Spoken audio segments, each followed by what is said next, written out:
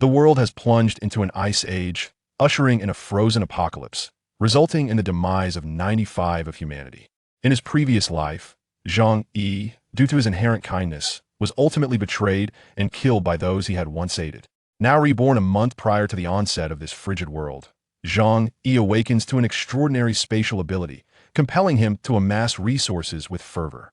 Lacking supplies? He empties a supermall's warehouse, valued at billions. Uncomfortable living conditions? He constructs a super-secure shelter, rivaling a doomsday fortress.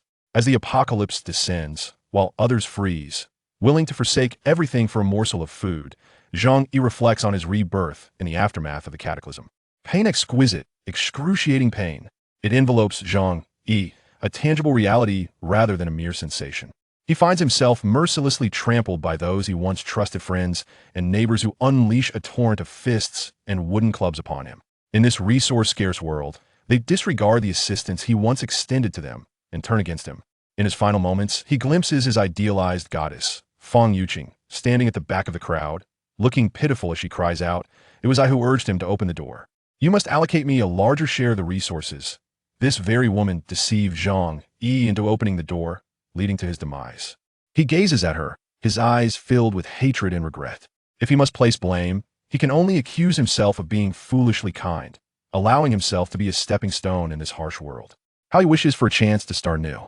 Should that opportunity arise, he vows to show no mercy, living solely for himself. Suddenly, darkness envelopes him, and he loses consciousness. Yet in the next instant, he jolts awake, sitting up on the sofa, the harrowing scenes of hell still vivid in his memory. Zhang Yi gasps for breath, drenched in sweat. As he regains his composure, he surveys his surroundings. This place is familiar, it is his own home.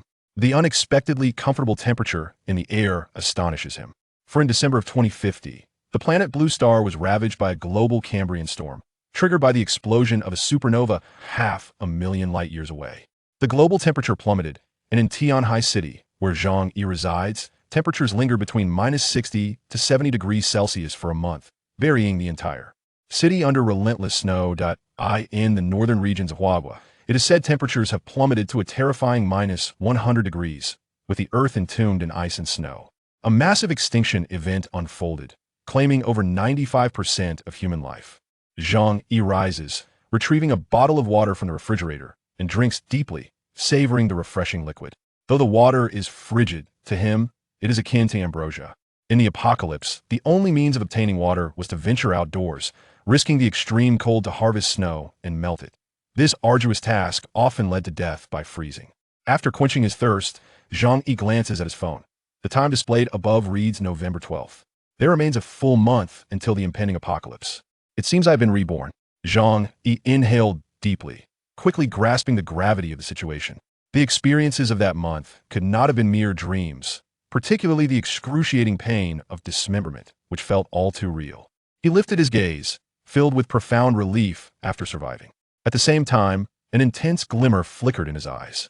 He remembered clearly the individuals responsible for his demise. In this lifetime, he vowed to live well and would not extend any pity towards those beasts. Moreover, ensuring his own safety, he must exact a fierce revenge on those who had wronged him. However, for now, Zhang Yi's foremost concern was how to survive in the impending apocalypse that would arrive in a month. His living conditions were relatively decent. His parents had passed away in their early years, leaving him an apartment in Tianhai City, spanning 120 square meters. With over 2 million in savings, he was quite comfortable in ordinary times. Yet with the apocalypse looming, the world would face a severe shortage of resources. Relying solely on his limited funds would not sustain him for long. After all, surviving alone requires a vast array of supplies. Given the opportunity to prepare in advance, Zhang Yi desired not only to survive, but also to ensure a certain quality of life in the future. Both sustenance and entertainment must be balanced, otherwise prolonged deprivation would inevitably lead to mental collapse.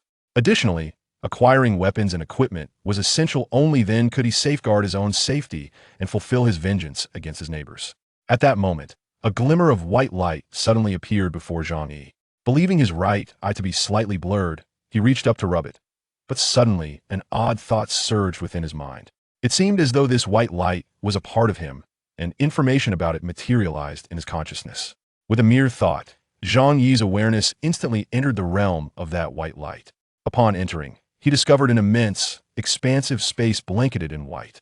The area was unfathomably vast, filled only with vast stretches of emptiness. Is this an alternate dimension? It appears that after my rebirth, I have acquired some extraordinary abilities. A surge of joy filled Zhang Yi's heart. It seemed the exposure to gamma rays had mutated his body, granting him exceptional power. With this vast space, it would be far easier for him to store supplies for the apocalypse. However, Zhang Yi was eager to ascertain how much he could store in this space and whether there were any restrictions on the objects he could collect. He began by placing a teacup and a basin inside, finding it remarkably effortless. Next, he attempted to fit larger appliances within: televisions, refrigerators, washing machines, computers, air conditioners, and vacuum cleaners. The white space welcomed them all, accommodating each item without hesitation. Moreover, with a mere thought, Zhang Yi could retrieve objects from within the space. However, certain objects subjected to immense external forces and not existing independently are difficult to be incorporated into the spatial realm. For instance, when he attempted to pry a piece of flooring from the ground, there was no response whatsoever. It seems that the alternate space is governed by numerous rules. I must gradually explore them, he mused. Nevertheless, the sheer magnitude of this space, capable of accommodating objects, allows me to store a vast array of resources. He licked his lips, and a bold plan began to take shape in his mind. Zhang Yi served as a supervisor at the Walmart warehouse in South China. The world's largest supermarket. Walmart boasts an extensive inventory. In China, it operates 3 colossal warehouses located in central, southern, and northern regions. Among these, the southern warehouse is particularly formidable. Completed in 2040, it stretches 1,500 meters in length and 720 meters in width, covering over 1 million square meters. It has been hailed by the president of Walmart China as the 8th wonder of the world. Of course, the world officially recognizes only 7 wonders, and the designation of an 8th is largely self-proclaimed, with thousands of contenders. Yet, the southern warehouse's size and storage capacity undeniably set it apart in the global warehousing sector. The inventory within is sufficient to supply the weekly consumption of millions across several cities. Thus, if Zhang Yi were to empty an entire warehouse and transfer its contents into his own space, he would possess enough resources not just for a lifetime, but for 10 lifetimes. Crucially, Walmart maintains stringent quality control. The warehouse is devoid of subpar, obscure brands. Whether it be food, household goods, or luxury items, all are reputable brands with commendable reputations.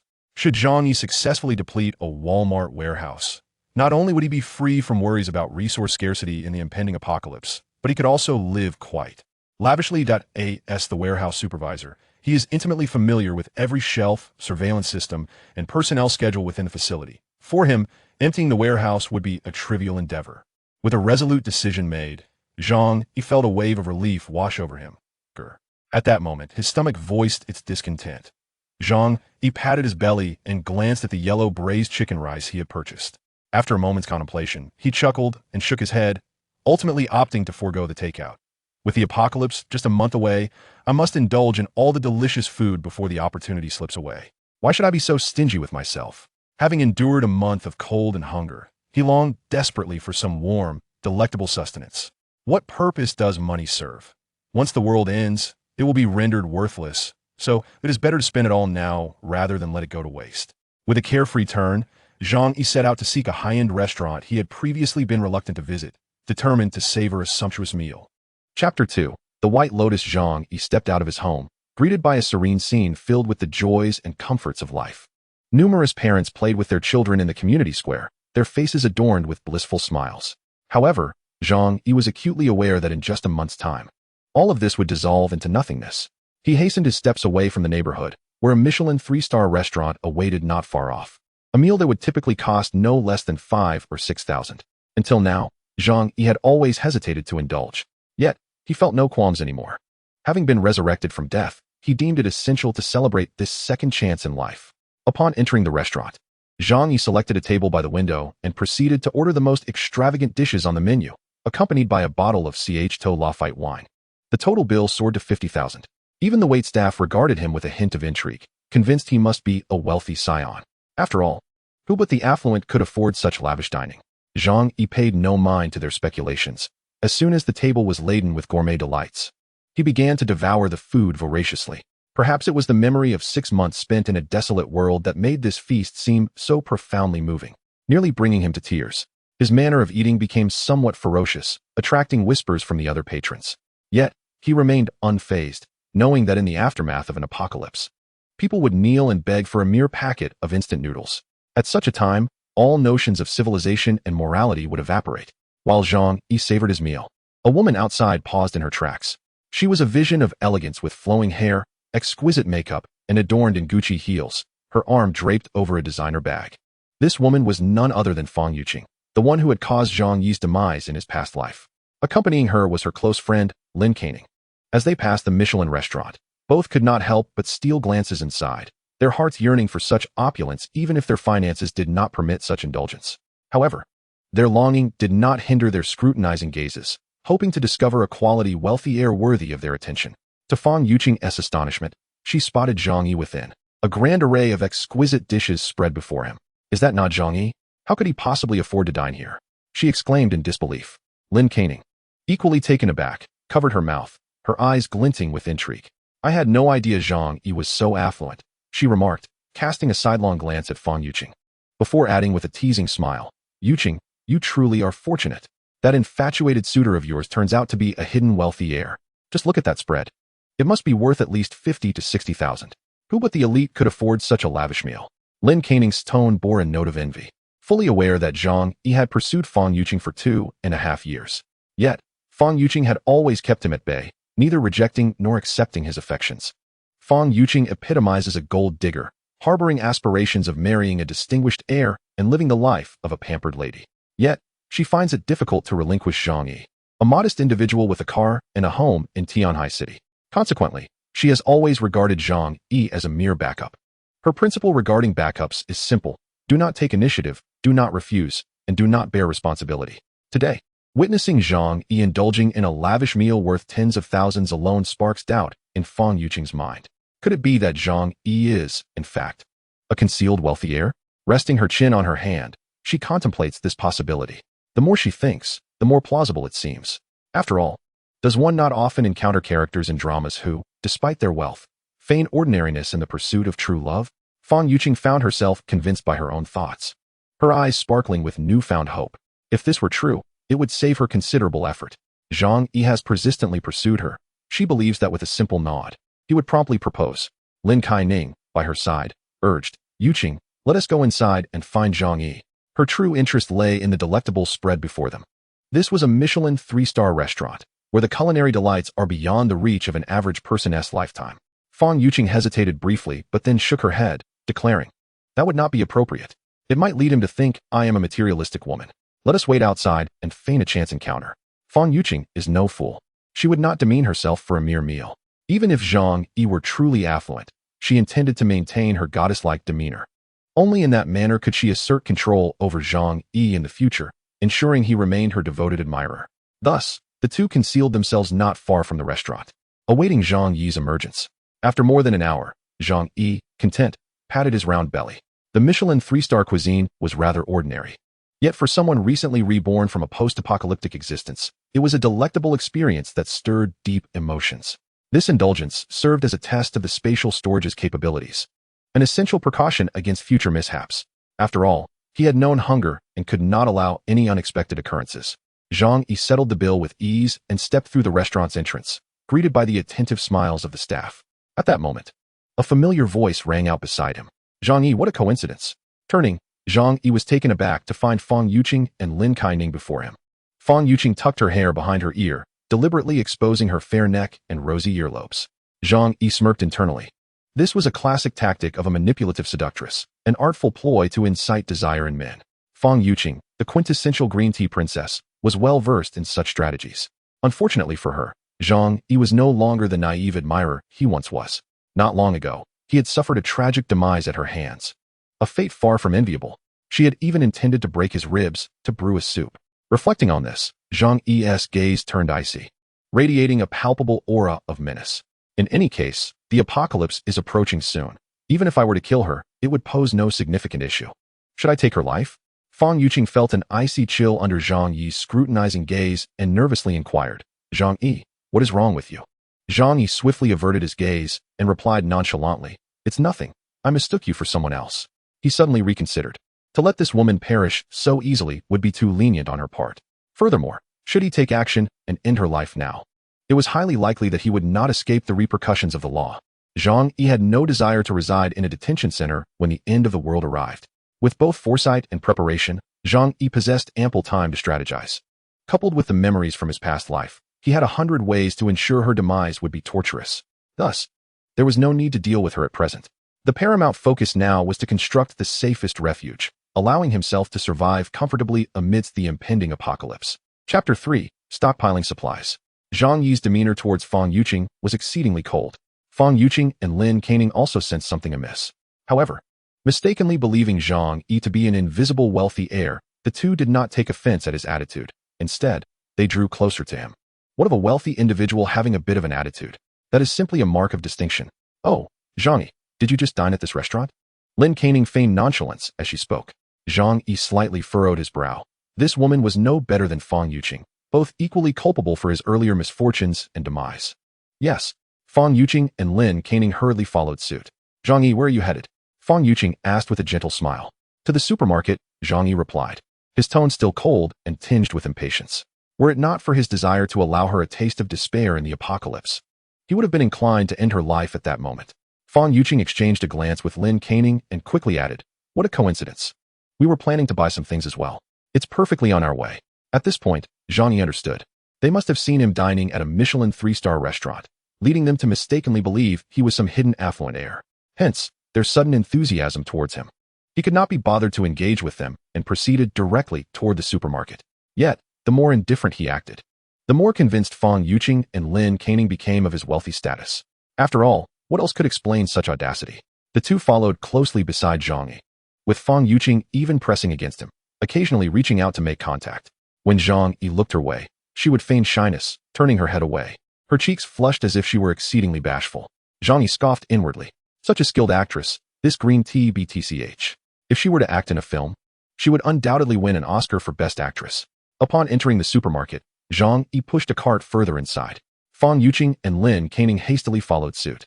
Zhang Yi, are you dining with someone? Fang Yuqing inquired with a smile. Zhang Yi walked towards the food section and coldly responded, is it not acceptable for me to dine alone? Fang Yuqing's eyes sparkled as she exclaimed, oh dear, that was not my intention at all. I merely assumed that the items within were rather expensive, and I thought you might be treating someone to dinner. Lin Caning could not resist inquiring, Zhang Yi, your monthly salary is just over 10,000, right? This meal would consume half of your earnings for 6 months. It appears your family must be quite generous with your allowance.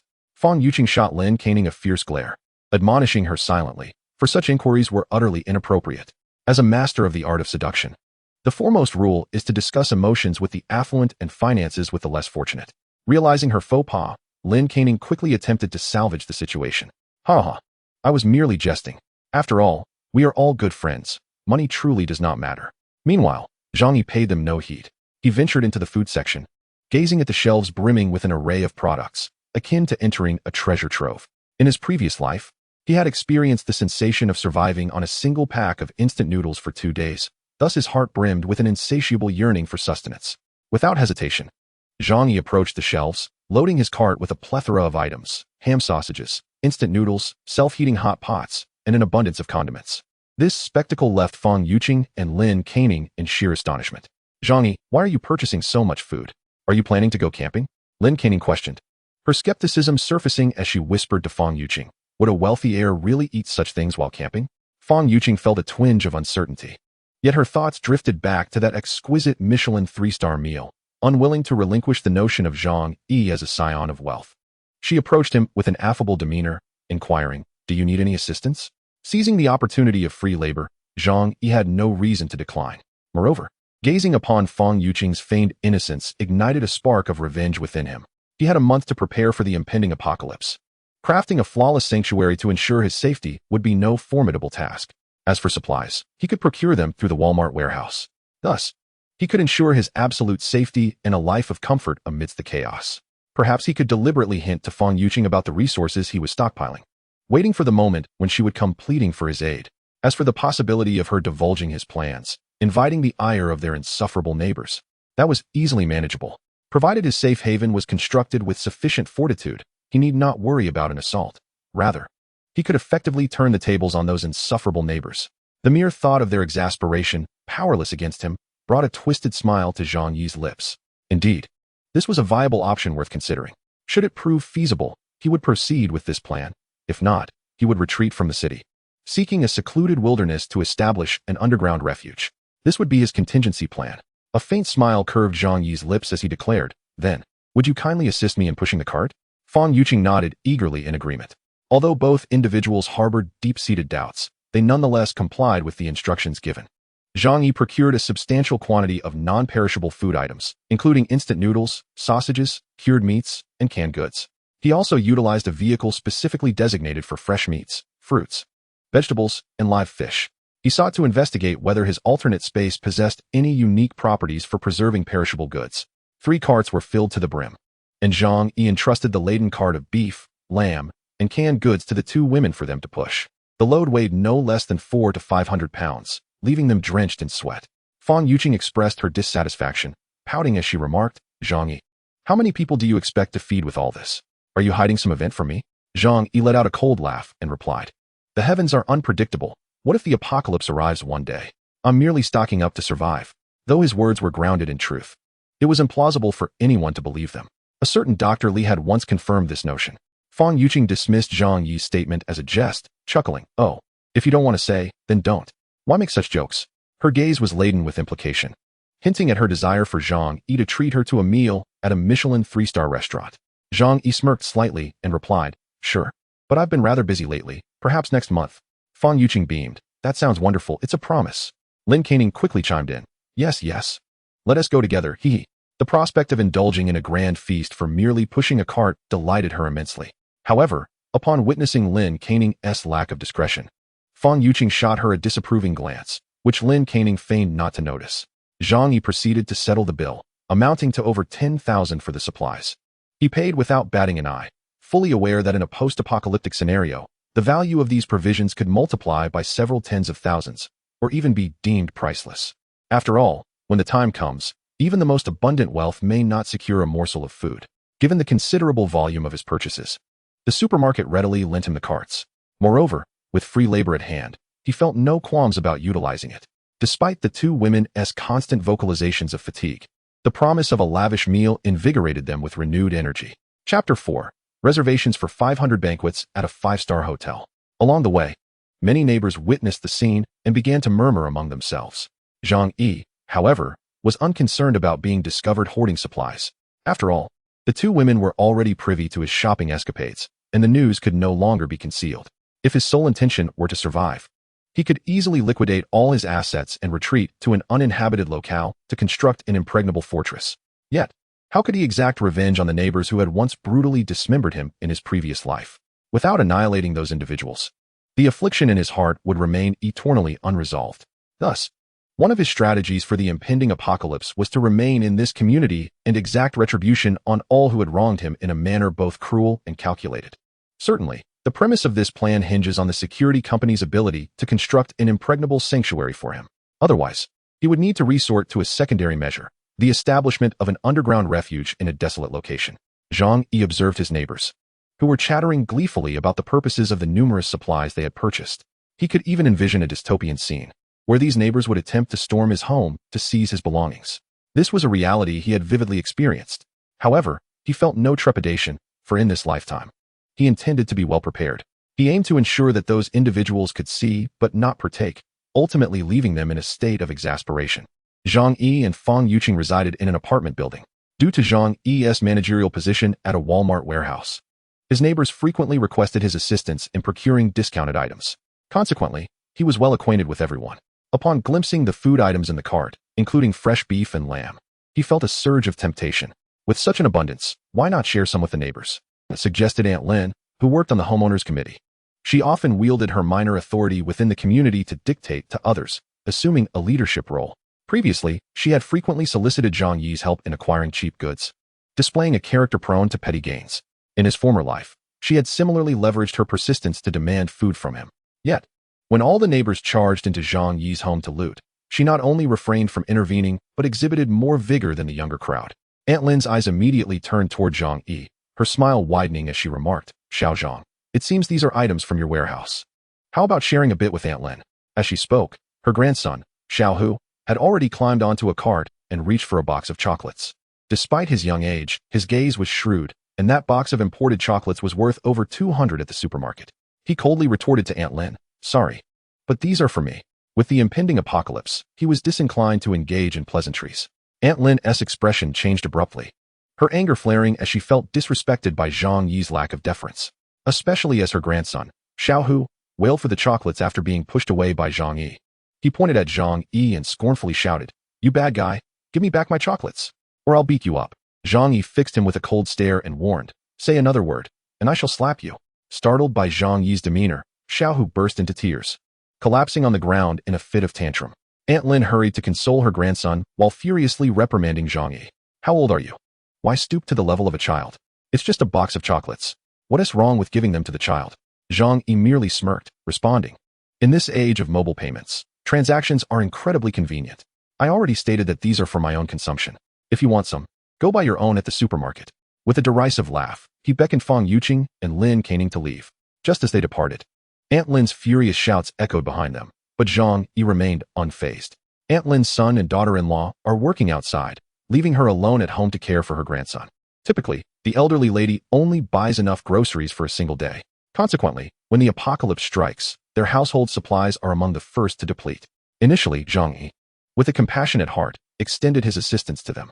However, in this lifetime, devoid of Zhang Yi's support, it would be nothing short of miraculous for that unscrupulous old woman and her mischievous grandson, Xiaohu, to survive even 10 days.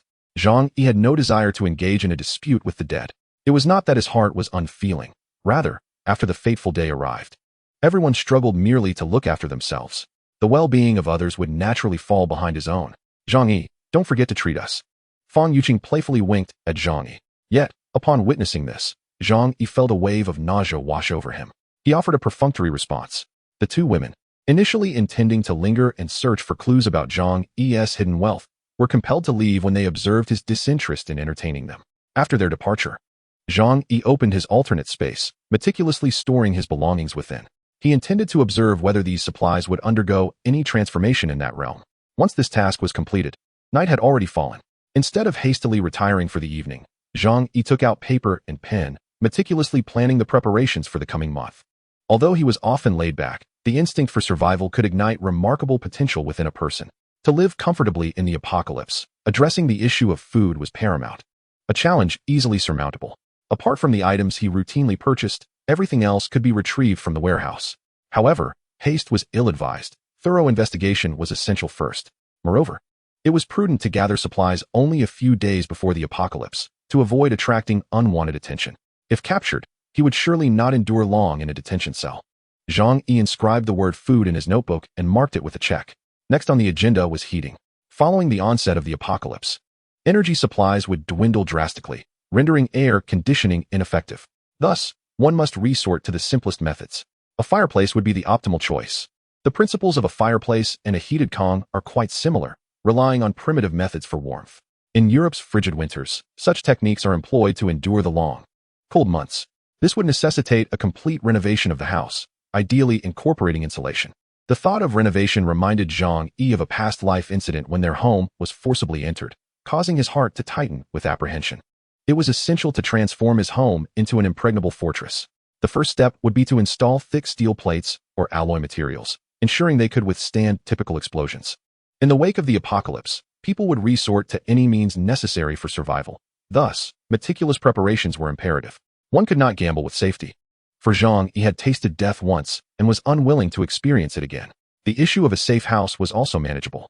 In Tianhai City, there exist security companies dedicated to safeguarding the elite, offering services to construct secure residences. Zhang Yi recalled having read in the news during his previous life about a wealthy billionaire abroad who constructed a formidable fortress capable of withstanding assaults from small arms. Following that, there was the matter of pharmaceuticals. He must safeguard himself against ailments that could prove insurmountable. Within the vast warehouses of Walmart, numerous common medications exist that can treat minor illnesses such as colds and fevers. However, these provisions are far from sufficient. The Cambrian storm is anticipated to persist for several decades, necessitating thorough preparations. Fortunately, Zhang Yi possesses a commendable network in Tianhai City. As a professional in warehouse management, he is acquainted with several staff members from hospital supply chains. As long as he can offer a substantial sum, any medication can be procured. Once these concerns were addressed, Zhang Yi tapped his pen against his notebook. Next, there remained one final issue to resolve. His gaze sharpened with intensity. This was the matter of weaponry. As the apocalypse looms, humanity's morality erodes, leading to rampant conflicts over resources. Life becomes as expendable as grass. To survive, one must wield sufficient force. Although Zhang Yi is not a martial arts expert, it is said that even the most skilled fighters fear the kitchen knife. If he prepares weapons of formidable strength, such worries can be alleviated. Tools such as machetes, crowbars, and hatchets are relatively easy to acquire. Bows, air guns, and compound bows also have accessible channels. Nonetheless, the most formidable of all remains the American katana, which, within the country, can only be obtained through the black market. Zhang Yi stroked his chin, realizing that this issue remains unresolved for the time being. However, he has a month at his disposal. With sufficient financial resources, solutions should emerge. After spending 3 hours formulating a flawless plan, he indulged in a soothing hot shower and then reclined in his comfortable bed, succumbing to sleep. The following morning, Zhang Yi rose from his slumber. His night had been restless, interrupted several times by nightmares. Upon awakening, he found solace in the warmth and comfort of his bed.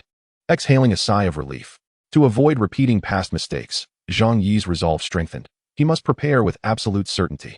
After rising, he prepared himself a hearty breakfast and then accessed the alternate space to assess the state of the supplies he had stored. To his delight, the meat and produce he had left overnight showed no signs of deterioration. While meat may not exhibit immediate changes, fruits and vegetables typically lose their freshness after a night. However, those stored in the alternate space remained as pristine as when they were freshly purchased. His alternate space exists independently of this world. Perhaps the rules governing the passage of time differ. Time may flow more slowly, or even stand still. This revelation is monumental. With this newfound knowledge, he can unreservedly store an array of items within it. However, when Zhang Yi examined the fish he had placed inside, he discovered that they had perished. Yet, remarkably, they retained their lifelike appearance without any signs of spoilage. Zhang Yi stroked his chin, gaining further understanding of the operational rules of the alternate space. Living beings cannot be housed within, or if they are, they cannot survive for an extended period. It seems that my aspiration to reside there is rather impractical. However, this is not a significant issue. The expanse of the alternate dimension is a sheer blank, far less comfortable than the warmth of my own home. As long as I can store items within, that suffices. Contemplating this, a multitude of ideas flooded Zhang Yi's mind. Since fresh meat, vegetables, and fruits can be preserved, what about prepared meals? Although Zhang Yi possesses culinary skills, he remains far inferior to professional chefs.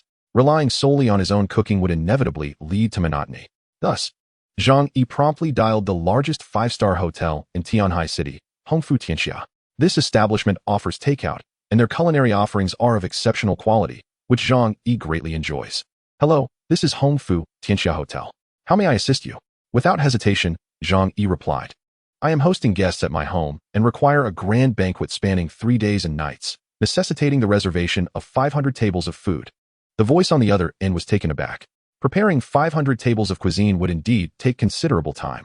Moreover, as a 5-star hotel, the cheapest banquet would cost around 3,000 to 4,000 per table. Cumulatively, that amounts to over $1 million. The staff, not daring to make any decisions on their own, quickly stated, "Please hold on while I consult our manager." After a brief moment, another individual answered the call. "Good day, sir. I am Chen Dingfang, the manager of Hongfu Hotel. May I ask your name?" Chapter 5, Financing Ventures. The manager was astonished. Such a request was unprecedented since the hotel's inception. Nonetheless, a lucrative order of this magnitude was certainly worth accepting. "Mr. Zhang, 500 tables will indeed cost over $1 million. If you wish to proceed, we will prepare everything immediately. However, we require a deposit of 200,000 yuan in advance." Zhang Yi responded, "That is acceptable. Please send me your account details, and I will transfer the funds." With money at his disposal, matters would be manageable. The manager readily agreed, added Zhang Yi as a friend, and provided the bank account information. Without hesitation, Zhang Yi transferred the 200,000 yuan. Once the manager confirmed the deposit with the finance department, he swiftly began issuing instructions to various departments. "Quickly, we have a substantial order. Procurement, expedite the supplies, and the kitchen should refrain from accepting any other takeout orders for now. We must prepare 500 tables for our guests within a day." On the other end, after hanging up, Zhang Yi couldn't help but reflect. Although the money would lose its value in a month, it remains essential for purchasing goods at present. In his possession, He held approximately 2 million yuan, a sum inherited from his parents alongside his savings. With half of it now allocated, he felt a twinge of regret. However, upon further reflection, he recognized it as a blessing. Many individuals clutching large sums of money eventually find it reduced to mere waste paper. Not everyone is afforded the opportunity to spend their wealth. Nevertheless, numerous expenses loom ahead, and I must devise a strategy to secure more funds. Zhang Yi's gaze was instantly drawn to his own house. This residence, situated in the central district of Tianhai City, spans an area of 120 square meters and was constructed a decade ago. Given the current market conditions, the price per square meter exceeds 40,000 yuan. Consequently, this property is valued at no less than 5 million yuan. Eureka! If I mortgage it, I shall have the funds at my disposal. A sly grin spread across Zhang Yi's face. Borrowing this sum would incur no obligation to repay, a notion that brought him immense satisfaction. Without delay, he departed his home and drove to the bank to secure a loan. En route, he received a message from Fang Yuqing. Zhang Yi, the weekend is so dull. I really wish I had someone to accompany me for a stroll. Zhang Yi cast a glance at the message and tossed his phone aside. Upon arriving at the bank, he commenced the loan application process. Due to the substantial amount he sought, his complete documentation, and the fact that he had purchased the property outright, the loan was processed swiftly. However, the bank approved only 4 million yuan. Zhang Yi did not haggle. After all, it was free money, and he had no time to debate with the bank. After signing without hesitation, the funds were promptly transferred to his account. With over 1 million yuan already allocated for banquet expenses, he still had approximately 5 million yuan left in hand. This sum should suffice for renovating the house. Nevertheless, he required a significant quantity of pharmaceuticals and weaponry, which these funds might not cover. Zhang Yi stroked his chin, pondering how to acquire additional money. At that moment, a young man with bleached hair spotted Zhang Yi lost in thought and approached him with a glint of excitement in his eyes. Hey, buddy, do you need cash? Zhang Yi looked up at the young man. Who are you? The young man's smile widened as he lowered his voice. I just want to know if you need money right now and if the bank is unwilling to lend to you. Upon hearing this, Zhang Yi quickly grasped the nature of the encounter. This individual was undoubtedly a loan shark. An idea sparked in his mind. He sighed dramatically, feigning distress. Yes, my family's business urgently requires funds for circulation, but the bank, he trailed off, deliberately showcasing a troubled expression. The young man appeared to understand immediately. Anyone capable of borrowing from a bank would not resort to high-interest loans. Indeed, banks are quite stringent these days. He replied, there are numerous regulations, and the disbursement of funds is sluggish. However, brother, if you are in urgent need of cash, I can assist you. Zhang Yi regarded the young man cautiously. You? Are you truly capable? I require several million. Upon realizing the magnitude of the deal, the young man's eyes gleamed with enthusiasm. He produced a business card from his pocket and handed it to Zhang Yi. Our company specializes in rescuing individuals from financial predicaments. Whenever you need funds, you can count on us. Zhang Yi glanced at the card, which bore the name Duo Loan Financial Services Company, Limited, and identified the young man as Hu Minghua, the business manager. Hu Minghua smiled. This matter is quite negotiable. Our company possesses considerable resources, specifically designed to assist individuals like you, who are in dire need of financial support. Let us proceed to the office, where we can discuss this matter in detail. Zhang Yi, with an expression full of anticipation, nodded and followed Hu Minghua to their company. The so-called company was located in a remote office building. Upon entering, Hu Minghua led Zhang Yi to the office of their boss. The owner of this lending company was a robust figure, dressed in an expensive Benetton suit, clearly striving to project the image of a legitimate enterprise. However, the aura around him bore a hint of menace, a testament to years of hard-fought experience in the social arena. Hu Minghua introduced Zhang Yi's basic situation to the boss. Manager, this is a client seeking to borrow money from us. The boss, named Chen Xiong, greeted Zhang Yi with a smile and invited him to take a seat. Mr. Zhang, how much would you like to borrow? The conversation, unsurprisingly straightforward and blunt, reflected the nature of a high-interest loan company. Such enterprises, inherently irregular, had little regard for conventional protocols, and they possessed ample means to ensure repayment, leaving no room for default. Zhang Yi replied, I wish to borrow 5 million. Chen Xiong furrowed his brow. Ah, that is no trifling sum. However, Mr. Zhang, I must inform you that our interest rates are quite steep. You should be mentally prepared for this. Hu Minghua chimed in. Mr. Zhang's business urgently requires funds for circulation. Once the business is back on track, repaying this amount will be swift, won't it? Their back and forth did not escape Zhang Yi's notice. He feigned urgency, saying, Indeed, I can repay quickly. If the interest is high, so be it. Just ensure you can lend me the money. A smile spread across Chen Xiong's face. That is splendid. Our interest rate is 4%. If you borrow 5 million, you will need to repay 7 million. Therefore, I require a promissory note for 7 million. Furthermore, you must provide sufficient collateral of considerable value. Properties, factories, or vehicles are acceptable. Zhang Yi pretended to hesitate for a moment, then resolutely produced the property deed from his person. This was the document he had taken to the bank for a loan, fortuitously on hand. This property is valued at over 5 million. Can I use it as collateral? He added, I also have a Mercedes worth 300,000. You may take it if I fail to repay. Upon verifying the details of Zhang Yi's property, Chen Xiong felt increasingly satisfied. Given the current market rate, that property could fetch at least 5,500,000. Coupled with the car, it seemed this venture would yield profit. Nevertheless, Chen Xiong feigned dissatisfaction. Mr. Zhang, this property is worth at most 4 to 5 million. However, to secure 5 million from me seems a bit disadvantageous. Zhang Yi's face contorted in shock as he implored, Boss Chen, you must assist me. I am in urgent need of funds. If you can transfer the money to me today, I only require 4,500,000. Chen Xiong and Hu Minghua exchanged a glance, their eyes glinting with mockery. What they were engaged in was a business of opportunism, profiting from others' desperation for cash. The more anxious others were for money, the more they relished the prospect of a substantial gain. However, after much haggling, a deal was struck for 4 million. Zhang Yi insisted that the funds must be transferred to his account by the end of the day. Despite their unscrupulous nature, the lending company was remarkably efficient, perhaps their sole advantage over traditional banks. Once the contract was signed, it wasn't long before Zhang Yi's account reflected the arrival of 4 million in cash, prompting a quiet chuckle from him. It felt almost as if he were mocking himself. With a grin, Zhang Yi departed with the money, leaving behind the sound of Chen Xiong and Hu Minghua's hearty laughter echoing through the office. What a simple business this is, Chen Xiong exclaimed. That foolish lad really walked away with 4 million. He continued, we should easily pocket 2 to 3 million from this deal. Our performance for the month is secured. Leaning against the desk, Hu Minghua chuckled, Boss, do you think that house has any issues since he signed the contract so readily? Chen Xiong, holding the property deed, replied with a smile, the deed is legitimate. There are no problems. As long as the house belongs to him, he cannot escape our grasp. With the deed and that 7 million loan note in hand, we will naturally find a way to acquire the property. Moreover, we possess numerous other strategies to thoroughly drain Zhang Yi of his resources. Narrowing his eyes, Chen Xiong elegantly sipped his coffee. If necessary, we can even reach out to some overseas institutions to see if he has any valuable assets to sell. We never engage in a losing venture. Zhang Yi, in high spirits, exited the lending company, thinking to himself, they are truly generous, giving me money to spend. From this point onward, Zhang Yi and Chen Xiong, along with Hu Minghua, would share no further interactions.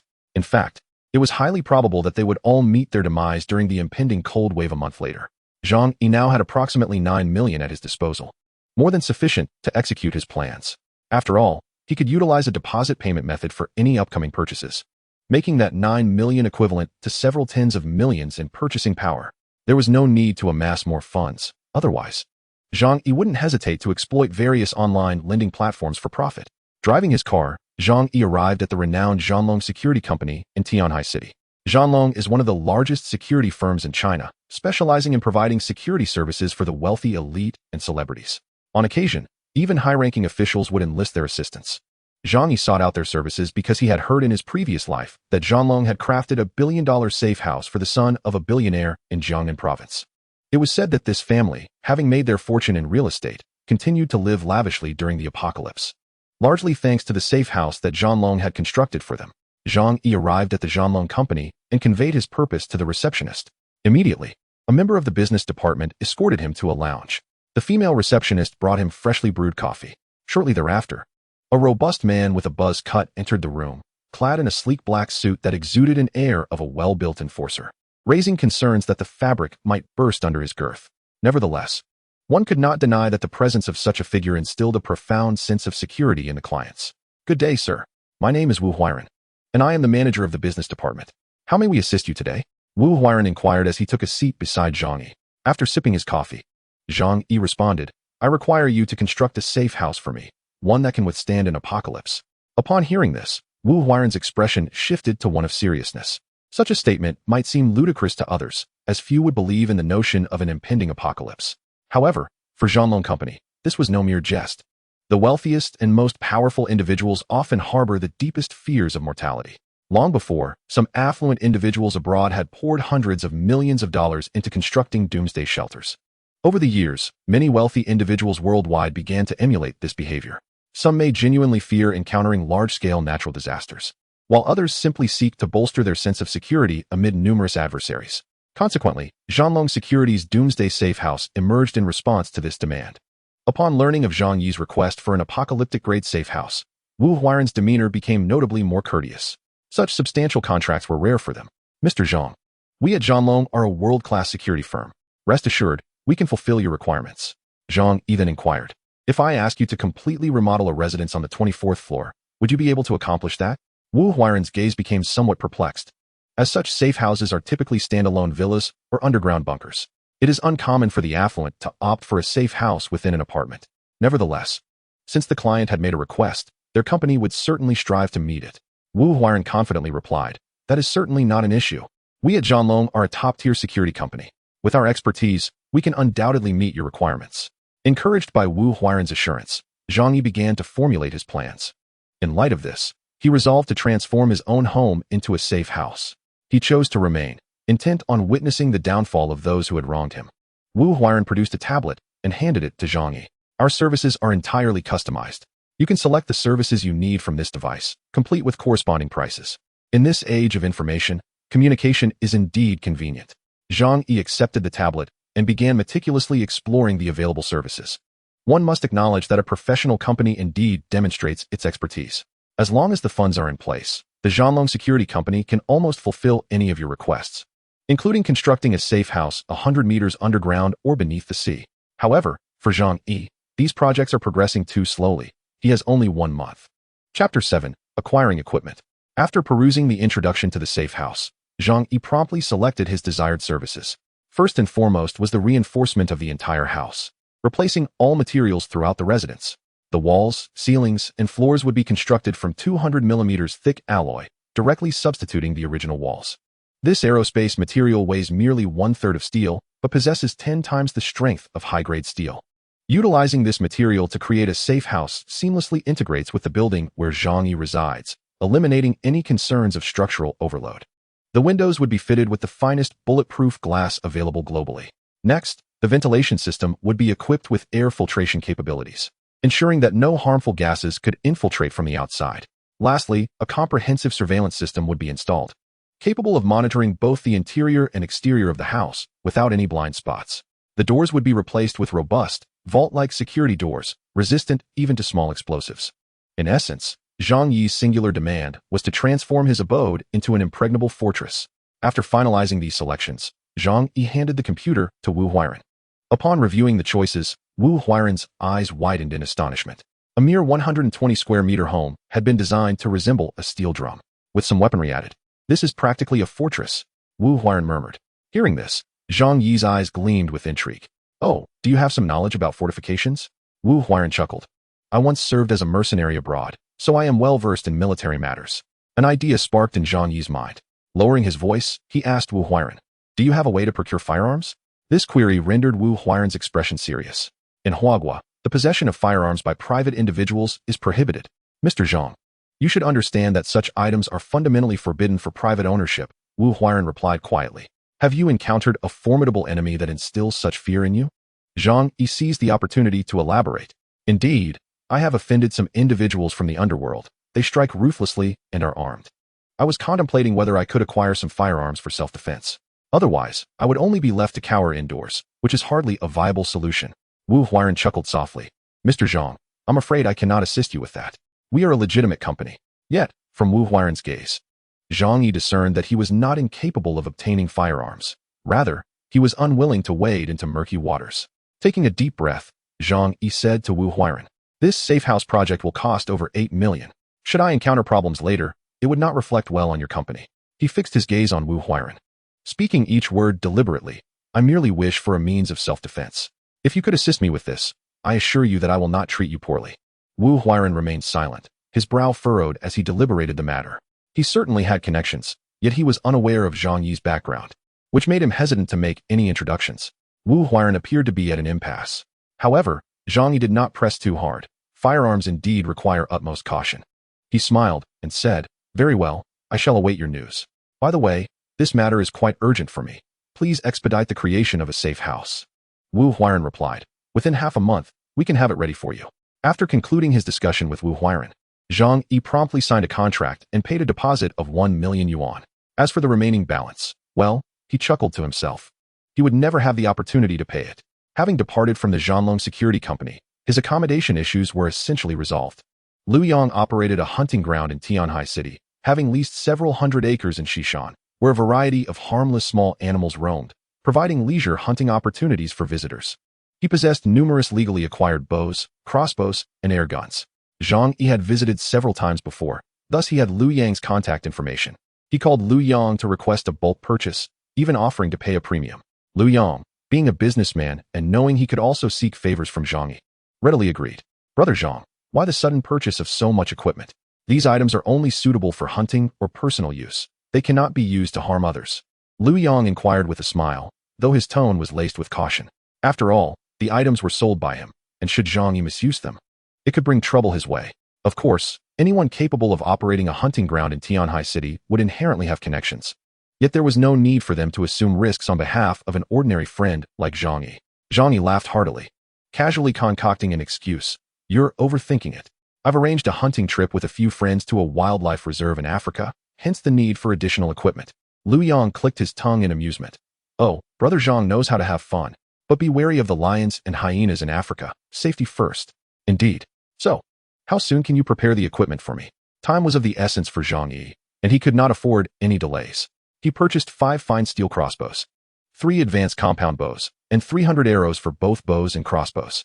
Additionally, he acquired 2 exquisite hunting knives, crafted from Damascus steel, remarkably resilient and sharp, difficult to damage unless subjected to prolonged use against hard materials. Such tools would be exceptionally effective for self-defense. All these items filled the trunk to capacity. Observing the array of equipment, a profound sense of security enveloped Zhang Yi. Since all purchases were made through legitimate channels, and having previously acquired a hunting license for leisure, he felt no trepidation about potential police inquiries. Zhang Yi ventured out alone and indulged in a delightful hot pot meal at Haidaleo. Reflecting on the prospect of preparing hot pot himself in the future, he promptly paid for an order of 10,000 servings of hot pot base. The staff at Haidaleo were taken aback, suspecting that Zhang Yi might be a rival merchant attempting to cause trouble. Fortunately, the establishment's commendable service prevented an immediate confrontation. Subsequently, the manager approached to inquire about Zhang Yi's intentions and ultimately accepted the order, albeit with the stipulation of cash payment to safeguard against potential sabotage by competitors. Zhang Yi complied with alacrity, making an on-site payment exceeding 1 million yuan. His generous expenditure elicited unrestrained joy from the manager, who even added an extra 500 servings as a bonus. Chapter 8. The necessary supplies gradually arrived. As for food ingredients, they could be directly retrieved from Walmart's warehouse. However, the hot pot base, a specialty item, was not intended for retail sale. Even the packaged hot pot ingredients available in stores paled in comparison to those served in the restaurant. Otherwise, patrons would have no reason to dine out. Mr. Zhang, the 500 banquet tables you ordered are ready. May I inquire if you are available to receive them now? Yes, please deliver them. These 500 banquet tables would suffice for 2 to 3 years of dining. With 8 to 9 million yuan still at his disposal, Zhang Yi felt no hesitation in spending. Rather, he was eager to expend his funds. Consequently, he placed orders with several prominent restaurants in Tianhai City, requesting each to send 100 tables. Representing the 8 major cuisines, he ordered several thousand tables in total. This effectively secured his culinary needs for a lifetime. Before long, the banquet vehicles from Hongfu Tianxia Hotel arrived at the entrance of Yuelu community. A grand procession of 20 to 30 vehicles completely obstructed the road, leaving the neighbors in a state of astonishment. Uncle Yu, the security guard, hastily approached to inquire about their purpose. The hotel manager explained the situation, but Uncle Yu insisted that the residents must be present for the gate to be opened. Given the scale of the operation and the uncertainty of the contents within the vehicles, he could not compromise the community's safety. Reluctantly, the hotel manager called Zhang Yi. Upon receiving the call, Zhang Yi descended to the entrance of the community. A crowd had gathered, including neighbors from the apartment building and onlookers such as Fang Yuqing and Lin Kaining. Approaching Uncle Yu, Zhang Yi smiled and said, Uncle Yu, these are my catering deliveries. Please allow them to enter. Uncle Yu was taken aback. Catering? What kind of food requires a dozen vehicles for delivery? The surrounding neighbors erupted in speculation upon hearing it was catering. My goodness, that must be at least several hundred tables. Where will he put them? Is there a banquet at Zhang Yi's house? Could it be a wedding? But several hundred tables is quite an astonishing number. Just take a look. That is Hongfu Tianxia, a five-star hotel. Ordering several hundred tables there must cost a fortune. My goodness, a single banquet can cost over $1 million. Zhang Yi truly possesses remarkable depth. Previously, I only knew that his family was well off, but it now appears he might be an affluent magnate. The neighbors are abuzz with speculation. Their gazes towards Zhang Yi now infused with fervor and a hint of reverence. On the roadside, Fang Yuqing observed this scene. Her lips pursed in determination to win Zhang Yi's affections. She approached him with a smile, inquiring, Zhang Yi, what has been keeping your family busy lately? You've purchased so much. Zhang Yi ignored her and instead offered a cigarette to Uncle Yu. Upon seeing the homeowner arrive, Uncle Yu opened the gate, allowing the convoy from the Hongfu Tianxia Hotel to enter the community. Zhang Yi led the way, though he paid no heed to Fang Yuqing. She, however, seemed unperturbed, chatting and laughing beside him. Is there anything at home that you can't share with me? Aren't we good friends?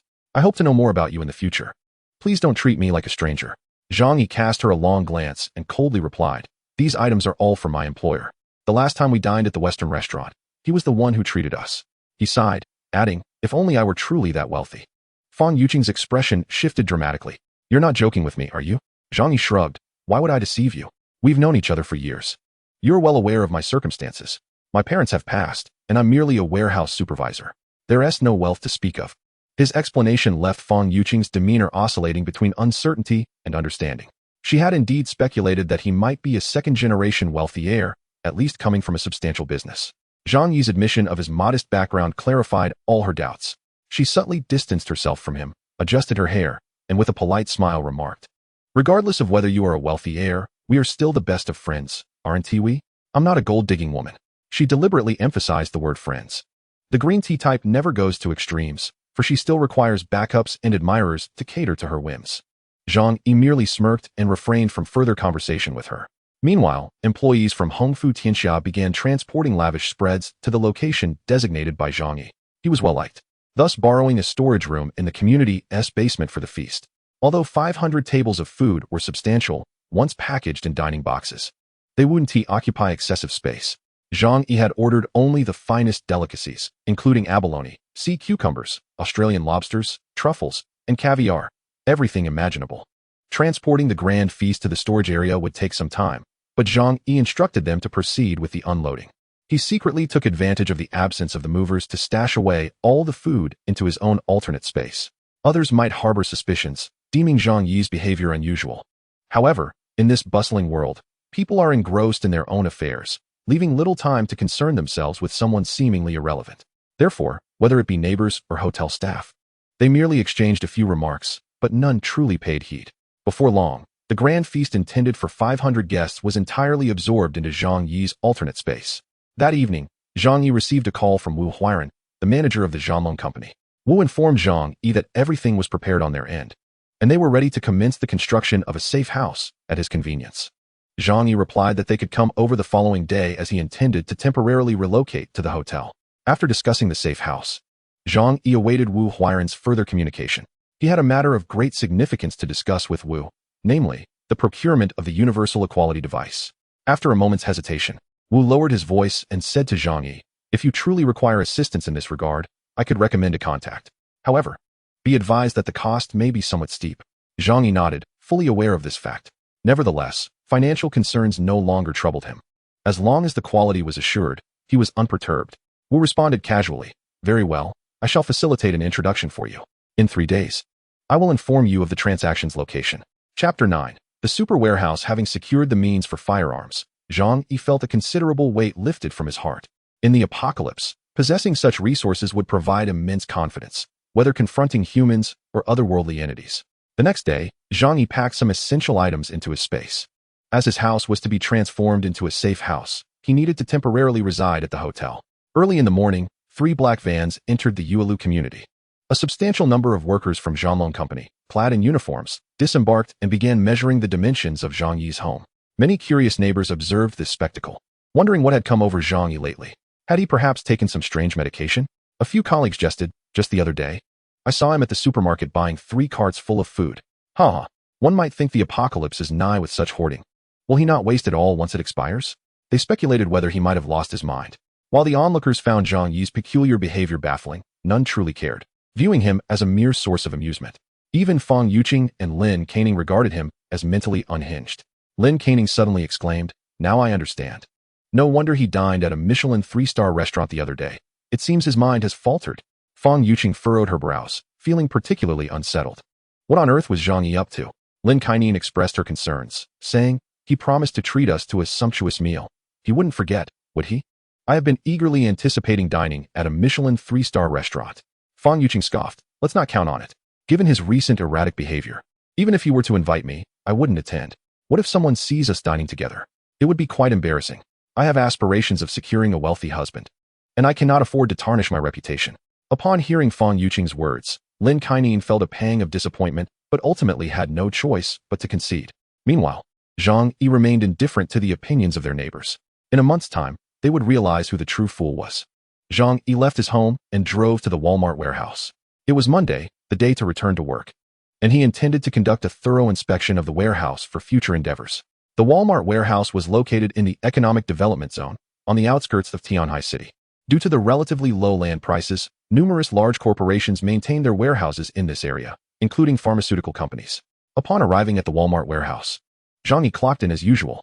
As the warehouse supervisor, he was intimately familiar with the premises. He could easily recount the contents of every storage room and even every shelf. Typically, his visits here felt monotonous, but today, faced with the vast warehouses and the immense value of the goods, he was overwhelmed with excitement. Soon, these items would be taken by him, becoming his most essential resources in the impending apocalypse. As the central warehouse for Walmart in South China, the abundance of supplies here was beyond anyone's imagination. Thousands of cases of soda were merely a fraction of the inventory. The entire warehouse spanned over 1 million square feet, filled to the brim with various everyday necessities. In addition to food, clothing, and hardware, there were even vehicles, drones, diesel generators, and barrels of gasoline. Virtually anything permitted for sale in a supermarket could be found here. Having worked at this location for many years, Zhang Yi knew precisely what each shelf contained. He was also well acquainted with the scheduling and camera placements. Though the surveillance was stringent, he was aware of its vulnerabilities and could disable the entire system within 10 minutes, subsequently utilizing the system's spatial capabilities to remove everything from the warehouse. However, Zhang Yi did not rush into action. There was ample time, and he wished to avoid alarming anyone. After meandering through the warehouse, he departed, carrying a pack of Huangalu cigarettes, and made his way to the adjacent ruining pharmaceutical company warehouse. Having worked in the same vicinity, he was familiar with the staff there. Upon arrival, he sought out a manager from their warehouse, Zhou Hairan, knowing that they were all well acquainted. In the warehouse of a large corporation, there are inevitably individuals who rely on it for sustenance. This week, Zhou Hairan, whose brother-in-law is the vice president of Ruining Group, has been clandestinely pilfering medications from the warehouse for personal gain. Upon encountering Zhou Hairan, Zhang Yi engaged him in conversation and subtly revealed his intentions, hoping to procure several boxes of life-saving medication. Initially, Zhou Hairan exhibited caution. However, upon hearing Zhang Yi's offer to pay double the market price for the drugs, he could no longer contain his enthusiasm. Ultimately, they struck a deal for 5 large boxes of medication at the price of 3 million. If one were to assess this from the perspective of an average person, the total number of times one falls ill throughout a lifetime would scarcely amount to half of that. After securing the medication, Zhang Yi had nearly gathered all the provisions necessary for the impending apocalypse. With less than a month remaining until the predicted doom, he was certainly devoid of any desire to continue working. Zhang Yi was well-liked and maintained a cordial relationship with his manager, so despite the absurdity of his leave request, he faced no resistance and easily secured his time off. He then awaited the arrival of his purchased supplies and the completion of his safe house. As he exited the manager's office, he caught sight of Fong Yuqing, bent over the coffee machine, pouring herself a cup. It must be said that this woman possessed a certain allure, exuding an essence of charm that was hard to ignore. As she poured her coffee, her movements were deliberately enticing, drawing the attention of several eager admirers nearby. One man, smiling broadly, invited Fong Yuqing to attend a Jay Chou concert, proudly waving his tickets. This man, Zhou Peng, was someone Zhang Yi recognized well, as they lived in the same neighborhood. Moreover, he was a devoted admirer of Fong Yuqing, and among those who had wronged Zhang Yi in a previous life, he was included. Chapter 10.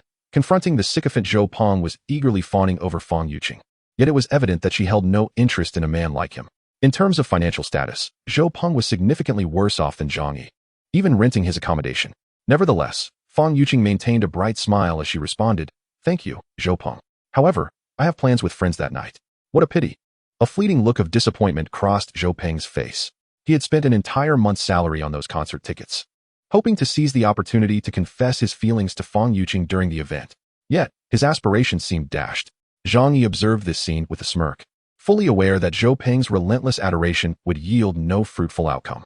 However, in his moment of dismay, Zhou Peng caught sight of Zhang Yi's amused expression, igniting a spark of irritation within him. To deflect his own awkwardness, he marched over to Zhang Yi and exclaimed, "Zhang Yi, your actions are utterly disgraceful. As a grown man, you should not have a woman carrying your things. Aren't you ashamed?"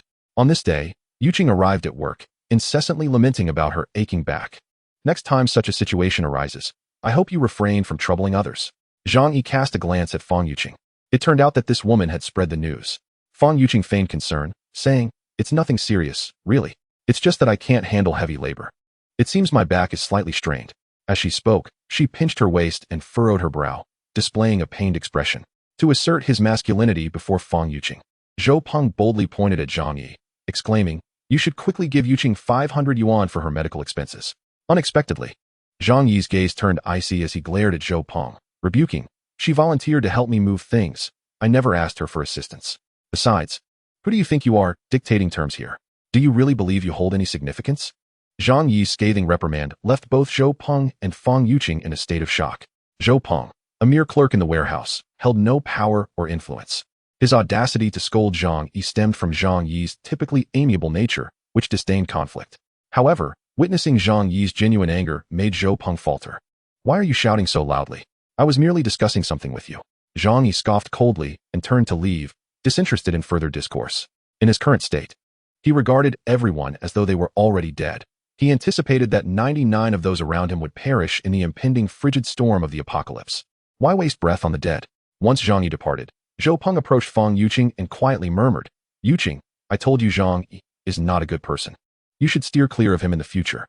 Fang Yuqing frowned, perplexed, for in recent days, Zhang Yi seemed to have transformed entirely. He no longer greeted her or initiated conversations, even neglecting to say goodnight in the evenings. Something was certainly amiss. After work, Zhang Yi drove to a 5-star hotel in Tianhai City, specifically to the restaurant he had previously reserved, Hongfu Tianxia. Upon learning of Zhang Yi's arrival, the manager greeted him with a broad smile and promptly arranged for a room. The cost of a room at a 5-star hotel exceeded 1,000 yuan per night. Yet Zhang Yi felt no remorse. With millions still at his disposal, he would only deem it wasteful if he were unable to spend it. That evening, the seemingly innocent Fang Yuqing unexpectedly sent Zhang Yi a message. "Zhang Yi, I passed by your place today and saw someone renovating." Zhang Yi smirked, replying, "Indeed." Fang Yuqing continued, "You seem quite strange lately, hoarding supplies and renovating your house. Is something about to happen?" Zhang Yi raised an eyebrow. Although this white lotus was devious, she was certainly not dim-witted. It seemed his recent peculiar behavior had indeed captured her attention. However, Zhang Yi remains indifferent. The opinions of others hold no significance for him now. On the other end of the line, Fang Yuqing gazes at the emotionally distant Zhang Yi, feeling an unsettling discomfort within her. Over the past 2 years, Zhang Yi had consistently treated her with kindness, always inquiring about her well-being and finding various excuses to engage her in conversation each evening. Yet recently, he has transformed entirely, adopting a cold demeanor and neglecting to initiate conversations with her. This shift leaves Fang Yuqing feeling profoundly unsettled. While she can feign disinterest in Zhang Yi, she absolutely cannot abide the thought of him losing interest in her. To her, it signifies the escape of a fish from her pond. Although Zhang Yi is not a wealthy heir, he is nonetheless a promising member of the middle class. Should she fail to find a wealthy partner for marriage in the future, she would still consider giving Zhang Yi an opportunity. Fang Yuqing picked up her phone and sent another message, expressing her feelings of loneliness due to their recent reduced contact. Biting her lip, she felt a wave of irritation wash over her. Nearby, her roommate Lin Caning, having overheard Fang Yuqing's lamentations, approached with a smile. Recently, Zhang Yi has indeed been acting strangely. Who knows why he is purchasing so much food and drink, and even ordering numerous banquet arrangements from a hotel. As if preparing for an impending shortage, Fang Yuqing furrowed her brow at this remark. She turned to Lin Caning and asked, "Ning Ning, do you think something might truly happen soon? Is Zhang Yi stockpiling because he received some news?" Lin Caning paused for a moment before bursting into laughter, clutching her stomach.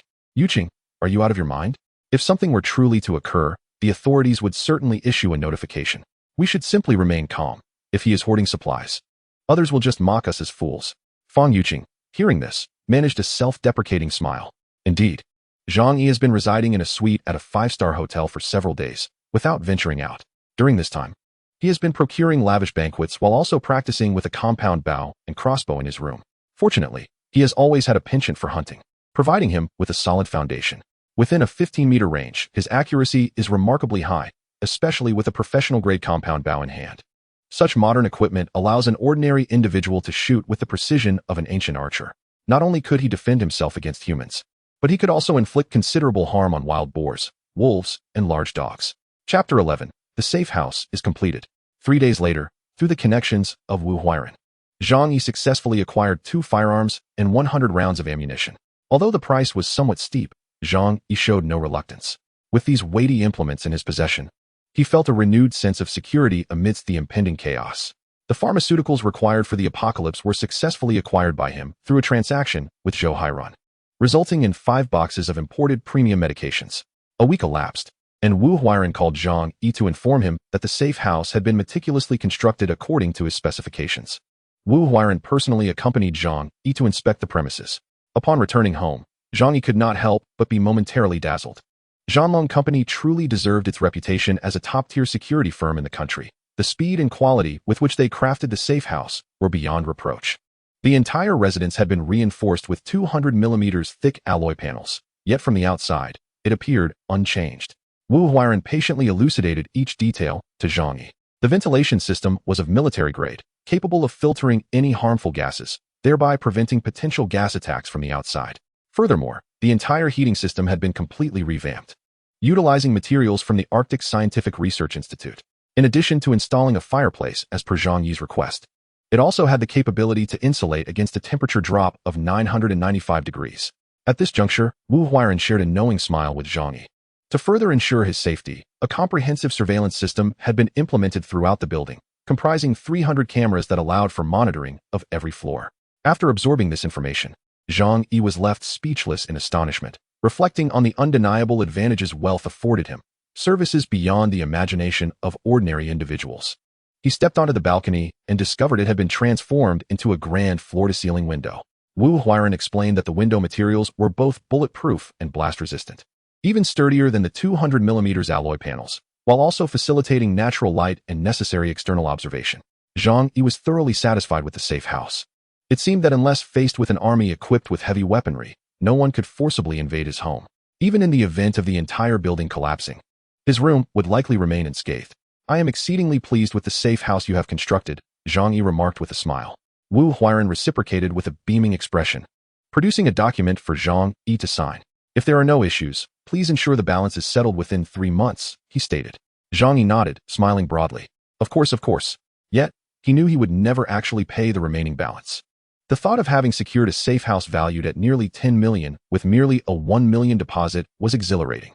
Reclining on the sofa, he surveyed his near-perfect sanctuary. However, after some contemplation, he realized he had overlooked a crucial element, the source of life itself. Slapping his forehead, he exclaimed, "How could I forget something as vital as water?" After the onset of the icy apocalypse, while it was possible to procure water by drilling through ice, the external temperatures would plummet to minus 60 or 70 degrees. And venturing outside would inevitably pose dangers. Zhang Yi could not tolerate such a significant oversight in his safe house. After careful consideration, he promptly placed an order through the delivery platform, acquiring 100 enormous water storage barrels, each capable of holding 500 cubic meters of water, sufficient for his needs for several years. True to form, the delivery man demonstrated remarkable speed, arriving at Zhang Yi's doorstep just a few hours later. Upon reaching the entrance of the community, Zhang Yi requested the security guard, Uncle Yu, to grant passage to the delivery person. Observing the peculiar quantity of odd items Zhang Yi had purchased, the surrounding neighbors began to gossip among themselves. "Is there something wrong with Zhang Yi?" one remarked. "He buys such bizarre things every day. Just the other day, I saw a group of men carrying steel plates at least 10 centimeters thick from his house. Perhaps he's lost his mind, trying to emulate those safe houses from the movies." Another chimed in. "I've seen wealthy individuals overseas indulging in such eccentricities. Isn't this just paranoia? And now he's acquired so many water barrels. Does he truly believe Tianhai City will face a water shortage in the future? Isn't Tianhai City located by the sea?" Faced with the neighbors' derisive laughter, Zhang Yi felt no inclination to defend himself. Instead, he merely chuckled inwardly, thinking that when the day of reckoning arrives, they will realize just how foolish they currently are. He had no interest in explaining himself to those who would only perceive him as a fool, dismissing his well-meaning advice. They might even turn the tables and accuse him of spreading rumors and disrupting public order, leading to his possible arrest. Meanwhile, Uncle Yu was engaged in conversation with another neighbor, Mr. Tang. With genuine warmth, Uncle Yu approached Zhang Yi, inquiring, "Young Zhang, what on earth are you doing with so many water barrels? If you need assistance, do let me know, I can lend you a hand." Zhang Yi gazed at the kindly Uncle Yu, feeling a wave of emotion wash over him. A retired soldier with no children of his own, Uncle Yu had diligently served as a security guard in the community for over a decade. In a past life, he had selflessly donated his last remaining food to save a starving mother and her child, ultimately succumbing to hunger himself. He was one of the rare beacons of humanity Zhang Yi had witnessed in a desolate world. Thus, Zhang Yi replied, "Uncle Yu, this year's temperatures have been rather unusual. I have some insider information indicating that this winter will be particularly harsh. To be on the safe side, it would be wise for you to stock up on food and water to avoid the pitfalls of rising prices later." Uncle Yu had always enjoyed a good rapport with Zhang Yi, recognizing him as a kind-hearted young man. Moreover, older individuals often possess a heightened sense of concern for the future, so upon hearing Zhang Yi's warning, he furrowed his brow. "Is this for real? Is the information reliable?" Zhang Yi nodded affirmatively. "Look at how much I've prepared already.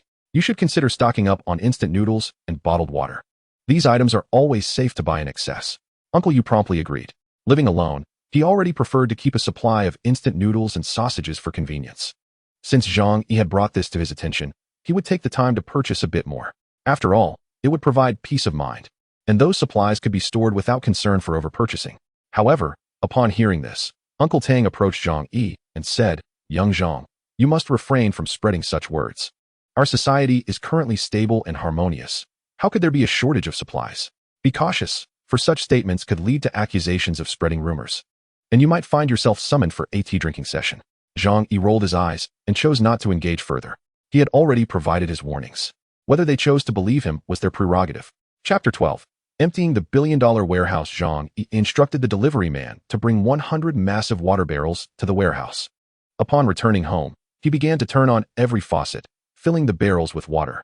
At this rate, he anticipated that he could fill all 100 barrels within a week.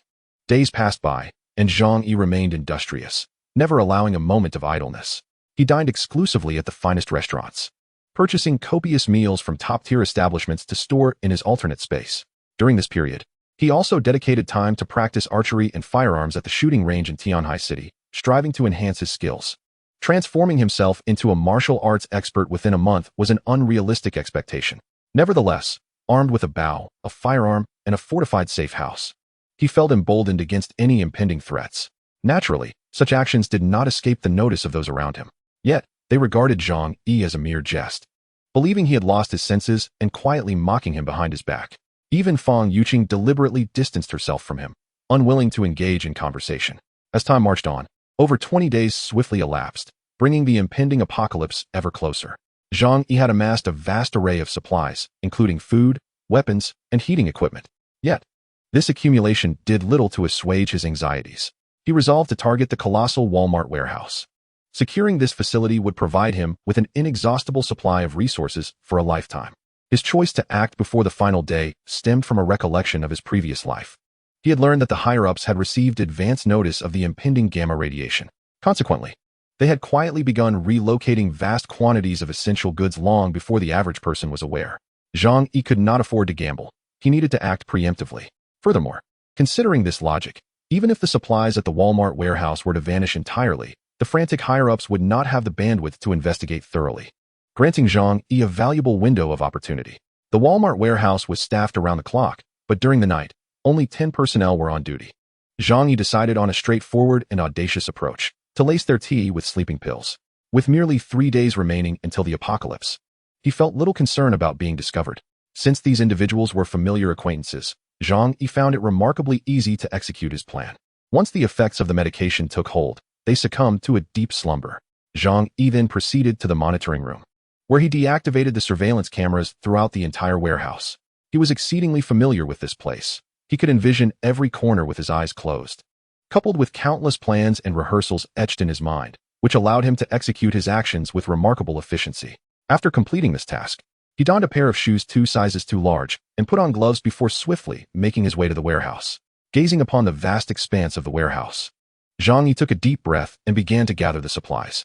With a mere glance of his right eye sweeping across the shelves, he could summon the entire array into his alternate space with a mere thought.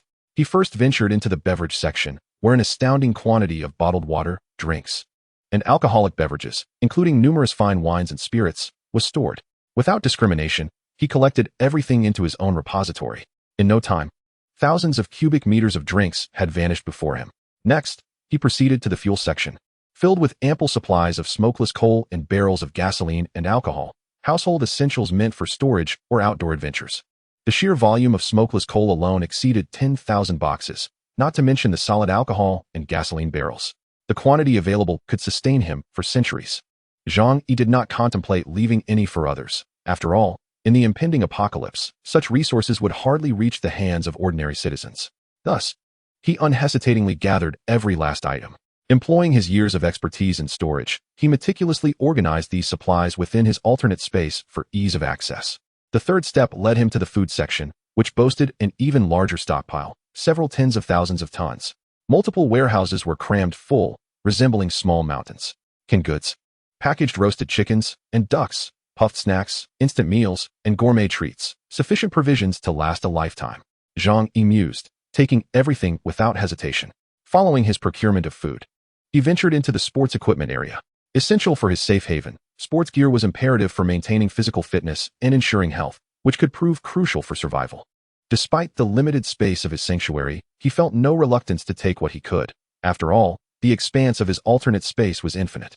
Among the items, he discovered particularly useful tools, such as baseball bats and fencing gear, both excellent weapons. During the collection process, Zhang Yi stumbled upon some exceptionally practical equipment, including skiing and mountaineering gear, featuring professional-grade cold-resistant clothing designed for national athletes. These garments could withstand temperatures plunging to a chilling -100 degrees. They represented the pinnacle of technological advancement from the year 2050. His eyes sparkled with excitement. These would be the ultimate cold-weather gear when the frigid apocalypse descended. Without reservation, he promptly gathered dozens of top-tier cold-resistant suits and sleeping bags from the warehouse. After a full 2 hours, Zhang Yi single-handedly emptied the vast Walmart warehouse, spanning over 1,000,000 square meters. Upon completing this monumental task, he gazed at the enormous and desolate space, a profound sense of satisfaction swelling within him.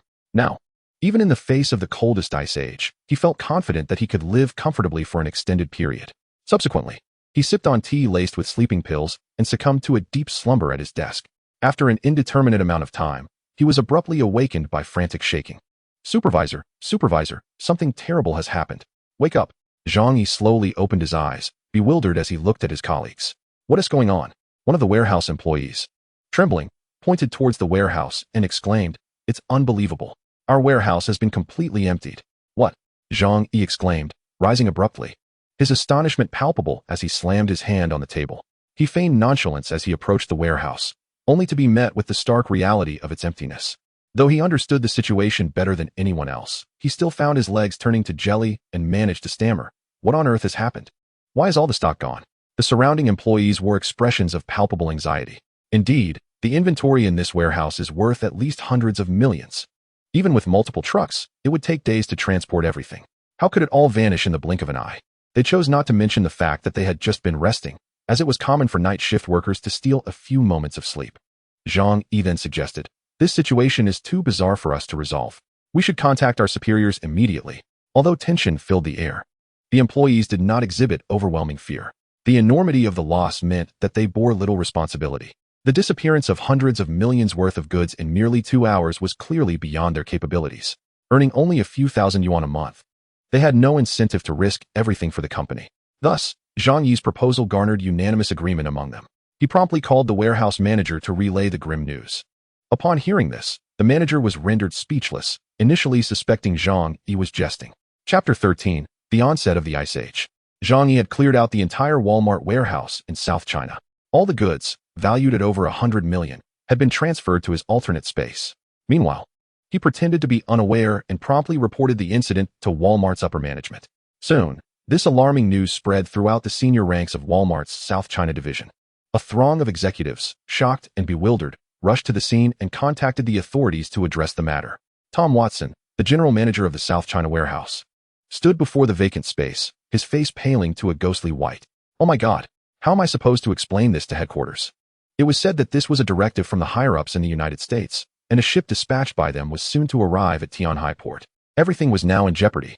Meanwhile, Zhang Yi remained entirely unconcerned about the potential exposure of his actions. In just a brief span of 2 hours, an entire warehouse containing billions worth of goods vanished into thin air, a phenomenon so astonishing that it defies comprehension. Even with the police exerting their utmost efforts to investigate, uncovering the truth within a short time frame appears utterly implausible. Furthermore, it is essential to note that Walmart is a foreign enterprise, not a state-owned entity, which naturally limits the intensity of the investigation. Nevertheless, he feigned anxiety and trepidation, cooperating with the police's inquiries. The authorities, too, harbored significant suspicions regarding this incident. They scrutinized the surveillance footage from both the interior and exterior of the warehouse. Although the internal cameras had been disabled, the sheer volume of goods, amounting to millions of cubic meters, could not have been absconded without leaving some trace. However, upon reviewing the footage from around the warehouse, no signs of any vehicles passing through were discovered. This indicates that the vast wealth either vanished inexplicably or that Walmart was orchestrating a nefarious scheme of self-theft. Logically deducing the situation, it is evident that the latter scenario is far more plausible.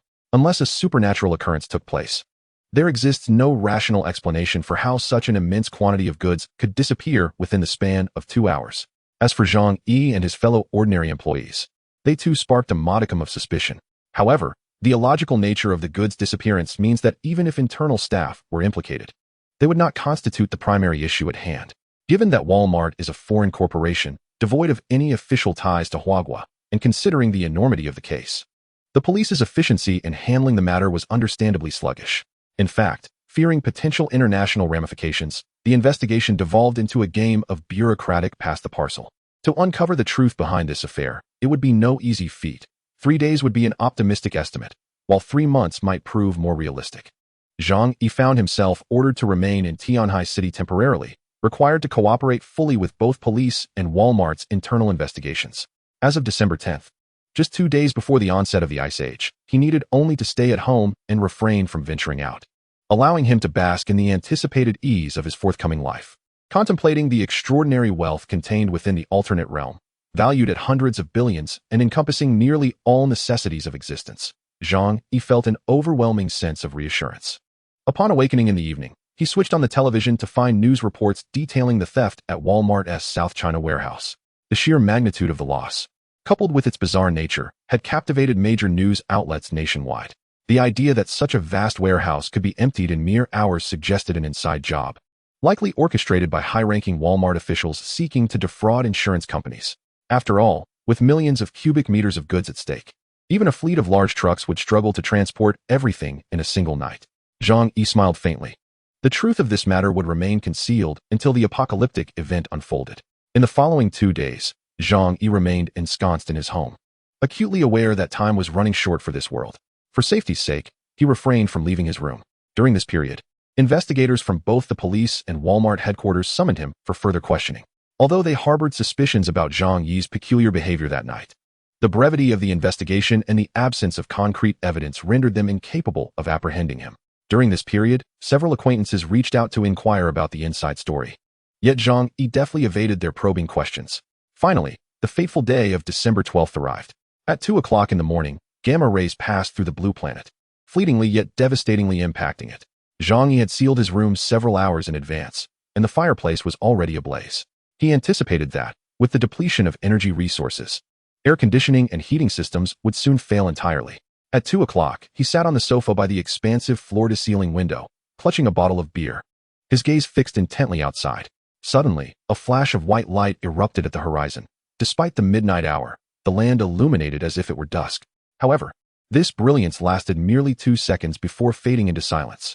Most people had already succumbed to slumber, oblivious to this momentary transformation. Yet, knowing its implications, Zhang Yi felt a chill run down his spine. He gulped down the beer, the crispness of the Budweiser providing a modicum of calm.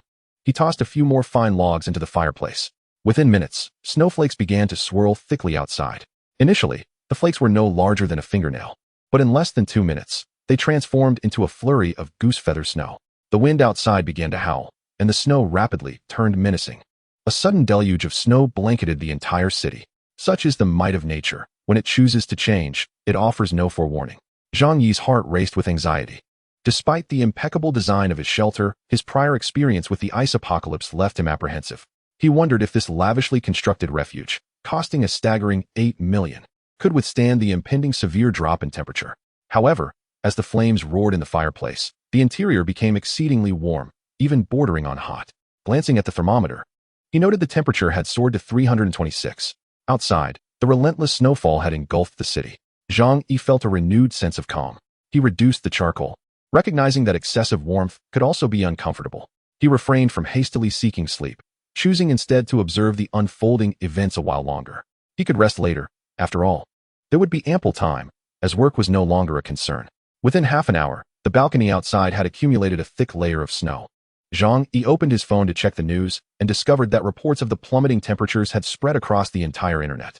The online realm is replete with lamentations, as netizens bemoan the premature arrival of this year's frigid winter, lamenting their lack of preparedness for the cold. What an infernal climate it is, plunging to temperatures well below zero. Tomorrow, it is anticipated that the roads will be encased in ice. How then will one commute to work? Yet, some express their elation. With such a heavy snowfall, they might be spared from the duties of work tomorrow. What a delightful prospect, particularly among friends from the southern regions.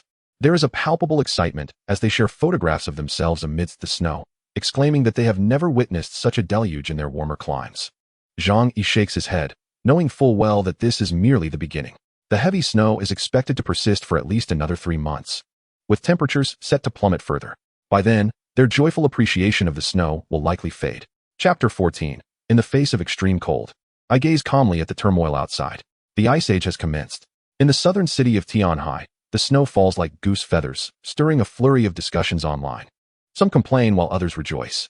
Yet, none are aware that this tempest of snow and dramatic temperature drop is not a fleeting occurrence, but rather a harbinger of a prolonged and intensifying calamity, one that none will be able to endure. Meanwhile, Zhang Yi reclines on his couch at home, comfortably basking in the warmth of his haven, where the temperature hovers pleasantly above 20 degrees, savoring a chilled Budweiser in utter contentment. At that moment, his phone suddenly rings. Upon checking, he discovers it is a chat group buzzing with conversation, comprising former classmates, enthusiasts, and neighborhood residents. My goodness, how did it snow so heavily all of a sudden? The weather forecast didn't mention a thing. I was jolted awake in the middle of the night, hurriedly turning on the heater. This old heater is utterly ineffective. It's freezing in here. I wonder how long this bitter cold will last. I haven't even bought my winter clothes yet. The group is abuzz with varied sentiments. Zhang Yi, however, is acutely aware that this is but a temporary phase. He yawns, deciding against immersing himself further in the chatter.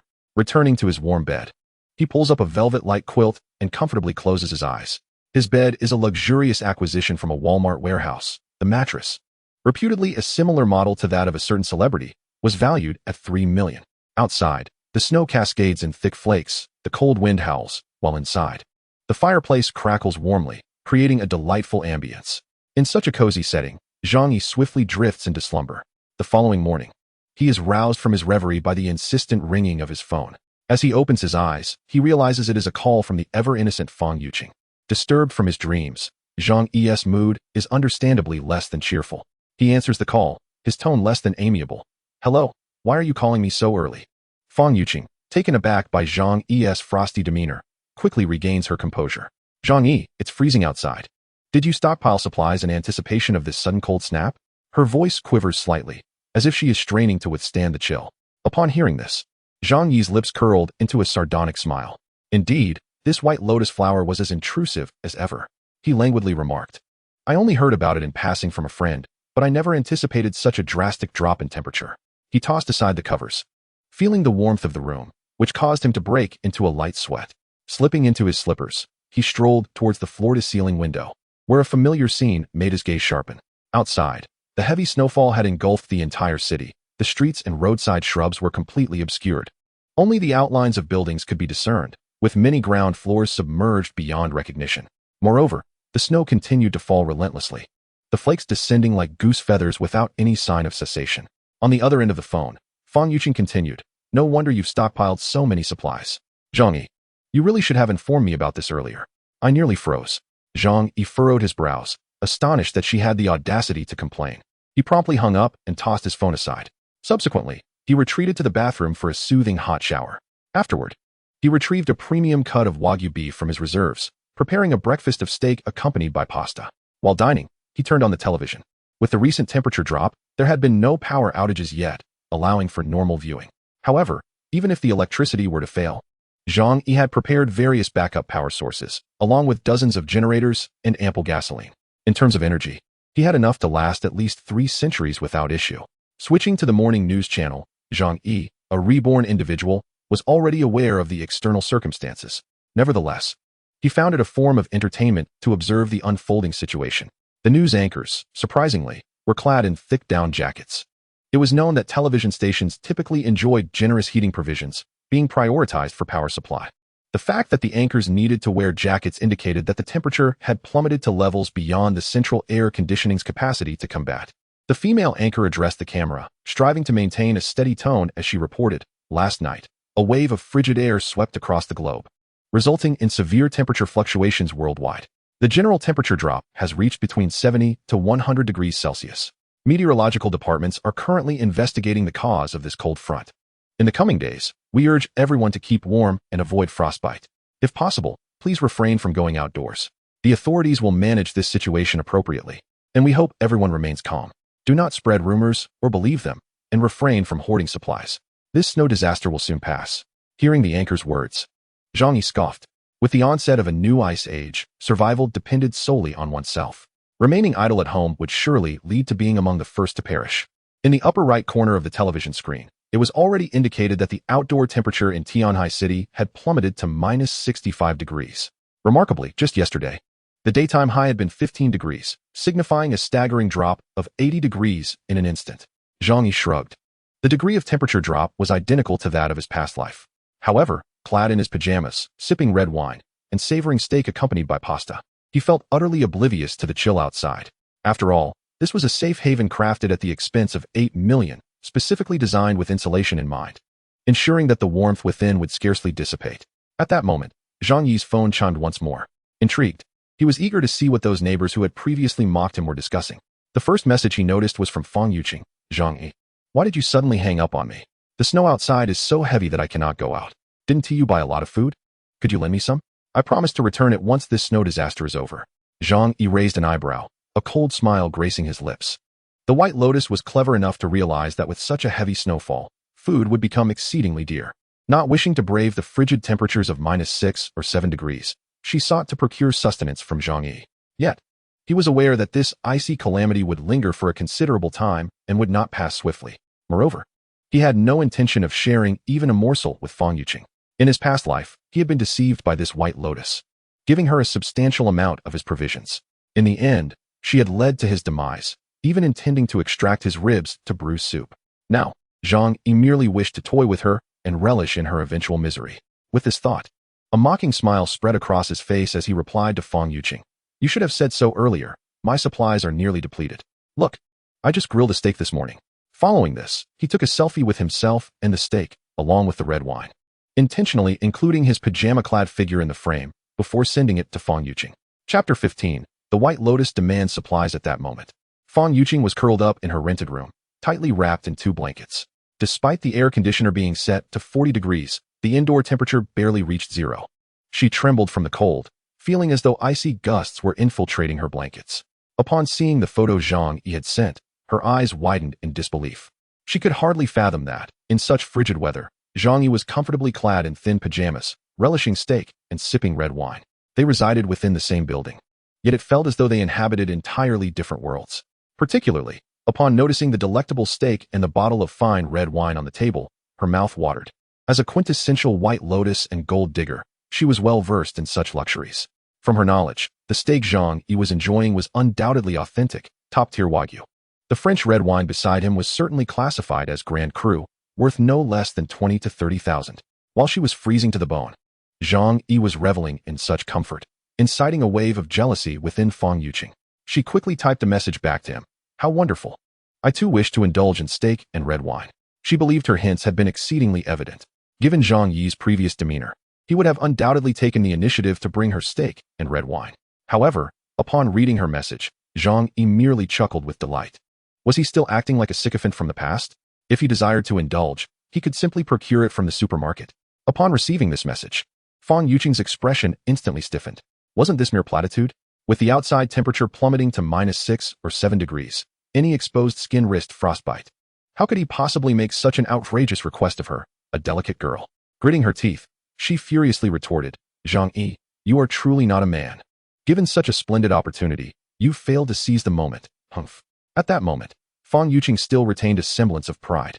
Although she yearned for steak and exquisite red wine, in her eyes, Zhang Yi was merely a fish in her pond. Moreover, she believed the snowstorm would soon pass. Thus, she continued to uphold her haughty goddess persona, refraining from directly asking Zhang Yi for food. Zhang Yi chose to disregard Fang Yuqing's outburst and instead perused other chat groups. Eager to witness the unfolding drama, upon stumbling into the community owners group, he caught a glimpse of Aunt Lin from the neighborhood committee urging everyone to remain calm and stay indoors. Do not panic, everyone. It is merely a sudden drop in temperature, and it will last at most 2 or 3 days. Please refrain from hoarding supplies and trust in our officials. Our committee will devise ways to help everyone weather this snowstorm. Kindly follow orders and do not create trouble for the officials. Some owners raised objections. With such heavy snow, who knows when it will cease? It's troublesome to venture outside. Shouldn't we stockpile some supplies? Aunt Lin immediately intensified her tone. What are you doing? Aren't you just adding to the chaos? Hoarding supplies will only inflate prices, and soon everyone will be forced to pay high prices for food. If anyone dares to hoard supplies and I find out, do not blame me for reporting you for disturbing public order. Observing Aunt Lin, who was commanding the group like a leader, a sardonic smile crept across Zhang Yi's lips. Today marked the first day of the Ice Age's arrival. Due to the frigid weather outside, the supplies in the supermarket had not yet been entirely depleted. If one were to brave the snowstorm, despite the risk of frostbite, there was a considerable chance to amass sufficient provisions. However, Aunt Lin's threats instilled a sense of complacency in many, dissuading them from venturing out to purchase groceries. The outcome was, as one could easily anticipate, rather dire. At that moment, Aunt Lin suddenly directed her ire towards Zhang Yi. She tagged him in the owners group. Xiao Zhang, you had already hoarded quite a bit at home. Now that the snowstorm is severe, you must not become a cautionary tale. Stay indoors obediently for the next few days. And if I catch you venturing out to buy anything again, do not blame Aunt Lin for being unyielding. Zhang Yi's countenance darkened. That old hag, after all, had previously approached him for supplies, which he had refused to provide. She had kept it in her heart for a long time, and now that the opportunity had arisen, she would not hesitate to strike back. However, it was unfortunate that the neighborhood committee matron meant nothing to Zhang Yi at this point. His inquiry resonated with many. As discontent brewed against Aunt Lin's words, they refrained from voicing their dissent due to her position on the committee. With Zhang Yi taking the lead, others soon found their voices. Indeed, if you do not allow us to stockpile supplies, who will bear the responsibility when we face shortages? Can you shoulder that burden? Faced with this united front, Aunt Lin felt a pang of anxiety. Simultaneously, her hatred for Zhang Yi deepened. How could he openly challenge her in the owners group? Wasn't he that a blow to her dignity? Rest assured, we at the neighborhood committee can responsibly inform everyone that there will be no shortage of supplies. The snow disaster will soon pass. She turned to Zhang Yi, and you, Zhang Yi, do not incite the masses at such a time. Your actions are illegal. Zhang Yi burst into laughter. Even at such a critical moment, the old woman, Lin, still clung to her authority, acting as if her meager power gave her the right to intimidate. It was truly laughable. Oh dear, I cannot bear such a heavy crown. Fear not. It's freezing outside, and I won't step out for anything. You are free to do as you please. He had already amassed ample supplies, rendering any venture to the supermarket for mere vegetables unnecessary. Yet, those who believed Aunt Lin's deceptive words would soon find themselves in dire straits. Zhang Yi sighed inwardly. As the apocalypse approached, he wondered how many would succumb to the harshness of starvation and frost. Nevertheless, some deserved their fate, like those neighbors from his past life who had wronged him. Regardless of their fate, Zhang Yi had resolved to survive at all costs. The lives of others had no bearing on him. Chapter 16. Aunt Lin's Revenge. Zhang Yi strikes back. Zhang Yi lounged on the sofa, stifling a yawn. While others endured hunger and cold, he lived in unparalleled comfort. His home boasted an impeccable insulation system and an abundance of fuel, ensuring his sanctuary remained at a consistently pleasant temperature throughout the year. From then on, he had no obligations. He merely needed to focus on enjoying each day. Due to the extreme cold, various live streams had been suspended. After all, those beloved female streamers he usually watched could hardly endure temperatures plummeting to -60 or 70 degrees, or even over 100. If anyone dared to do so, Zhang Yi would have to tip his hat in admiration for their audacity. He accessed his alternate space, where an array of gaming consoles and the latest titles awaited him. Among them were hundreds of pristine, unopened gaming systems, including several units of the newest PlayStation 5. The collection of game cartridges numbered in the tens of thousands. Zhang Yi retrieved a brand new PS5 and connected it to his massive 100-inch Sony television, diving into the latest action game of the year, Bayonetta 3. Nearby, there are games such as Elden Ring, The Witcher 3, and Sekiro, Shadows Die Twice at hand. If one wishes to pass the time, these are splendid choices. For those who find the duration of games too brief, there are also extensive titles like Civilization and Cities, Skylines, which can provide endless entertainment. Without the need to consider work or the complexities of social interactions, such a life is even more enjoyable than the one before the apocalypse. Being home alone. Zhang Yi donned his pajamas, indulging in snacks while immersed in his gaming escapades, reveling in sheer delight. After a while, however, his phone chimed. Zhang Yi casually glanced at it, only to discover that the bothersome community committee member, Aunt Lin, had tagged him in the group chat. Zhang Yi, the roads outside are completely buried under heavy snow. Please come out with some tools and help us clear it. Her tone was commanding. Zhang Yi noticed that she was rallying the group to join in the snow removal efforts, yet very few responded. To his astonishment, she had directly targeted him. Zhang Yi looked out at the thick blanket of snow covering the entire building. With depths reaching 3 meters, the notion of clearing it manually seemed utterly absurd. Moreover, he was aware that this snowfall would likely persist for over 3 months. Clearing the snow now would be futile, as it would fall faster than they could remove it. Others in the chat echoed Zhang Yi's sentiments.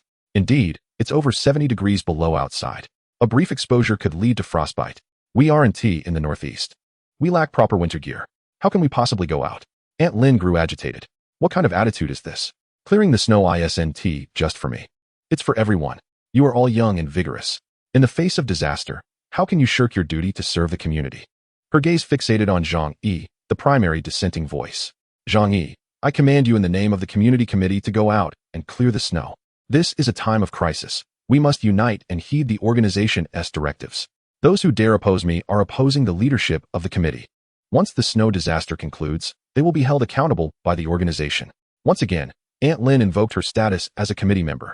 The homeowners fell silent, unable to voice their anger. With the snow disaster just beginning and societal order still intact, no one dared to defy her. Though these committee members seemed to wield little power, their minor authority was closely tied to the community, making them a source of apprehension for many. The group remained quiet, reluctant to be the first to speak out.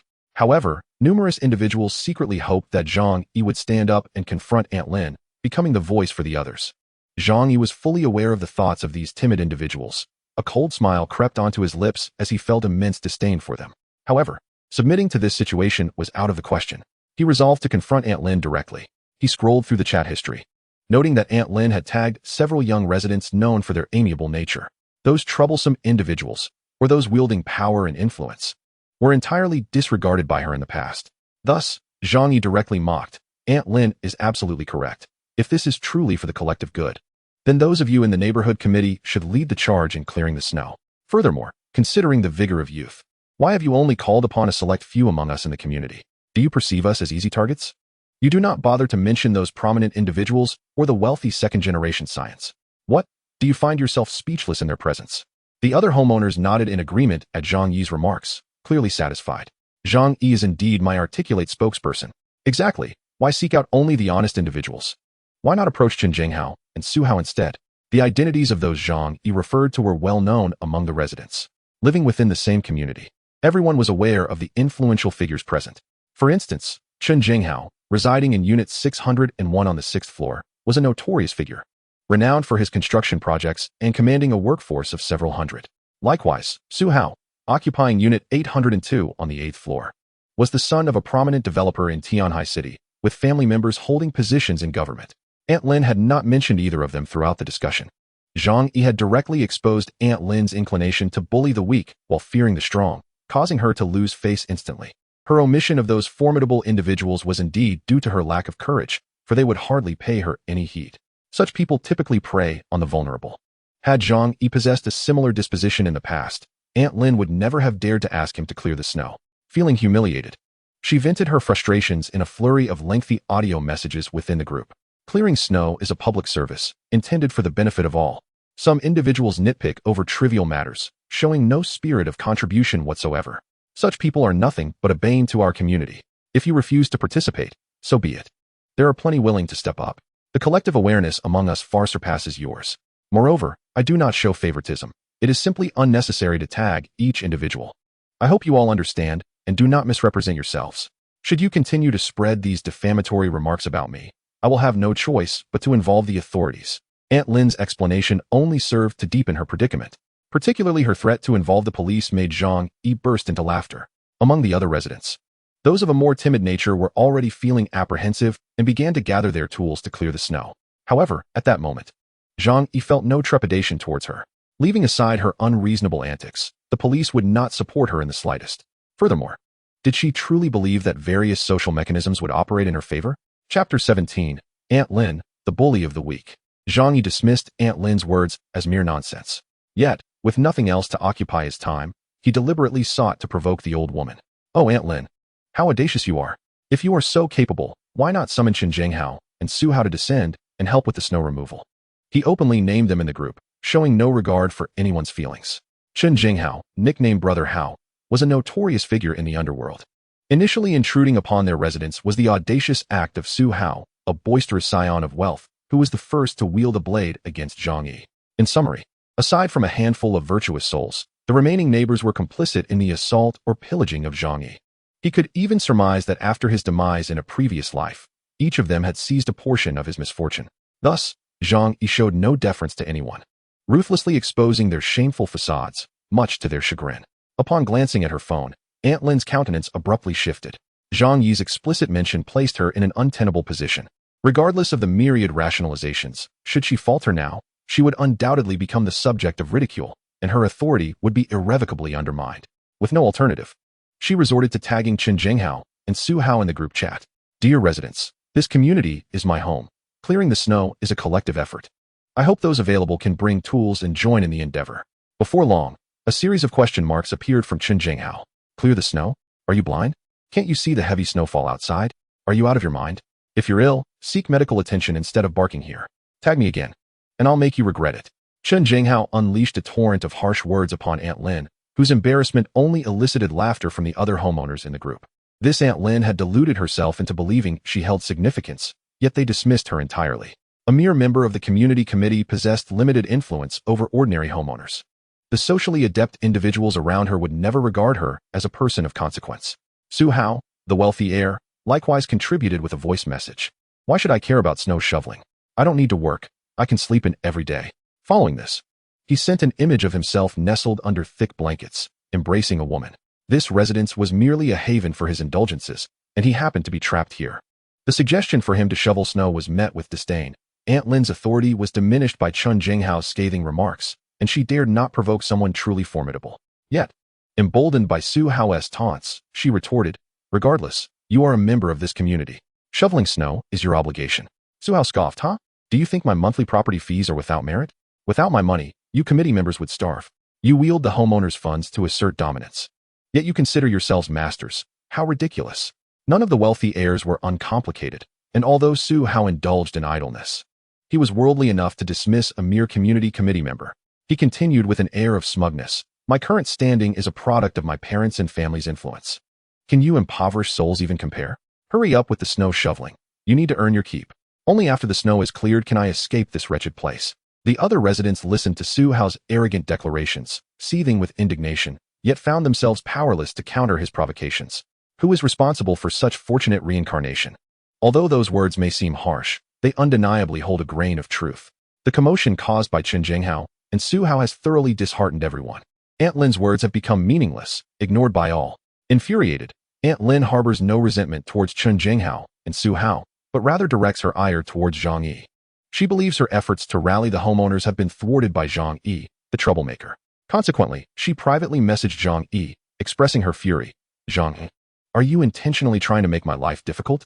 Tell me, what exactly do you want to achieve? When I asked everyone to go out and clear the snow, is it necessary for everyone to step outside? Now look what you've done.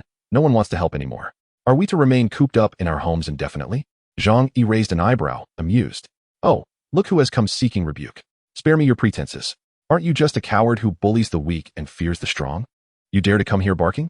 You wouldn't even dare to utter a complaint when scolded by others, yet you seek validation here? Let me remind you, you are not someone to be trifled with. Keep barking, and I will ensure you regret it. Zhang Yi had expertly grasped Aunt Lin's character, a mere coward.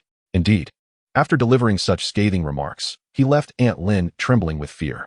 As an elderly woman living with her grandson, her status as a community committee member was her only source of respect.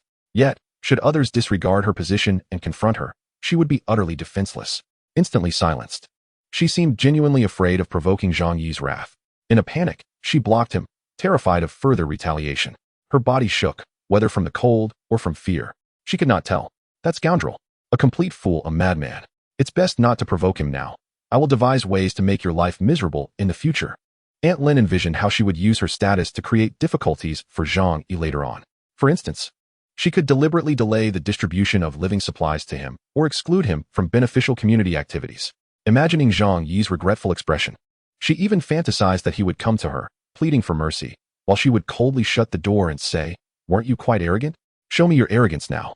Lost in her thoughts, Aunt Lin began to smile with satisfaction. "Oh, one day, you will be the one begging me."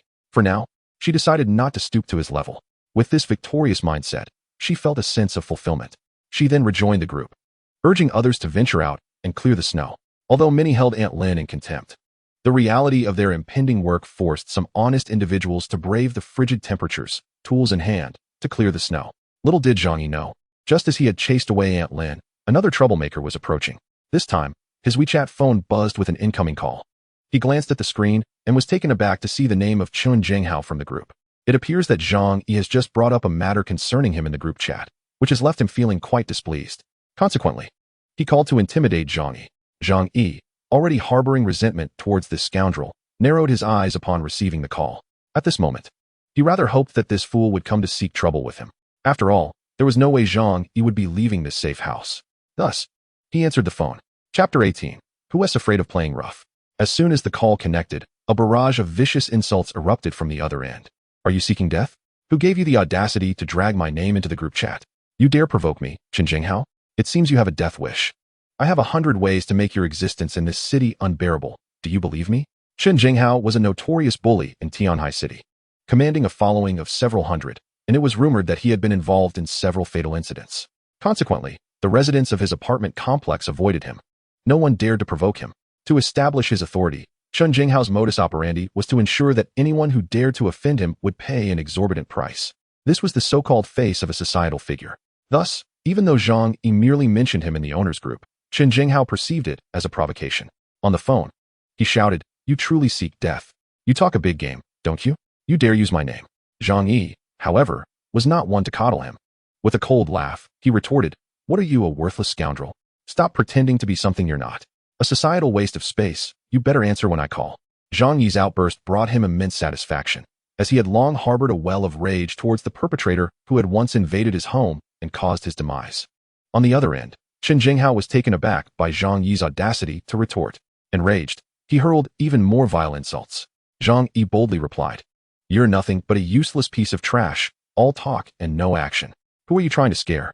Go eat dirt." After finishing his tirade, Zhang Yi hung up and promptly blocked him. The thought of Chen Jinghao seething with rage on the other end of the line filled Zhang Yi with satisfaction.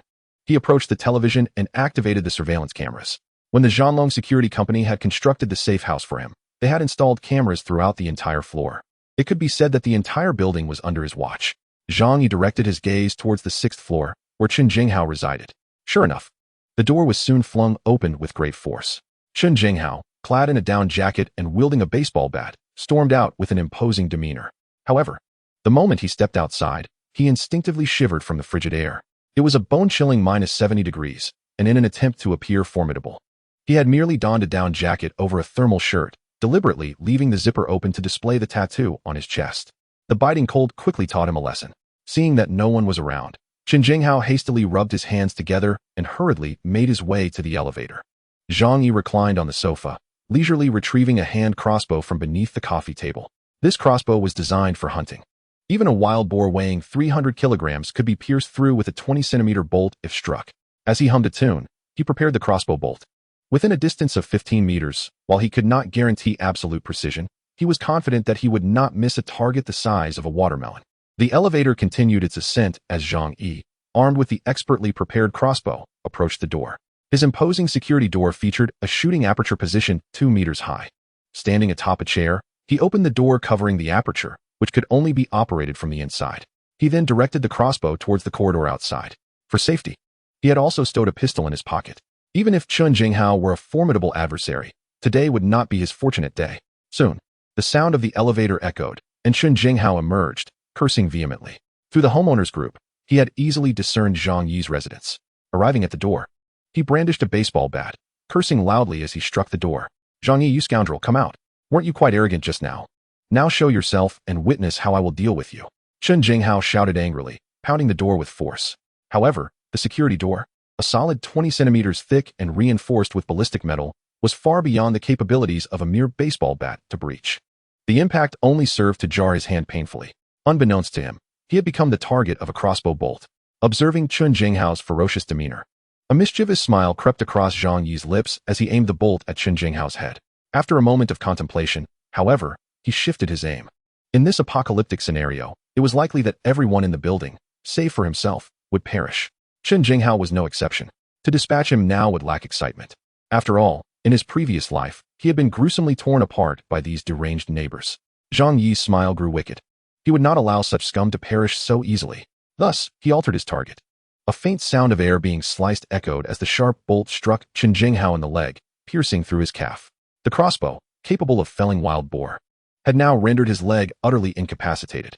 Chen Jinghao let out a piercing scream, collapsing to the ground, clutching his leg in agony. In such frigid temperatures, plunging injuries would surely lead to the loss of his limb. Furthermore, lacking medical attention, infection was an inevitable fate. Subsequently, he would meet a grim end, suffering in a torment of pain and cold. In that moment of excruciating pain, Chen Jinghao realized he had encountered a truly formidable adversary. It was true that individuals like him relied on their fearlessness and ruthless nature, betting on the fact that the upright would not dare to resist their tyranny. However, when confronted with someone audacious enough to wield a crossbow, even the most fearless may tremble within. Chen Jinghao was paralyzed with terror, unable to discern the origin of the arrow that had been fired at him. After all, he was no demon. Yet, in that moment, his heart felt colder than the air around him. The merciless strike he had just endured left him acutely aware of the raw intent to kill that lingered in the atmosphere.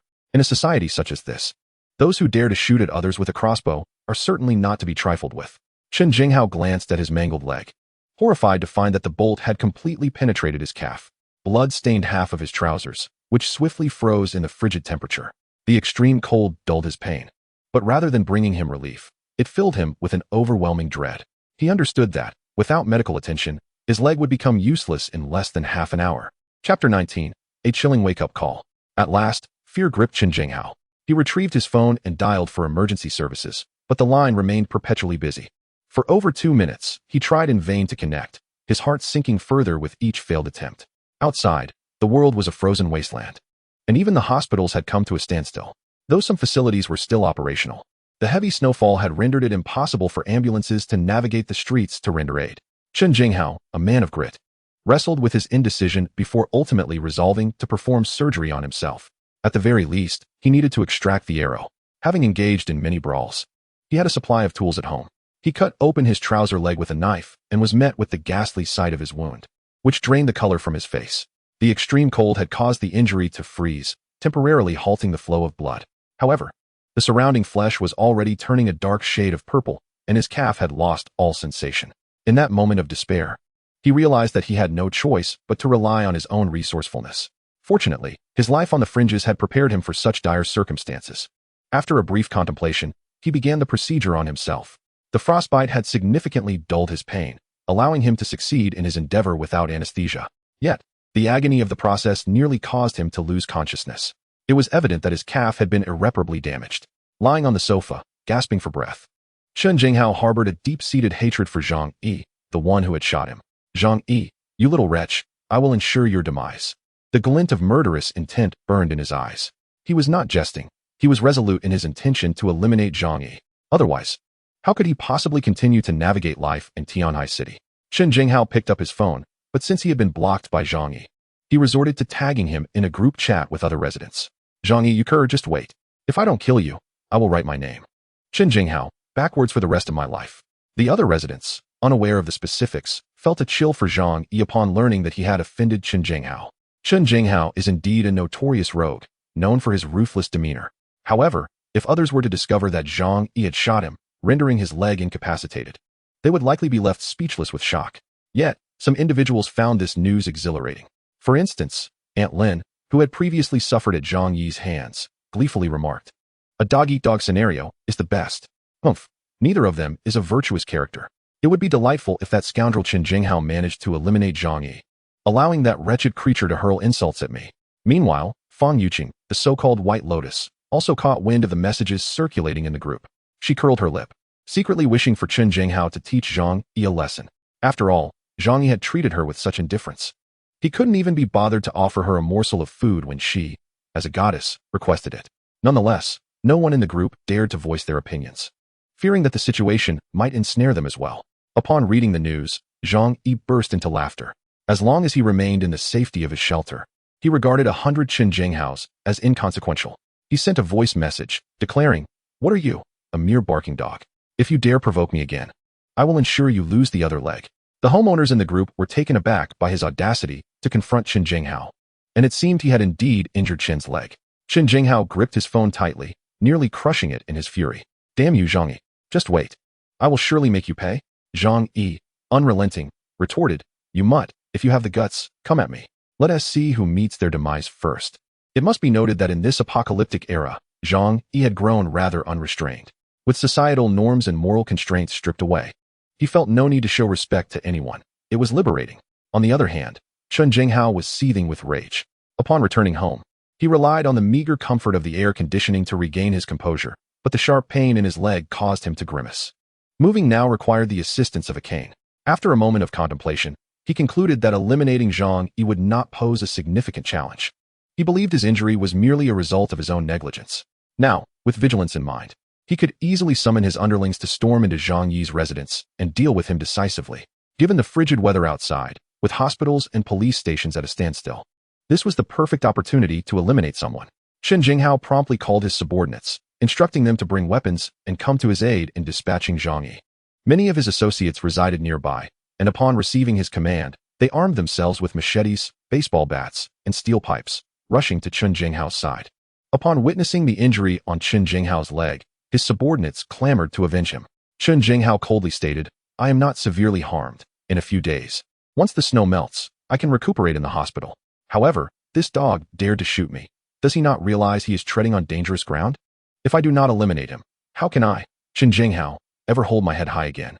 The underlings at hand exclaimed, "Brother Hao, tell me his room number, and I shall go and deal with him immediately." Qin Jinghao nodded, revealing that they resided in Suite 2401 of this building. However, this wretched brat was quite cunning. Armed with a hand crossbow, which he had used to launch a surprise attack against me, one of the subordinates brandished a steel pipe, shouting, "This fellow has no sense of honor, resorting to treachery." Qin Jinghao cautioned, "Exercise caution as you approach. I am aware that he is alone in his home.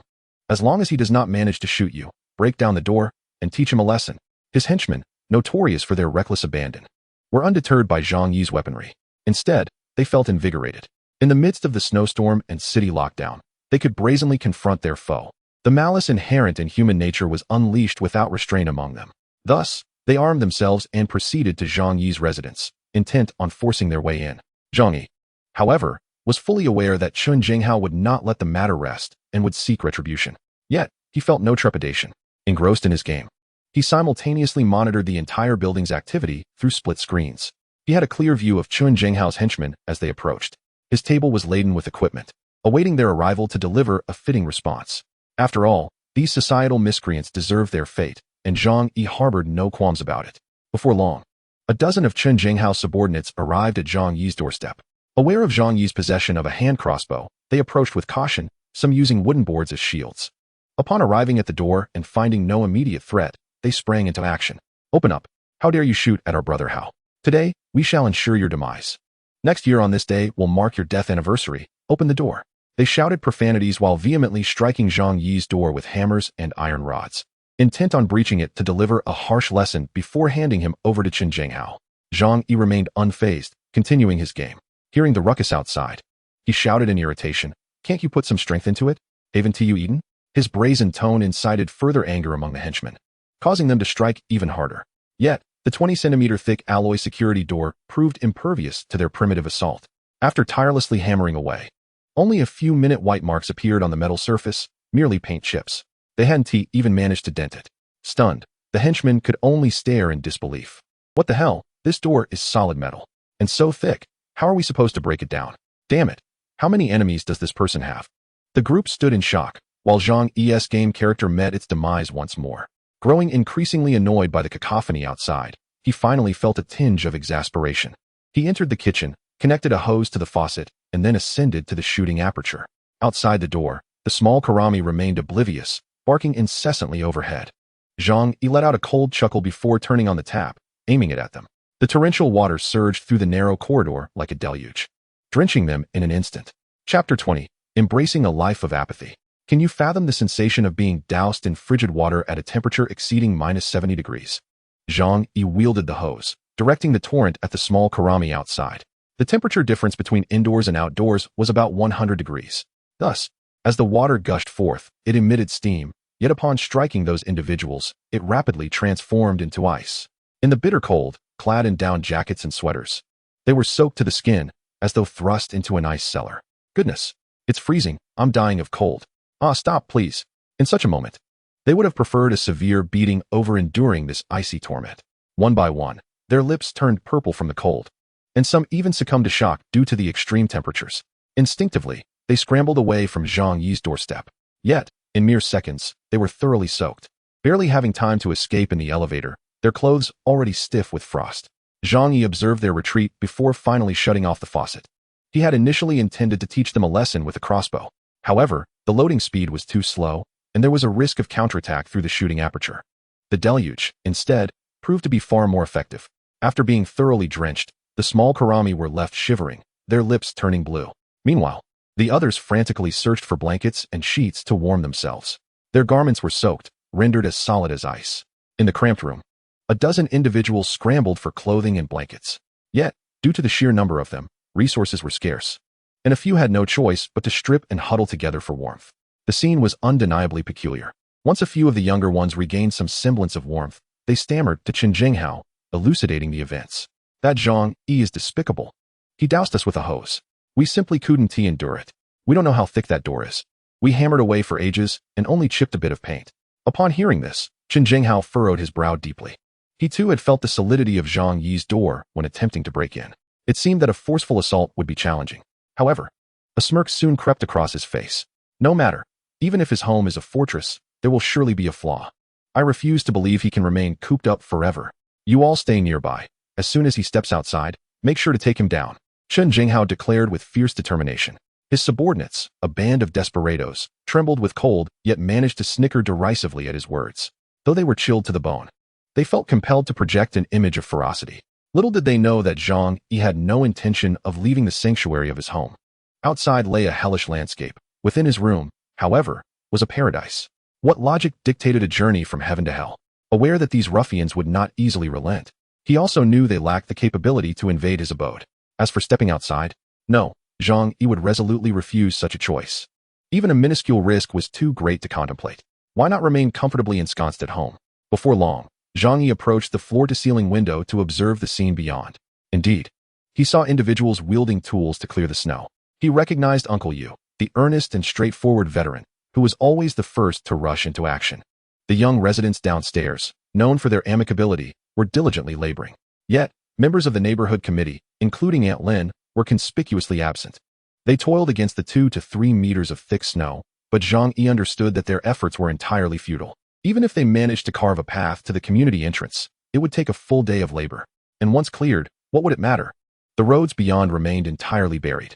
Such a thick layer of snow could only be removed by specialized snowplows, which were non-existent in the southern region. Venturing outside had become an impossibility. Moreover, in weather plummeting to 70 degrees below zero, their endurance was limited. With inadequate cold weather gear and their bodies ill-equipped for such frigid temperatures, even half an hour outdoors posed a risk of frostbite. Zhang Yi shook his head. These earnest souls were indeed pitiable.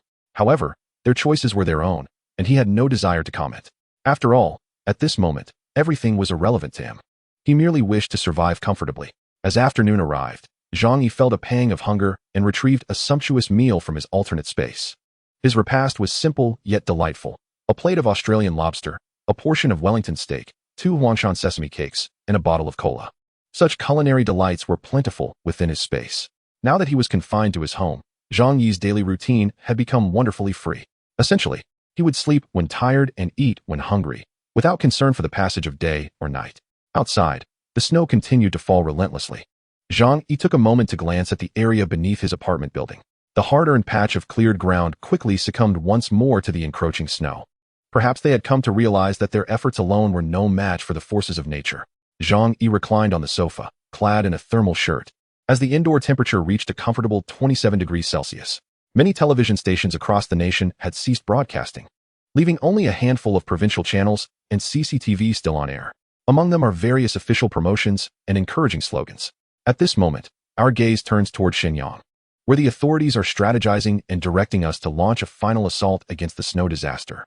Reports indicate that in the United States, due to inadequate snow disaster prevention measures, 200 million people have been affected, with millions perishing. However, the progression of our nation's snow disaster remains within a manageable scope, with all signs indicating improvement. Let us not succumb to anxiety.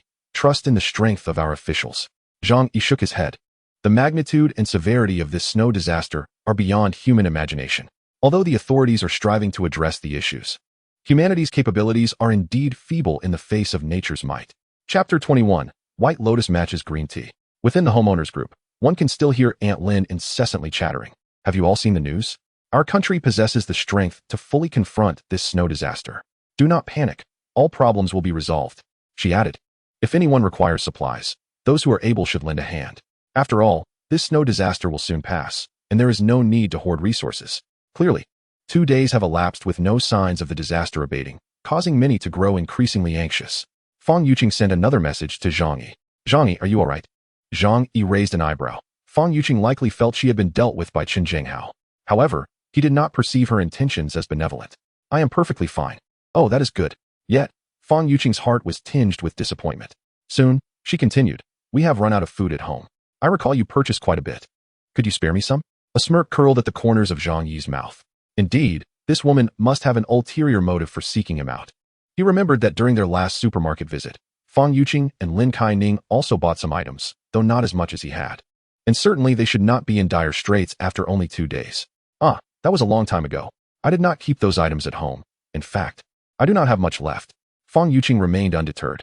Then surely you could give me a few packets of instant noodles? You manage the warehouse. So how could you run out at home? Zhang Yi was quite blunt. I truly have no instant noodles left. Look, this is all I can eat.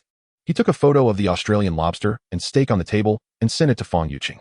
Upon seeing the image, Fang Yuqing's brows furrowed in anger. Damn, Zhang Yi, what do you mean by this? Are you intentionally trying to provoke me? Nearby, her friend Lin Kaining peered out from under the covers. Due to the frigid weather, the two had been sharing a bed. Upon seeing the delectable food in the photo, Lin Kaining's eyes sparkled with envy. These little fairies rarely cooked, often opting for takeout or relying on men to treat them.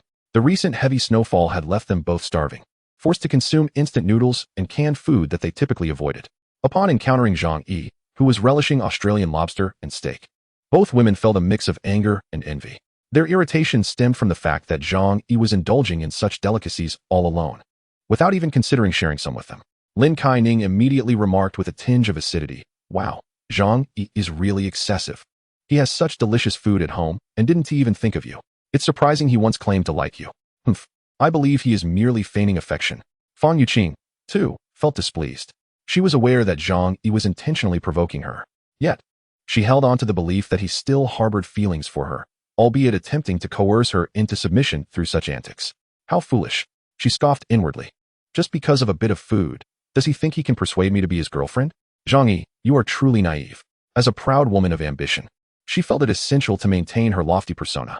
However, gazing at the photos Zhang Yi sent, the longing in her eyes was unmistakable. Lin Kaining, perceptive as ever, suggested, Yuqing, why not tell Zhang Yi that you would be willing to have dinner with him, but he must provide the food? This way, you can preserve your dignity while enjoying the sumptuous lobster and steak. I am certain he will eagerly agree. Fang Yuqing frowned, contemplating. In her heart, Zhang Yi was merely a high-end backup. Although handsome and somewhat affluent, he fell far short of her ideal of a perfect partner. Under ordinary circumstances, she would never lower herself to engage with him. However, the monotony of instant noodles and canned food had become unbearable. Perhaps it was time to grant him an opportunity to dine with her. With a reluctant pout, She finally spoke. All right. She picked up her phone and sent a message to Zhang Yi. It's been a while since we gathered. How about coming over for dinner tonight?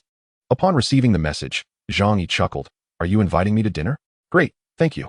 This response left Fang Yuqing's face pale with indignation, though it might have been due to the cold as well. Angrily, she turned to Lin Kai-ning, exclaiming, Zhang Yi is utterly ungrateful. I offered him a chance to treat me, and he expects me to foot the bill. Lin Kai-ning was taken aback. She had anticipated that the Zhang Yi who had once fervently pursued Fang Yuqing would now display such insensitivity. Strange.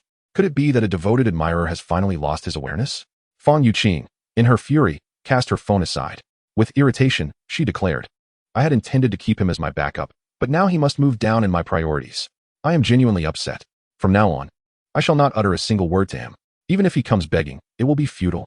Though Lin Kai-ning craved the delicious food, she couldn't resist adding fuel to the fire. Honestly, he should reflect on his own worth.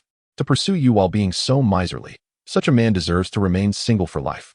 The two individuals continued to scold Zhang Yi for quite some time.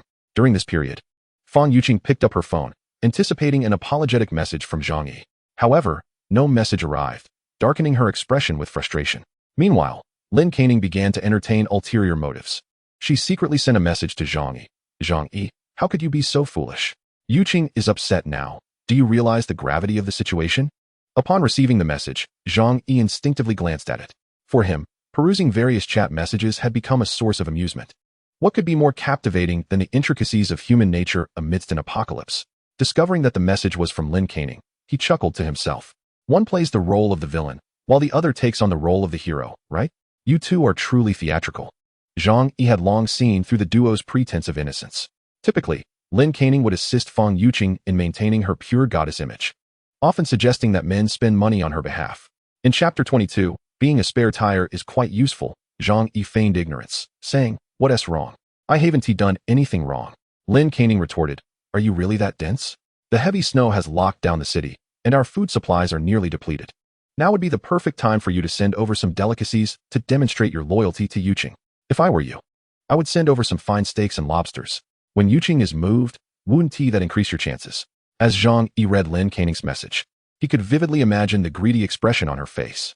He scoffed silently. Such behavior was no different from begging. Ironically, it was as if by offering them food, he would be granting them an opportunity. This duplicitous nature made Zhang Yi want to slap them hard. Despicable. Zhang Yi decided to have a bit of fun at the expense of these two opportunistic women. He replied, But we don't have much food left either.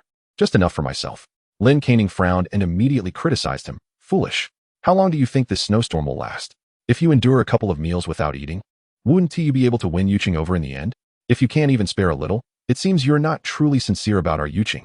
Zhang Yi couldn't help but laugh even harder. The two women, one playing the villain and the other the innocent, were quite transparent in their act. Lin Kai-ning, seeing his nonchalant response, was infuriated. Oh, what does that mean? After all I've said, is this your attitude? Hurry up and send me some food. I also want to eat steak and lobster. Lin Kai-ning, a glutton, had not had anything good to eat in days, and seeing Zhang Yi indulge made her mouth water. She initially intended to use Fang Yuqing's name to trick Zhang Yi into sending her the delicacies, but the unfolding events were starkly different from her expectations. That simple nearly pushed her over the edge. Could it be that he has lost interest in Fang Yuqing? No, absolutely not. He must merely be having a momentary lapse in judgment. Lin Kai-ning was incensed and sought out Fang Yuqing to embellish the situation. Of course, she informed Fang Yuqing that her intention in contacting Zhang Yi was solely to assist her in procuring supplies. Fang Yuqing, with an icy demeanor, retorted, Humph. Who is Zhang Yi? Do I know him? Do not mention him in my presence again. For Zhang Yi to regain her favor, he must sincerely apologize for recent events and pay a hefty price to earn her forgiveness.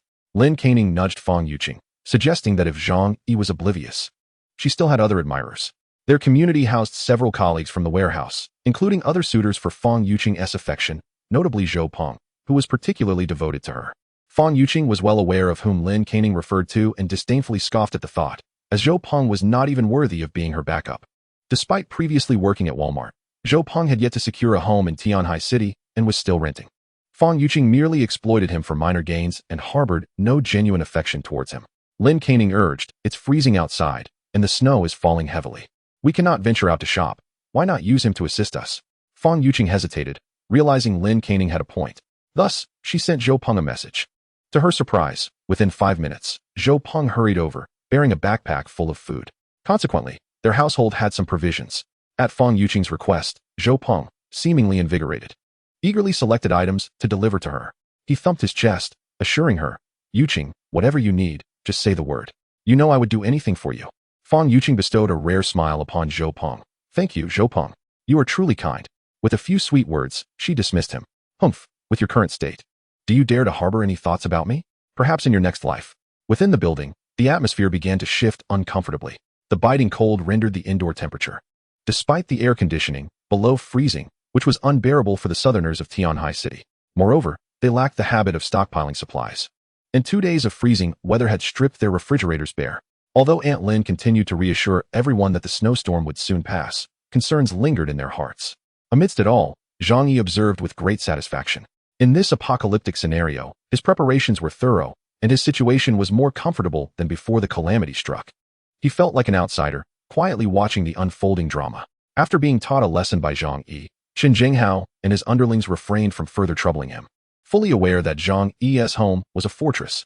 Moreover, Chen Jinghao's leg was practically rendered useless. If he could not reach a hospital, he would soon find himself incapacitated for life. As for the other young individuals, they had all succumbed to colds and fevers after being drenched. Deprived of any means of warmth, they dragged their ailing bodies, likely to perish from high fever before succumbing to the scarcity of food. Zhang Yi, confined to his home, spent his time playing video games and engaging in online discussions. During moments of leisure, he would also partake in fitness exercises, surrounded by an array of high-end gym equipment. Alternatively, he would immerse himself in various professional texts downloaded from the internet, such as the Barefoot Doctor's Manual and Militia Training Handbook. It was wise to be prepared. Mastering such specialized knowledge could prove invaluable in emergencies, potentially even saving his life. Outside, the snow fell incessantly, and the sky was veiled in clouds, rendering the distinction between day and night nearly impossible. On the morning of the third day, Zhang Yi rose from his bed, savoring a delicious roast duck from the renowned Biancafang while glancing at the clock. The time had nearly arrived. The anticipated drama was about to unfold. "It is almost time," Zhang Yi remarked. At that moment, the chat groups on his phone erupted in chaos. Chapter 23, Water and Power Outages. 3 days into the apocalypse, the long-awaited spectacle was set to commence. Zhang Yi was aware of what this day would bring. Hence, he had not slept a wink, eagerly awaiting the unfolding events. The occurrence itself was quite straightforward. The entire Yuelu community experienced an abrupt power outage. Shortly thereafter, the disruption cascaded, rendering the water supply company incapable of delivering water. With the water supply system compromised, every household was left without water. This scenario had been anticipated by Zhang Yi. After all, at the onset of the apocalypse, no one could predict how long this extreme cold disaster would persist. The authorities were still striving to manage the situation, attempting to resolve the snowstorm crisis. However, as days passed, it became evident by the third day that this was an issue beyond human control. Amidst the biting cold, major hydropower plants gradually ceased operations, and thermal power plants were rendered inoperative due to workforce unavailability. When the stored electrical reserves were depleted across cities nationwide, a power outage became inevitable. At this juncture, only a handful of nuclear power stations remained operational, their generated electricity entirely allocated for governmental use. The cessation of water and power plunged the lives of ordinary people into utter darkness. Meanwhile, Zhang Yi had already preemptively activated 2 silent generators, ensuring his room remained powered. After completing this task, Zhang Yi opened his phone to find a multitude of messages flooding the chat groups. "Does your household have power? Ours has no water or electricity either. In this frigid weather, the air conditioning is utterly useless, and we cannot rely on heaters. How are we supposed to survive? Why aren't the authorities intervening? If this continues, people may perish from the cold." Zhang Yi silently shook his head. At this moment, the authorities were overwhelmed and unable to attend to everyone. To survive, one could only rely on oneself. He was acutely aware that the apocalypse, in its true sense, had only just begun. With the loss of modern society's electricity and food supplies, humanity was on the brink of mass extinction. Zhang Yi glanced anxiously at his home. Upon seeing his abode, warm as spring and as secure as an iron fortress, along with the seemingly endless supplies in the alternate space, a comforting warmth surged within him. The community chat was rife with tense complaints. Were it not for advanced technology, with mobile phone batteries no longer succumbing to low temperatures, they would have been unable to use their phones at all. Yet, without electricity, these devices would eventually become useless. How long would this snowstorm persist? The air conditioning was inoperative, and the temperature inside had plummeted to below 30 degrees. If this continued, they would truly face the threat of freezing to death. The water supply had ceased. Were they to resort to drinking melted snow? Their food supplies were dwindling, and with the snow barricading their doors, venturing to the supermarket was not an option. What could they possibly do? Some began to tag Aunt Lin. Aunt Lin, didn't you say there was nothing to worry about before? It was your words that led me to forego stockpiling supplies. How do we resolve this now? When will help arrive? Please say something. Faced with the neighbors' inquiries, Aunt Lin was engulfed in her own anxiety and dread. At this moment, her fears surpassed those of her neighbors. While the homeowners remained oblivious to how assistance would arrive, Aunt Lin had already received some forewarnings through the neighborhood committee. A historic snowstorm was sweeping across the globe, one that occurred once in several hundred millennia. Perhaps they were on the brink of yet another mass extinction, the end of the world as they knew it. The authorities were striving to manage the crisis, yet with a population exceeding 1 billion, it was impossible to provide for everyone. Several key cities had already succumbed to the storm. Henceforth, survival depended solely on their own efforts. It was imperative to stockpile supplies, particularly food and heating sources. I have begun to gather resources door to door, invoking the authority of the neighborhood committee. Isn't this harmful to others?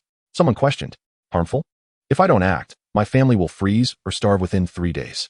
I can't afford to worry about that now. I do not know how many lives this snowstorm will claim.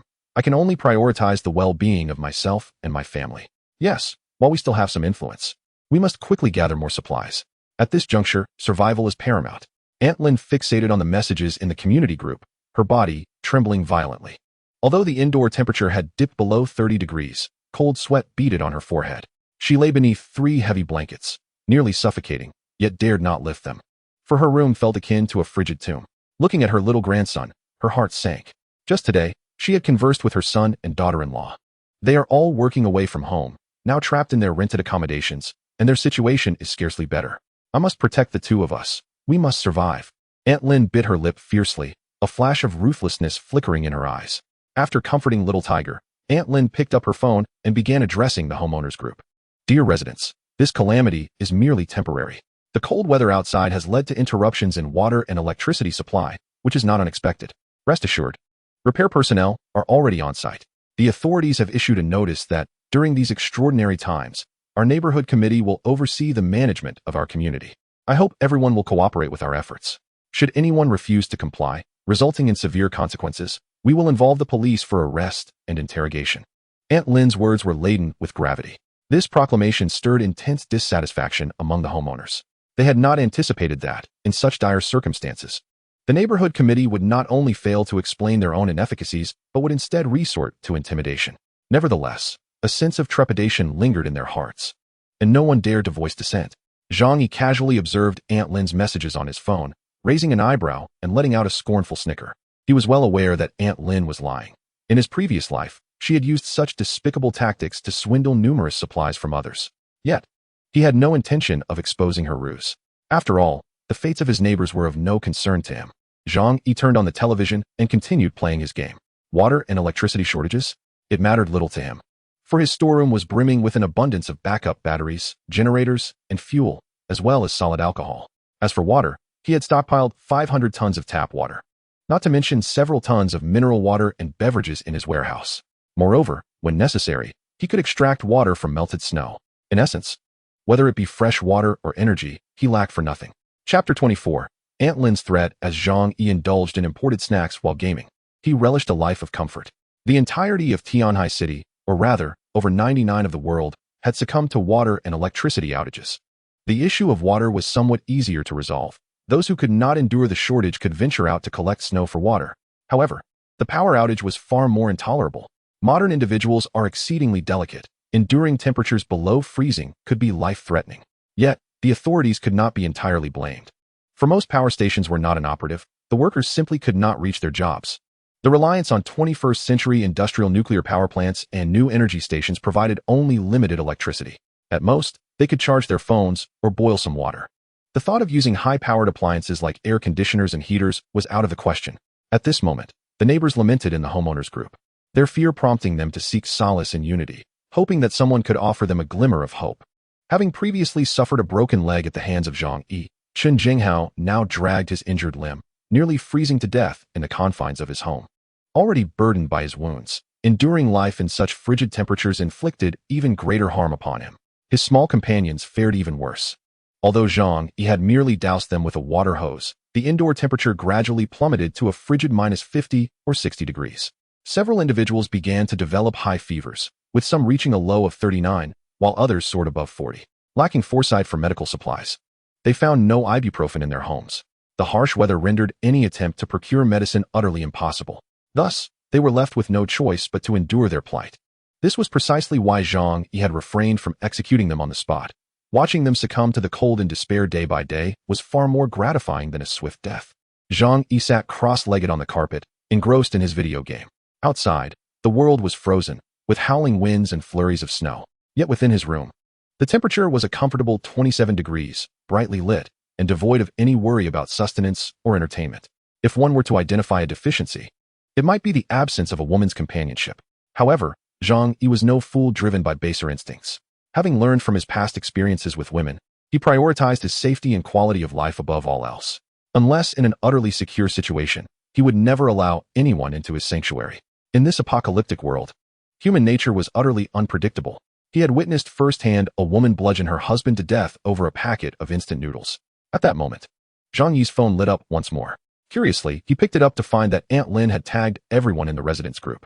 Due to the ongoing blizzard, life had become significantly disrupted for all. To help everyone endure this hardship with dignity, the neighborhood committee would begin collecting supplies from each household for unified distribution. This was an official directive, and compliance from all families was imperative. Otherwise, any household that acted selfishly or defied organizational arrangements would face repercussions. They should not presume their strength could stand against the committee. After all, everyone had their vulnerabilities. Zhang Yi scoffed at this. It was yet another glitch reminiscent of his previous life. Although Aunt Lin, as a member of the community committee, wielded limited power, she still possessed more channels of information than the average person. She had likely been aware of the impending apocalypse long before, as the authorities in Tianhai City had already come to a standstill. After all, she was merely an elderly woman with a secondary education. A discerning mind would quickly recognize the flaws in her statements. Even if the government were to attempt unified control, such directives would never be issued. Nevertheless, with over 50 households residing in their building, there would inevitably be some timid souls who, out of fear, would heed Aunt Lin's call. Zhang Yi had no intention of intervening in the matter. He merely wished to observe the commotion. This sentiment was well understood by the neighbors. Aunt Lin aimed to gather supplies from each household, and theirs was certainly among those targeted. Wang Min remarked, "With the heavy snow blocking our doors, it is utterly impossible to venture out. Every family is barely managing with their own provisions. Is it reasonable to collect and redistribute them?" Another resident, Sun Jichao, added, "Everyone is struggling. It is not easy to set aside food. To confiscate it is rather excessive." Aunt Lin, gritting her teeth, pressed the voice message button emphatically. "The snow disaster will soon pass. There is no need for concern. I merely request a redistribution of supplies. Many families are without food during this time. Are you all so selfish, failing to consider your neighbors? Some households have stockpiled supplies, while others are in dire need. Therefore, those lacking provisions naturally support Aunt Lin's cause. Indeed, we are neighbors. Is it so wrong to assist each other in such times? It's merely food and drink. Under normal circumstances, we could easily afford it. It's just that these past few days are exceptional. This is a decision from the organization. If you do not comply, the consequences will be beyond anyone's capability to bear." In the WeChat group, two factions began to argue. Zhang Yi remained silent, as did the White Lotus, Feng Yuqing, and Lin Caning, for their households still had ample supplies. However, due to their personalities, they would never relinquish what they had. Zhang Yi's desire to watch the spectacle was soon shattered. Though he kept quiet, Aunt Lin proactively sent him a private message. "Xiaozhang, you work at the warehouse, so you must have stocked up on plenty of food and drink, right? I recall you purchased 3 truckloads last time. Now that everyone is in trouble, it's time for you to step up. Rest assured, once the snow disaster passes, we will certainly repay you, and everyone will remember your kindness." Aunt Lin first incited panic among the timid in the group chat, and then began to approach individuals one by one. If she could deceive just one family, she could acquire some supplies to sustain herself and her grandson for a few more days. The warehouse manager at Walmart, Zhang Yi, had also caught Aunt Lin's attention. Chapter 25. A scathing rebuke of the old woman. Zhang Yi scoffed. In his previous life, he had misjudged the severity of the snow disaster. Thinking to do his neighbors a favor, he had shared some of his stockpiled supplies. But what was the outcome? Instead of gratitude, he was perceived as possessing an abundance of provisions. The end result was his door being broken down and his life taken, ultimately becoming sustenance for others. One could say that the old woman surnamed Lin was complicit in his demise in that life. A smirk played on his lips as he lazily sent a voice message. That is splendid. Our supplies have also run out. Aunt Lin, when you gather provisions, do share a bit with me. Aunt Lin, infuriated, erupted into a tirade within her home. Bah, whom do you think you're deceiving? Surely, your family has stockpiled quite a few items. Humph. After spending so many years in the warehouse, I refuse to believe your hands are clean. Her conviction stemmed from the fact that Zhang Yi had previously assisted neighbors in acquiring discounted goods from the Walmart warehouse. For instance, items with damaged packaging and near-expiry foods were sold at remarkably low prices. As an internal employee, he had the privilege of priority purchasing. Occasionally, the warehouse would distribute such items as employee benefits. Aunt Lin's face turned ashen. She clenched her teeth, but remained undeterred. She was convinced that Zhang Yi was a big catch, and if they could pry open his lips, she and her daughter would secure a bounty of supplies, enough to sustain them for at least an extra week. Taking a deep breath, Aunt Lin attempted to adopt a tone that was both gentle and stern as she implored, Xiao Zhang, don't jest with me. Everyone knows you're the supervisor at Walmart's warehouse. Does your family really lack for food and drink? This is an organizational directive, and you must comply. You've contributed to the community, and everyone, including the organization, will remember your good deeds. Be obedient and send all your supplies over to me. Set an example. Zhang Yi picked up a toothpick to rid himself of remnants from the roasted leg of lamb he had for lunch, speaking in a languid tone. I'm not joking. We've run out of everything at home. In these times, even the landlord's family has no excess grain. Aunt Lin, why don't you send me a few packs of instant noodles? As a member of the neighborhood committee, you should set an example and uplift the spirits. Seeing that Zhang Yi was impervious to her pleas, Aunt Lin realized that a softer approach would not suffice. She intensified her tone, her voice dropping to a more somber pitch. Zhang Yi, is it impossible to have a civil conversation with you? Do you think I'm speaking to you on a personal basis? I am representing the organization. Zhang Yi scoffed derisively. Huh, representing the organization? You truly take a feather for a talisman. You're merely a staff member of the neighborhood committee, hardly a civil servant, nor even a formal employee. You can charm the elderly all you like, but don't pretend to be something you're not with me. If you have the capability, feel free to act. I'll be waiting at home. Zhang Yi mercilessly exposed Aunt Lin's true nature. The neighborhood committee staff were merely social workers, lacking formal positions, and certainly not civil servants. Furthermore, Aunt Lin was nothing more than a gopher in their committee, far from being a leader. Of course, even if she were a high-ranking official, Zhang Yi would still disregard her at such a moment. After unleashing a torrent of insults upon Aunt Lin, Zhang Yi decisively hung up the phone and blocked her number. Such a loudmouthed, quarrelsome woman relished in berating others, and he had no time to engage in fruitless arguments with her. His actions left Aunt Lin seething with rage. Zhang Yi had repeatedly opposed her, rubbing her face in the dirt with unabashed contempt. How could she, who considered herself a leader of the community, possibly endure this? Zhang Yi, you wretched creature. I truly wish to see you perish. Aunt Lin shouted in furious exasperation. However, she could only utter a few curses. In fact, she herself was struggling to survive and had no means to truly confront Zhang Yi. She contemplated expelling Zhang Yi from the owner's chat group, but upon reflection, such an action would hardly inflict any real harm upon him. She then considered rallying the group to collectively denounce Zhang Yi. Yet, she realized that this would only expose Zhang Yi's refusal to contribute supplies. If others followed suit, her deceptive schemes would unravel. Regardless, at that moment, she found herself powerless against Zhang Yi. The more Aunt Lin pondered, the more frustrated and distressed she became. Yet, she was at a loss for solutions, compelled to swallow her anger. For her, the immediate priority was to deceive others. She was determined to exploit the situation and seize their supplies before they regained their senses. Over the next 2 days, through a combination of coaxing and intimidation, Aunt Lin successfully extracted supplies from several households. However, not everyone was gullible. In the apocalyptic scenario, individuals instinctively prioritized their own survival and that of their families. Some chose to ignore Aunt Lin, while others, more confrontational by nature, outright scolded her for her demands. When it came to formidable individuals like Chen Zhenghao and Su Hao, she lacked the courage to even approach them. Zhang Yi observed all of this clearly through the surveillance cameras. Nevertheless, he indulged in his own pleasures, deeming it unnecessary to interfere in the affairs of others. By now, it had been 5 days since the onset of the blizzard. Typically, a household would only stockpile enough provisions for 3 to 5 days. However, due to some individuals working at the large warehouse, their supplies were somewhat more abundant. Still, the harshly low temperatures necessitated fuel and food for heating, leading to a quicker depletion of resources. In the ensuing days, a palpable sense of resentment began to permeate the chat group.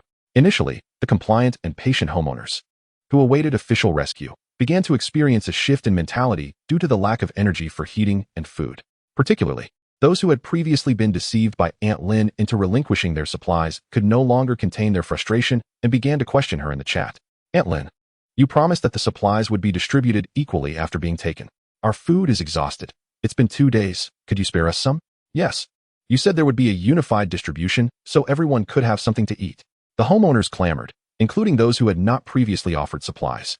Eager to partake in the bounty, she could certainly see these messages, but at that moment, she had no intention of distributing any supplies. In the entire building, only she and Zhang Yi truly understood the unfolding situation. Outside, chaos reigned. Only with supplies could one hope to survive, otherwise, death awaited. Chapter 26, A Dark Turn of Events. The chat group was suddenly filled with affectionate inquiries directed at Aunt Lin. However, the moment she decided to deceive her neighbors, she had long since abandoned any pretense of maintaining her reputation, and she certainly did not care how much they vilified her. However, there were those who coveted the resources she had acquired through deception. Among them was the notorious Qin Jinghao. Although the apocalypse had descended for 5 days, the true state of the outside world remained a mystery to everyone. Thus, the situation had yet to escalate to a desperate struggle for resources. In Zhang Yi's recollections, Qin Jinghao later led a band of followers, pillaging from others and even resorting to murder. Yet, at this moment, he had not yet resorted to seizing the resources from his neighbors. After all, not all individuals of ill repute were devoid of reason. He possessed a modicum of intelligence. Even Zhang Yi, who had once shot off one of his legs, had not attempted to breach Zhang Yi's home without absolute certainty of success. Currently, their supplies had dwindled significantly. Such individuals generally lacked the habit of stockpiling resources at home. While the refrigerator was stocked with beer, it had long since frozen solid. It could neither stave off hunger nor quench thirst without shattering the ice. However, the actions of Aunt Lin piqued his interest. Aunt Lin had previously declared her intent to gather resources for communal distribution. Although he had scoffed at her words, it was now evident that she had obtained a portion of her neighbor's supplies through trickery. This provided him with a legitimate reason to reclaim what was his. Even when the ice thawed and matters came to a head, Aunt Lin, feeling guilty, would not dare to retaliate. Thus, Qin Jinghao picked up his phone and called Aunt Lin. At that moment, she was at home, happily sharing cookies with her grandson, Xiaohu. Instant noodles required waiting for the brief daily power return to boil water. Just then, her phone rang insistently. "Grandma, it's a call," Xiaohu exclaimed, pointing at the phone. Aunt Lin scoffed, her eyes filled with disdain. She surmised it must be from those foolish neighbors who had fallen victim to her schemes. She felt no remorse for those simpletons. In her view, they were merely naive. However, when she answered the phone and saw the caller's name, fear flickered across her face. Qin Jinghao? What could he want from me? Qin Jinghao was notorious far and wide, not only for his numerous underlings, but also for his formidable connections, far beyond what a mere neighborhood committee member like her could contend with. Aunt Lin answered the call. "Hello. Aunt Lin, you've truly outdone yourself, managing to gather everyone's supplies into your hands." Qin Jinghao's voice rang out. Upon hearing the word supplies, Aunt Lin immediately became alert. She cleared her throat and replied, "As a committee member, it is my duty to manage resources for everyone." Qin Jinghao let out a cold laugh. "Well then, we are in dire need of supplies at our home. Please send them over promptly." Aunt Lin's expression stiffened. She had not anticipated that this rogue would come to extort her resources, though she dared not provoke Qin Jinghao. Her desire to ensure her and her grandson's survival made her reluctant to part with what she had acquired. Gritting her teeth, she responded, "I still need to organize these supplies further. Moreover, there are some households that have yet to remit their contributions, thus distribution cannot proceed." Qin Jinghao's patience has begun to wane. This Aunt Lin truly does not seem to grasp the gravity of her situation, attempting to deflect him with such words. He erupted in anger. "You old hag, don't overestimate yourself. Surely, you've pocketed those items for your own gain. Haven to you? Let me be clear. You'd better hand over what is due, or else I shall personally retrieve it." Aunt Lin's face turned pale with fear, trembling and at a loss for words. Typically, she is one to bully the weak and cower before the strong. She was obstinate and overbearing with ordinary residents. Yet, she was utterly unprepared to face someone like Qin Jinghao. Summoning her courage, she stammered, "What do you intend to do? I warn you, do not act recklessly. I am an official of the neighborhood committee." Qin Jinghao laughed even harder, spitting disdainfully, "What utter nonsense. Do you truly think so highly of yourself? If you refuse to comply, I will come to claim what is mine." With that, he hung up the phone. Due to the frigid weather these past few days, he had summoned several of his subordinates to his home. Not only would having more people provide warmth, but many had fallen ill after Zhang Yi doused them with cold water and needed care. Furthermore, as a man of the streets, Qin Jinghao possessed a modicum of foresight. He had sensed that the situation was escalating unfavorably, Thus he gathered his forces. Should the need arise, having a loyal crew would grant him absolute authority. However, with so many people, sustenance was essential. After ending the call, he rallied his men, and together they surged toward Aunt Lin's residence. Chen Jinghao leaned on a mop like a cane, wielding a baseball bat in one hand, storming to Aunt Lin's doorstep with an imposing presence. This scene was unmistakably observed by Zhang Yi through the surveillance cameras. "Oh, it seems a dog-eat-dog scenario is about to unfold," Zhang Yi remarked with a grin. Merely 5 days into the apocalypse, he was pleasantly surprised by such an entertaining spectacle, especially as both parties were individuals he thoroughly despised. His spirits were notably elevated. Suddenly, he recalled the naive neighbors who had been duped by Aunt Lin. Drawing from his memories of a past life and his understanding of these neighbors, he surmised that even after this incident, others would inevitably fall victim to her schemes. Unfortunately, humans are prone to wishful thinking, and due to millennia of Confucian ideology, the people of Huahua instinctively choose to obey Aunt Lin, who represents the neighborhood committee. Thus, they would be systematically exploited by her. Zhang Yi stroked his chin, pondering the potential reactions if he shared this unfolding drama in the group chat. A wicked smile crept across his lips. It promised to be exceedingly entertaining. He pressed the record button. Upon arriving at Aunt Lin's home, Chen Jinghao began vociferously demanding that she open the door.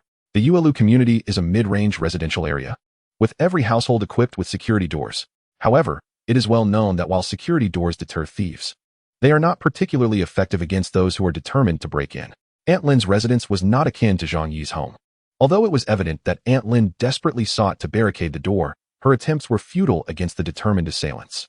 Armed with baseball bats and steel rods, they forcefully shattered the lock with alarming ease, revealing their familiarity with such malevolent acts. Once the lock was breached, the table and sofa that Aunt Lin had employed as makeshift barriers offered no resistance whatsoever. Through the surveillance camera, Zhang Yi witnessed the terror etched across Aunt Lin's pale face. Chapter 27. A vicious kick to Lin Xiaohu. Soon after, Zhang Yi was horrified by Aunt Lin's blood-curdling screams.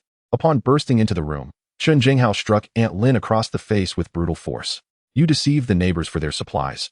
I am merely delivering justice," he proclaimed, laughing heartily. Aunt Lin collapsed to the ground, dazed and unable to utter a word.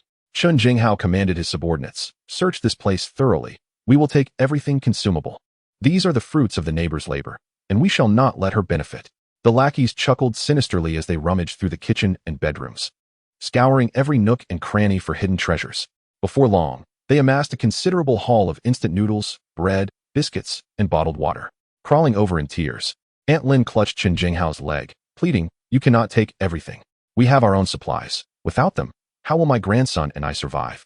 Chen Jinghao glared at her disdainfully, scoffing, "That is none of my concern. Get lost." With that, he delivered a fierce kick, connecting squarely with Aunt Lin's face. A piercing scream escaped her lips as she fell backward. At that moment, a voice erupted from the bedroom. "You filthy scoundrels, get out." It was Lin Xiaohu, Aunt Lin's grandson, who, upon discovering that his secretly hidden chocolate biscuits had been uncovered, was consumed by rage. In a fit of fury, he brandished a fruit knife from the drawer and stabbed it into the rear of a small thug. In such frigid conditions, any injury could prove fatal. The thug yelped in pain, turning to confront the child who had dared to attack him, his eyes blazing with fury. "If word of this gets out, how will I ever show my face again?" He fumed, incensed. Enraged, the thug unleashed a powerful kick towards Xiaohu's abdomen, a force far beyond what a mere 6-year-old could withstand. With a shriek, the child was propelled into the air, crashing against the wall and crumpling to the ground like a discarded rag. There is a saying that likens striking someone to hanging a painting, and this scene epitomized that expression perfectly, eliciting boisterous laughter from Chen Jinghao and his cohorts. "Ha! Old Five, when did you master such formidable kicking skills?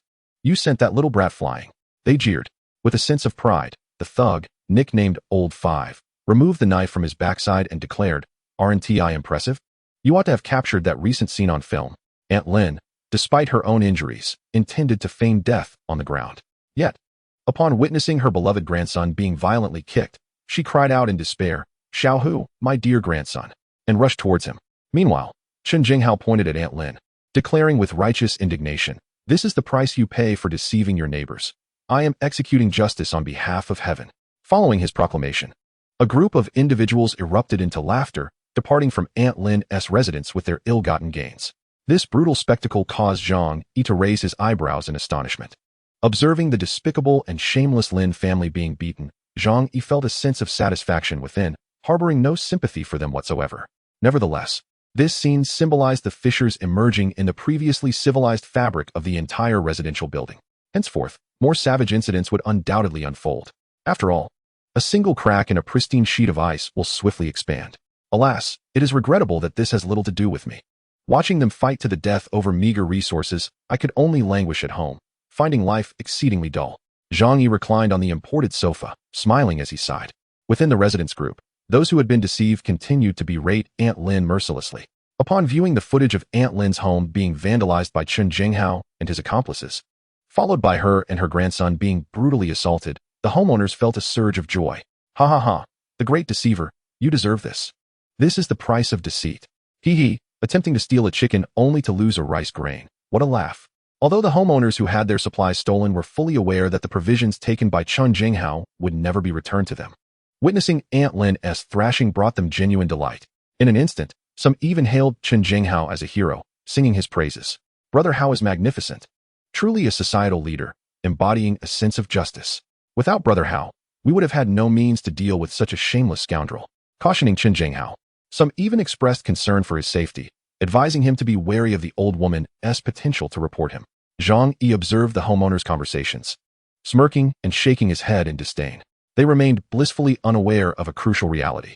If Chen Jinghao could invade Aunt Lin's home to rob her today, then one day, he could similarly trespass into their homes. As despair over the external world gradually enveloped the populace, such events would inevitably escalate. However, the fact that the homeowners could still engage in lively discussions within the group indicated a certain level of resources remained in their possession. The majority of households did not suffer as direly as they claimed. Many residents of Yuelu community worked in warehouse districts, accustomed to stockpiling supplies at home. Even those not employed in such areas would procure discounted goods through various channels to store at home. Therefore, even though it was exceedingly challenging for everyone to secure adequate food and warmth at present, in his previous life, Zhang Yi managed to endure for an entire month before being overwhelmed by his starving neighbors, who stormed his door and literally feasted upon him. The principle of hiding one's wealth is well understood by all. The reason everyone feigned poverty was to avoid having others solicit supplies from them. Naturally, they were merely struggling to survive. The notion of quality of life was utterly irrelevant to them at that moment. Zhang Yi ceased to pay attention to the messages in the chat group. He retrieved a target from the otherworldly space and affixed it to the wall. Then, he picked up his hand crossbow and compound bow, commencing his practice of shooting skills. Even though his safe haven was as impenetrable as a fortress, one could not afford to be complacent in a post-apocalyptic world. Only through relentless daily practice of survival skills could one hope to endure until the end. Moreover, practicing shooting served as a commendable form of entertainment for Zhang Yi. As for marksmanship, he deemed it unnecessary to practice, possessing a membership card for a shooting association. He was familiar with the operation of firearms. While he could not claim to be an expert marksman, merely holding a gun was an immense deterrent. Chapter 28. A pack of instant noodles costs 2,000. Aunt Lin was robbed of her supplies by Chen Jinghao, and she and her grandson, Xiao Hu, were severely beaten. The old woman, despite her struggle to hold on to her last breath, could still manage to move. However, her 6-year-old grandson, Xiao Hu, had been brutally kicked in the stomach by Chen Jinghao's henchman, Xiao Kalami. A child of such tender age could not withstand such a blow, and his internal organs were severely affected. In her despair, she could only plead for help in the homeowners group, hoping someone might assist in saving her grandson. Yet, due to her previous deceit in acquiring supplies, the others harbored a strong aversion towards her, and no one was willing to lend a hand. Whoa, I know I was wrong before, but my grandson is innocent. He is just a child. Please help him. Aunt Lin cried out in desperation within the group, her voice filled with hopelessness. Yet, none of the homeowners showed her any sympathy. Instead, some began to mock her. Who knows if this time is the truth or another lie? Exactly. Besides, we are not doctors and lack the ability to help you. If you hadn't deceived everyone for supplies, would Brother Hao have beaten your grandson? Ultimately, it was a predicament of her own making. Aunt Lin, overwhelmed with grief, sobbed. Every fault rests with me. If only you could save my grandson, I would bow to you in gratitude. At that moment, a woman named Zhou Kuger sent a message. Let me take a look at the child. However, I cannot guarantee I can save him. Upon seeing Zhou Kuger's message, an image of a tall, proud woman with a long ponytail immediately surfaced in Zhang Yi's mind. Zhou Kuger was a doctor at the First People's Hospital of Tianhai City. In his past life, she had utilized her medical knowledge to save many lives, standing out as one of the few good souls among the neighbors. Typically aloof and reticent in the homeowners group, she had only stepped forward to speak up upon realizing that Xiao Hu's life was in peril. At this moment, Aunt Lin recalled that there was a doctor in the community and hurriedly sent her child over with countless expressions of gratitude. After half an hour, her anxious voice sounded again in the group chat. Does anyone have hemostatic agents, shock medications, or antibiotics? My little tiger needs surgery. I implore you all for assistance. I bow to you. Little Tiger was gravely injured. The blow had ruptured his liver. Although Zhou Kuer was a doctor, her home lacked such medical supplies. The homeowners, upon hearing Aunt Lin's plea, merely chuckled in silence. Who would keep such medications at home? Qin Jinghao even mocked her in the group, asking, how do you bow? Do you do it in the chat? A wave of laughter flooded in response. Aunt Lin's voice trembled with desperation. If you can help, I will bow right now. Zhang Yi raised an eyebrow. Strangely enough, he had all those medications in his alternate space. However, he would never offer them to save Little Tiger. Firstly, in this apocalyptic world, medicine was as vital as food, and he did not wish to expose himself. Secondly, he truly despised Aunt Lin and her spoiled child. Moreover, with such severe injuries, even if he managed to save the boy, survival through the harsh winter would be improbable. It was better to keep the medicines for his own use. No matter how much Aunt Lin pleaded in the group chat, no one stepped forward to assist her. After a long while, Dr. Zhou Kuer finally sent a message stating that she had temporarily stabilized Little Tiger's condition. But it was merely an emergency measure that would not last long. He needed to be taken to the hospital for surgery to survive. She also mentioned that she could assist with urgent medical issues if anyone needed help. The response was an avalanche of flattery. Even Qin Jinghao and the wealthy Su Hao were eager to praise Dr. Zhou for her kind-heartedness. Previously, the community had been indifferent towards the aloof female doctor. But in times of fear, everyone was eager to curry favor with her. Zhang Yi remained silent in the chat, quietly observing the unfolding situation. In recent days, Fang Yuqing had not contacted him. Zhang Yi relished the tranquility, yet he knew that this white lotus would soon come seeking his help. Her current silence was merely a facade to maintain her fragile vanity. She had always believed herself to be above men, unwilling to bow down unless they were wealthy. But what about in the future? Heavy snow continued to fall, completely submerging the first floor. Now, leaving the community was not an option. Even reaching the gate meant confronting snowdrifts several meters high. The depletion of supplies was inevitable. At that point, given her temperament, the White Lotus would undoubtedly come to Zhang Yi for assistance. A week had passed since the onset of the apocalypse. 7 days may not seem long, but for those enduring the bitter cold, confined to their homes, it felt longer than 7 years. Initially, their hearts were still filled with hope. By now, nearly everyone has come to terms with reality. The likelihood of awaiting rescue at home has dwindled to almost nothing. Through the internet, they have learned that the world is grappling with an unprecedented snowstorm, a calamity not seen in hundreds of thousands of years. Entire cities have been submerged in the relentless blizzard, with some northern locales experiencing temperatures plummeting to over 100 degrees below zero, leading to widespread inundation. Despite the authorities attempting to promote unity and mutual assistance through limited channels, the icy desolation outside has cast a pall of despair over the populace. The scarcity of essential supplies has exacerbated the already dire situation. Lin Dema's household had been completely ransacked by Qin Jinghao, leaving her grandson languishing on the brink of death in bed, plunging her into a state of madness. She frantically clamored in the community chat, claiming to be a leader of the neighborhood committee and demanding that everyone turn over their supplies to her. Yet, the community had grown wise. No one paid her any heed. Suddenly, a message from Xieli Mei, a mother residing on the 12th floor, pierced through the silence of the group. Is there anyone with food? My child and I haven't eaten for 2 days. I can pay a premium. This message catalyzed a subtle shift within the homeowners' chat. Previously, many had believed that the disaster would soon pass, that the city would reopen.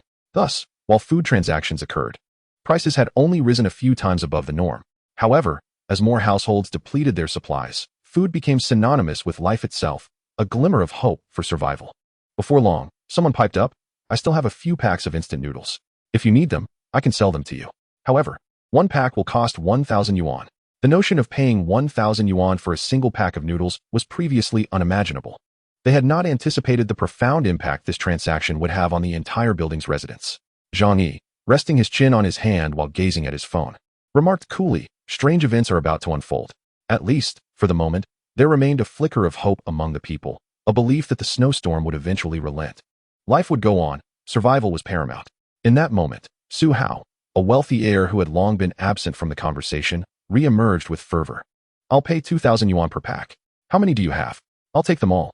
Chapter 29, the 10th day. Su Hao's proclamation ignited a frenzy within the chat. What? 2,000 yuan for a pack of noodles? Did I hear that correctly?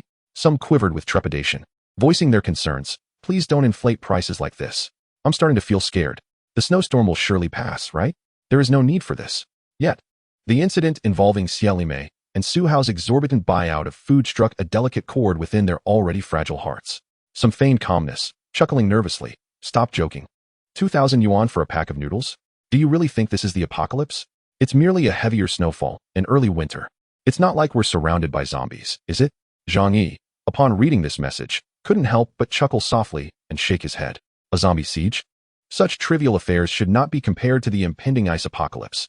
Though zombies may invoke terror, they remain within the realm of human capability to combat. Yet, when confronted with the cataclysms of nature, humanity appears as diminutive as mere insects against the vast forces of the universe. Little do they realize the magnitude of the calamity that awaits them. Su Hao boisterously declared in the group chat, "Don't concern yourselves with so much. I am wealthy enough to buy peace of mind, aren't I? If you're willing to sell, message me privately. If not, so be it." Su Hao feigned indifference. But Zhang Yi discerned the facade. The bravado was a thin veil for his growing trepidation.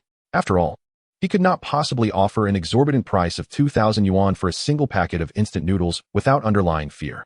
This predicament is not difficult to comprehend. Although Su Hao possessed immense wealth, with a fortune in the billions, the reality of the apocalypse rendered him incapable of even indulging in the luxuries of his affluent lifestyle, let alone ordering takeout. The wealthy may not always be virtuous, yet they are certainly not foolish. Recognizing the gravity of the crisis, Su Hao commenced purchasing supplies from his neighbors at inflated prices. Mother Xiao Mei exclaimed in distress, "How can you do this? Our family has nothing to eat. Buying food is a matter of life and death." Su Hao replied bluntly, "I am not robbing you. I simply offer a higher price. It is their choice whom they wish to sell to. Do you have any say in this?" Seeing Su Hao's indifference, Xiao Mei turned to the group, pleading, "Please, someone help us. My daughter is only 9 months old. Without food, I cannot produce milk for her. We will starve." In the homeowners group, her words were met with a chilling silence. At this moment, the selfish nature of humanity was starkly illuminated. Su Hao was offering 2,000 yuan for a packet of noodles, while Xiao Mei's proposed price was merely half that. It is essential to note that the average wage in Tianhai City hovers around 5,000 yuan. Who would willingly part with their hard-earned supplies for a paltry sum? Many had already begun to privately converse with Su Hao, initiating negotiations. Xiao Mei seemed to grasp the shift in atmosphere and continued to beseech the group for assistance. Yet, not a single voice arose in her support. Not even a solitary soul offered her solace. After all, uttering a word might lead Xiao Mei to perceive them as compassionate, subsequently clinging to them for aid. This helpless mother, frantic with despair, wept uncontrollably. With an 8-month-old child in her care, she struggled to tend to her own needs, let alone those of an entirely dependent infant. Zhang Yi's mind drifted back to memories of Xiao Mei from his previous life. His impression of her was not particularly vivid, as she had always presented herself as the fragile mother seeking sympathy to barter for resources and survive. However, one peculiarity lingered in his recollection. Both she and her daughter had managed to thrive until later stages. Contemplating this, a glimmer of insight sparkled in Zhang Yi's gaze. The woman is far from being as simple as she appears. Beneath all the pink facades lies a darkness. It is highly probable that she benefited from her own demise. Zhang Yi understands that in this apocalyptic world, a saintly heart can be a fatal flaw. Thus, he remains silent, choosing instead to observe Xiao Mei with a cold gaze. The death toll in this dystopia is overwhelming, and he is solely focused on his own survival. As for others, their demise is of little concern. Nevertheless, Xiao Mei's lamentations eventually bear fruit. Uncle Yu, the security guard, softens and agrees to share some provisions with her. Xiao Mei expresses her immense gratitude, vowing to never forget his kindness. Through surveillance, Zhang Yi discovers that Su Hao has leveraged his financial power to acquire supplies from numerous neighbors. While the quantities are not substantial, they will suffice for him and his girlfriend to endure for several weeks. Zhang Yi scoffs, remarking that this is merely the last flicker of money's influence in a world gone awry. It won't be long before people realize that as resources dwindle, currency will turn to worthless paper, and supplies will reign supreme. When that time arrives, countless individuals will regret their past transactions. Indeed, Su Hao has set a troubling precedent within the community, given that many owners within the 25 apartment blocks are friends and colleagues. His extravagant purchases have affected everyone around him. Once he established a high price for supplies with actual cash, the scarcity of resources became apparent to all. Each individual tightened their grip on what little provisions they possessed. At the onset of the snow disaster, some would still amicably share and trade with neighbors. But now they have become more miserly than ever. Even when approached by their closest friends for a morsel, they concoct various excuses to refuse. On the 10th day of the icy apocalypse, at Fong Yuqing and Lin Canon's residence, their supplies have nearly run dry.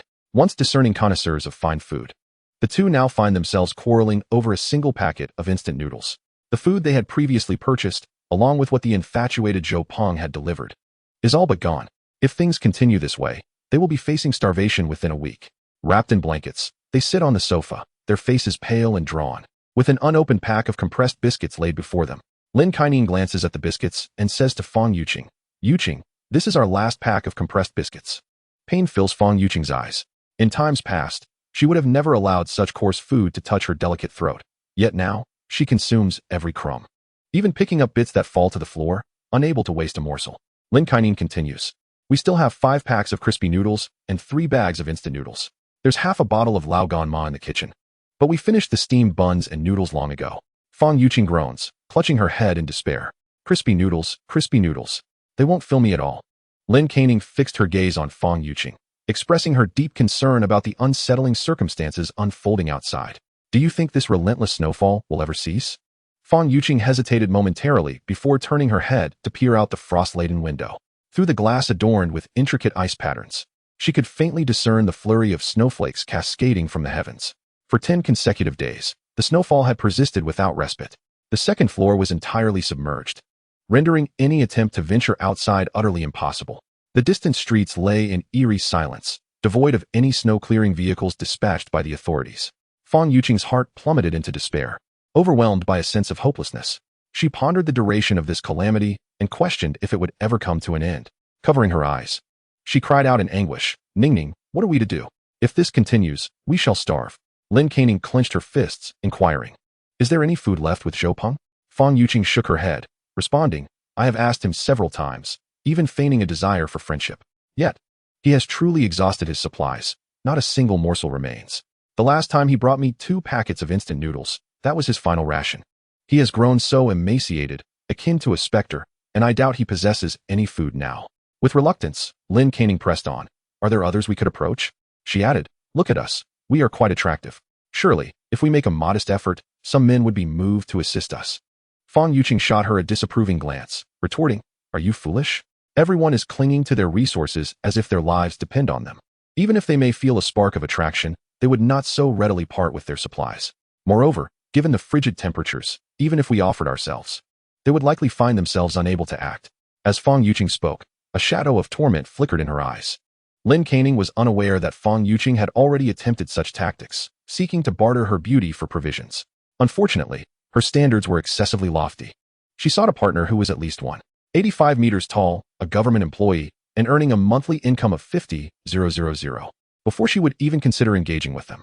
The result was that even the 60-year-old neighbor had remarked, "You arrived too late. Had you come a fortnight earlier, I might have been able to oblige." Lin Kaining bit her lip, gripped by fear herself. As a woman of modest beauty, she had intended to rely on her allure as a final means of survival. Yet, the biting cold proved to be an effective deterrent to any such endeavors. Suddenly, a memory of a man surfaced in her mind. Turning to Fong Yuqing, she exclaimed, "Oh, Yuqing, have you forgotten about your devoted admirer?" Fong Yuqing, well aware of whom Lin Kaining referred to, pursed her lips defiantly and declared, "Humph, that insufferable man. Unless he comes to me on his knees seeking my forgiveness, I shall not reach out to him." Previously, she had approached Zhang Yi on several occasions, hoping to offer him an opportunity to bring her supplies and win her favor. However, Zhang Yi's demeanor had been excessively aloof, even going so far as to send her provocative photos. This left Fong Yuqing exceedingly vexed, and she vowed to compel Zhang Yi to come forth and attend to her whims. Yet, if she were to initiate contact herself, would it not obliterate her aloof goddess persona? No, such a degradation was utterly intolerable for Fong Yuqing. Should her image be tarnished? How could she ever hope to attract a wealthy heir in the future? Lin Kaining remarked, "Have you forgotten that Zhang Yi's family had hoarded a considerable amount of food? Even after a month, it must surpass that of an ordinary household. As soon as you reach out to him, he will undoubtedly agree to deliver provisions to you immediately." Upon hearing about food, Fong Yuqing felt a flicker of temptation. However, she hesitated, saying, "But when I sought him out before, he was so indifferent." Lin Kaining replied, "You fool. He likely believes he is unworthy of you, which is why he has chosen to withdraw. After all, you had also been somewhat aloof with him not long ago." Fong Yuqing's excitement surged. Wasn't it all his own doing? He was merely a petty bourgeois, yet he pretended to be a wealthy heir, causing her to squander so much emotion in vain. Lin Canning chuckled. Yet now he serves as a quality backup. The essence of a backup is to be utilized when needed, is it not? Just extend him a hint of kindness and reignite the spark of hope within him. Then he will be at your beck and call. Chapter 31. Zhang Yi's family is affluent. The White Lotus cries in greed. After contemplating Lin Canning's counsel, Fang Yuqing found it quite reasonable. The most compelling reason was her overwhelming hunger. Just the thought of the images Zhang Yi had sent her, the steaks, the Australian lobster, and the delicate fruits, made her mouth water. All her pretenses could be temporarily set aside for a taste of that food, to ease the monotony of the long, tedious hours. Her phone chimed. Zhang Yi picked it up and saw it was Fang Yuqing. A smirk of amusement crept across his lips. This woman, that meager pride of hers had finally crumbled. He opened the voice message and immediately heard Fang Yuqing's quivering, charming voice. Oomph, Zhang Yi, you wretched little brother. You haven't spoken to me for so many days. You truly are despicable. It was merely a few days ago that I said a couple of words to you, but I regretted it then. However, as a girl, it's not proper for me to make the first move. You, wretched brother, have no idea how to be considerate. As a scheming beauty, Fang Yuqing was quite adept at playing the coy and cute card. Otherwise, in her past life, she would not have successfully bewitched Zhang Yi so thoroughly. I must say, upon hearing her sultry voice, Zhang Yi felt a weakness in his resolve. He clenched his teeth. If it weren't for his knowledge of her venomous heart, he might have succumbed to her charms. Recently, he had been unwell, likely due to an illness, and had been too lethargic to check WeChat. Hearing this, Fang Yuqing immediately inquired, "You're ill? Have you caught a cold?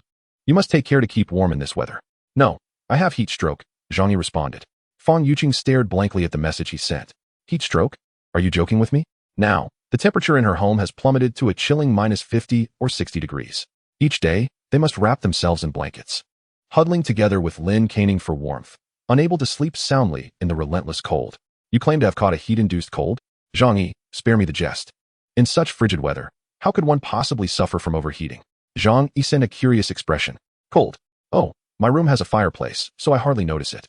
This thing burns so fiercely that it makes the room uncomfortably warm. Perhaps I inadvertently fell ill after dozing in front of the fire a few days ago. As he spoke, Zhang Yi snapped a photo of the roaring fireplace with his phone. In the picture, his bare legs were captured alongside the mountain of snacks strewn across his coffee table, remnants of lamb chops and chicken legs included. He then sent the photo to Fang Yuqing. Upon seeing the image Zhang Yi had sent, if the previous photos had merely stirred a pang of envy within her, this one ignited a fiery jealousy in her eyes. A fireplace. This is the ultimate device for warmth. Even in the distant north, having one of these at home renders exterior temperatures of -30 degrees inconsequential. Its heating capacity surpasses that of radiators, as it allows for immediate warmth nearby. Fang Yuqing had nearly lost all sensation in her body from the cold over the past 10 days. Just a few days ago, she and Lin Canning had burned a chair for warmth in their room, although it only provided a fleeting warmth for a mere 10 minutes. The intense heat of the flames had moved her to tears. However, there were hardly any burnable items left in the house. After consuming everything, she could only reminisce about that feeling. Who would have thought that Zhang Yi possessed such a luxurious item as a fireplace in his home? Tianhai City, being a southern city, rarely requires down jackets even in the depths of winter. Which household would install a fireplace indoors? Fang Yuqing had no time to ponder this question. Her eyes were glued to the photo, her mind consumed by a singular desire, to visit Zhang Yi's home. Observing Zhang Yi's carefree posture with his bare legs and the abundant spread of food on the table, he had become Fang Yuqing's greatest hope. Lin Canning, curled up in a blanket beside her, noticed the shift in Fang Yuqing's expression. Leaning in for a closer look, she quickly became astounded, exclaiming, "My heavens! This photo can't be real. How could anyone live so comfortably at a time like this? This is practically paradise." Fang Yuqing suddenly had an epiphany. Indeed, everyone else was suffering from hunger and cold at home. What right did Zhang Yi have to live so comfortably? Perhaps this photo, along with the previous ones, was fabricated. She had a sudden inspiration and decided to video call Zhang Yi. The truth would be evident with just one glance. Lin Canning also leaned in, fixated on the screen. Upon seeing the call invitation, Zhang Yi wore a somewhat mocking expression. He was eager to witness the humble plea of this white lotus flower. If he could not witness her despair, how could he ever reconcile with the tragic end of his past self? He reached out to connect the call. As soon as the line was established, both parties beheld each other's circumstances. Zhang Yi had just completed his workout, languidly reclining on the sofa with his upper body bare. The room was brilliantly illuminated, with fitness equipment arranged behind him, and a considerable amount of groceries could be discerned in the kitchen. Occasionally, he would indulge in preparing meals for himself, treating it as a leisurely pursuit. Thus, the kitchen casually housed several boxes of dried scallops, fish maw, and abalone. Alongside instant noodles and upscale canned delicacies, such as caviar and truffles. For him, these were mere snacks to savor occasionally. However, for the two women on the other end of the call, they represented the epitome of culinary dreams. In stark contrast to Zhang Yi's comfortable demeanor, Fang Yuqing and Lin Canning appeared quite disheveled. Wrapped in thick blankets, they struggled with the frigid temperatures, rendering many cosmetics unusable, which resulted in a rather haggard appearance, lacking their usual refinement. Upon seeing Fang Yuqing, a flicker of disappointment crossed Zhang Yi's eyes. The goddess he had once fervently pursued appeared rather unremarkable in her natural state. Barely a 6 at best. Reflecting on his past obsession with Asian sorcery, he inwardly cursed, "Damn it." The two women failed to notice Zhang Yi's expression, as their attention was entirely captivated by the contents of his home. His bare torso indicated that the indoor temperature was undoubtedly quite pleasant. The bright lights, in a time when they could barely afford an hour of electricity daily, were unimaginable to them. After all, regulations prohibited the use of high-power appliances, or else they faced mandatory power cuts. Particularly, the mountainous pile of food in the kitchen made the two women, who had been subsisting on ration supplies for far too long, gaze in envy. Through the video call, Fang Yuqing and Lin Canning were exposed to Zhang Yi's current lifestyle. The pleasant warmth and abundance of food left them utterly dumbfounded, akin to witnessing paradise. They could hardly fathom that, 10 days after the apocalypse, someone could still live so comfortably. Zhang Yi casually inquired, "How have you been lately? It seems you've both lost weight. Congratulations." Fang Yuqing and Lin Canning felt an urge to curse. Did they wish to slim down? It was all due to hunger. Now, they dared to consume only a single packet of instant noodles each day, lest their supplies be entirely depleted. Lin Canning's eyes fixated greedily on the food in Zhang Yi's home, as she swallowed hard and remarked, "Zhang Yi, how is it that you have so much food? Did you stockpile during our last shopping trip?" Zhang Yi glanced at the kitchen and replied nonchalantly, "Oh, that? It's just junk food. I eat a bit when I'm too lazy to cook. Generally, I hardly move much." Zhang Yi spoke nothing but the truth. In his alternate space, delectable treats piled high, for he had ordered an abundance of exquisite cuisine from various esteemed restaurants. Moreover, regarding the vast resources contained within the Walmart warehouse, which amount to hundreds of billions, there are indeed over 100,000 varieties of food. His nonchalant remark, however, struck Rainey and Lin Kai-ning as nothing short of ostentatious display of wealth. After all, a single pack of instant noodles has been inflated to a staggering price of 2,000 yuan in their owner's group. Zhang Yi could clearly observe their throats twitching, evidently struggling to swallow their saliva. Yet, he chose to remain silent, relishing the longing glances in their eyes. "Zhang Yi, your family has an abundance of food. How impressive.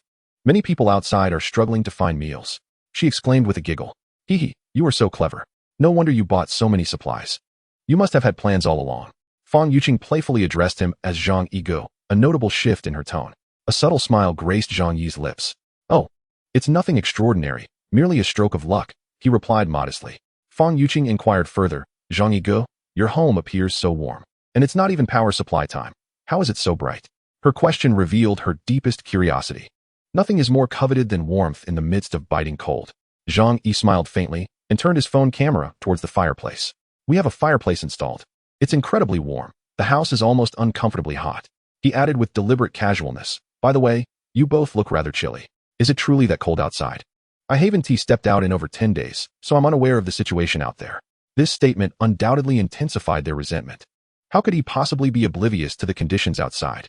Merely observing the discussions in the owner's chat group reveals the desolation of others and the severe temperatures they endure. Fang Yuqing and Lin Kai-ning seethed internally, aware that Zhang Yi was intentionally flaunting his circumstances. However, they could hardly bear the fact that he resided in such a paradise. He possessed the privilege to indulge in such displays. Fang Yuqing found herself consumed by a singular thought: to move into Zhang Yi's home. Given his situation, it was clear that his household was brimming with provisions. Coupled with the warm atmosphere, who could resist such an allure? She swiftly donned a guise of vulnerability, fluttering her eyelashes and sweetly uttering, "Zhang Yi Go, you are so remarkable. I truly admire you. May I come to your house for a visit? It's been so long since I last saw you, and I miss you dearly." Fang Yuqing felt confident that this approach would be effective. After all, she had previously relied on this tactic to command the attention of many admirers surrounding her.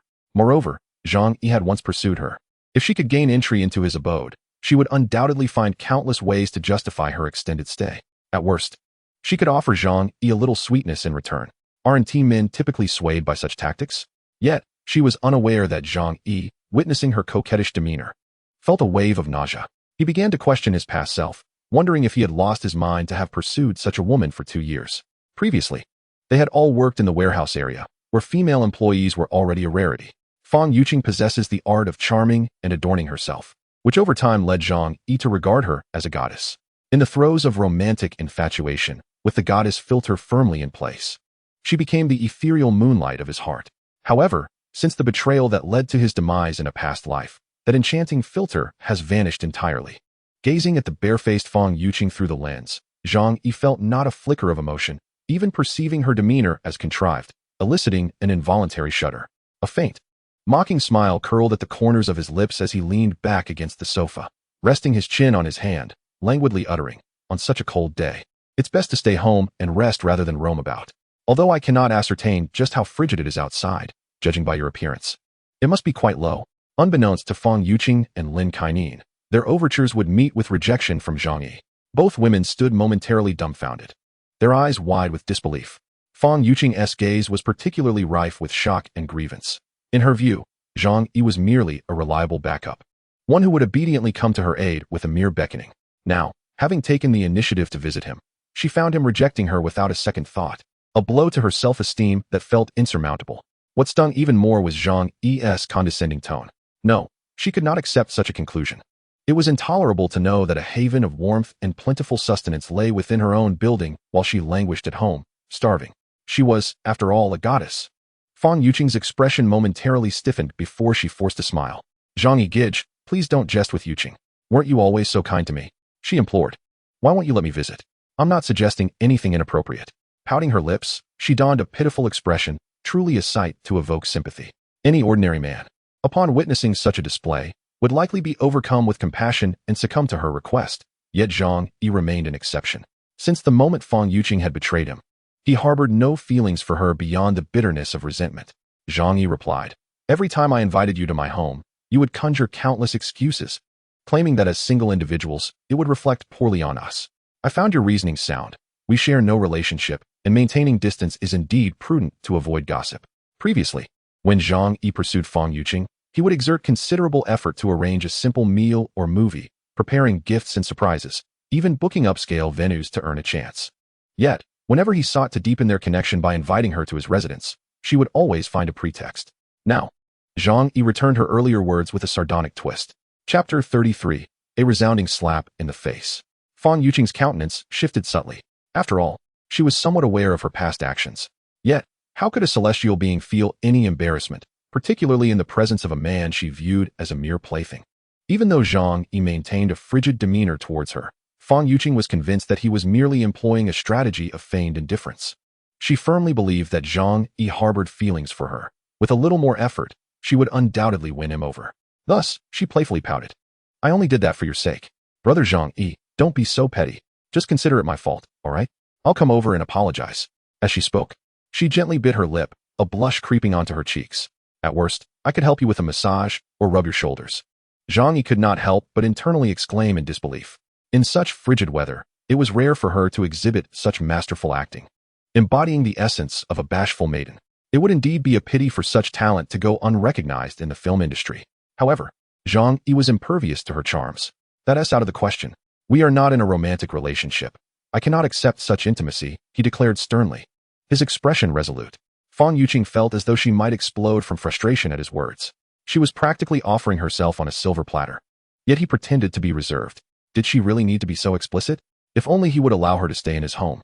The benefits would be plentiful. Perhaps even escalating their relationship wasn't entirely out of the question. She sensed that her words had perhaps not been clear enough. In her quest for a blissful life within Zhang Yi's abode, she disregarded Lin Kainen's presence, boldly stating, "Brother Zhang Yi, I've always had a special fondness for you. Considering a relationship in the future isn't out of the question, right? After all, feelings develop over time." With that, she feigned shyness, covering her face as she exclaimed, "Oh dear, how embarrassing. How much more explicit must I be?" Her bashful demeanor, coupled with her coy glances, undeniably possessed an alluring quality. Had it been the Zhang Yi of yore, he would have been swept away in a moment of passion, instantly inviting her into his home. One must admit, not everyone can master the art of being an enchanting temptress. Such proficiency requires years of dedication. Zhang Yi, however, was rapidly contemplating in his mind whether to allow Fang Yuqing, this seemingly innocent flower, into his sanctuary. Let there be no misunderstanding. He was no saint. He simply felt that having pursued her for 2 years in the past, if he were to engage with her now, it might serve as a fitting closure to their history. Yet, the thought was fleeting and swiftly dismissed. In a time of apocalypse, any potential risk must be eradicated. Thus, he resolved not to open his door to anyone, safeguarding his fortress-like home. Survival was paramount. Zhang Yi chuckled coldly, his gaze towards Fang Yuqing laced with mockery. Fang Yuqing, have you misinterpreted something? Leaning closer to the lens, he added with a teasing smirk, you don't think I have feelings for you, do you? For a self-assured temptress. That remark carried a weighty impact. Indeed, upon hearing these words, Fang Yuqing's expression instantly darkened. Lin Kainan, who stood nearby, covertly glanced at her, a trace of barely discernible delight shimmering in her eyes. Truly, best friends can often be akin to plastic sisters, outwardly concerned for your well-being, yet secretly relishing your misfortune. Fang Yuqing demanded, Zhang Yi, what do you mean by that? Weren't you once infatuated with me? Zhang Yi scoffed, do not misunderstand. While you possess a certain allure and are indeed a beautiful young lady, I never intended to pursue a romantic relationship with you. At most, it was merely a fleeting amusement. What gives you the audacity to assume I am desperately chasing after you? Zhang Yi appeared almost amused.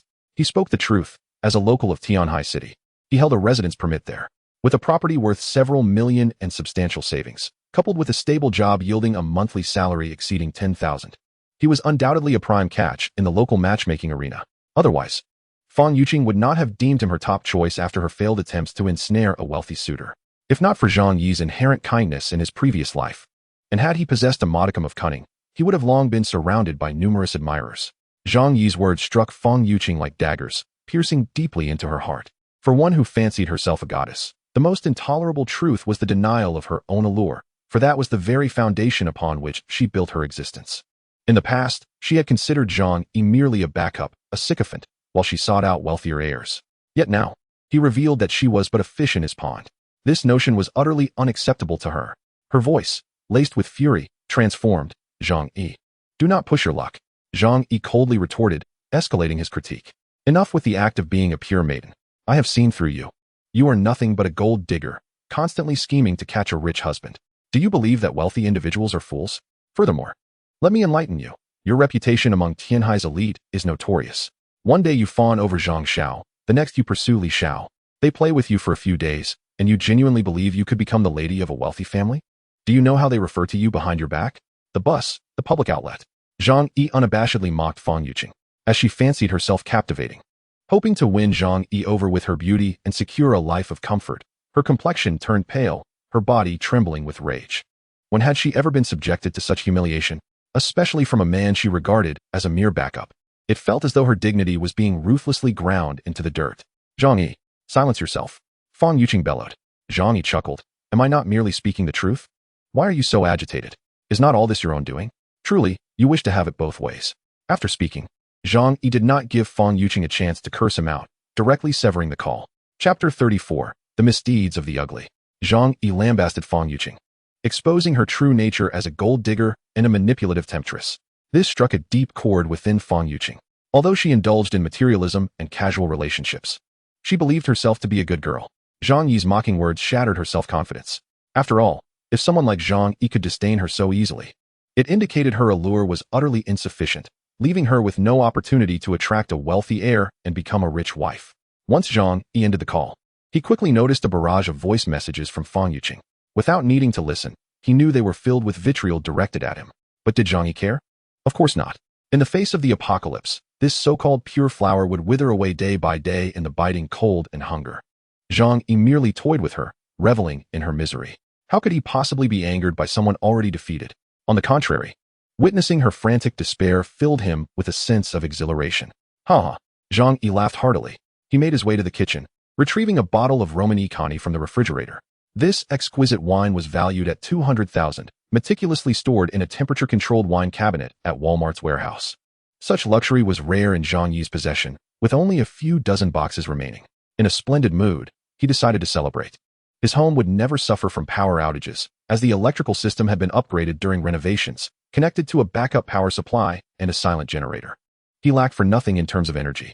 In the living room, he set a table laden with an array of delectable dishes: French escargot, tomahawk steak, stargazing duck from Jinling, a accompanied by a bottle of 200,000 Romani Conti. In this apocalyptic world, all societal norms rapidly dissolved. Zhang Yi dined without concern for etiquette, indulging in whatever he desired, pairing dishes as he pleased. He could even eat caviar as a meal. Such a lavish lifestyle was perhaps unparalleled in the world today. The sudden onset of the apocalypse left even the most powerful and wealthy unprepared. For instance, Su Hao, whose father was a prominent tycoon in Tianhai City, perished just half a month into the apocalypse, as Zhang Yi vividly recalled. His wealth had turned to worthless paper, and that corpulent old man lacked the survival skills necessary for such a calamity. At this moment, in the shared apartment of Fang Yuqing and Lin Caning, Fang Yuqing's psyche was unraveling. She furiously smashed objects, cursing Zhang Yi. Under normal circumstances, she might not have been so enraged. Yet, it was precisely now that she glimpsed the idyllic paradise of Zhang Yi's home. The warm, comfortable environment and the abundance of exquisite food were the most precious commodities in this icy apocalypse. The paradise was tantalizingly close, yet she was unable to enter it. A reality she simply could not accept. Zhang Yi, that despicable man. Who did he think he was to insult me? If it were not for the current snowstorm, I wouldn't even spare you a glance. Fang Yuqing spat through gritted teeth. On the nearby sofa, Lin Caning observed her, a glimmer of disdain flickering in her eyes. Wasn't it because you played your cards wrong that now we could have been enjoying the culinary delights of the Zhang family and the warmth of their fireplace? Fang Yuqing snorted dismissively. What was he, after all? Merely a man with a house and some savings. I, Fang Yuqing, aspire to marry into a wealthy family and live as a lady of luxury. Lin Caning furrowed her brow, yet at this moment, Zhang Yi possessed such an abundance of food and a fireplace to keep warm. This was certainly more advantageous than being a second-generation rich kid. She gazed out the window, where the snow fell incessantly, showing no signs of relenting. The news she gleaned from her phone over the past couple of days revealed that the entire world was shrouded in ice and snow. She expressed her concern. Will this snowstorm persist indefinitely? On the television, the few remaining official channels continued to urge the populace to remain steadfast. Experts, clad in thick down jackets, stammered that the disaster would soon pass. The strength of our people will prevail. Perseverance is victory. Yet, amidst the current reality, there was not a single indication of the disaster abating. Lin Caning wrapped her arms tightly around herself. If this snow did not cease, even if they did not perish from the cold, they would surely starve at home. Lin Caning's words instantly transformed Fang Yuqing's anger into fear. 10 days. They had been confined within their home for 10 days. This duration felt longer than a decade. Unless one has experienced such hardships, they cannot fathom the torment it inflicts. It can even unravel the mind. Despite being a duo of green tea bitches, as women in their 20s, their hearts were exceedingly fragile. Faced with the relentless snowfall, thoughts of death crept into their minds. Fang Yuqing curled up on the sofa, her thoughts drifting back to the warm and well-stocked home of Zhang Yi. She lamented bitterly. This is so unfair. Why does Zhang Yi get to live so comfortably while I, despite my beauty, must endure such suffering? Lin Caning cast a sidelong glance at Fang Yuqing, but remained silent. She cocooned herself in a blanket, retrieved her phone, and searched for Zhang Yi in her contacts. Soon, Zhang Yi received a message from Lin Caning. He was savoring the finest red wine paired with a sumptuous feast. Upon seeing a message pop up, a smirk played on his lips. In this apocalyptic scenario, witnessing the struggles of women like them was far more captivating than any film. Zhang Yi glanced at the message Lin Caning sent. Zhang Yi, I just saw you berating Fang Yuqing, and I am absolutely delighted. I have always hoped you would one day see her true colors. How wonderful. Congratulations on your awakening. Zhang Yi chuckled softly. Truly, they were nothing but plastic sisters. So quick to throw Fang Yuqing under the bus. Yet, this was to be expected. Birds of a feather flocked together. And neither Lin Caning nor Fang Yuqing were virtuous souls. Lin Caning continued. In the past, watching you pursue Fang Yuqing made me genuinely sorrowful. Zhang Yi, I have harbored feelings for you for quite some time. Are you aware of that? Now, you should no longer pursue Fang Yuqing. Let us be together. Zhang Yi nearly spat out the red wine he had just sipped. Goodness, this woman is remarkably forthright. He shook his head, clicking his tongue in disbelief at the starkness of reality. It seems her past 10 days have been rather dismal. Previously, Lin Caning had shown Zhang Yi nothing but disdain. Although her own circumstances were not particularly admirable, it did not hinder her from perceiving herself as a fairy. Now, witnessing Zhang Yi's rejection of Fang Yuqing and the evident affluence of his household, she was eager to seize the opportunity. Chapter 35, Plastic Sisterhood. With a sigh, Zhang Yi pondered whether this woman truly thought he was a mere scavenger. Though Fang Yuqing was a scheming beauty, at least she understood the art of flirtation and knew how to present herself. What qualities did Lin Caning possess other than her self-deprecation and narcissism? Yet, Out of a sense of wicked amusement, Zhang Yi smirked and replied, "Oh, is that so? But I just had a rather scathing confrontation with Fang Yuqing. You two are such close friends. Would pursuing me not jeopardize your friendship?"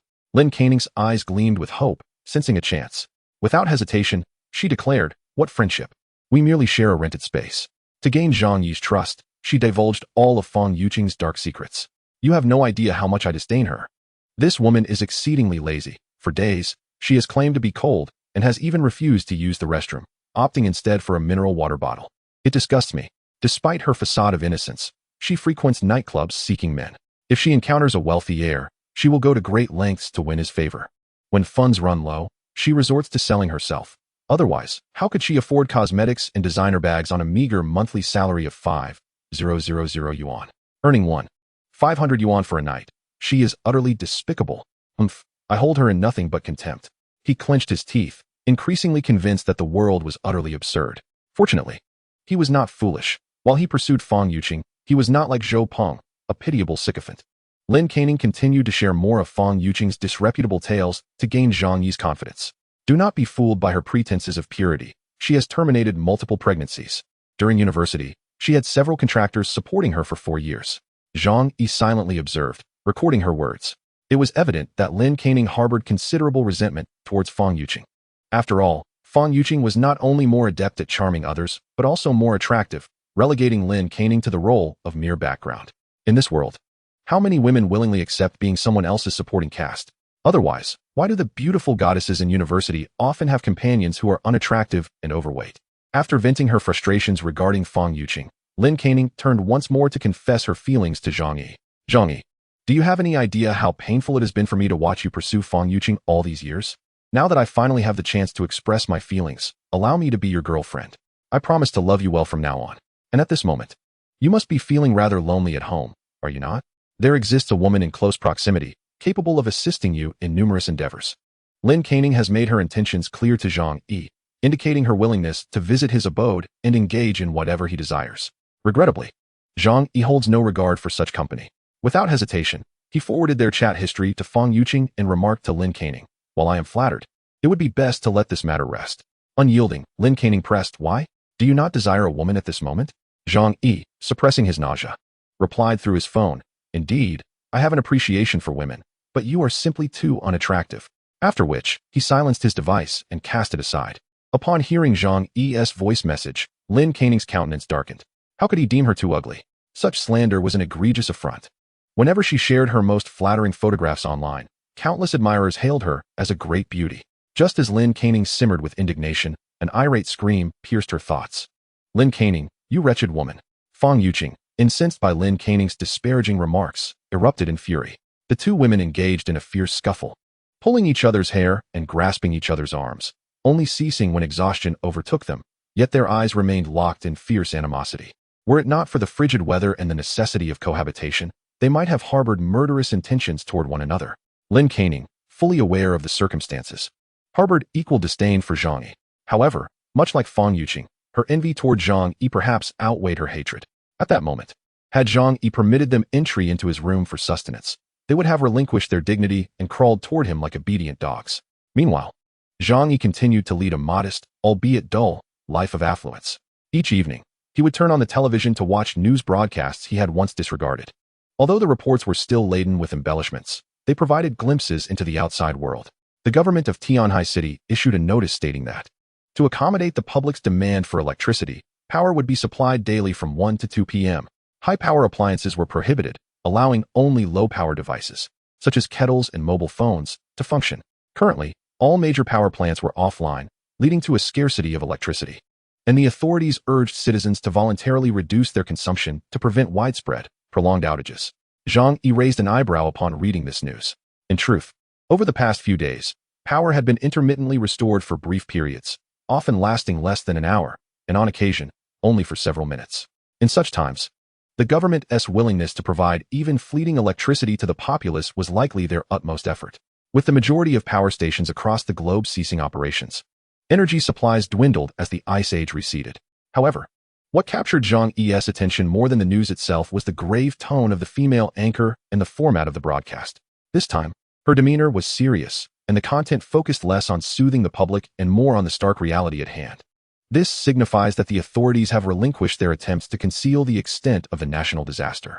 When they found themselves unable to exert control, they resorted to a complete release of information, allowing the public to confront reality sooner and devise means for self-rescue. As anticipated, Zhang Yi opened his phone to find the chat groups in an uproar. Some were vehemently denouncing the government's inaction, others were despairingly weeping, while many were engaged in exorbitant purchasing of supplies. The price of instant noodles had surged from 2,000 yuan per pack just 2 days prior to an astonishing 5,000 yuan. Zhang Yi felt a profound sense of disbelief. The inherent greed of humanity was glaringly evident. Despite knowing that the world was on the brink of collapse, they still clung to the notion that money could serve any purpose in the short term. Yet, they were willing to exchange food and drink for cash. Zhang Yi remained silent, embodying the role of an observer, detached from the chaos surrounding him. Life must continue. Even in the absence of hope, no one wishes for death, and merely surviving, however bleak, is preferable. Thus, amidst the cursing and clamor, the next day they would still struggle fiercely to stay alive. Chapter 36. The Ruthless Woman. Due to the water pipes being frozen, the community faced a significant challenge regarding water supply. To procure drinking water, residents had to brave the frigid outside temperatures plummeting below 70 degrees Celsius to collect snowmelt from the ground floor. The indoor temperature also hovered around -50 to 60 degrees. At such a temperature, ice was as hard as concrete. Some residents, driven by extreme thirst, resorted to licking the ice, only to have their tongues freeze and become painfully stuck. Throughout these days, Zhang Yi, through surveillance cameras, observed that the group under Chen Jinghao's command would come daily to spy. Clearly, they believed Zhang Yi would eventually emerge to fetch water, intending to seize the opportunity to eliminate him. However, after several consecutive days, they had yet to see him leave his abode. They could not fathom the abundance of supplies within Zhang Yi's home. If he so desired, he could live comfortably and without worry in that room until death. Is Chen Jinghao still alive? He seems quite resilient, Zhang Yi mused. Having been struck in the calf by an arrow, without effective treatment, his leg would surely become useless. Furthermore, due to infection, his life was at risk. In such extreme cold, any injury could precipitate a high fever. Surviving under these conditions would be nothing short of miraculous. Could it be that the frigid temperatures inhibit the survival of viruses, thus preserving his life? Zhang Yi, lacking medical knowledge, was uncertain of the reasons behind Chen Jinghao's continued existence. Nevertheless, he did not concern himself with who lived or died outside. It bore little consequence to him. The death of Chen Jinghao was merely a matter of time. The next morning, Zhang Yi awoke, bleary-eyed, and reached for his phone. Each day, he derived great pleasure from perusing the messages in the chat groups and browsing the forums to gauge the situation outside. In this apocalyptic world, he watched as others struggled in the biting cold, while he enjoyed a life reminiscent of paradise. This stark contrast provided Zhang Yi with immense satisfaction. At the very least, he had dispelled the monotony and occasional solitude that plagued his heart. Compared to those who perished from starvation or struggled on the brink of death, he felt an overwhelming sense of happiness. Upon unlocking his phone, he was unexpectedly greeted by messages from Fang Yuqing and Lin Caning. Fang Yuqing wrote, "Zhang Yi, I apologize. Yesterday, perhaps I was too cold, which affected my mood. I should not have lost my temper with you. You were right. In the past, I was naive and lacked understanding. I failed to recognize who truly cared for me. Now, I realize that the person who cares for me the most is you. In truth, I have very strong feelings for you. Could you please forgive me? Let us strive to live together harmoniously from now on. I wish to be your woman. Living alone, you would also feel lonely, wouldn't you? I can come to accompany you, so you won't be alone in this apocalypse." Zhang Yi couldn't help but feel a twinge of nostalgia. The previously aloof Fang Yuqing had finally cast aside her dignity and pride in the face of disaster. Even after being ruthlessly mocked by Zhang Yi, she had no choice but to relinquish her pride and choose to beg for his forgiveness. Zhang Yi shook his head, reflecting on how foolish he had been in his previous life. Had he known she was such a woman, would he not have easily pursued her? Fang Yuqing, with her lack of worth, pretended to be a lofty goddess, when in reality, she was far from pure. He was a man with ancestral skills at his disposal. At the very least, he had a plethora of high-quality tools available in the alternate space, developed as lifelike products in the land of cherry blossoms. After closing Fang Yuqing's chat window, Zhang Yi opened Lin Caning's messages. This woman was even bolder than Fang Yuqing. Perhaps she understood that her looks paled in comparison, and if it came to competition, she would be at a disadvantage. Thus, she sent several selfies, all filled with suggestive undertones. Compared to Fang Yuqing, she was much more uninhibited. In the past, such behavior would have led to her social demise. He knew that after experiencing the comforts of his home, These two women would stop at nothing to gain entry into his life. But what difference would it make? Zhang Yi had invested a fortune to transform his home into a fortress of steel, prepared for any conceivable situation. They had already cast away their dignity, lowering themselves to plead with Zhang Yi, especially Lin Canning, who had captured every angle and pose she could muster. Zhang Yi found himself almost amused after viewing her photos. What a humiliation! Although she lacked the time and energy to adorn herself, and her appearance and figure left much to be desired, she was still a woman. Did she not care for her pride? The two women grew increasingly resentful, as their current existence felt like hell, enduring not only hunger, but also the biting cold. Zhang Yi's home was their last glimmer of hope. Fang Yuqing gritted her teeth, a fierce glint emerging in her eyes. If all else failed, she would storm into his home.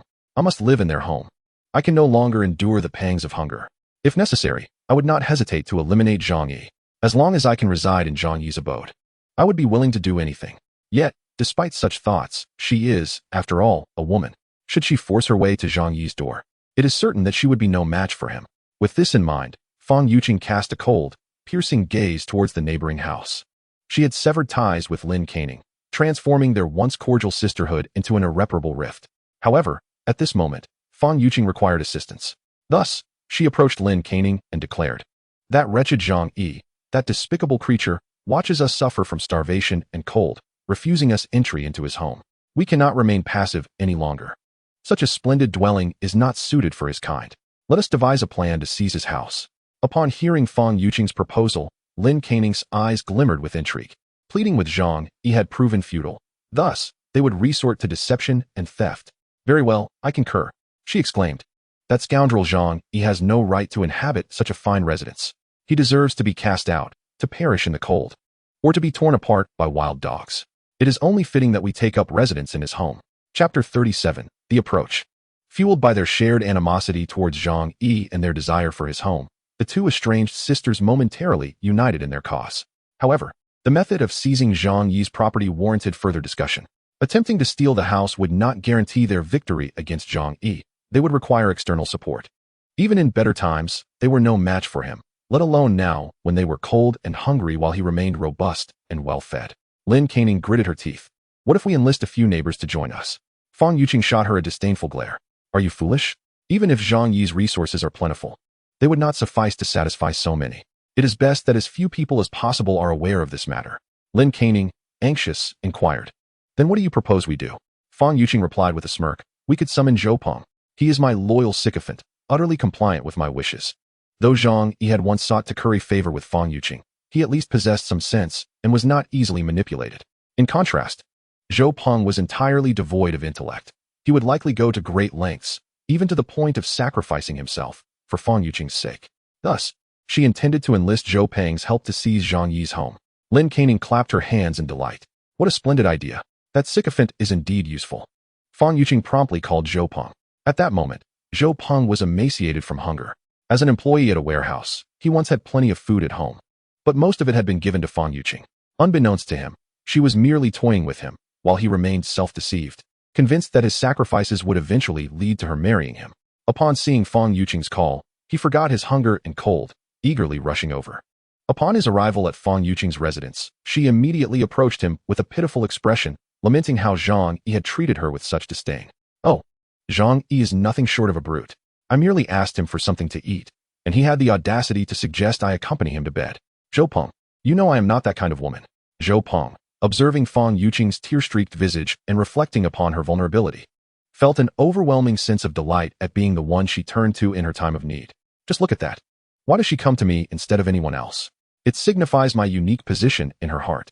Perhaps this is what love feels like." Zhou Peng thought it was time to showcase his masculine prowess. He believed he might seize the moment and win Fang Yuqing over entirely. With a resolute pat on his chest, he declared, "Zhang Yi is truly a despicable person. How dare he treat you that way? I shall make him pay." Fang Yuqing exchanged a knowing glance with Lin Canning, both thinking to themselves how easily this love-struck fool could be manipulated. They had prepared an array of persuasive tactics, yet Zhou Peng had already taken it upon himself to deal with Zhang Yi. Fang Yuqing grasped Zhou Peng's arm, gazing at him with alluring eyes. Zhang Yi's home is stocked with plenty of food. Moreover, he has a lovely fireplace that keeps his place warm and cozy. What right does such a scoundrel have to reside in such a fine house? Zhou Peng, let us devise a plan to seize his home. We could live there together. Wouldn't that be splendid? Zhou Peng had never held Zhang Yi in high regard, as he was not only better looking but also wealthier. Both had harbored affections for Fang Yuqing, who naturally favored Zhang Yi over him. Now, with Fang Yuqing clinging to his arm, he felt a rush of triumph at the faint sensation of her touch through layers of clothing. Huh, excellent. Rest assured. Yuqing, I will take care of this matter. Seeing Zhou Peng's agreement, Fang Yuqing added, however, you must be cautious. Zhang Yi is a selfish and shameless individual. If we attempt to take his house, he may retaliate. Thus, we ought to arm ourselves and strike preemptively. Lin Kaining chimed in. If you ask me, we should simply eliminate him.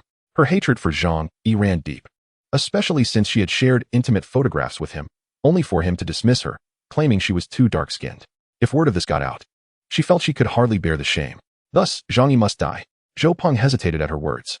Murder, while easily spoken of, was a grave matter, especially for individuals who had lived in a civilized society for over 20 years. Taking that first step was no simple task. Noticing Zhou Peng's reluctance, Fang Yuqing's demeanor shifted sharply. What is this? Are you not in agreement? Zhang Yi has bullied me so, and yet you still harbor sympathy for him. It seems your professed love for me was but a facade. Seeing her anger, Zhou Peng's ingrained servility resurfaced. No. Yuqing, please don't be upset. I will heed your wishes, I promise. As long as he could obtain Fang Yuqing, he would resort to murder if necessary. After all, in this apocalyptic world, the moral fabric of humanity was gradually deteriorating. Fang Yuqing said, very well, time is of the essence. Let us proceed without delay. They planned to deceive Zhang Yi into opening the door, and once he did, they would act. She mimed a throat-slitting gesture. Lin Kaining then brought forth the tools they had prepared, 2 kitchen knives and a steel pipe repurposed from a dismantled clothes rack. Zhou Peng retrieved a knife and tucked it into his thick down jacket. Once they were all prepared, they advanced towards Zhang Yi's residence, exuding a palpable aura of menace. Upon arriving at Zhang Yi's doorstep, Fang Yuqing and Lin Kaining concealed themselves with their weapons in hand, avoiding detection through the peephole. They exchanged a knowing glance with Zhou Peng, signaling him to knock and lure Zhang Yi out. Zhou Peng nodded, his hand brushing against the knife concealed within his coat, instilling him with newfound confidence. He rapped on the door. Zhang Yi, are you home? It's Zhou Peng. Curiosity piqued, Zhang Yi wondered who it could be. Zhou Peng. Although they both worked in the warehouse, their relationship was far from amicable, particularly due to their rivalrous pursuit of Fang Yuqing, which had led to past conflicts. This fellow's visit could hardly bode well. In a world like this, good news was a rarity. Instead of opening the door, Zhang Yi switched on the television to check the surveillance feed. Sure enough, he saw the scene outside. 2 women lurking beside the door, armed with knives and a steel pipe, their faces etched with murderous intent. A chill crept down Zhang Yi's spine. Despite his precautions, the ferocity of these 2 women still took him aback. Do you think you can kill me? You dare. Zhang Yi sneered, a cold glimmer of malice flickering in his dark eyes. Who kills whom remains to be seen. Chapter 38, Drenching You in Liquid Gold. Seeing that his calls were met with silence, Zhou Peng knocked even harder. Zhang Yi, it's Zhou Peng. Please open the door. I have something important to discuss. Zhang Yi let out a derisive laugh, retrieving his gun and clicking off the safety. He approached the door, demanding, who is it? However, the thought of residing in Zhang Yi's warm and comfortable home, stocked with ample food, steeled their resolve. Zhou Peng implored Zhang Yi. It's Zhou Peng. Our supplies have run out. Considering our shared workplace, could you spare some food? He feigned a pitiful expression while subtly readying himself to draw the knife. Leaning against the door, Zhang Yi replied nonchalantly, we have no food left either. I cannot assist you. Fang Yuqing and Lin Kaining silently cursed him. How could he claim to have no food? The kitchen was brimming with boxes of delicacies, dried scallops, fish maw, and abalone. Were those mere illusions? Nevertheless, they had anticipated such a scenario. Gritting his teeth, Zhou Peng withdrew a box of pills from his pocket. Zhang Yi, I will not take advantage of you for nothing. I shall trade you a box of ibuprofen. In this frigid weather, many are afflicted with colds and fevers. In such circumstances, medicine is a lifesaver, possessing value that rivals that of sustenance. To entice Zhang Yi to open the door, Zhou Peng presented his cherished ibuprofen. Meanwhile, Zhang Yi, standing behind the door, pondered how to deal with them. Should he eliminate them? That would be simple, whether with a gun or a crossbow. He could easily bring about their demise. However, the monotony of merely killing them seemed exceedingly dull. In this apocalyptic world, death could be a form of release. While living was akin to a hellish existence, he certainly would not grant these scoundrels the satisfaction of an easy end. After a moment of contemplation, an idea formed in Zhang Yi's mind. He approached the trash can and retrieved a pulsating bottle. Having just consumed several cans of beer, the urge to relieve himself arose. He then aimed the bottle's opening and unleashed a torrent of liquid. Ibuprofen. This is intriguing. Let me deliberate. As he relieved himself, he languidly engaged in conversation with Zhou Peng. The men outside could hear the faint sound of liquid, yet they remained oblivious to Zhang Yi's actions. However, upon sensing that Zhang Yi might be amenable, excitement flickered across their faces. Zhou Peng quickly urged, Yes, open the door, and we shall exchange. I only require 2 packs of instant noodles. Given the current prices in the community, ibuprofen could easily be traded for 5 packs of noodles. Zhou Peng intentionally offered a low price to trick Zhang Yi into opening the door. 2 packs of noodles? I fear you might be at a loss. That would be quite embarrassing. Upon finishing, Zhang Yi held a bottle of iced tea, brimming and frothy. Zhou Peng believed he was on the verge of success and leaned against the door, saying, No worries, I am starving, since we are colleagues. It would be better to give you a deal than someone else. Please open the door. Zhang Yi climbed onto a stool to reach the shooting hole in the door, then poured a bottle of warm iced tea over the 3 individuals outside. Zhou Peng and his companions were startled by the sudden deluge, eliciting screams from Fang Yuqing and Lin Kaining. What is this? Oh, it's hot water, still steaming. Initially, they felt a semblance of warmth, but within a second, a pungent odor wafted up to them. This is urine. Ack! Drenched in urine, the 2 women screamed as if slaughtered, immediately dropping to the ground in a fit of retching. Zhou Peng, furious, pounded on the door, his eyes aflame with rage. Zhang Yi, I demand you come out. I will end you. Yet, the heavy alloy door remained impervious to his blows, causing him great pain in his hands. From within, Zhang Yi's hearty laughter echoed. How does my urine smell? Is it refreshing? A bunch of fools, thinking they could deceive me. Do you even deserve that? Zhou Peng and his companions, realizing they had been discovered by Zhang Yi, erupted in a mix of shock and fury, unleashing a torrent of curses at him from outside the door. Zhou Peng cursed vehemently. Damn it, I shouldn't waste my breath with you. Just wait, I'll make sure you suffer when I get in there. He ceased his pretense and drew a kitchen knife from his clothing, striking fiercely at the door. Ordinary doors are constructed of wood, and once the lock is compromised, they can be easily opened. However, Zhang Yi's door was forged from a solid alloy, capable of withstanding considerable force. When Zhou Peng brought the knife down, it was akin to striking a steel plate. The door remained unmoved, and the immense recoil sent the knife flying from his grip. The blade whizzed past Zhou Peng's head, leaving a deep gash in its wake, while his palm was bloodied from the impact. A small biological fact: human skin is particularly fragile during winter, heightening the sensation of pain. Zhou Peng stood there, momentarily paralyzed with fear. Had the knife been but a fraction off, it would have struck his face directly. Yet, his shock was swiftly interrupted by an overwhelming surge of agony. Zhou Peng cried out in torment. The 2 women, witnessing this, were overtaken by fear and abandoned him, fleeing in haste. Zhang Yi observed the scene unfold from within his room, weighing his handgun thoughtfully, contemplating whether to step outside and fire a shot at each of them. He didn't intend to kill them outright, but at the very least, to inflict some harm, ensuring their survival in this frozen apocalypse would be a living hell. However, after a moment's reflection, he dismissed that notion. Why? Because outside were 3 rabid dogs. Though he had a strong chance of injuring them, there remained a minuscule possibility of being ambushed in return. He would never gamble with his own safety. Indeed, he was the king of survival. Living comfortably, why act rashly? No matter, he would simply outlast them, observing how many days they could endure in this desolate world. Just moments before, he had nearly lost his life, and the memory still haunted him. Meanwhile, Fang Yuqing saw the urine pooling on her sofa and shrieked, Ah, get away. Who told you to sit on my sofa? Chapter 39, The Stench Bomb. Fang Yuqing lamented over her sofa, utterly disgusted by Zhou Peng, who was drenched in urine. After all, he had been the most exposed at the door. She immediately yelled at him to vacate the sofa. Zhou Peng felt deeply wronged. He had only sought trouble with Zhang Yi at Fang Yuqing's behest. Now, soaked and shivering, with wounds to boot, he found her treatment of him utterly unfair. However, a sycophant remains a sycophant. Zhou Peng reconsidered. Fang Yuqing's reproach had merit. He had failed to assist her adequately, and in his unclean state, how could he desecrate the goddess's sofa? The more he pondered, the more he felt his scolding was justified.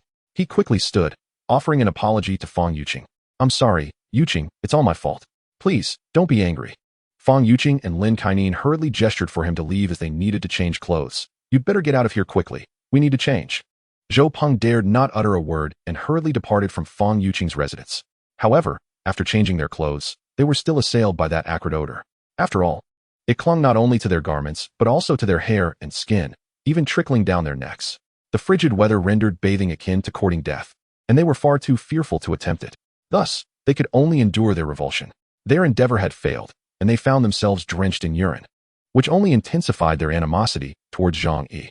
What to do? Zhang Yi was too cunning. He was not easily dealt with. How infuriating. Regardless of the obstacles, I must seize his property. Let's devise a plan. Surely he must possess some vulnerability. Just as the two women were strategizing against Zhang Yi, he sent a message to Fang Yuqing. This time it was urine. Next time, I might just douse you both in feces. Fang Yuqing and Lin Kai-ning turned pale. The thought of being splattered with excrement was enough to drive them to despair. Zhang Yi logged off the chat, ignoring the messages from Fang Yuqing. Although he had muted the notifications, the number of unread messages was rapidly escalating, and he knew without glancing that they were far from complimentary. He decided to check the homeowners group chat. Upon entering, he was greeted by a spectacle.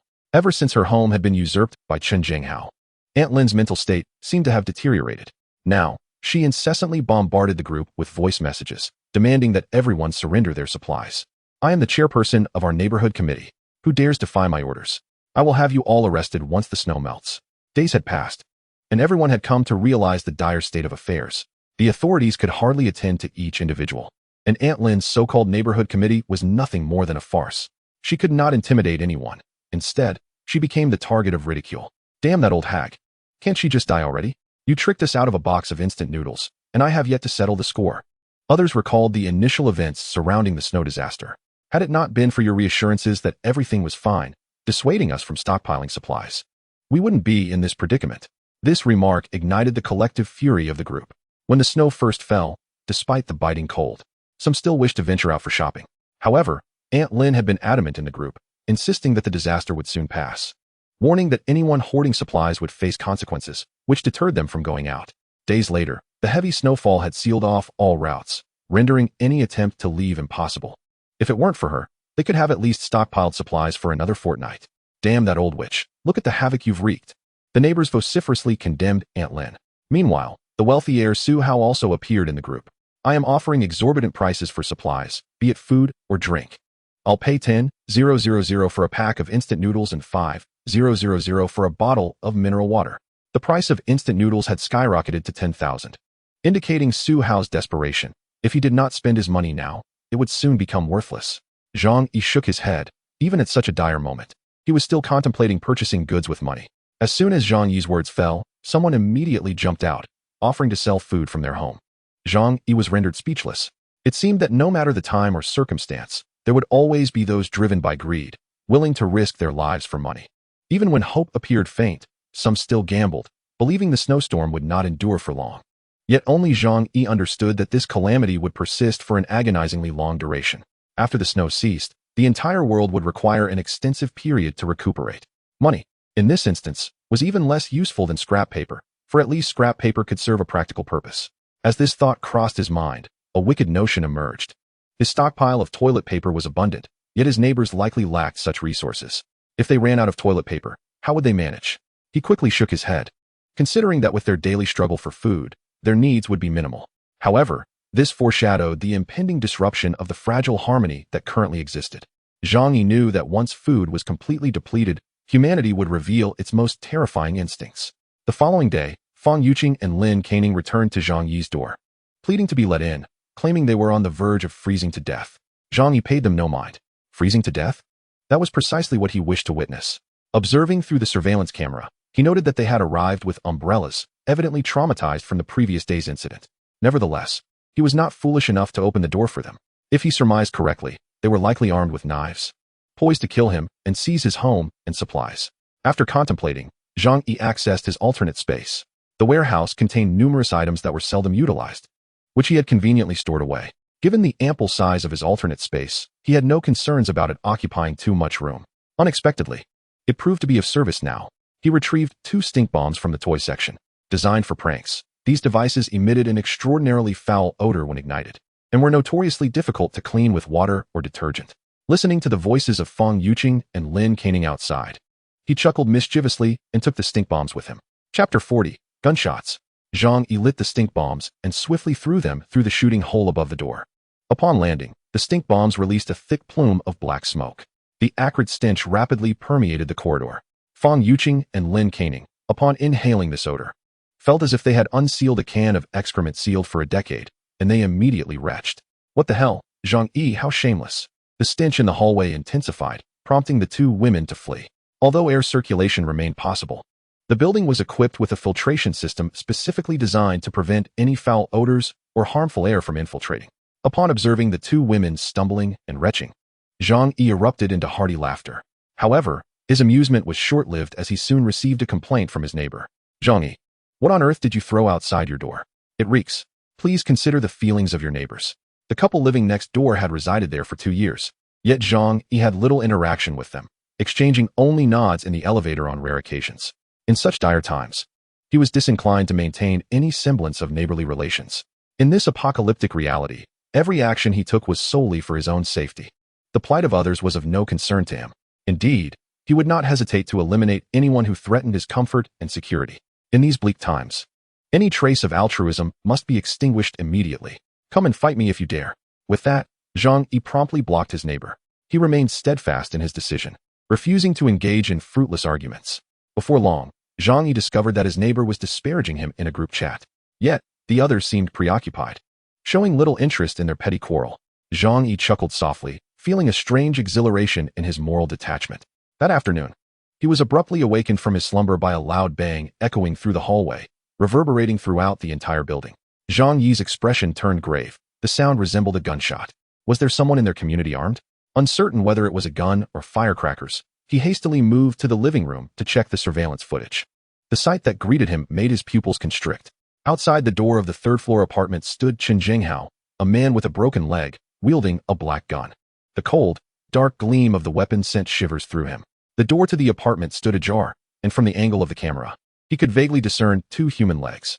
Meanwhile, Chen Jinghao's accomplices, armed with food and candles, emerged, all wearing expressions of mirth.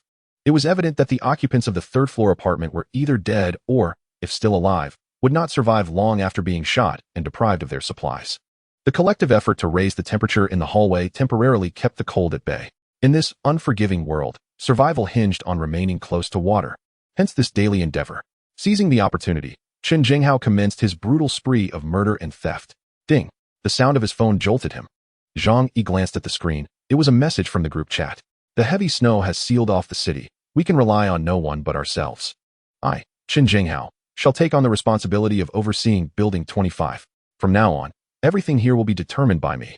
If you obey, I can ensure your survival. Anyone who dares to defy me, well."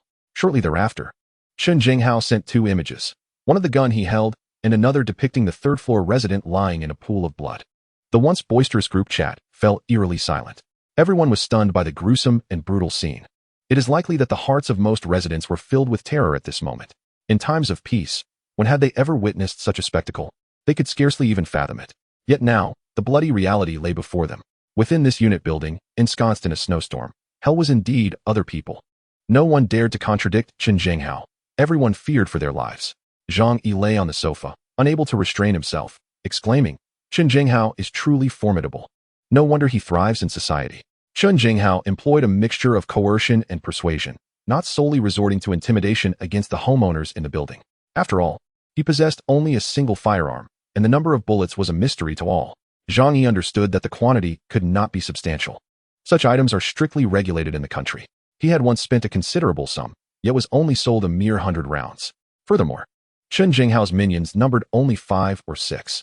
With over 50 households and more than 100 individuals in the building, should they be pushed to their limits, a crippled man like him would stand no chance. Thus, a blend of allure and fear was the most effective method to ensure compliance among the homeowners. Human nature has always been one of trepidation towards death. Even though they understood that Chen Jinghao could kill the residents of the third floor today, and tomorrow it might be their turn, a sense of false hope lingered in their hearts. For instance, those living on higher floors believed that since Chen Jinghao targeted the third floor today, he would not reach them for at least another fortnight. Thus, they felt no urgency to resist, counting on the occupants below to rebel. Conversely, those on the fourth floor reasoned that Chen Jinghao might not follow a sequential order in his killings. They feared that if they resisted, their lives would surely be forfeit, leading them to prefer the safety of inaction, hoping that perhaps others would perish first. Zhang Yi shrugged. These matters were of no concern to him. While others feared Chen Jinghao, he held no such dread. Should Chen Jinghao dare to appear at his doorstep, Zhang Yi would hold the reins of his fate. The lives of his neighbors mattered little to him. They chose to bury their heads in the sand, unwilling to resist. And Zhang Yi had no inclination to play the savior, sacrificing himself for others. At that moment, His phone suddenly erupted with a flurry of urgent notifications. Zhang Yi picked up his device and was immediately greeted by several hundred new messages. He discovered that he had been added to a new group. Out of curiosity, he entered the chat to see that the residents of the building had formed another group, one devoid of Chun Jinghao and his entourage. It appeared that the death threats brought forth by Chun Jinghao had prompted some individuals to seek solace in solidarity. Zhang Yi remained silent, assured of his own safety, and merely wished to observe what actions this group might undertake. Chapter 41. Neighbors who only shout slogans. As soon as the new group was formed, the homeowners and tenants began to converse in a panic. Chun Jinghao is truly a devil. He has invaded 3 households, breaking in with force. On the 3rd floor, in Unit 301, 2 young men, fiery in spirit, attempted to resist but were shot dead by him without hesitation. The other 2 units, 302 and 401, were so intimidated that they obediently surrendered their food and supplies. Alas, in such dire straits, without provisions at home, one might as well await death. Someone, filled with righteous indignation, proclaimed, "We must unite to stand against tyrants like Chun Jinghao." Indeed, with so many households, how could we fear a mere 5 or 6 of them? As long as we stand together, he is not a threat. Others chimed in, but he has a gun. What of it? How many bullets can one gun hold? If we charge together, he would be utterly unable to withstand us. With a left kick and then a right whip kick, I guarantee he would fall. He is now limping. He is hardly a formidable opponent. Without that gun, I could easily handle him myself. As they spoke of confronting Chun Jinghao, their fervor was palpable, as if they longed to storm his residence and execute him on the spot. However, someone interjected, "When shall we make our move?" This question ushered in a moment of silence. It is easy to speak boldly, but when it comes to risking one's life, not everyone may possess the courage. The logic is understood by all, yet no one wishes to be the first to charge and take a bullet. Such eloquent rhetoric often serves merely to persuade others to stand in the line of fire. Nevertheless, this matter is not trivial. We are certainly capable of dealing with him. After all, he is a desperate criminal, surrounded by a few thugs. We must deliberate carefully. Yes, reckless action is the folly of brutes. We shall prevail through wisdom. Zhang Yi scoffed. Just moments ago, they had declared Chun Jinghao to be insignificant, with others suggesting left kicks and right whip kicks against him. Now, faced with the reality of confrontation, they began to call for a clever strategy instead. It was truly laughable. We cannot allow Chun Jinghao to continue his rampage. If this persists, we shall all be doomed. Even if we are not shot, being robbed of our food and supplies still leads to death. I can lead the charge. Let us teach these scoundrels a lesson. Uncle Yu, typically a man of few words, is a veteran with a straightforward demeanor and a heart full of passion. He is well respected in the community. Faced with the shameless villainy of Chun Jinghao, a ruthless brute who tramples lives, his heart burns with fury. Uncle Yu is formidable. Truly worthy of his background as a soldier, remarkable indeed. I support you. Uncle Yu, do you require weapons? We can lend you our kitchen knife. I also possess a Longquan sword, purchased during last year's travels, sharp enough to cut through iron. I can lend it to you. Chun Jinghao is but a cripple. Uncle Yu seized the opportunity to ambush him from behind, leaving him no chance to retaliate. The crowd rallied around Uncle Yu, offering their praise and suggestions in a cacophony of voices. However, no one expressed a desire to confront Chun Jinghao alongside Uncle Yu. Uncle Yu found himself at a loss for words. Chun Jinghao and his group comprised 5 or 6 individuals, armed and dangerous. It was clear that I could not face them alone. At the very least, we would require a dozen young men to accompany me for any semblance of safety. Having served in the military, I possessed certain skills and could lead the charge. The adult male residents of the households fell silent. Meanwhile, the female residents, including Feng Yuqing, who lived without adult males, were suddenly filled with fervor. Yes, we women may be delicate and powerless against such scoundrels. Now is the time for the men of Building 25 to showcase their masculinity. The men in our building are truly remarkable. You must succeed. This is your moment to display your chivalrous demeanor. We hope for your swift success in protecting us, the weaker women. Naturally, the adult males among the homeowners were less than pleased. Some were unmarried, living alone, or sharing accommodations with friends. They were not entirely averse to risking their lives against villains, but the attitude of the female homeowners was clearly one of entitlement, treating their perilous confrontation with the evildoers as an obligation. This displeased the men. Absolutely not. Previously, when it came to any matter, you prioritized women, yet now, in the face of danger, you expect us to take the lead. On what grounds? Now, as we seek equitable treatment, let us all face this together. You boast of your online prowess. Put your skills to the test against Chun Jinghao. While I am not unwilling to risk my life, my duty lies in protecting my wife and children. When the male homeowners hesitated to confront Chun Jinghao, the female residents began to scold them. Are you not men? Is this not the very moment for you to step forward? Forcing women to take risks. How could you say such a thing? You are truly pathetic. It's utterly disgusting. I shall never consider marrying one of you. Originally, the newly formed homeowner group was intended for discussing strategies to address the risks posed by Chen Jinghao. Yet, inexplicably, the conversation devolved into a quarrel over who should confront him, ultimately transforming into a gender conflict. Zhang Yi observed with exasperation. This scenario mirrored events from his previous life, which elucidated why Chen Jinghao had managed to kill half the residents of the building and subsequently maintain control over everyone with just a firearm. They all perished with their eyes shut tight, too fearful to even attempt to struggle. Seeing this unfold, Uncle Yu urgently called for calm in the group. Let us not quarrel. Confronting Chen Jinghao is our foremost concern. Among the residents, there was a female homeowner living on the 7th floor named Lu Tiantian. She was a key player in the verbal skirmish between the genders, a fresh graduate of 22, and possessed an air of youthful exuberance. At this moment, both sides were inflamed with anger, and Lu Tiantian would unleash her wrath at any male comment. Even when well-meaning Uncle Yu attempted to interject, she swiftly typed her retort with 2 fingers. Uncle Yu, why are you pretending to be the good guy? Having served in the military, one would presume that you would be the first to charge forward in the face of such adversity. With so many men in our building, a simple exchange could ensure the safety of others. In today's society, it is evident that we, as women, hold greater significance. The sole purpose of men is to serve us. I hope the gentlemen in this group remember this and refrain from forcing me to repeat myself. Chapter 42, Storing Provisions. Lu Tiantian's remarks were met with derision from a group of male homeowners. In the face of an impending apocalypse, who still indulges the whims of these delicate maidens? Do they truly believe themselves to be of such importance? Must we risk our lives to protect you when you are undeserving? Uncle Yu, having been scorned, found himself at a loss. He could not comprehend why, despite his good intentions for everyone, the response was so callous. Given his taciturn nature, he chose to remain silent rather than engage in fruitless banter. Zhang Yi observed the lively exchanges within the group chat, finding amusement in their antics. After all, entertainment options were limited. His overarching conclusion was simply that the majority of the homeowners were indeed deserving of their fate.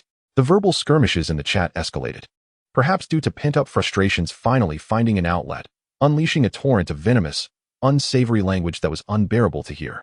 Ultimately, they lost sight of the original purpose for forming the group. Setting his phone aside, Zhang Yi ventured into the kitchen. Although the alternate space provided an abundance of prepared meals, he occasionally yearned to cook for himself and savor the joys of life.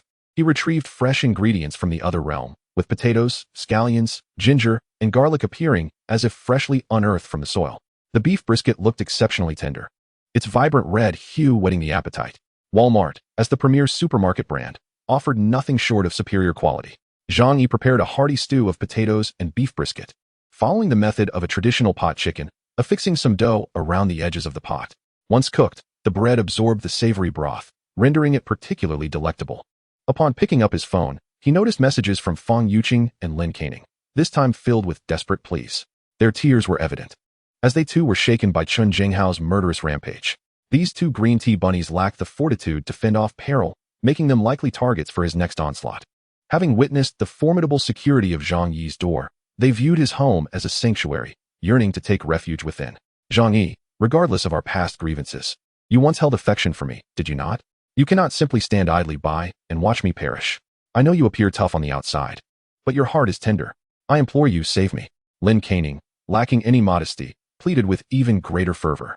Zhang Yi, I do not wish to die. If only you would allow me to stay in your home, I would comply with any request. Just do not let me fall victim to those wretches. Zhang Yi could perceive the profound fear that resided within them. To speak candidly, had his home not been reinforced, his despair in this frigid, food-deprived abode would have been no less than that of the 2 women. Yet, would he feel pity for them? Certainly not. After all, this scene was precisely what he yearned to witness. The more desperate they became, the more exhilarated Zhang Yi felt. In the video, a large pot of beef brisket and potatoes simmered before him, while the fireplace blazed vigorously nearby. The atmosphere within the house exuded warmth and tranquility, starkly contrasting with the raging blizzard and howling north wind outside. For the 2 women, this was undoubtedly a tremendous provocation. They were not only deprived of a hearty meal, but were also grappling with the grim prospect of survival itself. The 2 of them pleaded with Zhang Yi, begging him to allow them entry into the house to share in its warmth. Zhang Yi chose to disregard their pleas. He neither acquiesced nor rejected. He simply wished to leave them with a glimmer of hope, forcing them to come and grovel before him, fully aware that their hopes were futile. Thus, the day slipped by in monotony. After seizing a sufficient amount of supplies, Chen Jinghao and his companions were not in a hurry to act again. They understood that if they pushed too far, it could incite a united rebellion among the homeowners. However, that night, Zhang Yi detected unusual movements from Chen Jinghao through the surveillance cameras. The entirety of Tianhai City was without power, yet Zhang Yi's residence remained illuminated, unnoticed by others in the same building. He observed a few of Chen Jinghao's underlings carrying two lifeless bodies out the door. Upon closer inspection, he found the two figures somewhat familiar. The reason for his recognition lay in the fact that he was almost acquainted with all the homeowners in his building. However, the appearance of these two individuals was clearly not from his unit. They must have been summoned by Chen Jinghao when the snowfall first began. On the day Chen Jinghao attacked Zhang Yi's home, Zhang Yi had doused them with a fire hose, an action that could be fatal in temperatures plummeting to -60 or 70 degrees. Thus, it was likely that these two had succumbed to the cold. Under such low temperatures, ailments like colds and fevers, without a comfortable environment or medications like ibuprofen, could easily lead to death. Otherwise, why was the average lifespan so short in ancient times? The two corpses were stripped of all clothing and discarded at the stairwell. Zhang Yi furrowed his brow, initially perplexed by their intentions. If their goal was merely to dispose of the bodies, they could have simply thrown them out the window, as the snowfall would cover their tracks. Why then leave them at the doorstep? However, as his thoughts turned, an exceedingly chilling notion struck him, causing his pupils to contract slightly in horror. Had Chen Jinghao left the bodies behind as a reserve food supply? This thought sent shivers down Zhang Yi's spine, every hair on his body standing on end. Yet, this explanation indeed seemed the most plausible. The biting cold envelopes the world, rendering it akin to a colossal refrigerator, eliminating any concerns regarding food spoilage. Contemporary interpretations of apocalyptic scenarios predominantly stem from films centered around such themes. Cannibalism, in these narratives, is not an uncommon occurrence. Historical records of humanity reveal that during times of great calamity, instances of desperate measures such as cannibalism are chillingly documented. Perhaps the years of peace have led some to forget the stark realities chronicled in black and white. Until the advent of the apocalypse, Zhang Yi inhaled deeply, his rapidly beating heart soon finding its rhythm. Compared to the average person, he adapted to this grim reality more swiftly. After all, he had previously endured an apocalypse and had been consumed as sustenance. He understood that when one reaches the brink of despair, hunger can drive humanity to commit the most heinous acts, devouring anything that can be eaten. Chen Jinghao truly is a ruthless individual. Although Zhang Yi harbored disdain for that societal figure, he could not help but reflect on this truth. Many comprehend the principles at play, yet few can treat the remains of a fallen comrade as provisions before the food runs out. Such an act borders on the extinction of humanity. Chapter 43. She grew anxious.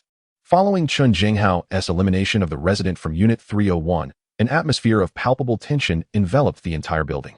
The once vibrant crowd now fell silent, no one daring to utter a word. Chen Jinghao seemed to sense the shift, realizing that others had clandestinely formed a new residence group behind his back. However, such occurrences are inherently difficult to suppress. He resorted to various threats and attempts to coerce within the residence group. Given the dire circumstances, everyone was focused on survival, reluctant to resort to violence. Had it not been for the aggression from the occupant of Unit 301, I would not have been forced to take his life. After all, I am no demon. I hope we can coexist harmoniously in the future, and when we are in need, you might lend us a bit of food. As long as you cooperate, I assure you that peace can be maintained. Upon hearing these words, some individuals let their guard down. A few even speculated that perhaps Chen Jinghao was indeed correct, that the demise of the Unit 301 resident was a consequence of his own aggression. This phenomenon resembles Stockholm Syndrome, where victims, in the face of despair, express gratitude towards their aggressors for any semblance of kindness. Zhang Yi remained a detached observer, watching with a cold gaze, neither commenting nor participating. Yet, within him, a heightened sense of vigilance towards Chen Jinghao began to brew. Although his home was well guarded, the handful of individuals accompanying Chen Jinghao and their dilapidated firearm posed no real threat of intrusion. Nevertheless, in an apocalyptic world, it is prudent to exercise caution. If he truly provokes me, I shall seek an opportunity to eliminate him, Zhang Yi remarked nonchalantly. This fleeting tranquility was shattered the following day. Despite every household's fear of Chen Jinghao preventing them from venturing outdoors, they faced the grim reality that without descending to gather ice for water, survival was impossible. Thus, some individuals discreetly opened their doors, intending to seize the opportunity to collect snow while others were oblivious.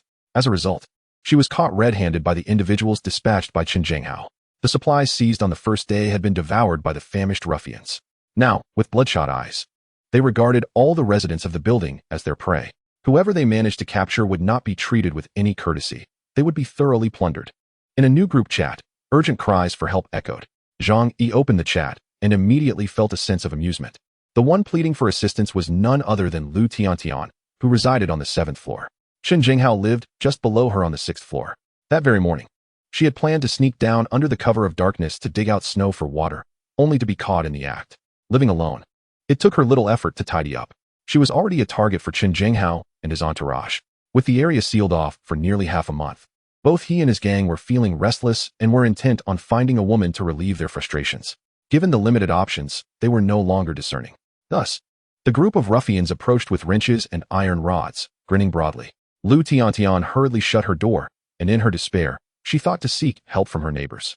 "Oh, please, someone come to my aid. They are smashing down my door. I beg you, I might be killed. Uncle you, please save me. Aren't you a veteran?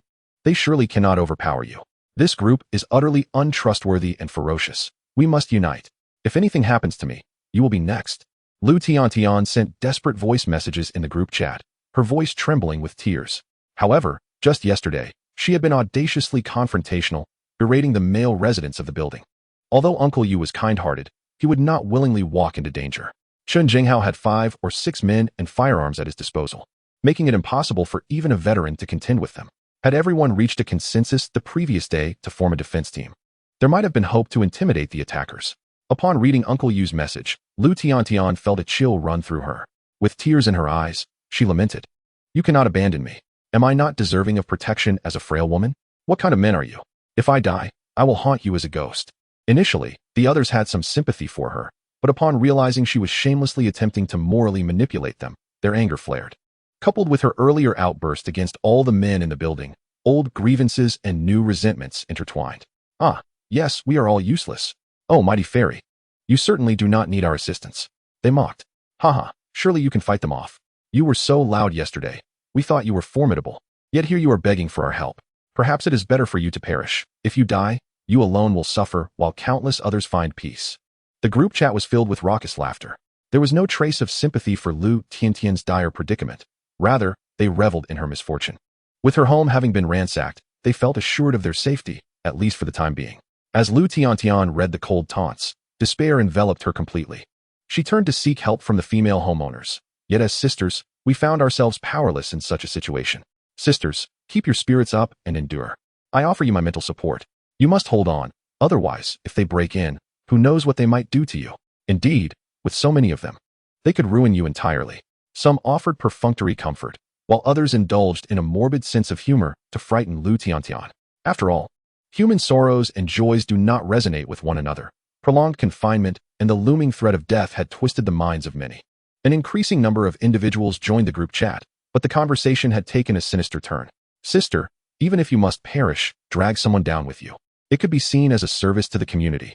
"Exactly. Since your home has been plundered, you probably won't survive anyway. You might as well take someone with you to the grave." Lu Tiantian trembled with anger, and just as she wished to say more, the door was suddenly kicked open with a loud bang. In Zhang Yi's home, he watched the surveillance feed as Lu Tiantian let out a piercing scream, only to be seized by several small figures and dragged away. It's freezing outside, yet they still find time for exercise. Their vigor is quite remarkable, Zhang Yi mused. However, it made sense. In the current predicament, no one knew when their own demise might occur. As life nears its end, the instinct to propagate one's lineage becomes paramount. Zhang Yi took a bite of a chocolate bar and remarked to the monitor, "At this temperature, any exposed skin is at grave risk." Chapter 44. Why should I donate? Although no one witnessed Lu Tiantian's fate firsthand, it was easy to speculate. What future could a girl expect when ensnared by a pack of wolves?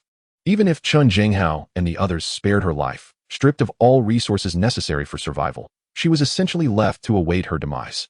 However, an overwhelming sense of sorrow was absent. Rather, a collective sigh of relief was felt. Lu Tiantian could at least sustain Chen Jinghao and his cohorts for a time. Nevertheless, this served as a dire warning for the other homeowners. If things continued this way, their own survival was uncertain. That afternoon, Zhang Yi found himself unexpectedly added to another chat group. He chuckled softly. In such an unstable environment, suspicion among people grew, and small factions proliferated. It seemed that by banding together, they believed they would grow stronger. Zhang Yi glanced at the group members and noted only 6 or 7 individuals present. Zhou Peng, Fang Yuqing, Lin Kaining, and a few other neighbors were included. Zhang Yi furrowed his brow, unsure of their intentions. However, it wasn't long before someone reached out to him. Fang Yuqing, Zhang Yi, the outside world is perilous. Sooner or later, Qin Jinghao and his group will come for us. We must unite. Zhang Yi replied nonchalantly, it's all right. I am quite comfortable on my own. Lin Kaining remarked, it's not as simple as that. You are alone, while Qin Jinghao has 5 or 6 people and firearms at his disposal. Thus, your safety is severely compromised. Zhang Yi smirked.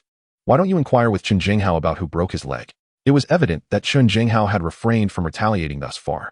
Fully aware that Zhang Yi was not an easy adversary, Zhang Yi inquired, so what do you all propose? Fang Yuqing quickly interjected, currently, our separate living arrangements are exceedingly perilous. Therefore, we have resolved to relocate together, ensuring that we possess a unified front against Qin Jinghao. Zhang Yi erupted in laughter, so, you believe that by congregating, you will be immune to the threat posed by the firearms in Qin Jinghao's possession? How absurd. If sheer numbers were truly effective, the 50 households in this building, consisting of over 100 individuals, could easily overpower him. You are all cowards. Gathering merely provides a false sense of security. At that moment, another voice emerged from the group, Sun Jichao, a financial professional whom Zhang Yi recognized. He remarked, with more people, at the very least, they will think twice. Moreover, we can band together to fortify the entrance, rendering it impervious to their attempts at forced entry. What we currently lack is a stronghold. Fang Yuqing promptly added. Zhang Yi, your home features a balcony and sturdy security door, making it ideal for resisting Qin Jinghao. Thus, we hope you will join our coalition to stand against him. At this point, Zhang Yi comprehended the situation. Fang Yuqing had undoubtedly informed the others of the exceptional qualities of his residence. It was highly likely that they were already aware of the perfect insulation and ample provisions he possessed. Zhang Yi scoffed, realizing their intentions were clear, even from several floors above. I appreciate the offer, but I must decline, he stated bluntly. I am currently quite content living alone. If you wish to cohabitate, you will need to find another place. What nonsense, cramming 7 or 8 people into his home. In such uncertain times, distinguishing friend from foe was nearly impossible, and he had no desire to invite danger into his life. Furthermore, he owed them nothing. Why should he accommodate them? After Zhang Yi's refusal, the group members displayed their discontent. Sun Jichao exclaimed, Zhang Yi, we are all in mortal peril. You cannot be so short-sighted. Only by uniting can we ensure our survival. Another member, Wang Min, added, it's simply because your floor has a balcony, which facilitates collecting snowmelt, that we have chosen your home. You think we are taking advantage of you, but in reality, we can protect you as well. Zhang Yi could hardly contain his mirth as he typed a message in the group. Protect me? The barrage of question marks underscored his mockery. Do you have any idea what my current life is like? Protect me? How brazen of you. Meanwhile, Fang Yuqing, hidden beneath her blankets, pressed her lips together and began her offensive, aware that Zhang Yi despised her and would not allow her entry into his home. She resorted to manipulating the group to impose moral obligations upon him. She believed that life and death were of paramount importance, even though she, along with Lin Kaining and Zhou Peng, had previously wronged Zhang Yi, he ought to exhibit some magnanimity. Lin Kaining said, Zhang Yi, I concede that we are in need of your assistance. But consider this. If you would allow us refuge in your home, you could save 7 or 8 lives. Can you truly bear to watch as we fall victim to Qin Jinghao? We have been friends and neighbors for many years. Zhang Yi did indeed recognize several of the individuals in question, some with whom he shared a cordial relationship, including a colleague from work. They all appealed to Zhang Yi, urging him to take their past camaraderie into account and grant them entry. Unfortunately, the Zhang Yi who had once been gentle and compassionate was no longer the same after having been persecuted to death in a previous life. Most of those who had once taken advantage of him were present in this group. In the face of apocalypse, what value is there in discussing humanity? The only path forward was to ensure one's own survival. Thus, he replied, in times like these, each must rely on their own capabilities to survive. You hold no value to me, so on what grounds do you expect my protection? With that, Zhang Yi chose to exit the group. The notion that they could exploit him was nothing but a pipe dream. He had long since shed any sense of moral obligation that could lead to his own ensnarement. After their conversation, Zhang Yi retrieved a box of potato chips from an alternate dimension. He settled by the window, reclining in a plush imported chair, munching on chips while gazing at the scenery outside. Setting aside the extreme cold, the snowy landscape was truly breathtaking. The earth was adorned in a blanket of silver, devoid of any discordant hues, a sight to behold. At that moment, he suddenly noticed a flickering dark spot on the 18th floor, accompanied by a piercing scream filled with despair. Upon closer inspection, he realized it was a person plummeting from the sky. In an instant, they landed in a snowdrift that was 6 or 7 meters deep. with temperatures plummeting to over 70 degrees below zero outside.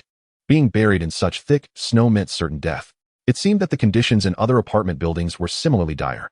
As resources dwindled, conflict erupted over supplies, with violence and murder becoming rampant.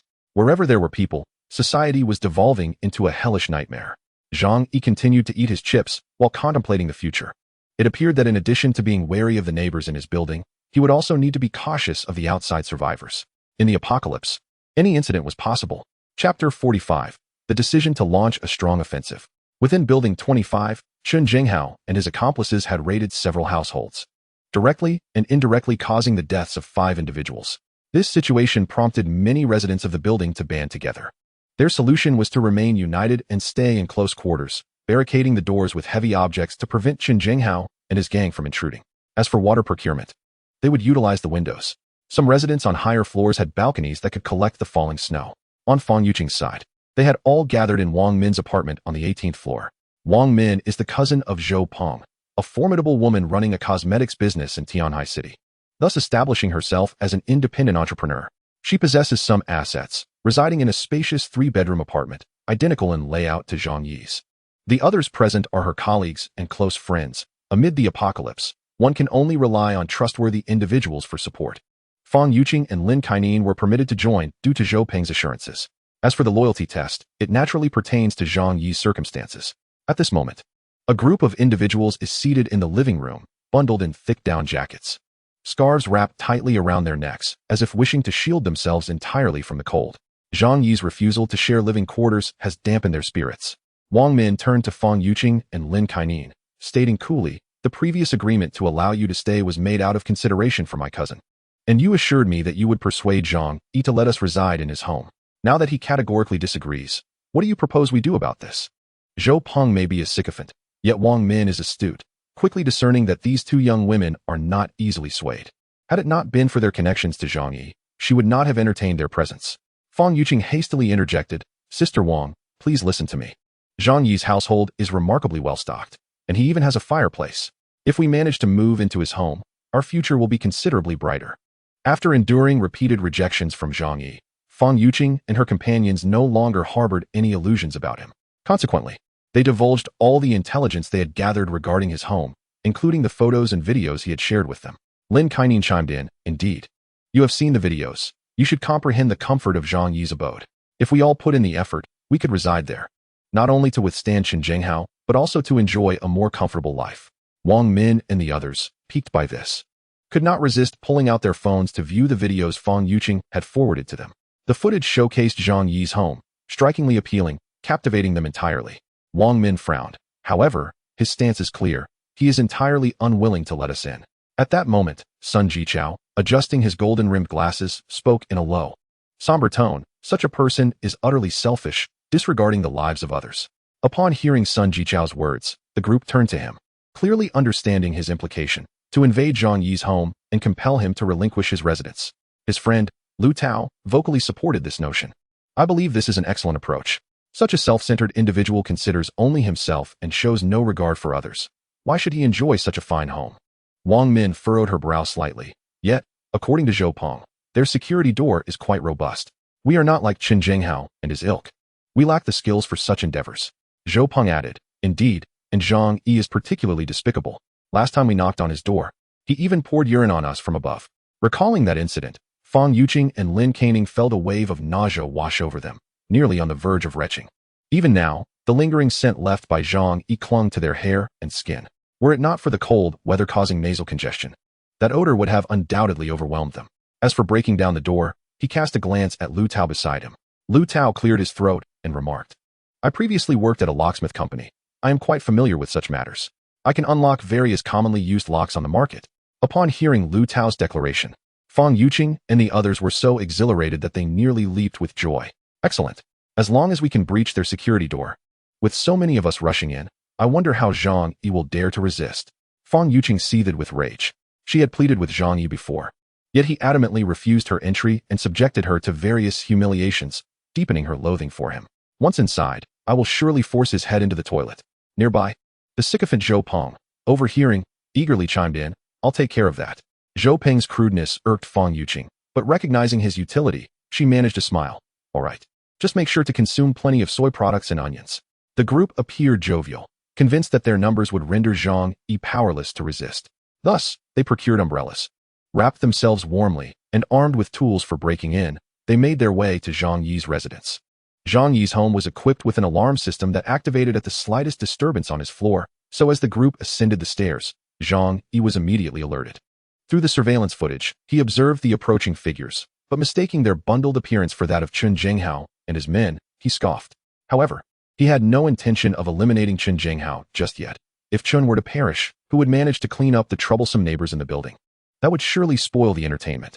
The group, thoroughly concealed, reached the vicinity of Zhang Yi's home and promptly unfurled several umbrellas. This rendered Zhang Yi's attempts to disperse them with water or noxious gas ineffective in the short term.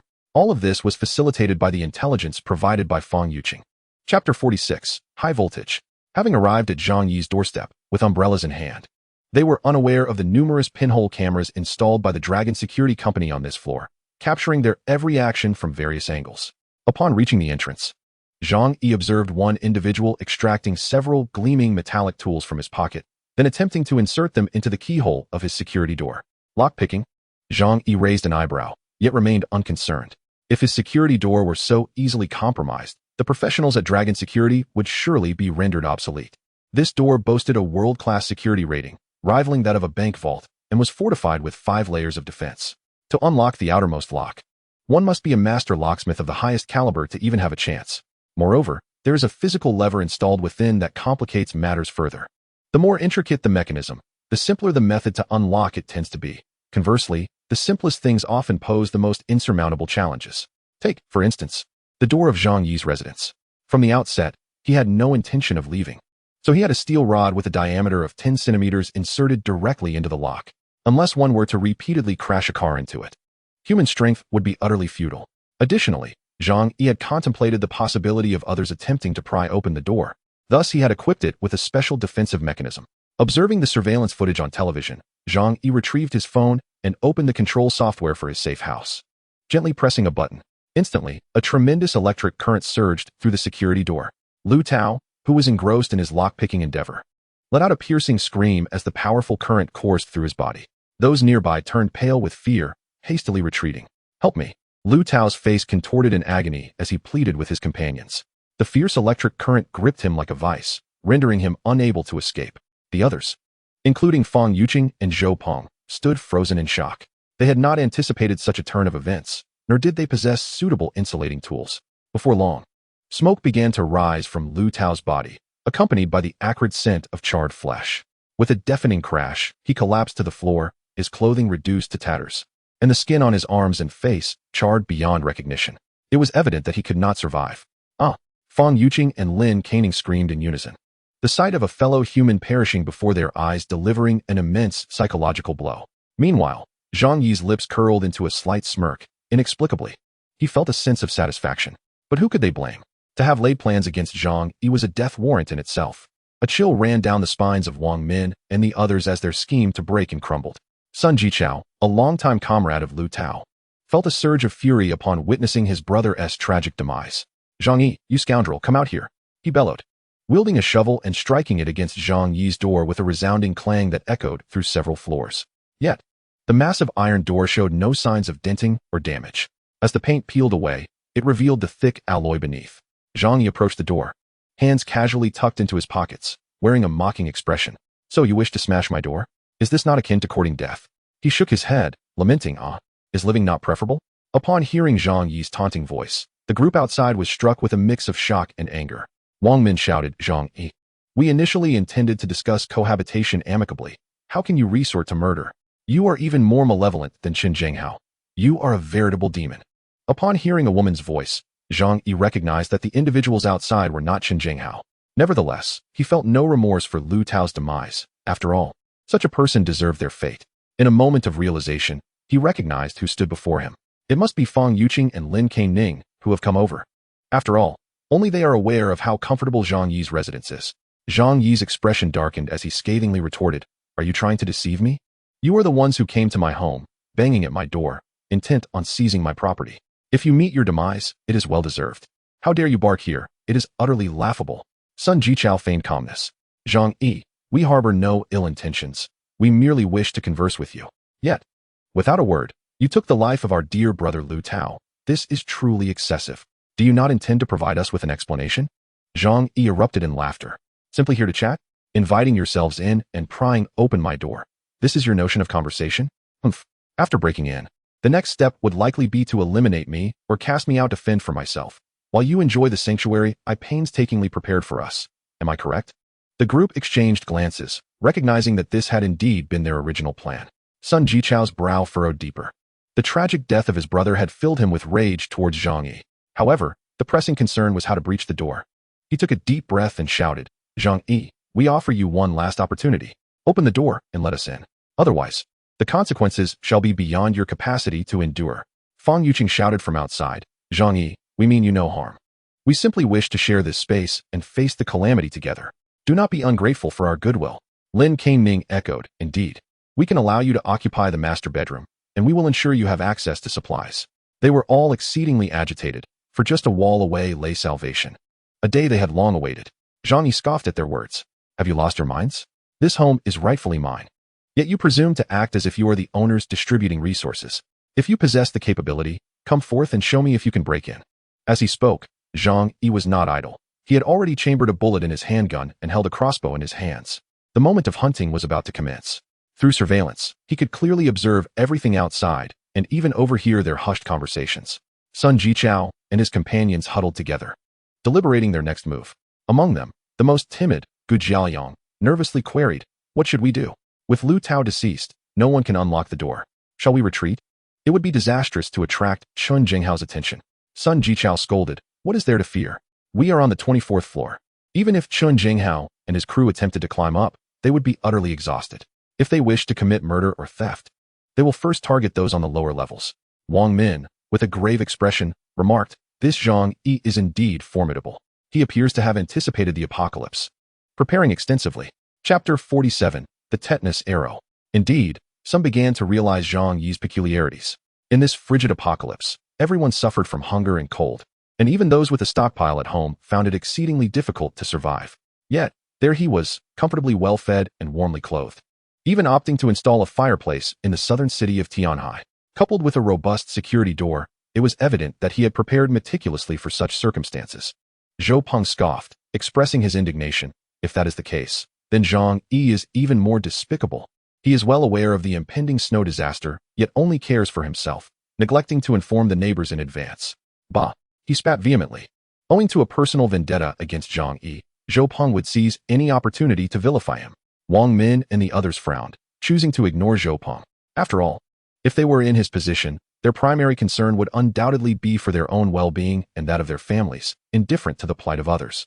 The pressing question was, what should they do next? Was prying the door open no longer an option?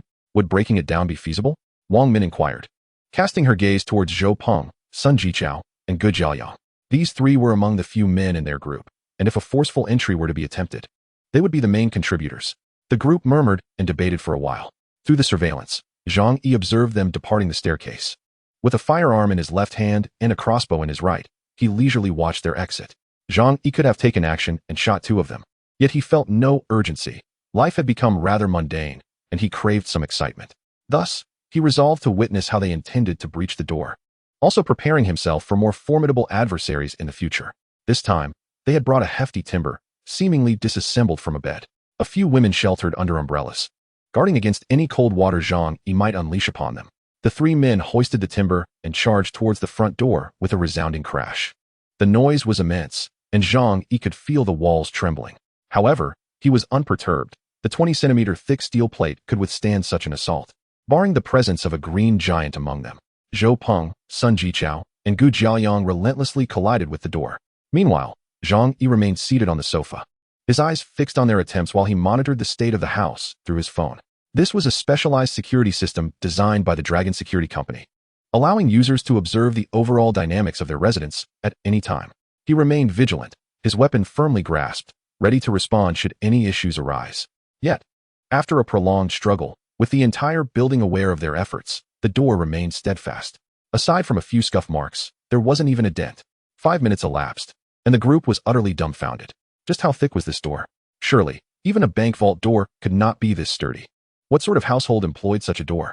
Sun Jichao and the others were teetering on the brink of despair, unleashing roars of frustration, a cacophony of defiance and hopelessness. Observing this scene through the surveillance, Zhang Yi smiled faintly, feeling considerably reassured about the quality of his safe haven. It was time to impart a lesson. Zhang Yi rose, placing his handgun in his pocket, and then opened an iron box. Within this iron box lie 20 crossbow bolts, yet curiously, they are all beset with rust. Logically, such alloy bolts should be resistant to corrosion, but these 20 are marred with pitting, as if they have languished in a damp environment for years. In truth, the rust is a deliberate fabrication by Zhang Yi. A mere scratch on the skin could pose a risk of tetanus. In this environment devoid of medical assistance, while it may not be immediately fatal, it would lead to infection, causing wounds to fester and decay. Should someone be struck by these bolts, they would ultimately face a choice between amputation to save their life or enduring excruciating pain while awaiting death. This grim lesson was gleaned from Chen Jinghao's plight. Although Chen's leg was rendered useless, he managed to survive through various means. A devilish grin crept across Zhang Yi's lips as he ascended to the shooting aperture. Fang Yuqing and her companions, sheltered under umbrellas, were utterly oblivious to the situation below. Unperturbed, Zhang Yi loosed his arrow towards them. If they perished, it would be their fortune. If they survived, all the better. Swish! The tetanus-laden arrow pierced through the umbrella, followed by a piercing scream. Without waiting for their astonishment to subside, Zhang Yi swiftly knocked a second bolt. Aiming was unnecessary as they clustered together. The second arrow flew forth, eliciting yet another shriek. Zhang Yi continued his rapid succession of shots, and only then did the group realize the danger, scattering in panic. Calmly, Zhang Yi aimed and shot, deliberately avoiding vital areas, targeting their arms and thighs instead. Among the remaining 6, 3 were struck, one of whom was hit twice. However, due to the slow loading speed of the hand crossbow, before Zhang Yi could fire another shot, they escaped into his visual blind spot. With a shrug, Zhang Yi dismissed their escape. It mattered not. Those individuals were as good as dead, destined to perish in agony. As for the others, he had ample time to play with them. As he often reiterated, time was on Zhang Yi's side. Remarkably, even in such dire circumstances, he refrained from rushing out to deliver the coup de grâce. One might argue that he maintained his composure. Even with a minuscule chance of injury, Zhang Yi would not take that risk. The consumption of crossbow bolts presented a significant concern. Frowning, he began to contemplate the future. Initially, he had purchased 300 crossbow bolts and an additional 300 arrows. Though many remained, one must heed the wisdom that neglecting long-term considerations invites immediate peril. After a moment of reflection, inspiration struck him. He opened his spatial pocket, rummaging through its contents until he quickly unearthed what he sought. The repository contained numerous marbles designed for bearings, which could also be launched from the hand crossbow. Additionally, there were toy glass marbles. While lacking the lethality of steel balls, when propelled by a professional-grade hand crossbow, their impact was still formidable. Even if crossbow bolts ran low, there were plenty of metal items within that could be dismantled and repurposed. Zhang Yi felt a wave of comfort wash over him. With these resources at his disposal, he could sustain himself for a lifetime. He felt comfortable, yet some others were in dire straits. Fang Yuqing and 6 others had initially intended to seize the home of Zhang Yi, relying on their numerical advantage. They didn't even dare to retrieve Lu Tao's body. Chapter 48. With no medicine, they could only await their demise. Upon returning to the house and shutting the door, the group was drenched in cold sweat, gasping for breath. The injured, in particular, gritted their teeth in agony, collapsing onto the sofa. Zhang Yi's arrows had struck Sun Jichao, Zhou Peng, and Gu Jiaoyang. After all, they had been the main attackers, closest to Zhang Yi's front door. Consequently, of the 7 who ventured forth, 4 men either perished or were afflicted by tetanus-laden arrows. Due to the frigid weather, they initially felt no significant pain. However, upon seeing their wounds, their faces paled in horror. If it had been a standard arrow, it might have been manageable. Remove it, disinfect with alcohol, and take some anti-inflammatory medication. But these arrows were coated in rust. Without antibiotics, any infection would spell certain death in such dire circumstances, and a most tragic one at that. No, how could this happen? Sun Jichao's pupils constricted as he comprehended the implications, a wave of dread enveloping him. A sharp slap echoed as Wang Min, filled with rage, struck Fang Yuqing. The injured were her dear friends and relatives, and all of this stemmed from Fang Yuqing's instigation to raid Zhang Yi's home. Could she possibly contain her fury? You wretched fools. You claimed his house was merely sturdy at the door, so why were there arrows? Did you know all along? Which is why you fled so far. Why are you unscathed? Wang Min, towering over Fang Yuqing and Lin Kainan, delivered the blow, causing Fang Yuqing to tremble in fear. Covering her face, She wept in distress. Zhou Peng, with an arrow lodged in his arm, hurriedly struggled over to shield Fang Yuqing. "Cousin, please don't." I can attest, Yuqing truly had no knowledge of this. Wang Min, exasperated by her cousin's foolishness, pointed accusingly at Fang Yuqing and Lin Kaining. "Then why are they both unharmed?" "Humph, I clearly saw them cowering far away." Lin Kaining, displeased, muttered softly, "You weren't hurt either, yet you dare reproach us." Wang Min, infuriated, retorted, "That was merely luck. I wasn't shot. Now we are all suffering because of you. Get out." However, Sun Jichao intervened, gesturing to Wang Min. "We are all injured. Someone must tend to us," he murmured. He was not ready to meet his end. The arrows needed to be removed, and they must pray for no infections to survive. Wang Min's chest heaved violently as she glared at Fang Yuqing and Lin Kaining. "Get over here and help." Fang Yuqing and Lin Kaining lowered their heads, resentment flickering in their eyes, yet they proceeded to assist the injured in treating their wounds. After unfastening her clothing and witnessing the potency of the arrows, their faces instantly turned pale. Zhang Yi's crossbow bolts were of professional grade, capable of hunting wild boars and coyotes. When striking a human, they would embed themselves deeply. In their current situation, there were no medical professionals or specialized equipment available to address such injuries. A minor misstep could result in severe hemorrhaging and death. Wang Min pondered for a moment before declaring, "We must summon Dr. Zhou for assistance." The Dr. Zhou she referred to was Zhou Ke, who had previously saved Lin Xiaohu's life after his liver was ruptured from a kick. Wang Min stepped aside to call Zhou Ke. Shortly thereafter, Zhou Ke arrived. Wang Min approached her, gripping her hand with excitement. "Dr. Zhou, our lives depend on you." Zhou Ke was clad in a black, knee-length down coat, snugly enveloping her tall and slender figure, and she carried a metal medical box on her shoulder. Upon entering the room and assessing the injuries of the individuals present, her brow furrowed in concern. "Another arrow wound?" Wang Min blinked curiously. "Who else has been struck by an arrow?" A fleeting expression of discomfort crossed Zhou Ke's face.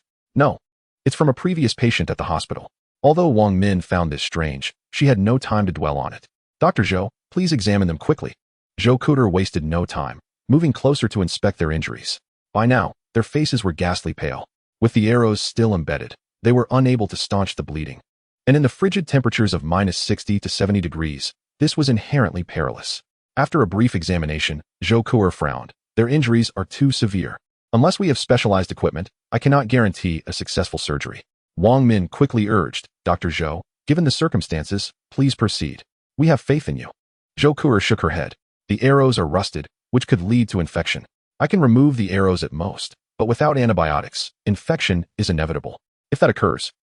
She left the sentence unfinished, yet the gravity of her implication was understood by all present. In such conditions, infection would be tantamount to a death sentence. Tears streamed down Wang Min's face. Sun Jichao and the others were her closest friends, and Zhou Peng was her cousin. In a world fraught with peril, the sense of insecurity was already overwhelming. To lose so many loved ones in a single day would undoubtedly be devastating. What a cruel heart Zhang Yi possesses. He must have done this intentionally. How could he be so vicious? Even if we took his house, there was no need to take his life. Wang Min lamented bitterly. Upon hearing the name Zhang Yi, Zhou Ke recalled having met him a few times. She vaguely remembered him as a handsome, sunlit man. However, due to her reserved nature, their interactions had been minimal. In summary, without medication, merely extracting the arrows would still pose a significant threat to life. "I hope you can comprehend this," Zhou Ke remarked with a touch of indifference. In this post-apocalyptic world, one must be prepared for the possibility of death at any moment. Suddenly, Fang Yuqing appeared to recall something. With excitement, she exclaimed, "Medicine? I remember that Zhang Yi has some." Chapter 49, boldly requesting Zhang Yi to lend medicine. Upon hearing that Zhang Yi possessed medication, Wang Min and Sun Jichao were instantly filled with fervor.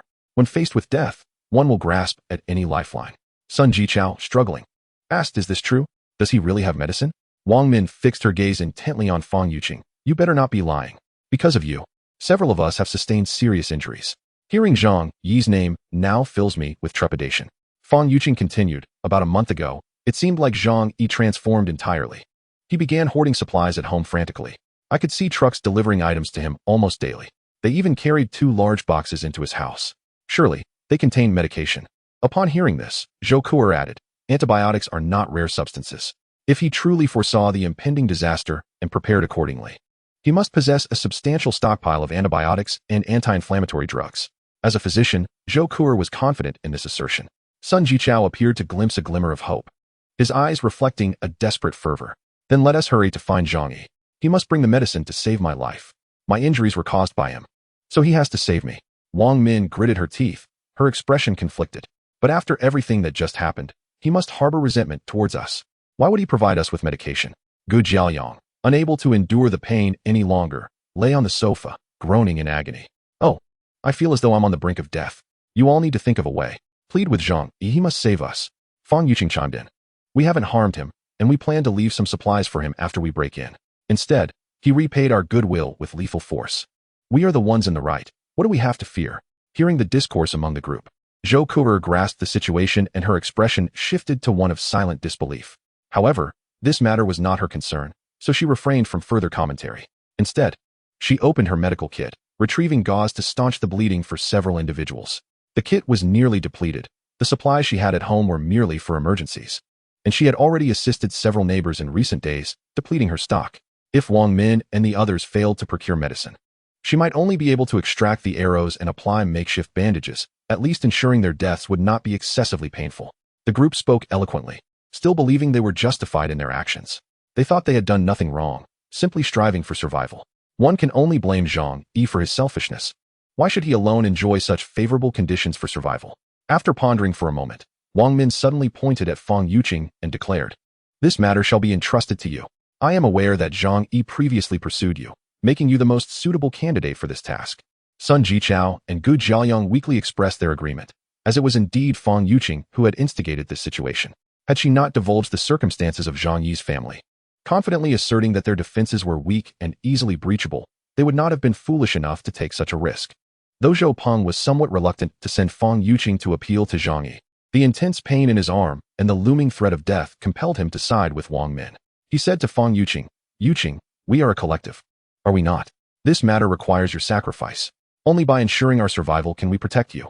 Fang Yuqing's face was a portrait of conflict, her heart unwilling. After all, she had already endured humiliation at the hands of Zhang Yi. Yet, she found herself with no choice. It was precisely due to her connection with Zhou Peng that she was able to join this group. Otherwise, as a seemingly fragile woman, she would be of little use against the likes of Chen Zhenghao and his tyrannical ilk. Other teams would not accept her, and even if they did, she might end up being treated as a mere plaything. In this post-apocalyptic world, women, especially those who possess no skills beyond beauty and charm, are rendered exceedingly cheap. Zhou Kuer picked up the scalpel, facing limited conditions, with sterilization being unattainable. Even with an alcohol lamp, the heat would cause clumping. Moreover, without medication, any attempt at disinfection was merely a futile endeavor. She instructed Sun Jichao to bite down on a towel before commencing the extraction of the arrowhead. The scene of surgery without anesthesia soon echoed with blood-curdling screams, as Sun Jichao nearly bit through the towel in sheer agony. The entire room was filled with an eerie chill, prompting everyone to urge Fang Yuqing to procure medicine from Zhang Yi. Summoning her courage, Fang Yuqing dialed Zhang Yi's WeChat voice call. Beep, beep, beep. At home, Zhang Yi was preparing to eat. Curiously, despite this being his first experience with murder, he felt an unexpected sense of tranquility. There was no fear, only a thrill of vengeance fulfilled. This satisfaction was essential for survival in this harsh world. He had genuinely feared he might succumb to nausea or insomnia. After all, he had faced more dire straits than anyone present. Just then, the phone rang. Zhang Yi, intrigued, glanced at the screen and was taken aback to see it was Fang Yuqing calling. His eyes widened, and a surprised smile crept onto his lips. Oh, after being so thoroughly beaten by me, is she now calling to berate me? Without hesitation, he answered the call. The more miserable she was, the more delighted he felt. He switched to speaker mode while continuing to prepare lunch in the kitchen. Hello, what can I do for you? Zhang Yi's voice was remarkably gentle, as if he had not just slain Lu Tao and shot arrows at Sun Jichao and others. However, the more he spoke in such a tone, the more unsettling it became for Fang Yuqing and the others. Under the watchful eyes of her companions, she engaged in conversation, her voice amplified. Zhang Yi, Lu Tao is dead, and Zhou Peng and the others are gravely injured from your arrows. Woe is me, she lamented, her cries heart-wrenching, seemingly in an attempt to elicit sympathy from Zhang Yi. Yet, he merely replied nonchalantly, Oh, dead is dead. Sooner or later, one must meet their end. With a knife in hand, he leaned closer to the microphone and ominously declared, You do not truly believe you can survive this blizzard, do you? His voice resonated with a hellish quality, sending shivers down the spines of Wang Min and the others. Zhang Yi articulated their deepest fears. The city was engulfed in snow, and their building had become an isolated island. Even if they managed to cling to life for now, resources would soon dwindle. Whether at the hands of Chen Zhenghao or by freezing or starving, death awaited them. Fang Yuqing trembled as she cried, "Zhang Yi, I acknowledge my wrongdoings. It was my fault for not accepting your pursuit. But now I wish to amend my ways. Can you find it in your heart to forgive me?" Chapter 50, Teasing the White Lotus. Zhang Yi responded with a hint of irony. "What do you think?" Beside Fang Yuqing, Wang Min urged her to address the matter at hand. Fang Yuqing sniffled and, with a quivering voice, implored, "Zhang Yi, Zhou Peng and the others are critically injured. We have no medicine at home, and they will succumb to infection. You bought so many medicines before. Please, lend us some. I promise I will never disturb you again." Zhang Yi paused in his cooking, momentarily taken aback by Fang Yuqing's illogical reasoning. "Fang Yuqing, do you ponder why I used rusty arrows against them?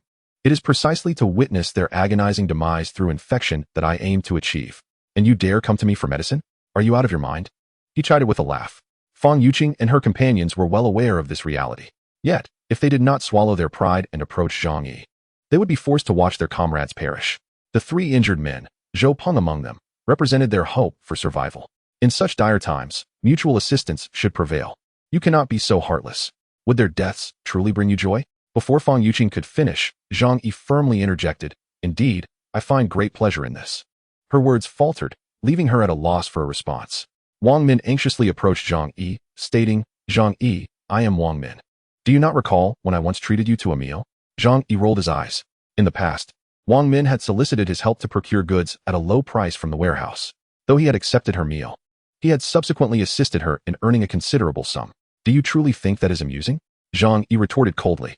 Wang Min swallowed hard as Zhou Peng's agonizing cries echoed from the living room. Upon hearing this, Zhang Yi wore a contented expression, wishing he could witness their pitiful state. Wang Min remarked, "Zhang Yi, everyone's situation is precarious now, especially with the tyrant Chen Zhenghao endangering lives. It's wise to leave a path for retreat. You never know when it might be useful to us in the future. If you provide us with the medicine this time, I, Wang Min, will remember your kindness and repay you in due time." Zhang Yi scoffed, "Kindness? Do you take me for a fool? Those few people were injured by me, and there's even a corpse right at my doorstep. No matter what I do, this enmity is irreconcilable. If I help you, are you waiting for the chance to retaliate against me later? That is laughable." Wang Min attempted to explain, "We are not those kinds of people." Zhang Yi interrupted, "Enough. This is truly tiresome. Whether you are those kinds of people is irrelevant to me. What matters is that I do not believe you are trustworthy. So I will not assist you. Why would I save those who wish to harm me? That would be pure naivety, regardless of how grandiose your words may be." My resolve remains unshaken. Seeing that Zhang Yi was impervious to their pleas, the group became increasingly anxious. Wang Min's brows furrowed in frustration. "Zhang Yi, you must not push us to desperation. If you insist on our demise, we cannot predict what we might resort to." In response to Wang Min's threats, Zhang Yi contemptuously laughed. "Haven't you already exhausted all your options? If you had the capability, you would have stormed into my home, killed me, and seized everything I possessed long ago. I am not easily intimidated. This tactic will not work on me." Fang Yuqing seized the phone, tearfully addressing Zhang Yi. "Zhang Yi, must we truly reach this point? We once shared such good times. Why can't we set aside our grievances and start anew? I have always held feelings for you." Meanwhile, in the adjacent room, Zhou Peng was biting a towel while undergoing surgery. Upon hearing her words, his eyes nearly bulged out, and he sobbed even more uncontrollably. Faced with such a scheming woman, Zhang Yi couldn't help but admire her audacity. Her shamelessness was thicker than the walls of a fortress. However, given the current circumstances, Zhang Yi was akin to a wealthy magnate. The tenacity of a gold digger clinging to a rich man was indeed exceptional. Suddenly, a wicked thought crossed Zhang Yi's mind. He was aware that others were nearby, and Zhou Peng could overhear their conversation. Therefore, Zhang Yi deliberately stated, "Ah, Yuqing, I must confess that I still harbor feelings for you. It's just that you hurt me deeply in the past, leaving me unable to move on." This statement ignited a spark of hope in Fang Yuqing, akin to a match lighting a fire. Ignoring the angry glares from those around her, she trembled with excitement, exclaiming, "Zhang Yi, I knew you couldn't possibly not love me. You're so foolish. My favorite person has always been you. Those previous incidents were merely tests of your affections. Oh, you dense one, why can't you grasp my feelings?" The others, including Wang Min, found her words nauseating, while Zhou Peng was nearly driven to faint with rage. However, they all understood that if Fang Yuqing truly managed to win over Zhang Yi, they might have a chance to obtain his house and resources, so they remained silent. "Zhang Yi, dear brother, allow Qing'er to reside in your home. From now on, she shall be yours. Whatever you desire her to do, she will comply. Is that agreeable?" Zhang Yi smiled faintly. "Very well." Fang Yuqing leapt up in excitement, more exhilarated than after consuming a bowl of soybean milk. Lin Canning, unable to contain herself, exclaimed, "Take me along, please." Fang Yuqing cast a cold glance at her, inwardly scoffing. Then, Zhang Yi's cool voice emanated from the phone. "However, Yuqing, the only one I cherish is you. Thus, I can only accept you. As for those unworthy individuals, it would be best for you to maintain a distance from them. Given the current challenging circumstances, we ought not to allow a group of people to hinder our progress. Would you not agree?" At these words, the crowd's expressions shifted dramatically. They had initially hoped that by Fang Yuqing winning over Zhang Yi, they too would bask in his fortune. Yet, Zhang Yi's intent seemed to sever ties with them instead. Fang Yuqing, brimming with excitement, paid no heed to those around her. She nodded vigorously, affirming, "All right, everything will be as you say, brother. I will listen to you. Then come over now, without concern for others." Yes, I shall come immediately. Brother, please wait for me." Fang Yuqing's flushed face radiated with anticipation at the thought of escaping her current hellish existence, and she dashed towards the door. Wang Min and the others were fuming with rage. Seeing Fang Yuqing truly abandon them to seek Zhang Yi, Lin Canning seized her arm. Hardly had she spoken when Wang Min's heavy hand struck Fang Yuqing's face with force. "You shameless wretch. You've led us to such a dire state. And now you wish to walk away? Not a chance."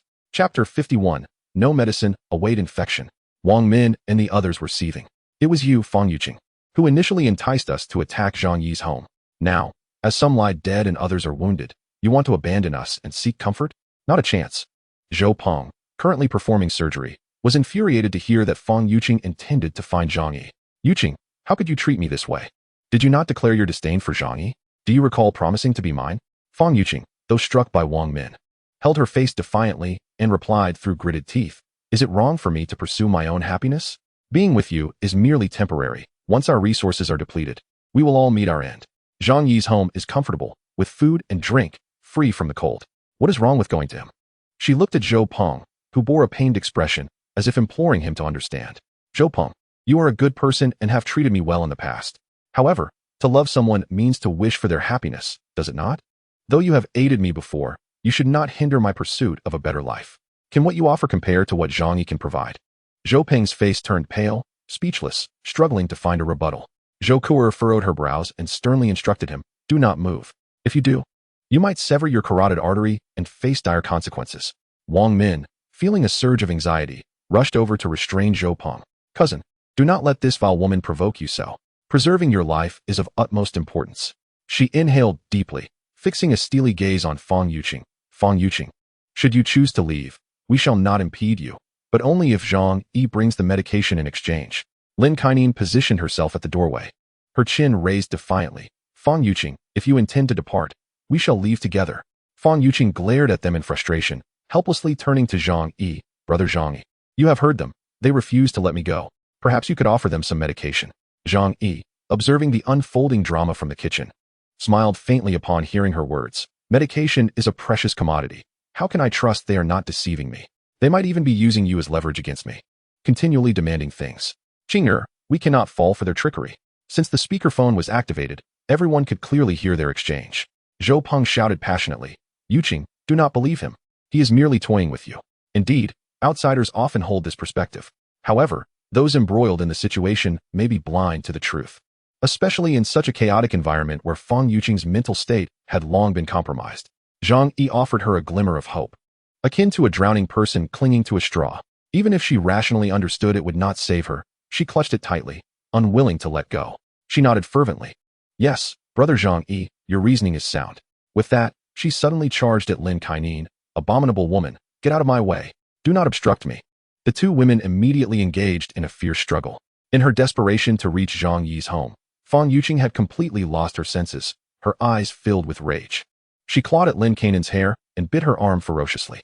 Lin Canning, in pain, retaliated with equal fervor. The two tumbled to the ground, embodying the essence of two wild, deranged women. Wang Min, unable to bear the sight any longer, realized that there were patients undergoing surgery nearby, and their brawl could jeopardize the procedures. Thus, she joined the fray, combining forces with Lin Canning until they managed to subdue the frenzied Fang Yuqing. "Ah, let go of me. Release me, I implore you." Fang Yuqing screamed in a manic frenzy.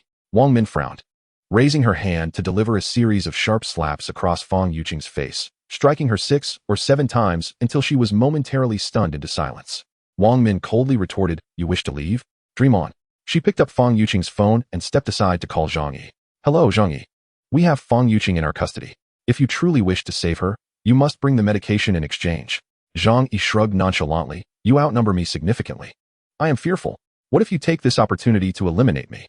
Thus, dear Yuqing, though your brother yearns to share a life with you, they will not permit it. Do not hold any ill will towards your brother." Zhang Yi deliberately raised his voice. These words naturally reached Fang Yuqing's ears. She let out a heart-wrenching scream. Her gaze towards Wang Min and the others filled with venom.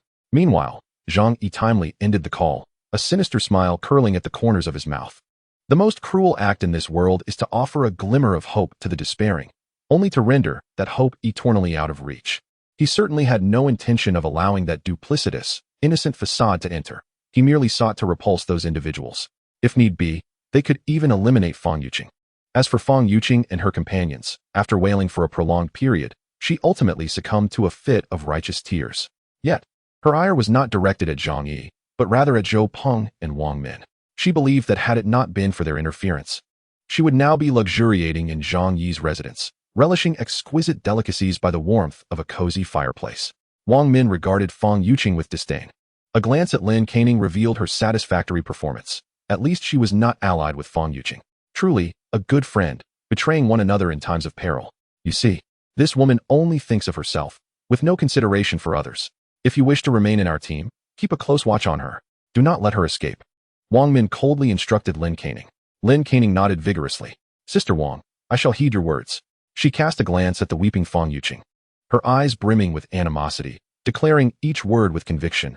I will absolutely not allow her to flee. If hardship must be endured, let us all share in it. Why should she revel alone in comfort? In the living room, Zhou Kuer performed a rudimentary procedure on the three men. Unfortunately, they lacked even sterilized cotton balls, as the frigid weather had rendered medical alcohol frozen. The sole silver lining was that the extreme cold prevented them from succumbing to pain-induced unconsciousness.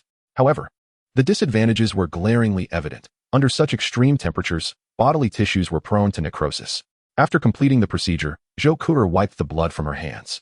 She closed the toolbox and addressed Wang Min and the others. This is merely a temporary measure.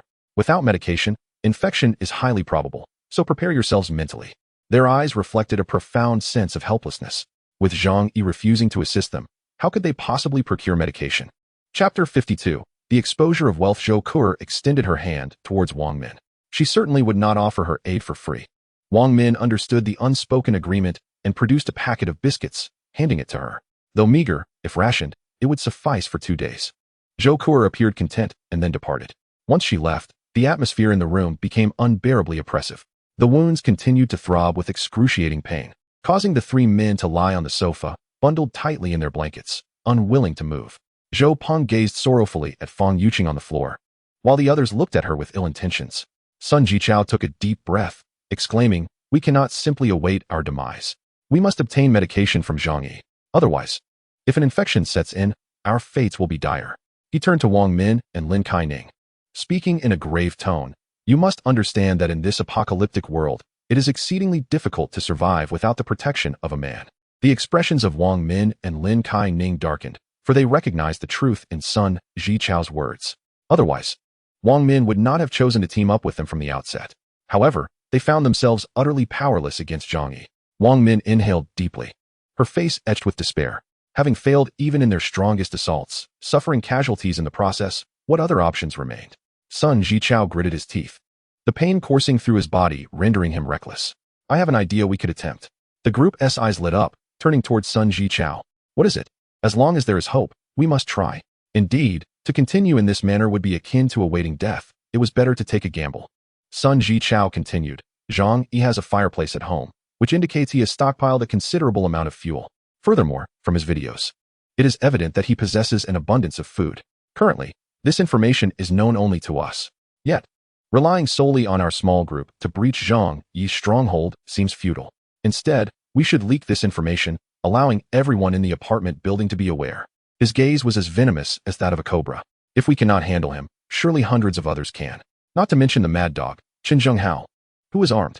That group is notorious for their ruthlessness. They would not hesitate to confront Zhang Yi. At that point, acquiring some medicine and food should not pose a challenge." As soon as he finished speaking, Gu Jiaoliang exclaimed with enthusiasm, This is a brilliant idea. I wholeheartedly agree. The others did not deliberate for long, nodding in agreement, as they had no better options at present. However, Fang Yuqing suddenly erupted in outrage. You are all utterly shameless. How could you contemplate such an action? I intend to live with Zhang Yi. If you destroy him, what will I do? Wang Min's expression hardened, and she swiftly slapped Fang Yuqing across the face, leaving her visage swollen and bruised. Grabbing her by the hair, Wang Min dragged her to the bedroom amidst Fang Yuqing's desperate screams. Then, Wang Min called out to Zhou Peng. Zhou Peng, come here and take care of her. Zhou Peng's arm was injured, but the wound was not overly severe, as Zhang Yi had not aimed for a vital spot.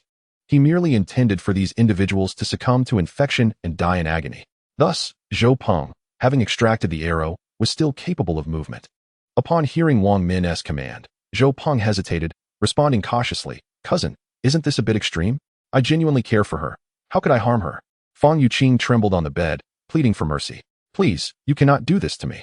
Zhou Peng, didn't you claim to love me the most? Wang Min spat derisively. You little vixen. You have caused us all this suffering, and merely allowing you to sleep with my cousin would be a favor to you. She turned to Zhou Peng, saying, Dear brother, do not be foolish. This woman is utterly debased, having slept with countless others. To put it plainly, don't you want to be with her? Here is your chance to fulfill that desire. Let us see how she deceives you after this. All are women. Wang Min is acutely aware of how to deal with Fang Yuqing. She believes that if Zhou Peng were to spend a night with her, his novelty towards her would soon diminish. Zhou Peng, in a fit of rage, stormed into the bedroom, only to be forcefully pushed away by Wang Min. Do not speak of her in such a manner. My love for Yuqing is genuine. I would never impose upon her. Zhou Peng declared, his voice firm. Wang Min glared at him, pointing her finger in indignation, momentarily at a loss for words. You pitiful sycophant. She underestimated the unwavering loyalty of the sycophant. Zhou Peng retorted. No, I am not a sycophant. Yuqing is a truly kind woman to me. I believe that if I persist, she will eventually come to love me. Fear not. I am here. He reminisced about his arrival in this city, young and unfamiliar with his surroundings. With only a middle school education, he faced disdain from many. Yet, it was Fang Yuqing who offered him a warm smile and kindly asked for his assistance in moving items. In his moments of solitude, she granted him the opportunity to take her out for a meal. The trust she extended to him lingered warmly in Zhou Peng's heart. He would rather inflict harm upon himself than ever hurt Fang Yuqing. Even when she uttered hurtful words, he believed it was Zhang Yi's fault. Fang Yuqing had merely been deceived. Indeed, he was certain that with patience, one day she would realize he is the man best suited for her. Upon witnessing Zhou Peng's foolish grin, Fang Yuqing felt a sense of relief. Though allowing him a brief dalliance was not a significant issue, she had always looked down upon him, feeling a sense of disgust. The others in the room were rendered speechless by Zhou Peng's sycophantic behavior. However, their focus was now on uniting the entire building against Zhang Yi. Thus, Zhou Peng's antics were of little concern to them. Wang Min and the others resolved to inform everyone of the abundant supplies at Zhang Yi's home, rallying their collective strength to breach his residence.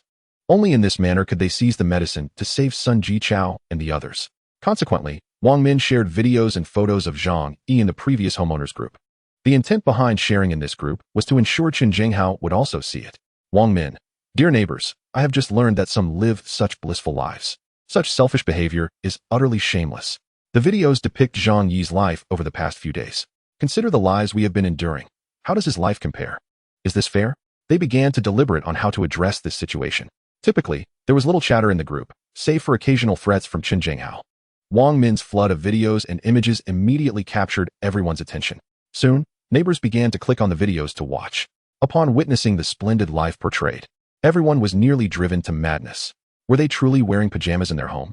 Our home has plunged into temperatures below -70 degrees. How do they manage to keep warm? Their lights shine brightly at night.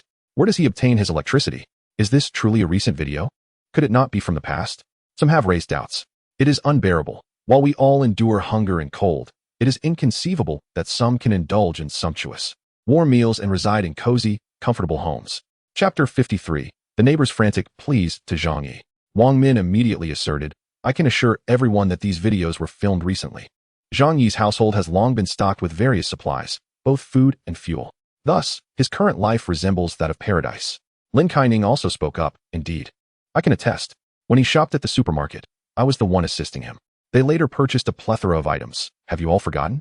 Lin Kaining's words awakened many memories. Yes, Zhang Yi's home was bustling with deliveries daily. I was oblivious to his intentions. Did he somehow foresee the impending snow disaster? That would be utterly shameless. How could he not inform us? Zhang Yi is simply inhuman. How can one engage in such immoral acts? We have lived as neighbors for many years. His selfishness is astounding. Everyone was filled with righteous indignation, attributing their current suffering entirely to Zhang Yi. Yet, they failed to consider, even if Zhang Yi had forewarned them of the apocalypse, would they have believed him? Naturally, they did not contemplate this. They merely felt that Zhang Yi owed them. Someone immediately proclaimed, Zhang Yi must be held accountable for this. Yes, why should we endure such misery while he lives comfortably? His household is brimming with food, medicine, and energy. He must share some with us. If we are to suffer, then we shall all suffer together. Chen Jinghao and others also viewed the video in the group. Chen Jinghao's eyes reddened with rage. Zhang Yi, you dog, how can you live so comfortably? Chen Jinghao had already lost one leg, all thanks to Zhang Yi. Consequently, he harbored the greatest animosity towards Zhang Yi in the entire building. The reason he refrained from taking further action was twofold. First, Zhang Yi's home was formidable, and he had previously suffered losses. He would not confront Zhang Yi unless absolutely necessary. Second, he had no idea Zhang Yi possessed such abundant resources. Otherwise, he would have relentlessly attacked Zhang Yi's home, even at the cost of his life. In the group chat, messages surged beyond 100. Many began to tag Zhang Yi, demanding an explanation. Zhang Yi, everyone is suffering terribly, on the brink of freezing or starving. Your home is filled with food and fuel for the fireplace. Share some with us. Indeed, everyone will remember your kindness. We hope you do not fail to recognize this. Zhang Yi, we have been neighbors for many years. You cannot turn a blind eye to our plight. Zhang Yi, I am Aunt Wang from the 20th floor, and I once lent you 2 green onions. With our good relationship, you ought to provide us with some supplies. Brother Zhang, I am your brother Lu Wenxiang. We are like kin. Why not let me stay at your place? The situation is perilous, and I could protect you. Appeals of moral obligation, desperate pleas, and reasoned arguments flooded in. All sorts of individuals came forth, yet the central theme remained unchanged. They demanded that Zhang Yi distribute his household supplies among them. The incessant notifications caught Zhang Yi's attention. Within the group, everyone clamored for him to share his resources, but he merely observed with a detached demeanor. Unhurried in his response, he wished to witness the true nature of these individuals. Aunt Lin proclaimed, Zhang Yi, I am the chairwoman of our community committee. She elevated herself to a position of authority, which was quite amusing. Moreover, I am an elder in this building. I have the final say. These supplies must be brought forth, and I shall distribute them to all. Mother Xiaolime lamented, Zhang Yi, my child and I are on the brink of starvation. Did you not previously praise the cuteness of my baby? Please save us. I could have my child recognize you as godfather. I am open to fulfilling any other request you may have. The affluent second-generation heir Su Hao asserted, Zhang Yi, should you allow me to reside in your home, I would be willing to relinquish all my assets to you. No, my father has passed. Our family fortune of over $1 billion will be yours. After observing this spectacle for a considerable time, Zhang Yi leisurely typed a single character. Oh? His solitary word ignited even greater fervor among the crowd. The moral coercion persisted, and the pleas for alms continued unabated. After a prolonged silence, Zhang Yi casually inquired, Are we so well acquainted? By what right do you demand my family's possessions? In that moment, despair washed over everyone. Engaging in reasoned discourse held no merit. In their struggle for survival, they were willing to forsake all moral principles. Zhang Yi was acutely aware of this and had no intention of reasoning with these individuals. He simply sought to toy with them. A wicked glint sparkled in his eyes, as the frantic neighbors reminded him of a scene from his past life. Once, out of kindness, he had opened his door, only for these neighbors to rush in. Brandishing an axe, they could hardly wait to dismember and consume him before he drew his last breath. He yearned for vengeance. Thus, he took great delight in toying with these pitiable yet contemptible creatures. In the group, someone grew irate. Zhang Yi, are you speaking as a human? After all these years as neighbors, shouldn't we help one another? What significance does your survival hold if you remain alone? Young people should not only think of their own comfort, they must understand the essence of sacrifice. Had you not concealed information and hoarded supplies in secrecy, we would not be in this dire situation today. Indeed, our current suffering is entirely your fault, and you must atone for it. Zhang Yi replied, Oh, and then, below, a torrent of pleas, threats, and insults ensued. They resembled passengers from a sunken ship, plunged into the icy, biting waters of the Arctic Ocean, surrounded by circling sharks. At that moment, however, they spotted a small fishing boat nearby. The fisherman aboard was leisurely enjoying hot pot and singing, carelessly gliding past them. Desperate, they swam with all their might towards the boat, hoping to be rescued. The closer they were to the brink of despair and hope, the more fragile their mental state became, revealing increasingly grotesque expressions. Zhang Yi observed their distorted faces with a smile. Retrieving a bottle of premier Australian yellow kangaroo tail from his temperature-controlled wine cabinet in another realm, along with a portion of exquisite French foie gras. The pairing of red wine with foie gras is sublime. When the bitterness of the foie gras melds with the tannic sharpness of the wine, the flavors harmonize beautifully. This fusion allows even those unaccustomed to red wine's taste to savor its delicacy. As Zhang Yi relished the foie gras and sipped his wine, he watched the captivating performance of his neighbors. Private messages flooded in, some even calling him. Zhang Yi, intrigued, opened each one. Mother Xieli Mei, Zhang Yi, please help me and my baby. Just let me stay with you, and you can do whatever you wish. College student Zhang Xiu, brother Zhang Yi, I'm still young, and I don't want to die. Please take me. Just give me something to eat. Numerous women also reached out to him, many of whom were married. They were acutely aware of the current market dynamics and understood that money would not sway Zhang Yi. Thus, they collectively offered their bodies in exchange for his protection, hoping at the very least to secure some sustenance. Chapter 54, Zhou Kuer. What was Zhang Yi's attitude towards the messages from these female residents? Some were bold enough to send him private selfies. Zhang Yi glanced at them without much interest. Primarily, these women were overly confident, with only a few possessing decent looks. While most were rather average, they lacked the allure of professional streamers who had practiced their craft, offering nothing particularly captivating. Did they truly think this would test a man's resolve? As for the male residents, their intentions were even more simplistic. They either called him brother or sought his assistance. Or, in the case of some older men, they resorted to moral coercion, demanding his care and protection. The most distasteful was a certain individual with dubious preferences. Zhang Yi had no desire to engage in discussions regarding his requests. After perusing through the messages, he grew bored. He set up a phone stand, placing his device before him, anticipating the emergence of something innovative. Then, reclining on the sofa, he savored his red wine and foie gras while admiring the exquisite snowfall outside. A fortnight passed, yet the snow continued to fall without relent. The entire city lay cloaked in a thick blanket of snow. According to Zhang Yi's recollection, this snowfall would persist for a month, submerging everything below the 4th floor. As for how much longer it would last, he remained uncertain. Nevertheless, he truly saw no necessity to venture outside. To venture outside is to seek the hope of life. Yet now, none but Zhang Yi knows where survival may lie. Leaning on his chin, Zhang Yi lazily mused. Staying cooped up at home every day is rather tedious. Perhaps I should find a moment to step out? He contemplated that once the residents of this building had perished, he could take a stroll. Suddenly, an idea struck him. He recalled the snowmobiles stored in his warehouse, originally destined for a nearby city to supply a man-made snow resort. Thus, even if the snow outside accumulated to several meters, he would still have a means to venture forth. While it may not be feasible to leave his room at present, this method would allow him to enjoy the fresh air under safe conditions in the future. Zhang Yi felt a flicker of interest. Staying indoors could grow monotonous, and a brief escape could indeed be refreshing. Equipped with professional-grade winter attire and snowmobiles, he felt unfazed by the biting cold of 60 or 70 degrees below zero. Continuing to peruse the messages from his neighbors, one particularly caught his attention. Zhou Kuer reached out not with tales of woe or private photographs, but with a composed request for an exchange. Mr. Zhang, our food and medication supplies are nearly depleted. I hope you can offer some assistance, and in return, I can provide you with medical aid. Zhou Kuer. Her image swiftly materialized in Zhang Yi's mind. A doctor at the First People's Hospital of Tianhai City, 26 years old, tall and slender, at least 175 centimeters. What left the deepest impression on Zhang Yi was not her strikingly cool and reserved visage, but her enviable figure, especially in winter. When she donned a black sweater, her form was accentuated, prompting Zhang Yi to steal glances whenever they crossed paths in the elevator. Zhou Kuer, being a physician, exhibited remarkable rationality. Rather than pleading for pity, she sought an exchange, which Zhang Yi found commendable. In this apocalyptic world, only those of value earned the right to survive. Zhou Kuer had demonstrated her worth through her exceptional medical skills, for it was no small feat to be employed at Tianhai City's leading hospital amidst such dire circumstances. In this age of chaos, medical expertise had become an invaluable asset. However, Zhang Yi was not so arrogant as to believe he could confront every ailment alone. Having a doctor by his side would undoubtedly provide him with significant security in the trials of survival to come. Most crucially, Zhang Yi had assessed Zhou Kuer's humanity. In his previous life, her demise stemmed from her act of kindness in sharing food with Xieli Mei. Whether born of utter despair or genuine benevolence, at the very least, Zhang Yi perceived the brilliance of humanity within her.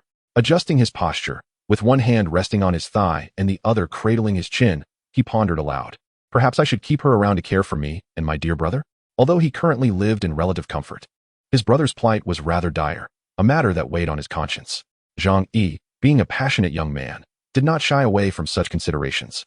Moreover, in this apocalyptic world where morality and law have completely disintegrated, humanity need not live in excessive repression. One should simply confront their desires with honesty. Ha! Zhang Yi suddenly erupted into laughter, patting the armrest as he exclaimed, I must admit, I am somewhat tempted, but alas, alas. He gazed up at the ceiling and sighed. I, however, am quite fearful of death. Although Zhou Kuer is a viable option, without absolute assurance of controlling her, I cannot allow her entry. Well, let us wait and see. Surely, there will be survivors in the future. With our advantageous conditions, how could we possibly struggle to find competent doctors and remarkable women? If you wish to barter, at the very least, present something of current utility to me. Regardless of whether you are a beautiful genius doctor, I will not allow you to take advantage of us. When has old Zhang ever engaged in a losing deal? Let us consider this a prepayment for medical services. Shall we? I truly cannot hold on any longer. Zhou Kuer's tone carried a hint of hesitation and a trace of shame. It was evident that had she not been utterly desperate, she would not have so readily implored a man with whom she was not well acquainted. After pondering for a moment, Zhang Yi said to her, I can provide you with food and medicine, but you must assist me in return. Assist with what? Zhou Kuer inquired. Zhang Yi replied, It seems these neighbors are likely to take action against me. If you learn of their intentions, please inform me. He was acutely aware that these deranged neighbors would undoubtedly attempt to assault his home. Yet, he was unafraid. When he constructed this steel fortress, he had invested substantial resources and personally selected numerous features, all in anticipation of this very day. At this moment, his residence resembled a moderately fortified war bastion. Even a group of armed soldiers would find it impossible to breach his home without heavy weaponry, let alone this group of half-starved, frostbitten, living dead neighbors. He proposed such terms merely to create an excuse for Zhou Kuer. Furthermore, having an insider would provide an additional layer of security, allowing him to prepare in advance. Chapter 55. The neighbors seek to strike Zhang Yi. After much hesitation, Zhou Kuer ultimately acquiesced. Her morals and conscience would not permit her to act basely. However, the neighbor's decision to rob Zhang Yi out of jealousy struck her as even more reprehensible. Thus, she chose to aid him. Zhang Yi declared, Very well. I require to see your valuable information first, and only then will I provide you with what you desire. From here on, your performance will determine the outcome. Zhou Kuer responded, Understood. She was a woman of kind heart, yet not foolish enough to expect Zhang Yi's unconditional assistance. Their conversation concluded at this juncture. Zhang Yi glanced at the group chat, where the messages continued to flood in, with 99 notifications, as they subjected him to moral coercion and intimidation. Zhang Yi, where have you disappeared to? We demand an answer. Will you or will you not relinquish the resources in your possession? Some had begun to show impatience. A cold smile crept onto Zhang Yi's lips. It appeared they had resolved to launch an assault on his home. Go eat dirt. Immediately, the group erupted in a cacophony of insults, unleashing a torrent of vile words. Zhang Yi remained unfazed, challenging them to come forth if they had the audacity. Having already tasted the act of taking a life, he felt no remorse. Thus, the prospect of claiming more lives did not daunt him. Very well, Zhang Yi. This is a path of your own choosing. Do not dare to claim that no one afforded you a chance, you selfish and despicable wretch. From this moment on, you shall bear the consequences of your actions alone. The clamor gradually subsided. It was evident that they, much like before with Chen Zhenghao, would evade Zhang Yi and convene in a separate group to strategize an assault on his residence. Zhang Yi inhaled deeply, a flicker of tension and exhilaration sparking in his gaze, causing his body to tremble with anticipation. Even though he was aware that his home was an impregnable fortress, the prospect of facing an onslaught of over 100 individuals was undeniably nerve-wracking. Yet, the thrill coursing through him ignited a primal fervor. He had long yearned to personally teach a lesson to those scoundrels who once feasted upon his misfortunes. A flash of white light glimmered in Zhang Yi's eyes as his weapons materialized in the living room. 5 steel crossbows, 3 professional-grade compound bows, over 290 crossbow bolts, and 300 arrows adorned the table. Additionally, 2 large boxes of steel balls, a cleaver, a massive crowbar measuring 1 meter in length, baseball bats, and hunting knives were all laid out, tools of lethal intent. Beyond these physical armaments, there were also pepper spray, electric batons, gasoline, a plethora of chemical reagents, and dozens of Molotov cocktails crafted from bottles, rags, and gasoline. Zhang Yi's gaze shimmered with a chilling light. Let them come in droves. As Zhang Yi had anticipated, the neighbors, upon realizing that he would not relinquish his resources, were incensed. Sun Jichao established a new group chat, inviting every surviving resident, excluding Zhang Yi. They even included Chen Zhenghao. Upon seeing Chen Zhenghao, a chill ran down their spines. However, Chen Jinghao took the initiative to speak. Everyone, our primary objective now is to deal with Zhang Yi. The supplies in his possession likely surpass the total of what we all have combined. If we can bring him down, we stand to gain a significant bounty. So worry not. I assure you, I will not turn against anyone else for the time being. Nonetheless, I demand half of the spoils from this venture. Having suffered at Zhang Yi's hands before, Chen Jinghao was acutely aware of the formidable defenses enclosing Zhang Yi's abode, equipped with crossbows. Thus, he refrained from a direct assault, opting instead to rally the other residents as cannon fodder. He reasoned that with over 100 individuals, they could surely breach Zhang Yi's stronghold. How many weapons can Zhang Yi truly possess? How many can he bring down? Despite having only 6 individuals, Chen Jinghao audaciously claimed half of the resources. Yet, no one deemed this unfair. Rather, they regarded Chen Jinghao as benevolent. After all, he possessed firearms and was still willing to share half with them. What a commendable individual. The 2 individuals took the lead in shouting, and naturally, others responded fervently. Upon witnessing the living conditions of Zhang Yi's family, their eyes turned red with jealousy. They yearned to eliminate Zhang Yi and seize the life he currently enjoyed. Weapons in hand, follow me. Let us slay Zhang Yi and seize his resources. Let us rid ourselves of that shameless, selfish wretch. The crowd roared with menace. Only a few remained silent, such as Uncle Yu and Zhou Kuo. The rest, even those who had previously maintained amicable relations with Zhang Yi and benefited from his kindness, cast aside those memories. Nothing was deemed more vital than survival. To live, they were willing to forsake all ethical principles. Zhang Yi was at home, polishing the firearm in his possession. This apparatus was no stranger to him, having frequently utilized it at the shooting range. Furthermore, in the month preceding the apocalypse, he had intensified his training. Hitting a target at close range posed no challenge. At that moment, Zhou Kuo sent a message. They planned to come to your house. She tightened the 2 layers of blankets around her and tucked her snow-white feet deeper within. They must have visited every household. They've seen your video and gone mad. Aren't you going to think of a way out? Zhou Kuo believed that the most rational course of action would be to relinquish some supplies to quell the anger of the crowd. Otherwise, no matter how formidable an individual, it would be impossible to contend against so many. Over 100 people could easily dismantle a house. Zhang Yi smiled, refraining from elaborating further. He merely stated, remember, do not come over this time. I will only remind you once. Now, sit back and watch the spectacle unfold. Zhou Kuo furrowed her brow, her eyes filled with curiosity. She could not fathom where Zhang Yi derived his confidence to confront over 100 individuals single-handedly. This was no trivial matter. Should they breach his door, the frenzied mob would undoubtedly seek his life. Could he be mad? Zhou Kuo murmured. Yet, this was Zhang Yi's choice, and she felt powerless to intervene. Nevertheless, she followed Zhang Yi's advice and refrained from joining the group attacking his home. She was a person of moral integrity and would not partake in the exploitation of others, be they Zhang Yi's or her neighbors. Chapter 56. The Assault. Zhang Yi sat in his home, patiently awaiting the arrival of the frenzied neighbors. His expression was grave, surrounded by an array of weapons. At that moment, he received a message from the gatekeeper, Uncle Yu. Xiaozhang, you should run. They are armed and coming for you. A warmth spread through Zhang Yi's heart. In such times, it was rare to find good people. He replied with a smile, Uncle Yu, do not worry. I can handle this. Uncle Yu fell silent for a moment, seemingly realizing that there was nowhere to flee. Resistance was the only option. He felt immense shame, as he had indeed benefited from Zhang Yi's kindness. It was Zhang Yi who had urged him to stockpile supplies, leading to his home being filled with instant noodles, sausages, and other provisions. His standard of living was now quite acceptable. However, as Zhang Yi found himself besieged by a multitude, he remained helpless. With a calm demeanor, he remarked, Your choice not to join them speaks volumes of your kindness. Worry not, I require no assistance from you. Uncle Yu's decision was indeed the wisest. Rushing to aid Zhang Yi now would likely lead to an untimely demise at the hands of the over 100 homeowners. One must always be wary. Regardless of who the adversary may be, complete trust is a folly. Before long, Zhang Yi sensed a subtle tremor beneath his feet, accompanied by a resounding commotion from outside. They are coming, he stated matter-of-factly, aware that it was the sound of countless individuals ascending the stairs. Yet, Zhang Yi resided on the 24th floor. With the elevator out of service, those who were forced to navigate the stairs would undoubtedly be exhausted. Moreover, the incoming crowd was not solely from the ground floor.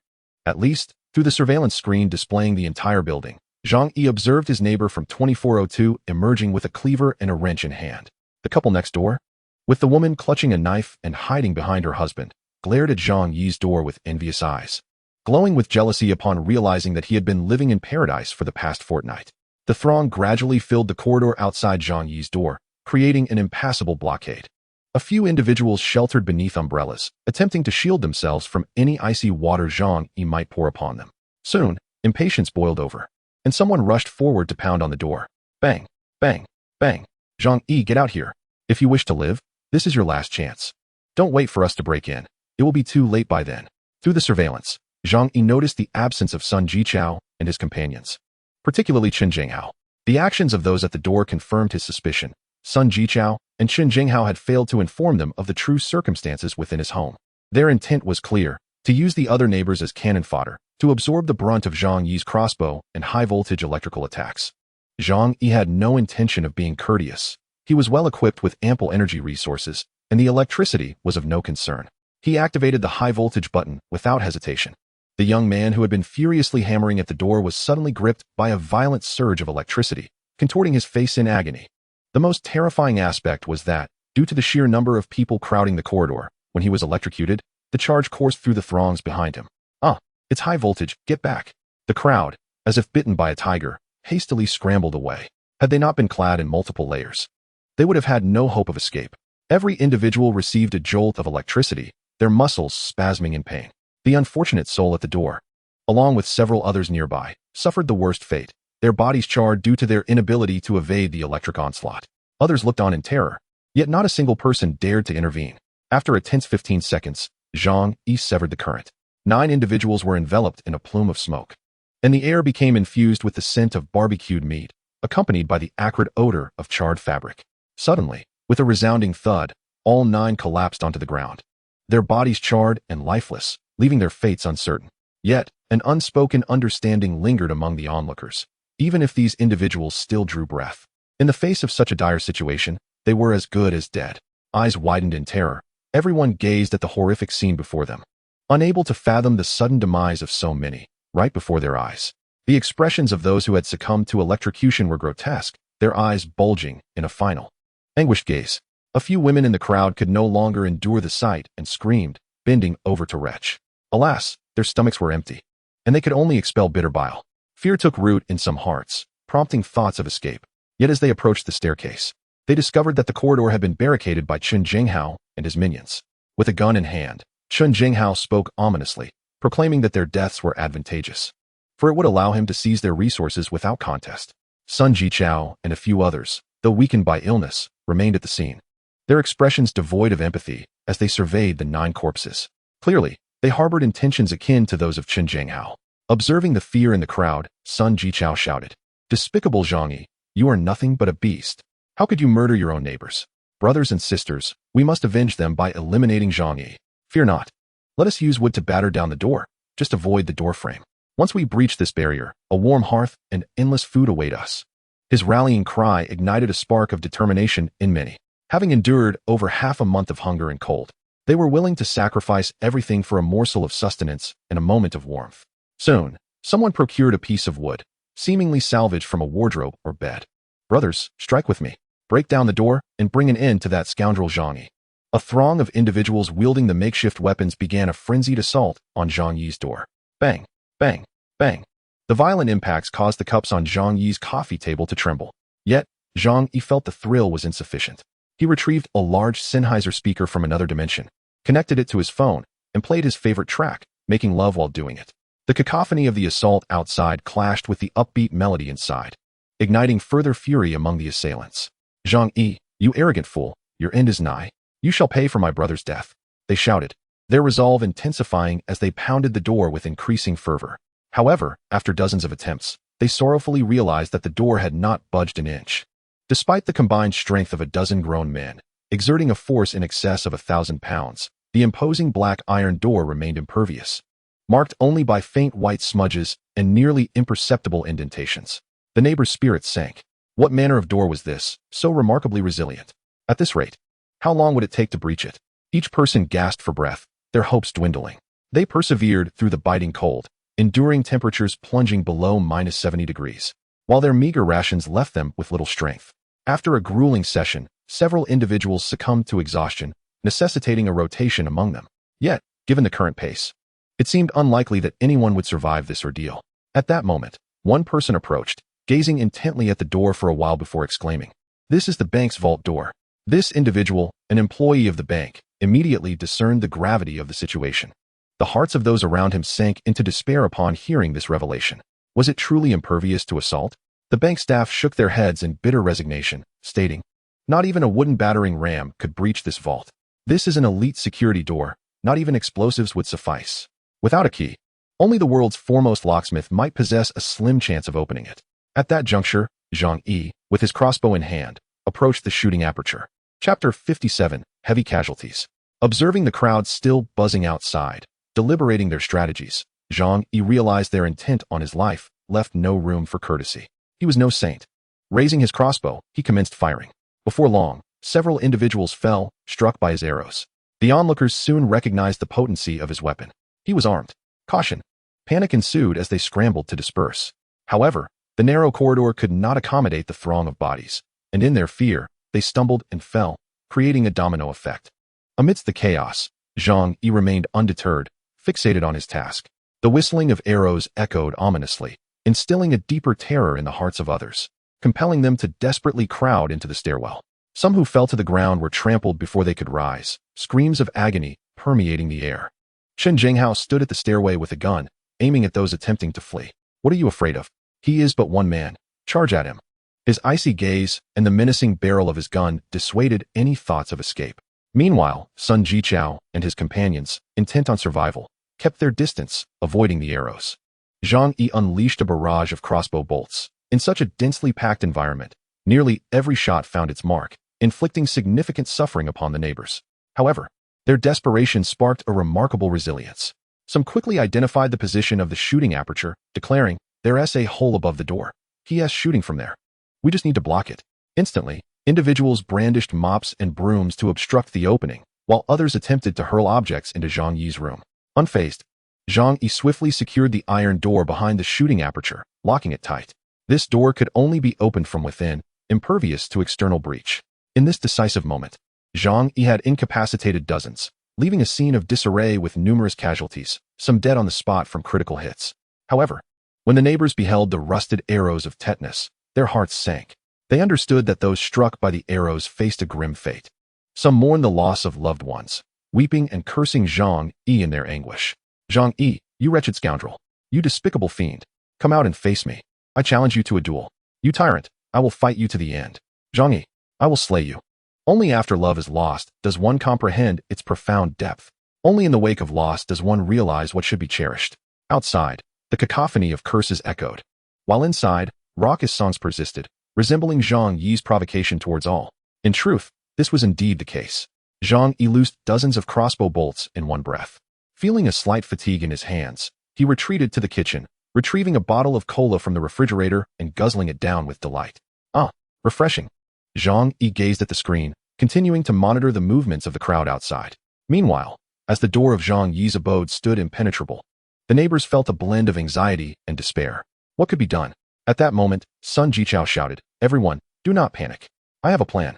The crowd turned to him as he limped forward, clutching his injured leg. He pointed at the wall of Zhang Yi's house and smiled. "Their door is made of alloy. We cannot break it. But isn't this wall just brick and cement? I refuse to believe we cannot demolish it."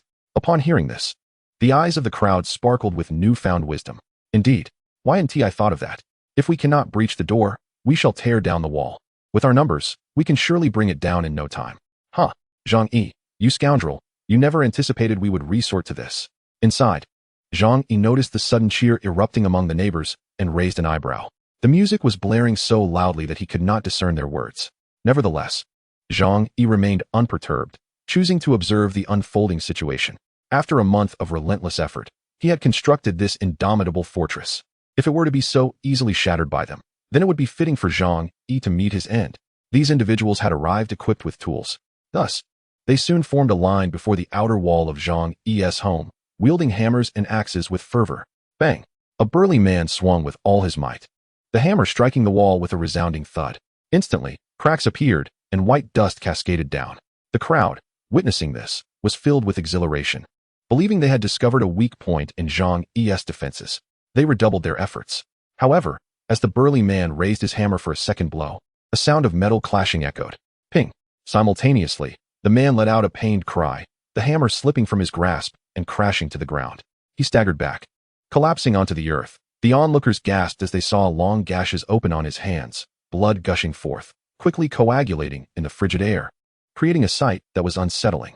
The crowd was bewildered. What manner of wall could withstand the force of a heavy hammer? As someone approached, they brushed away the thick layer of dust outside, and upon discerning what lay beneath, their jaw nearly dropped in astonishment. Lo and behold, the wall itself was forged from steel. The crowd gasped in unison, gathering to witness this revelation. Indeed, once the outer layer of white dust was cleared, a substantial black metal emerged, identical in material to the door. One individual, unable to contain their bewilderment, exclaimed toward the heavens, "Why is this so? Which household constructs walls of steel plates? I refuse to believe this entire house is made of iron." Some, overwhelmed by despair, resorted to picking up hammers to strike at various points. Several joined forces, hoping to uncover any flaw in the wall's surface. Yet, from every angle they approached, they ultimately discovered nothing but the solid, formidable steel walls. In the living room, Zhang Yi scoffed dismissively. "You ponder questions I already contemplated long ago. My apologies. But even the walls of my abode are forged from high-grade steel. Not even cannon fire could breach them. Should I fear your feeble hammers and axes?" Zhang Yi's greatest asset was his fear of death, which compelled him to address every conceivable issue. During the initial inspection, he meticulously examined every inch, striking with a hammer to ensure his peace of mind. After all, the traumatic memory of being forcibly entered and pillaged in a previous life weighed heavily upon him. He was determined never to endure such a fate again. The relentless clamor from outside persisted, prompting Zhang Yi to activate the noise cancellation feature of his room, a precaution against potential assaults masked by the din. After about 20 minutes, the noise finally subsided. The residents of the entire building stared vacantly at the imposing metal wall before them, their hearts colder than the ice and snow outside. It resembled a merciless fortress, severing their hopes of acquiring resources. How could this be? Why would anyone construct a house like this? Someone lamented, covering their face in despair. A young couple from the neighboring unit expressed their sorrow. "I knew they were renovating, but I never anticipated it would turn out like this. Surely, there are few sane individuals in this world who would build such a house." Sun Jichao, Zhou Peng, and Gu Jiaoyang's eyes were filled with bloodshot desperation. If the residents of the entire apartment complex could not breach Zhang Yi's home today, they would be left to await their doom. Sun Jichao bit his lips so fiercely that he drew blood, yet he remained oblivious to the pain. Zhang Yi must have foreseen the impending snow disaster. "Everything he has done is to thwart us," he shouted angrily, pointing at Zhang Yi's residence. The neighbors cast a glance in his direction, their anguish manifesting as tears mingled with vitriol directed at Zhang Yi. That despicable man, Zhang Yi, only cares for his own survival, neglecting the rest of us. If we all perish, what significance does your solitary existence hold? If you are the last person on earth, will you not feel loneliness? One day, you shall find yourself engulfed in endless regret and self-reproach for failing to warn or assist us. Can you sleep at night? Do you not feel guilt? Some, seeing their efforts against Zhang Yi were futile, began to console themselves with a sense of resignation. "Humph, one day, the heavens will surely bring you to account, Zhang Yi. If we perish because of you, your conscience will haunt you for eternity, and you will live in torment." Little do they know how blissful Zhang Yi is in the sanctity of his own home. Chen Jinghao stood behind, gun in hand, supervising the proceedings. Upon seeing the wall, crafted entirely of metal, he felt the gravity of the predicament. His interest in others had waned. He was singularly focused on seizing Zhang Yi's abode. "What are you all so anxious about? This is merely the beginning. Even if their walls were forged of iron, what about the ceiling? The floor? I refuse to believe he has constructed an impenetrable fortress." Chen Jinghao coldly addressed everyone present. Zhang Yi, eavesdropping through the surveillance, nodded in approval. "This fellow possesses a decent intellect." He then sighed and shook his head, lamenting, "Alas, but I am not a fool." Listening to Chen Jinghao's words, the neighbors hurriedly ascended and descended the floors of Zhang Yi's residence. They wielded hammers, axes, chisels, and sticks, all in a desperate bid to breach the encroaching 20 centimeters that separated them from their hope of survival. Yet, soon they found themselves ensnared in a deeper despair. They discovered that Zhang Yi's home was indeed a veritable iron box. Every conceivable angle was sealed off by thick metal plates. In this power outage, devoid of tools such as electric saws or drills, they realized that unless they were prepared to toil without sustenance for an entire year, they stood little chance of breaking through these walls. Chapter 58, Despair. Chen Jinghao and his companions toiled around Zhang Yi's dwelling, laboring tirelessly throughout the morning. However, after peeling away the walls, flooring, and ceiling, they encountered a formidable barrier of thick steel. A 20-centimeter layer of steel was, to them, akin to a waking nightmare. Utilizing only their physical strength, the prospect of breaking through was entirely non-existent. After all, working in such extreme cold, without adequate energy to replenish their waning stamina, would only hasten their demise. Many collapsed to the ground, utterly exhausted, with groans echoing in unison. They clutched their emaciated bellies, hunger threatening to consume them completely. Yet, little sustenance remained. Some neighbors, catching a glimpse of the flesh of their compatriots through the gaps in their clothing, were suddenly struck by a horrific thought. Was that not flesh? As this terrifying notion emerged, a chill swept through them, and they desperately endeavored to banish it from their minds. However, once conceived, this idea inadvertently presented a grim option in their dire circumstances. They were likely aware that if it ever came to that day, cannibalism would inevitably ensue. Was there truly no way out? Sun Jichao's face contorted in anguish. He felt as though his arm was beginning to fester and decay. Without antibiotics, or even basic anti-inflammatory medication, he could do nothing to effectively cleanse the wound. The remnants of rust lingered upon his injury. In this dire situation, death seemed almost inevitable. Damn you, Zhang Yi. Why must you be so cruel?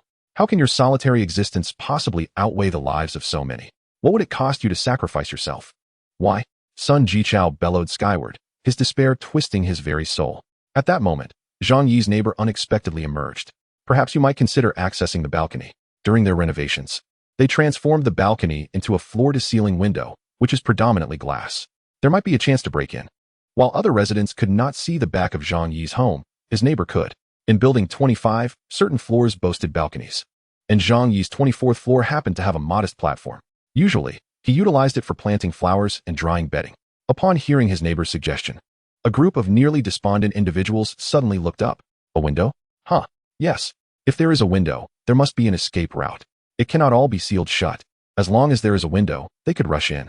Without further ado, the group surged into Zhang Yi's adjoining residence. There was a gap of about 15 centimeters between the two balconies, separated by a railing. Yet, such barriers were utterly ineffective against the frenzy of the crowd. However, the balcony was not akin to the corridor. At that moment, the corridors were sealed off by each household, airtight and somewhat insulated. Outside, the north wind howled, and heavy snow fell, capable of freezing a person within hours. Nonetheless, Chen Zhenghao and the others paid no heed to these dangers. If they could break into Zhang Yi's home, they could seize everything. A cacophony of shouts erupted as they leapt onto Zhang Yi's balcony like madmen. Zhang Yi, of course, noticed this unfolding scene. Their eyes met for less than a second. The neighbors then brandished their tools, frantically striking the enormous glass window. Meanwhile, Zhang Yi leisurely dragged his white lounge chair to the window, reclined at a leisurely pace, and poured himself a steaming cup of coffee. The small balcony quickly became overcrowded with over a dozen individuals. Their faces were pale, resembling the undead, and coupled with their frenzied, contorted expressions, they bore no resemblance to the living. Zhang Yi mused that if zombies truly existed, they would likely appear much like this. Bang, bang, bang, clink. The dull sounds reverberated against the glass. Battling the wind and snow, this frenzied mob relentlessly pounded against the window. Even when they accidentally struck their own hands, they felt no pain, allowing blood to flow and congeal. The earlier desire had not been sufficiently palpable when they had attacked the walls. Yet now, with only a layer of glass separating them, they more vividly perceived the opulence of Zhang Yi's life. Inside, a fireplace roared with flames, while Zhang Yi reclined in his white lounge chair, clad only in a light garment, resembling a wealthy landowner. Beside him sat a steaming cup of coffee, likely a cappuccino judging by the froth. The coffee table overflowed with weapons, but that was not the focal point. The focal point lies beneath the coffee table, where a plethora of half-consumed snacks lay discarded: potato chips, hamburgers, cola, pizza, roasted chicken, Peking duck, and even oil-splattered noodles. It is these very items that have driven the neighbors on the balcony to the brink of madness. Merely departing from them for half a month, they reacted as though they had encountered a long-lost parent. The cacophony of their exclamations, was so fervent that they momentarily forgot their language, resorting instead to frantic howls to convey their excitement. In their desperation, they pounded on the windows with all their might. Zhang Yi, cradling a cup of coffee, savored the spectacle. He remarked nonchalantly, "Who says glass must be more fragile than metal?" The cost of this wall was exorbitant, prioritizing quality of life. Zhang Yi had declined the proposal from the Dragon Security Company to employ metal here. Instead, he invested a considerable sum to commission an entire wall of bulletproof glass for the floor-to-ceiling windows. He recalled the words of Wu Huiren, the manager of Dragon Security, who had stated that such a thick wall was designed not to withstand bullets, but cannonballs. The bulletproof glass used in the vehicles of Western heads of state is made from this very material, yet its thickness is less than half that of Zhang Yi's wall. Indeed, as the crowd continued their futile assault, they gradually realized something was amiss. They had assumed it was merely acrylic, and that with enough force, they could shatter it. However, after several minutes of pounding by a dozen individuals, not even a crack had appeared. What kind of glass is this? Could it possibly be bulletproof glass? The term escaped the throat of a bespectacled man, hoarse yet filled with despair, as if it were uttered from the depths of the abyss. It can withstand cannonballs, yet it cannot withstand your feeble efforts? No, I refuse to believe it. A young man shouted defiantly towards the heavens. My fate is my own to control. I will not accept that I cannot break it. If I shatter it, the fireplace and all the food and drink within will belong to me. I must break it. Perhaps it was the bone-chilling cold or the oscillation between hope and despair that had frozen their minds. They chose to abandon reason. Recklessly striving for a glimpse of a future, Zhang Yi applauded them, touched by their fervor. However, he felt a twinge of hunger. Thus, he extracted some delicacies from his space, sauce-braised pork knuckle, caramelized bananas, and a few snacks, indulging in pure cocoa butter chocolate. Chapter 59. Strike with all your might. Have you not eaten? Just a thin layer of glass separated them. Outside, the individuals braved the biting wind and snow. Their expressions contorted as they desperately hammered against the glass. Meanwhile, on the other side, Zhang Yi reclined leisurely in his chair, relishing delectable treats. This stark contrast drove the neighbors outside to the brink of insanity with envy. They cursed, their voices hoarse, eyes ablaze. Zhang Yi, wait for me. I will soon bring about your demise. Once I shatter this glass, you are finished, you despicable, selfish wretch. Your time of reckoning is nigh. Today shall be your end. So many delectable treats, along with steaming coffee. All for me, all for me. Zhang Yi, upon hearing this, raised his coffee cup in a gesture of encouragement to them. Keep going, you can do it. Soon, the group outside began to falter. After all, they were on the 24th floor, where the wind howled fiercely and heavy snow fell, causing their body temperatures to plummet. They had to rotate every 10 minutes or so. Yet, half an hour had passed, and the glass only bore a few minor scratches. Despair settled deeper in their hearts. However, separated by a transparent barrier, witnessing Zhang Yi's comfort incited a jealousy that made them reluctant to surrender. After another half hour, they persevered. Zhang Yi spotted several of Chen Jinghao's underlings among the crowd. Clearly, during such a moment, Chen Jinghao could not remain entirely inactive. Zhang Yi sensed it was time to act. He rose from his lounge chair, approached the coffee table, and picked up a bottle. The glass outside was frosted over, and the neighbors initially had no idea what he was holding, assuming it to be a beverage. But in the next moment, they watched as Zhang Yi produced a lighter and ignited something. Suddenly, a hole appeared above them, and a burst of fire erupted from within. The bottle arced through the air in a yellow trajectory, crashing to the ground amidst the astonished gazes of the crowd. With a sharp crack, flames erupted. This was Zhang Yi's homemade incendiary device. Even in extreme cold, gasoline burned vigorously, releasing heat. Gasoline splattered everywhere, igniting into a roaring blaze. The balcony, already cramped, became a scene of chaos as the fire engulfed the down jackets and padded pants of a dozen or so individuals present. A smirk played on Zhang Yi's lips as he lit another incendiary device and hurled it outside. Fire, fire! With so many people huddled together, and the balcony being separated, escaping to the neighboring balcony was no simple task. They were trapped, their bodies consumed by flames. Zhang Yi watched as they transformed into writhing, burning fireballs. Some attempted to roll on the ground, trying to extinguish the flames with snow, but the effect was far too feeble. Gasoline can ignite even in the presence of water. Others tried to climb over to the next balcony, but in their haste, they lost their footing and plummeted from the 24th floor. With a prolonged scream, there was a deafening crash. At such a height, it was uncertain whether the snow below could cushion the impact. However, according to the laws of physics, even if one survived, they would surely suffer broken bones and ruptured organs. It was tantamount to a death sentence. Zhang Yi chuckled. At least dying from a fall is preferable to being burned alive. Suddenly, a grotesque face slammed against the glass, twisted in terror, glaring menacingly at Zhang Yi. Help me! Help me! He cried out in excruciating pain. Zhang Yi raised his coffee cup in a mocking salute. I rescue you. Go to hell, you worthless creature. The desperate voice of that person was entirely engulfed by flames. On the adjacent balcony, a crowd of 60 or 70 awaited their turn to shift, witnessing this infernal scene. Their faces blanched in terror. Help! Please, save me. I do not wish to die, I beg you. The individual, consumed by fire, attempted to crawl over to plead for assistance, gripping the railing with both hands in a desperate endeavor. At that moment, a man nearby, without hesitation, delivered a fierce kick to his hands. Get lost. You are beyond saving. Do not implicate us. With a powerful kick, the flaming man clung on, gritting his teeth as the man intensified his assault, delivering kick after kick until he even severed the individual's fingers. After a futile struggle, that person gazed at them in despair before slowly collapsing against the railing. The air was thick with a familiar scent of charred flesh, reminiscent of summer strolls by the roadside. Before long, all of those dozen or so individuals had perished. Some, initially only lightly burned, attempted to flee but were restrained by their neighbors, who feared the flames might spread to themselves and thus chose to let the others perish. Others, racked by unbearable pain, leapt from the 24th floor. The raging inferno, paradoxically, bestowed upon these people a long-forgotten warmth. Gradually, they moved closer, extending their hands towards the flames, their faces betraying a smile that hinted at their fear of being discovered. The flames raged for over 20 minutes before finally subsiding. The neighbors gazed upon the lifeless bodies below, terror creeping into their hearts. To confront Zhang Yi, they had already lost 30 to 40 lives. With no opportunity to breach the doors from any angle, they pondered how to seize the supplies from Zhang Yi. The atmosphere was thick with despair. Yet another sentiment began to intensify, distorting the neighbors' gazes. Many, starved and unwilling to admit it, found a frenzied notion stirring within them, causing their throats to convulse. Suddenly, a woman burst into tears. "I cannot endure this any longer." After a day of toil, they had anticipated easily breaching Zhang Yi's residence. Yet the outcome had plunged them into despair. So many had perished, and the walls and floor-to-ceiling windows of Zhang Yi's abode remained unscathed.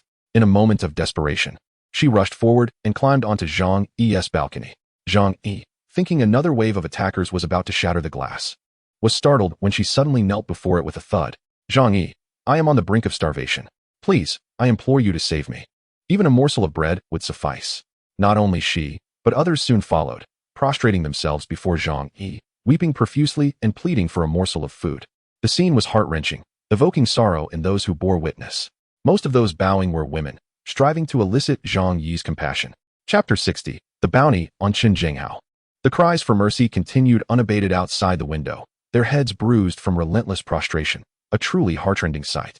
Zhang Yi sighed and approached the window, saying, "Everyone, please do not behave this way. It pains my heart to witness your suffering." As he spoke, he raised the steaming bowl of noodles in his hand. The sight of the noodles stirred an ache in my heart, igniting a desire to indulge in food. Slurping sounds filled the air as Zhang Yi devoured the noodles voraciously, causing the neighbors to swallow hard, their mouths watering with longing. Upon hearing his words, the cries of despair grew louder, and their fervent prostrations intensified. "Zhang Yi, we have erred. All we wish for is to survive. Please, grant us a morsel of food so we may live like dogs. We shall heed your every command henceforth. Is that acceptable?" Zhang Yi bowed his head and continued to relish his meal. In moments of hunger, being able to devour a bowl of noodles is a profound blessing. After finishing half of the bowl, he carelessly placed the remainder in front of the floor-to-ceiling window. The neighbors, mere inches away yet unable to partake, pressed their faces against the glass as if that would allow them to taste the noodles. "Do not accuse me of denying you opportunities. If any of you dare, fetch Qin Zhenghao's head for me. I would gladly feast on these noodles for an entire week." Zhang Yi, of course, felt no pity for these individuals. Their incessant banging on the walls and attempts to break the windows had become quite bothersome. Thus, he preferred to let them turn upon one another, engaging in a battle of dogs. That would be the most entertaining spectacle. As he uttered these words, he simultaneously broadcasted them to the entire building, informing all residents. The neighbors at the window, upon hearing his proclamation, displayed expressions of hesitation. Qin Zhenghao was armed. Attempting to take his head could very well cost them their own lives. Yet, while they found dealing with Qin Zhenghao challenging, how could they confront Zhang Yi? The remains of 30 to 40 corpses lay scattered around Zhang Yi's residence, clearly indicating that he was far more formidable than Qin Zhenghao. Meanwhile, Qin Zhenghao observed the unfolding events from his balcony next door. He had not heard Zhang Yi's words. Instead, he furrowed his brow, contemplating his next course of action. 2 of his subordinates had perished this time, and to maintain control over the building, he needed to bolster his ranks. Lost in thought, Qin Zhenghao suddenly felt a prickling sensation on his back, sending chills down his spine. "What do you intend to do?" The crowd, upon seeing the gun, recoiled in trepidation. "Get away from me," Qin Zhenghao bellowed. The onlookers regarded him with strange, almost eerie expressions, as if they were not gazing at a person, but at a piece of meat. A wave of dread washed over Qin Zhenghao, prompting him to hastily retreat with a few of his men. "What about Zhang Yi's residence?" Sun Jichao inquired from the side. After voicing his concern, he cursed under his breath and departed. The two groups of individuals pleading and attempting to break the windows at Zhang Yi's home could no longer withstand the biting cold of the wind and snow, gradually dispersing. Zhang Yi reclined comfortably within his warm abode, eagerly awaiting the unfolding drama. After all, this incident had resulted in a loss of approximately 40 lives within the apartment complex. Moreover, nearly everyone had partaken in the invasion of his residence, leading to a significant depletion of physical resources. This scarcity rendered supplies even more insufficient, and the conflicts among individuals grew increasingly terrifying. Soon, Zhang Yi received numerous private messages. Following this confrontation, the neighbors had thoroughly submitted.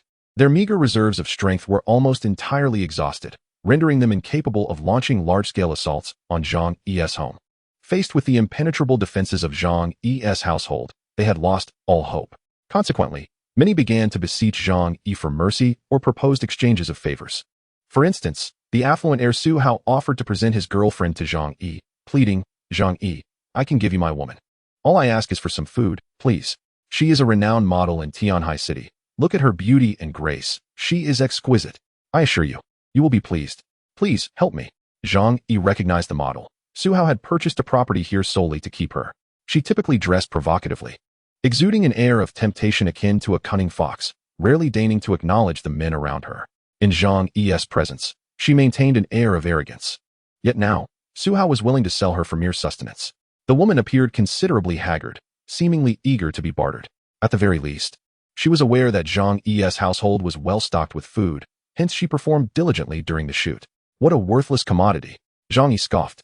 One could not deny that the model possessed a commendable physique and striking beauty. However, such a shameless woman would never cross his threshold. Who knows? One day she might take advantage of his slumber, plunge a knife into him, and seize his home. A woman willing to exchange her body for sustenance possesses no moral compass.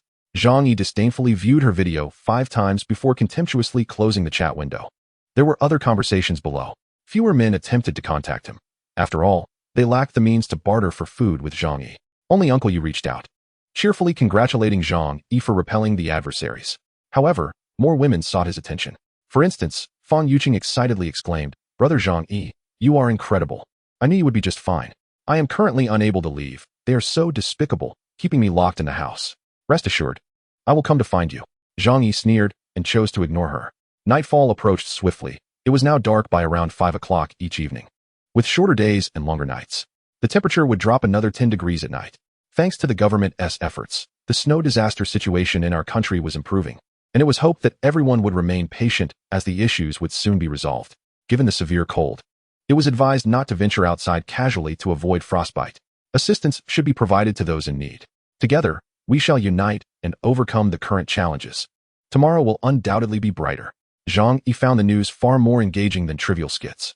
However, he was also quite curious about where these television stations had relocated and how they managed to operate.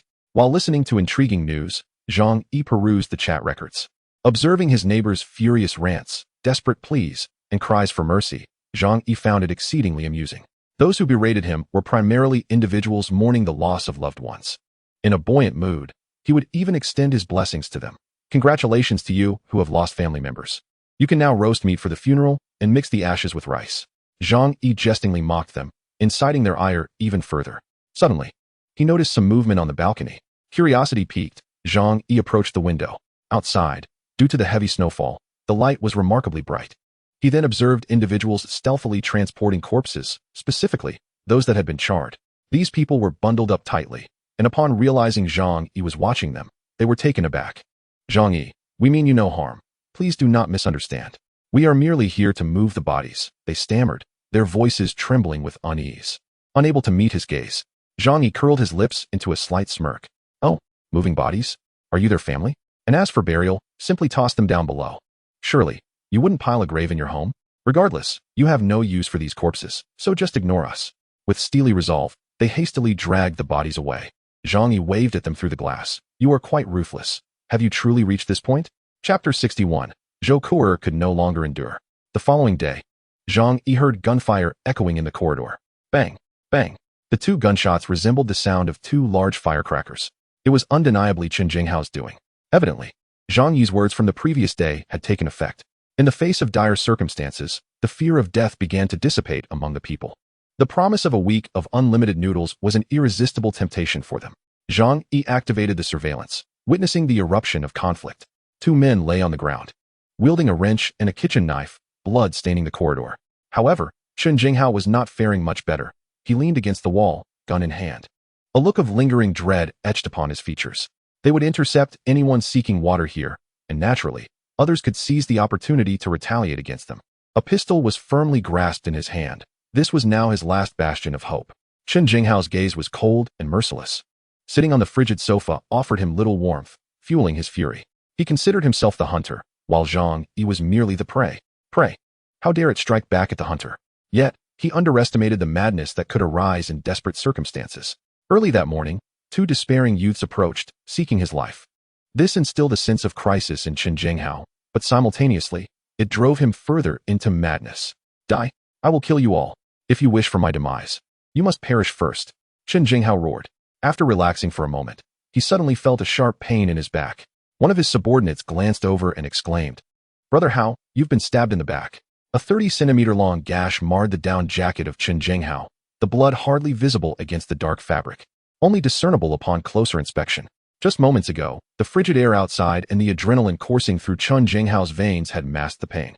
However, upon hearing his subordinate's words, he let out a cry of agony. How dare those scoundrels ambush me? Beads of sweat began to form on his forehead as he hastily grabbed his phone to call Zhou Kuer. "Dr. Zhou, I've sustained an injury. Please come quickly and help me bandage it." Shortly thereafter, Zhou Kuer arrived at Chen Jinghao's residence, carrying a medical kit. Looking at this ruthless villain, her eyes were filled with disdain. Yet, for the sake of her own survival, she had no choice but to tend to his wounds. In truth, the reason Chen Jinghao's previous arrow injury had not flared up was due to her prior treatment of it. Though reluctant, she felt trapped by the threat of the villain's gun. "I won't be helping you for free," Zhou Kuer stated coldly. Chen Jinghao chuckled, pointing towards the kitchen. "I'll share some food with you later." Zhou Kuer, wrinkling her nose, caught a whiff of the pungent metallic scent of blood. Her expression changed. After years of working in a hospital, she knew precisely what that smell signified. Struggling to suppress her urge to vomit, she replied icily, "No, thank you." Chen Jinghao laughed. "What are you being so high-minded about at a time like this? Sooner or later, you'll eat. If you refuse, you'll perish." "I would rather die," Zhou Kuer retorted, frowning. "I can't afford to lose you," Chen Jinghao lamented. In this world, having a doctor by one's side was invaluable. Were it not for Zhou Kuer's assistance with his leg injury, he would have lost more than just a limb. He would have lost his life. "Rest assured, if the day comes when I must consume you, you'll be the last to go," Chen Jinghao declared, his gaze fixated on Zhou Kuer, a flicker of desire igniting in his eyes. He had long coveted this stunning beauty. Were it not for her current usefulness, he would have already acted upon his desires. Zhou Kuer fell silent, her brow furrowed, as she proceeded to dress his wound. Before long, the injury was simply bandaged. She picked up her medical kit, intending to leave. But to her surprise, Chen Jinghao signaled to his subordinate, who promptly blocked the exit. Zhou Kuer's heart raced. "What do you intend to do?" Chen Jinghao replied, "Nothing. You cannot leave until my injury has healed." At that moment, Chen Jinghao felt a pang of fear. Countless individuals sought his life, and he lacked the necessary medication. With a doctor nearby, he felt a semblance of security. Ignoring Zhou Kuer's protests, he forcefully retained her presence. Shortly thereafter, his subordinate brought in a pot of cooked food. The mere thought of what it might be nearly made Zhou Kuer retch. Fortunately, her experience in the hospital, often dealing with the deceased, steeled her against the overwhelming horror. Chen Jinghao urged her to partake as well, but she resolutely refused. With a cold smirk, he chose to disregard her. He perceived Zhou Kuer as merely feigning propriety. Inevitably, when hunger became unbearable, she would relent. Continuing in this manner was untenable. These cattle had begun to rebel, which posed a significant disadvantage to them. The only viable solution was to eliminate Zhang Yi and seize his residence, ensuring their future safety. His household resembled a fortress, brimming with supplies sufficient to sustain them for several months. Perhaps by then, the snow disaster would have subsided. Thus, the immediate concern was strategizing against Zhang Yi, as Chen Jinghao conveyed to his subordinates. The group of young men exchanged glances. For his home was akin to a turtle's shell, impenetrable. Chen Jinghao remarked, "I refuse to believe they lack vulnerabilities, or that he never ventures outside. Here's the plan. We shall relocate next door and take turns surveilling him. The moment an opportunity arises, we will eliminate him. Moreover, residing on a higher floor provides added security." In a state of uncertainty, the group nodded in agreement to Chen Jinghao's directives.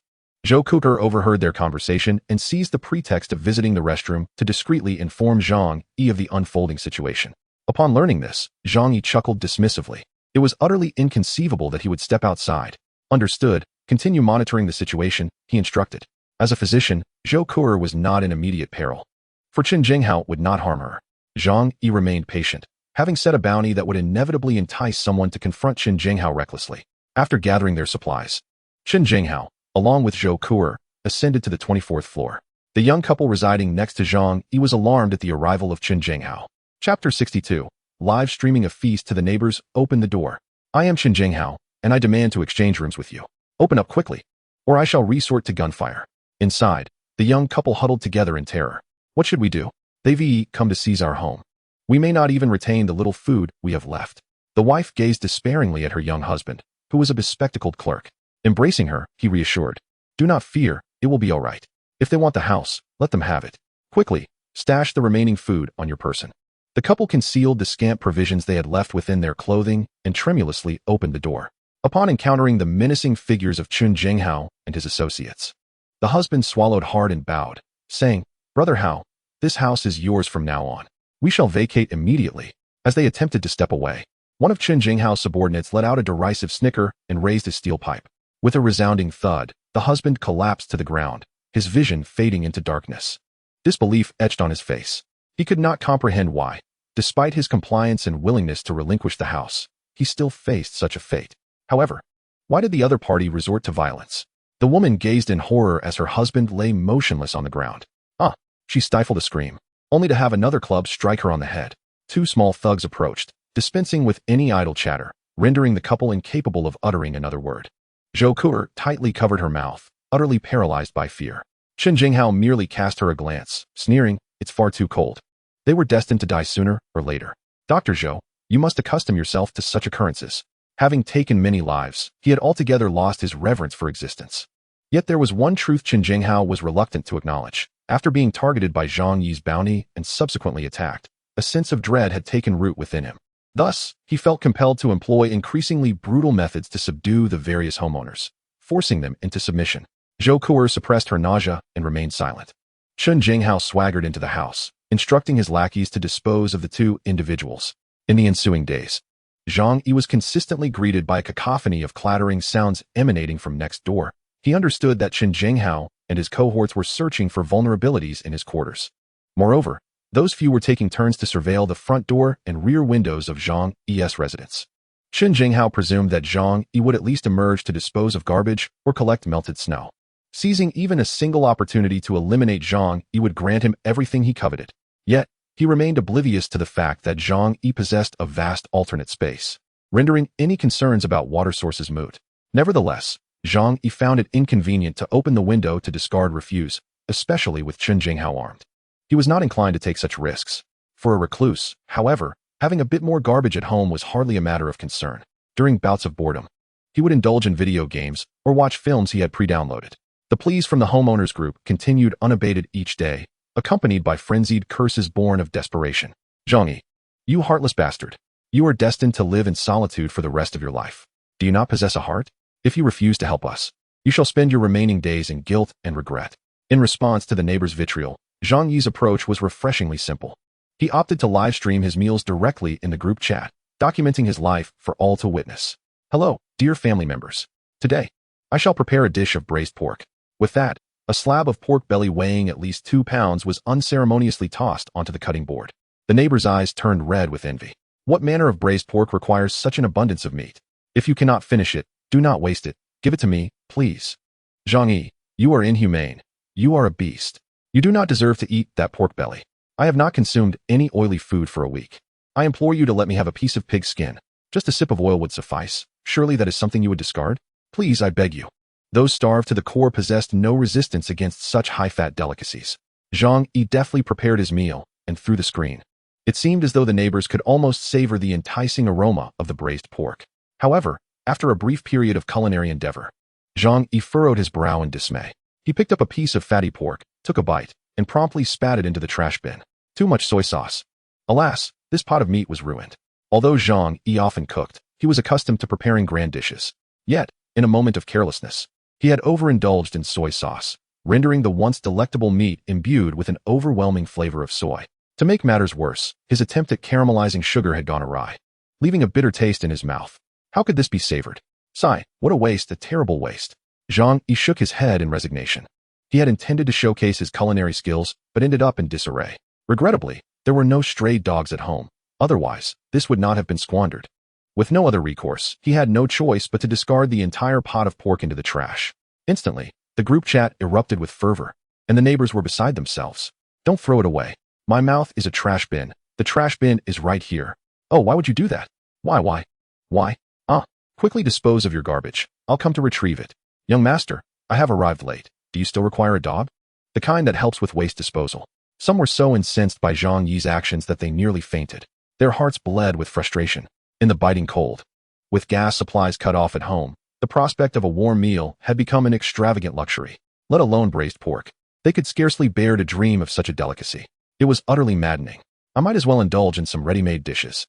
Zhang Yi's focus shifted, revealing a pristine and orderly table laden with an array of sumptuous dishes.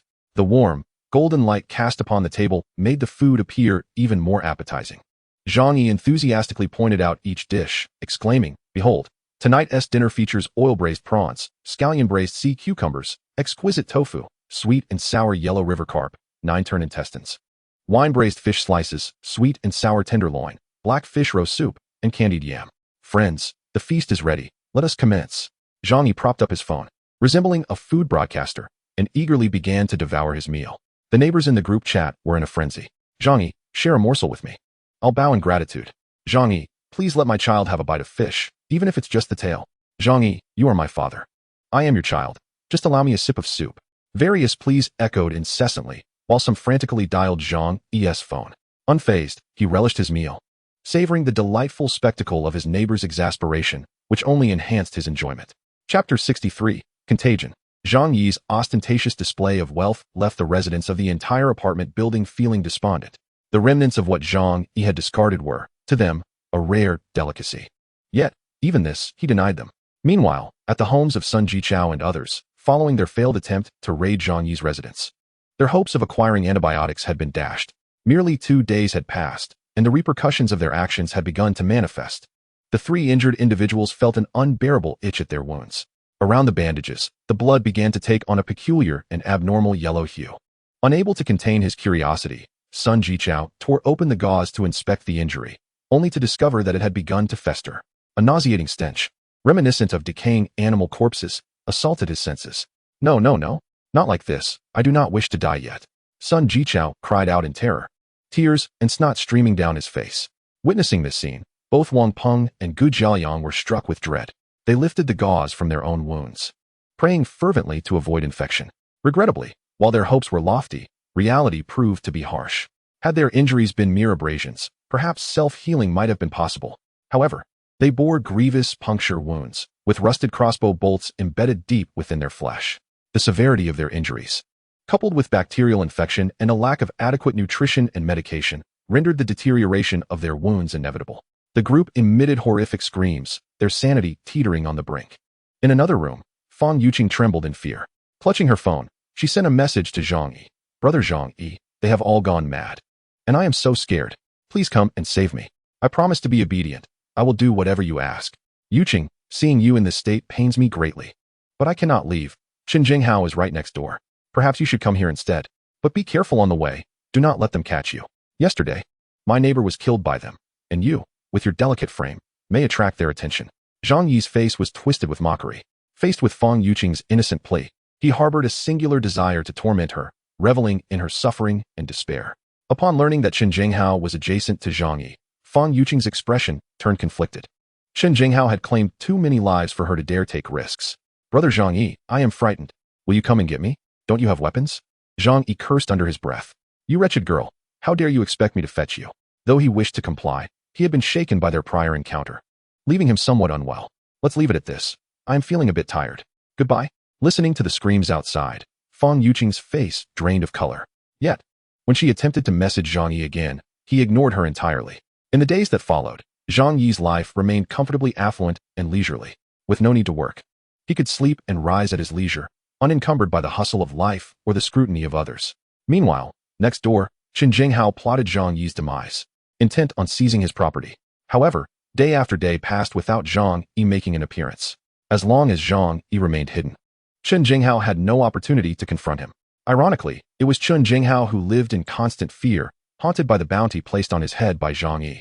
He could not even trust his own subordinates, clutching a gun as he slept, ever vigilant. Soon, his nerves began to weaken. After much contemplation, Chen Jinghao finally discerned his next course of action. Zhang Yi, through surveillance, constantly monitored the entire building. He could see anyone who appeared in the hallway. Over the past few days, he noticed that Chen Jinghao seemed to be plotting something. Gradually, individuals began to enter Chen Jinghao's residence. These newcomers were predominantly robust young men, all single and living alone. Some had come of their own volition, while others were coerced by Chen Jinghao at gunpoint. Slowly, Chen Jinghao's entourage expanded to 10, surpassing his previous numbers. Zhang Yi came to understand the situation. Chen Jinghao was fearful and thus sought to amass a group to prevent his own demise at the hands of those seeking the bounty on him. However, Zhang Yi viewed this approach as merely a temporary reprieve. Zhang Yi had already eliminated over 40 residents in the building, leaving approximately 70 inhabitants. According to predictions from previous life experiences, the majority of households had nearly exhausted their supplies. Consequently, the next source of sustenance would inevitably be other people. Chen Jinghao had gathered a band of followers, and soon, he would initiate a massacre of the remaining residents. Yet, this meant that he would need to provide sustenance for 10 individuals. Even amidst infighting, it would be unsustainable for long. Moreover, everyone harbored ulterior motives. Chen Jinghao, a cripple, precariously held onto his power with a gun that likely had few bullets left. Zhang Yi messaged Zhou Kuer, inquiring about the situation with Chen Jinghao. Zhou Kuer replied, Chen Jinghao and his group have gone mad. They have exhausted all food supplies and have begun resorting to cannibalism. I haven't eaten anything in 2 days and feel I am on the brink of starvation. Zhang Yi was not surprised by this. If he were ever in such a dire situation where survival hinged on cannibalism, he would likely choose death over such an act. Of course, given that Zhang Yi was currently well fed, such thoughts were easier for him to entertain. Should he find himself in a state of food scarcity, he could not predict what actions he might take. Zhou Kuer continued, these days, they venture out daily in search of victims. Whenever they find an occupied apartment, they force their way in and kill the occupants. It is rather ironic. The numerous individuals you eliminated have inadvertently extended the lives of many others. However, they have faced resistance, and those who remain have banded together, suffering their own casualties. After a prolonged silence, Zhou Kuer sent another message, Zhang Yi, can you still save me? Upon reading this, Zhang Yi felt the vulnerability of the typically aloof doctor. She seemed to harbor little hope for her own salvation. In such precarious times, when everyone was struggling for survival, who had the capacity to care for others? Zhang Yi pondered for an extended period before reaching a decision. Zhou Kuer was a valuable asset. He could not allow her to perish. It was not easy to find a lead surgeon from a top-tier hospital, especially one with whom he had such a rapport. You assist me with a task, and upon its successful completion, I shall ensure your continued existence. Chapter 64, The Delight of the Sixth. Zhang Yi is willing to accept Zhou Kuer, but she must present a token of allegiance. Zhang Yi's demands are straightforward. She must be useful, devoid of threat, and, crucially, not overly compassionate. The first two conditions are within Zhang Yi's control. However, he is curious whether Zhou Kuer can be resolute when it truly matters. Thus, he assigns her a task. Zhang Yi remains unhurried, for time is on his side. Should Zhou Kuer fail this trial, Zhang Yi will decisively abandon her. After all, Zhang Yi's health is relatively stable, with a low likelihood of falling ill. He is also cautious not to venture out unnecessarily, minimizing the risk of injury. Yet, the longevity of Zhou Kuer remains uncertain. The following day, Zhang Yi awoke at 10 o'clock in the morning. He cast aside the velvet duvet and proceeded to the bathroom for his morning routine. After donning his workout attire, he began exercising on the treadmill. In a world ravaged by chaos, maintaining physical fitness is of paramount importance. A robust physique is essential for navigating perilous situations and avoiding illness. He perspired profusely on the treadmill for an hour before stopping to take a hot shower. During his bath, a sense of pride enveloped him. Such indulgence has become a luxury for many in these times. Suddenly, a series of loud bangs interrupted his thoughts. Zhang Yi's gaze sharpened, and he quickly wrapped himself in a towel and stepped outside. He soon heard a cacophony of curses emanating from Zhou Peng. Upon checking the surveillance, he observed Zhou Peng wielding 2 kitchen knives, furiously hacking at his door. Zhang Yi, come out. You hide away all day like a coward, a useless waste. Zhang Yi smirked. Yes, you are absolutely right. And then, it's amusing, really, that a wretch who cannot even survive would attempt to provoke me. It seems you are the one who is truly anxious now. Zhang Yi noted that Zhou Peng was using only his left hand to strike the door, struggling to lift his right. It became evident that Zhou Peng's arm was infected. A closer look revealed that his arm was grotesquely swollen. Zhang Yi approached the door, hands in pockets, and calmly remarked, "Zhou Peng, the sensation of infection is quite unbearable, is it not? I recall from biology class how our teacher explained the nature of wound infections. When tetanus bacteria from rust enters your wound, it proliferates like maggots upon a carcass. Your arm's wound must be at least several centimeters deep. Outside, the air is frigid, yet your flesh is warm. The bacteria are fervently multiplying in that fertile ground, devouring your flesh. Soon, the wound will fester, oozing blackened fluid. As the bacteria multiply, the wound expands, ultimately traversing your bloodstream and infiltrating your entire being." As Zhang Yi vividly illustrated the scenario, Zhou Peng felt an intensifying pain in his arm. He was drenched in cold sweat, feeling as though he were infested with bacteria that threatened to consume him entirely.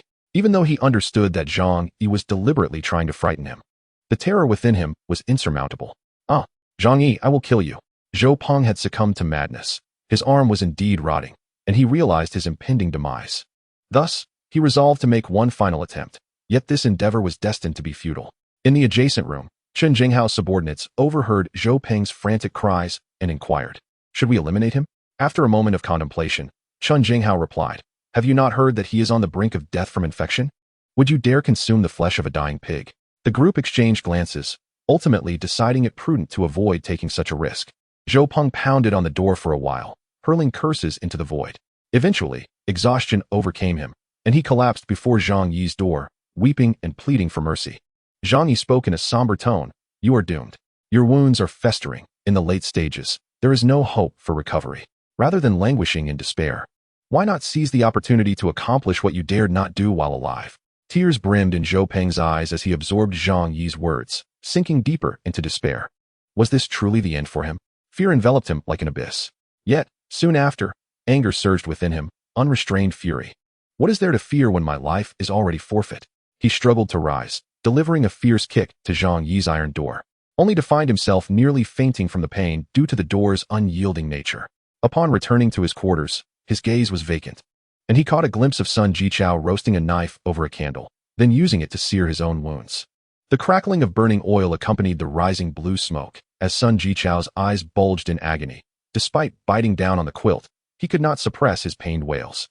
He seemed to believe that this act would eradicate all the bacteria, ignorant and pitiable. Beside him, Wang Min watched Zhou Peng with a heavy heart, unsure how to offer comfort. She knew Zhou Peng had little time left. The stench of decay from several bodies permeated the room daily. The body began to rot even before death arrived. Such torment was beyond the comprehension of ordinary souls. Zhou Peng disregarded Wang Min and charged towards the room where Fang Yuxing was confined. Upon seeing him, Fang Yuxing screamed in terror, "Zhou Peng, what are you doing?" He approached her, his bloodshot eyes fixed intently upon her. "Yuxing, will you marry me?" This pitiable, infatuated soul, even as his life approached its twilight, harbored the modest wish of marrying Fang Yuxing. In this apocalyptic world, such a desire seemed both ludicrous and profoundly humble. Fang Yuxing frowned, her eyes filled with disdain. She instinctively pinched her nose and declared, "No, I do not wish to." Zhou Peng's heart shattered. He had sacrificed so much for Fang Yuxing, even his own life. Yet, she had never shown him a flicker of affection. "No, you love me. You must love me. I will have you as my own before I perish." Zhou Peng lost his reason, unwilling to accept that he had given so much yet received nothing in return. The unattainable, then let it be destroyed. Outside, those who heard the commotion within paid no heed. To them, Fang Yuxing was the root cause of their downfall. She deserved her fate. "No, get away. You reek. It's revolting." Fang Yuxing shouted vehemently. "How dare you call me stinky?"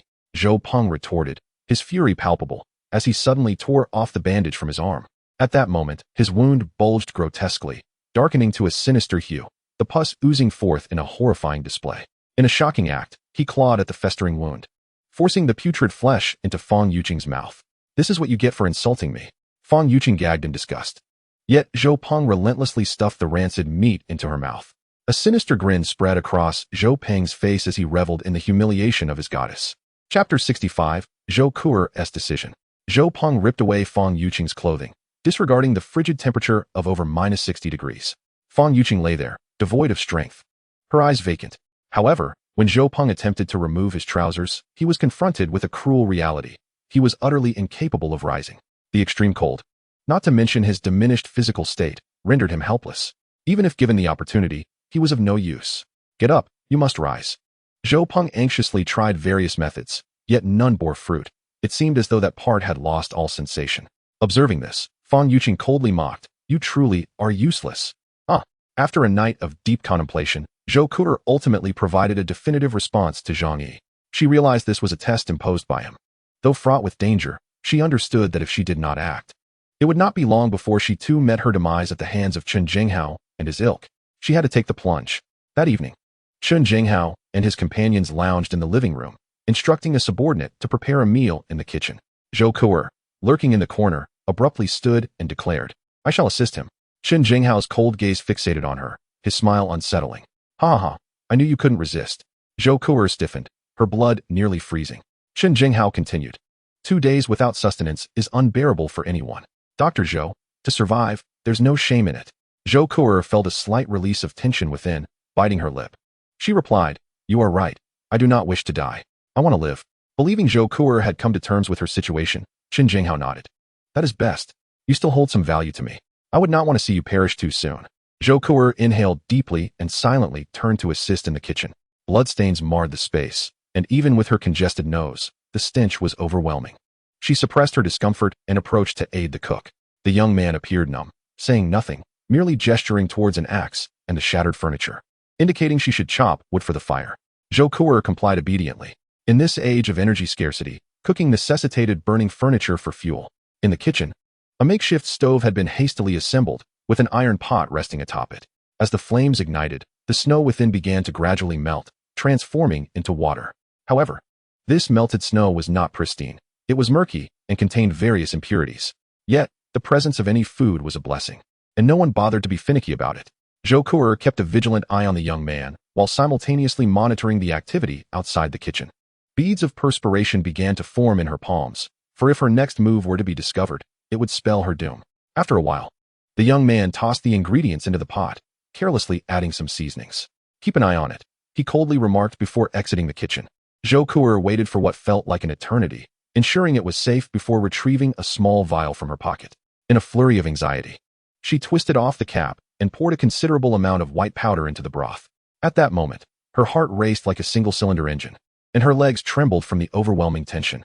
She swallowed hard, grasped a ladle, and stirred the powder into the pot. Though the process was fraught with peril, no unexpected incidents occurred.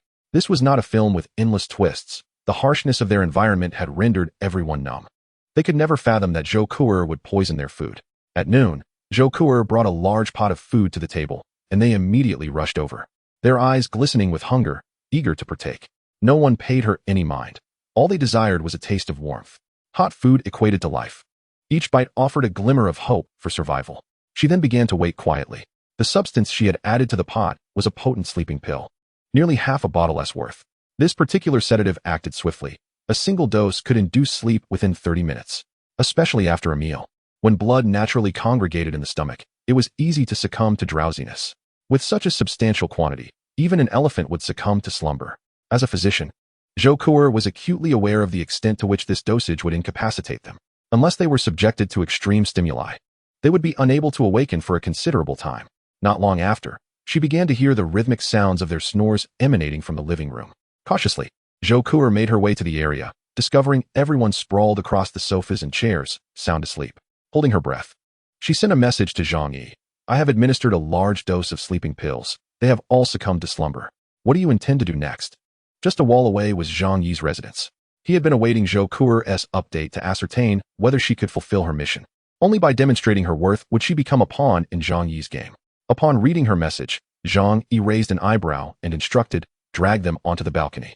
He would not venture over himself, wary of falling into a trap. Zhou Ku'er bit her lip and ultimately replied, "All right." For an ordinary person, this scenario would undoubtedly evoke sheer terror. After all, should Chen Jinghao and his companions awaken at this moment, they would certainly seek to harm her. However, Zhou Ku'er, as a professional physician, possessed a profound understanding of the effects of medication. Following Zhang Yi's directives, she methodically dragged Chen Jinghao and the others one by one onto the balcony. Despite the biting cold outside, they would remain unconscious for the foreseeable future, as those in a deep stupor tend to do. In fact, the frigid weather would prompt their bodies to instinctively lower their temperature, entering a state of hibernation to prolong their existence. Zhang Yi observed Zhou Ku'er's every action from his vantage point by the window, fully aware of the number of individuals under Chen Jinghao's command. Nothing could escape his scrutiny through the surveillance feeds. Upon witnessing Zhou Kuo, breathless and fatigued, successfully maneuvering all the individuals outside, he nodded in satisfaction. What must I do next? Zhou Kuo inquired, her voice trembling. That will suffice. Please wait for a moment. He replied after a moment's contemplation, retrieving a thick, insulated suit from another realm and donning it. He also secured 10 ropes, roughly the thickness of a child's arm, around his waist. In his left hand, he held a crossbow with taut strings, while a machete rested upon his back. Zhang Yi pondered further, feeling a lingering sense of insecurity. After his preparations, he felt a burgeoning sense of safety. Approaching the floor-to-ceiling window, he reached for the lock for the first time since the apocalypse. The process was intricate, involving a fingerprint scanner, an electronic lock, and a physical lock. 3 layers in total. Once he unlocked the door, he stepped onto the balcony. The frigid winds whipped around him, but the insulated suit mitigated the harshness of the cold. Zhang Yi couldn't help but marvel at the effectiveness of professional-grade cold-weather gear. Zhou Kuo, shivering by the window with her arms wrapped around herself, gazed at him with trepidation. Are you going to kill them? Zhang Yi smirked, raising his firearm to aim at the thugs sprawled on the ground. Subtly directing it towards Zhou Kuo as well, he casually tossed the ropes at her feet. Not me, but you. Chapter 66, The Blood Oath. Chen Jinghao and his subordinates lay on the adjacent balcony, appearing utterly unconscious. Yet, Zhang Yi could not be certain of their true state. What if this was a ruse orchestrated by them and Zhou Kuo, designed to lure him into a trap? There was a real possibility that if he approached, they might spring to life and overpower him. Furthermore, a gap of several inches separated the 2 balconies, with a stainless steel railing that was particularly slick in the snowy weather. If he attempted to climb over, a mere push from Zhou Kuo could send him plummeting from the 24th floor. Thus, Zhang Yi pointed his firearm at Chen Jinghao and the others on the ground. Use those ropes to bind their hands behind their backs. Also, I recall Chen Jinghao possessing a firearm. Bring it to me.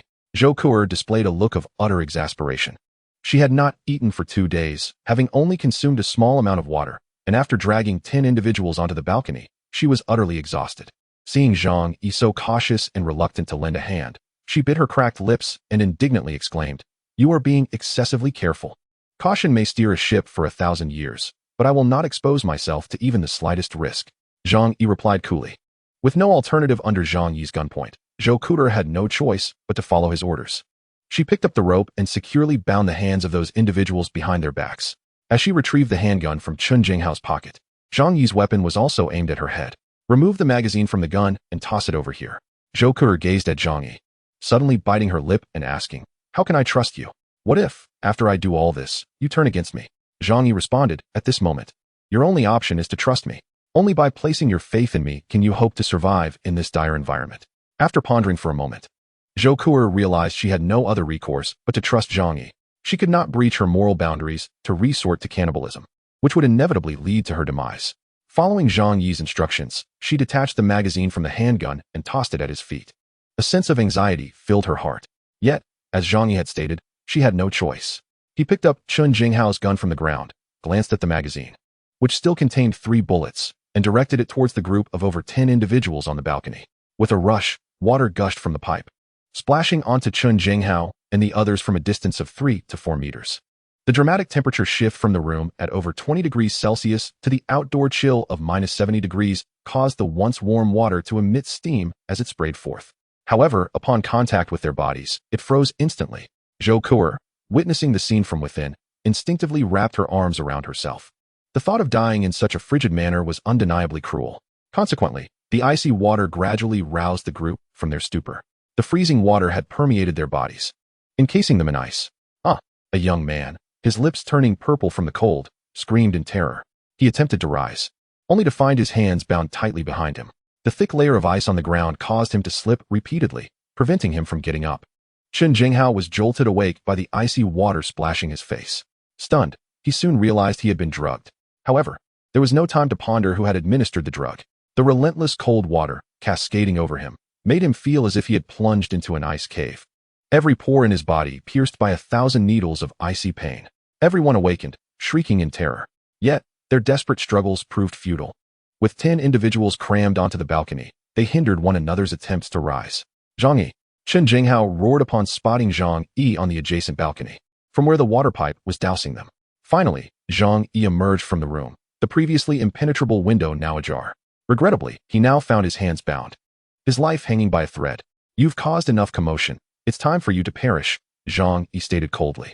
Chen Jinghao and his companions had slaughtered nearly half of the neighbors within the entire building, nearly matching Zhang Yi's count. Keeping him alive would soon result in a confrontation with Zhang Yi. Although Zhang Yi was unafraid, it was prudent to eliminate him. Zhang Yi would never gamble with his own life. What could be more secure than the finality of death? Chen Jinghao and the others struggled with their last vestiges of strength, roaring in defiance. Yet, no matter how hard they tried, they could not rise. Icy water cascaded over their faces, flooding their mouths and seeping into their collars. Their garments became drenched, hardening into solid ice. After 2 minutes, they lay silent on the ground, their bodies turning a ghastly shade of blue and purple as they convulsed. 3 minutes later, they were utterly immobile, transformed into 10 large blocks of ice. 5 minutes passed, and the mass of ice grew larger, coalescing into a single, solid block. He then donned a thick winter coat and called Zhou Kuo. You have passed the test. You may come in. In the adjacent room, upon hearing Zhang Yi's voice, Zhou Kuo finally felt her anxious heart settle. Trembling, she replied, All right, I will come over immediately. Grabbing her medical kit, she hurriedly opened the door. Escaping from the hellish room, Zhang Yi unlocked the heavy security door's 4 locks, then stepped back, raising his pistol toward the entrance. He glanced at the surveillance monitor, confirming Zhou Kuo's safe condition before using his phone to unlock the final electronic door. You may enter. Outside, Zhou Kuo heard the call, raising her cold, pale hand with all her might to push the door. The door was heavy, and she exerted considerable effort. However, as a sliver of space appeared, a warm current surged forth, enveloping her. A spark of excitement ignited in her eyes. It had been far too long since she had felt such warmth. Hence, she intensified her effort, pushing the door open and stepping inside. Upon entering, she felt as though she had stepped into paradise. The chilling sensation that had enveloped her was rapidly dissipating, replaced by an intoxicating warmth akin to a soothing bath. Gradually, she even began to feel an unbearable heat, for she was clad in 6 layers of clothing, 2 of which were down jackets. In the room at a temperature of 27 degrees Celsius, she found it intolerable. Thus, disregarding Zhang Yi's gun aimed at her, she hastily began to remove her garments. Chapter 67, Proving You Mean No Harm. The heat in the room was overwhelming. Zhou Kuo felt as though she were being roasted in an oven while wearing her down jacket, which was particularly uncomfortable. She paid no heed to Zhang Yi, who was pointing a gun at her, as she swiftly stripped off her thick down jacket to cool herself, gasping for breath. Tears glistened in her eyes, reflecting the tumult of emotions swirling within her. The warmth was overwhelming, a comforting embrace that epitomized the ideal environment for human existence. It had been far too long since she had experienced such mundane bliss. Have you forgotten something? This is my home, and you have yet to pass my scrutiny, Zhang Yi remarked coldly. It was only then that Zhou Kuo recalled the presence of a man before her. Zhang Yi's gun remained steadfastly aimed at her. Zhou Kuo mustered a faint smile, remarking on his caution, You are truly meticulous. I have followed your instructions and dealt with your adversaries. Is that not enough to earn your trust? Zhang Yi responded nonchalantly. Those individuals posed a significant inconvenience for you. Your elimination of them was not solely for my benefit. You too had a need for survival. By removing them, you merely demonstrated some utility, fulfilling the basic criteria to become my aide. However, you must now prove your harmlessness. Zhang Yi articulated the crux of the matter. After enduring an extended existence in a post-apocalyptic world, he was reluctant to place his trust in anyone easily. Regardless of their past, anyone could lose their humanity in such dire circumstances. He could only rely on himself. It was the only way to endure in this harsh reality. Zhou Kuo felt somewhat helpless. She had complied with Zhang Yi's demands, yet remained unsure how to gain his trust. Nevertheless, she was resolute in her unwillingness to abandon the warmth of this home. What must I do to convince you that I pose no threat? Zhou Kuo implored. Her gaze fixed on Zhang Yi, filled with a desperate plea. Zhang Yi scrutinized her, warily inquiring, You aren't concealing any weapons, are you? Zhou Kuo raised her hands in exasperation. Look at me.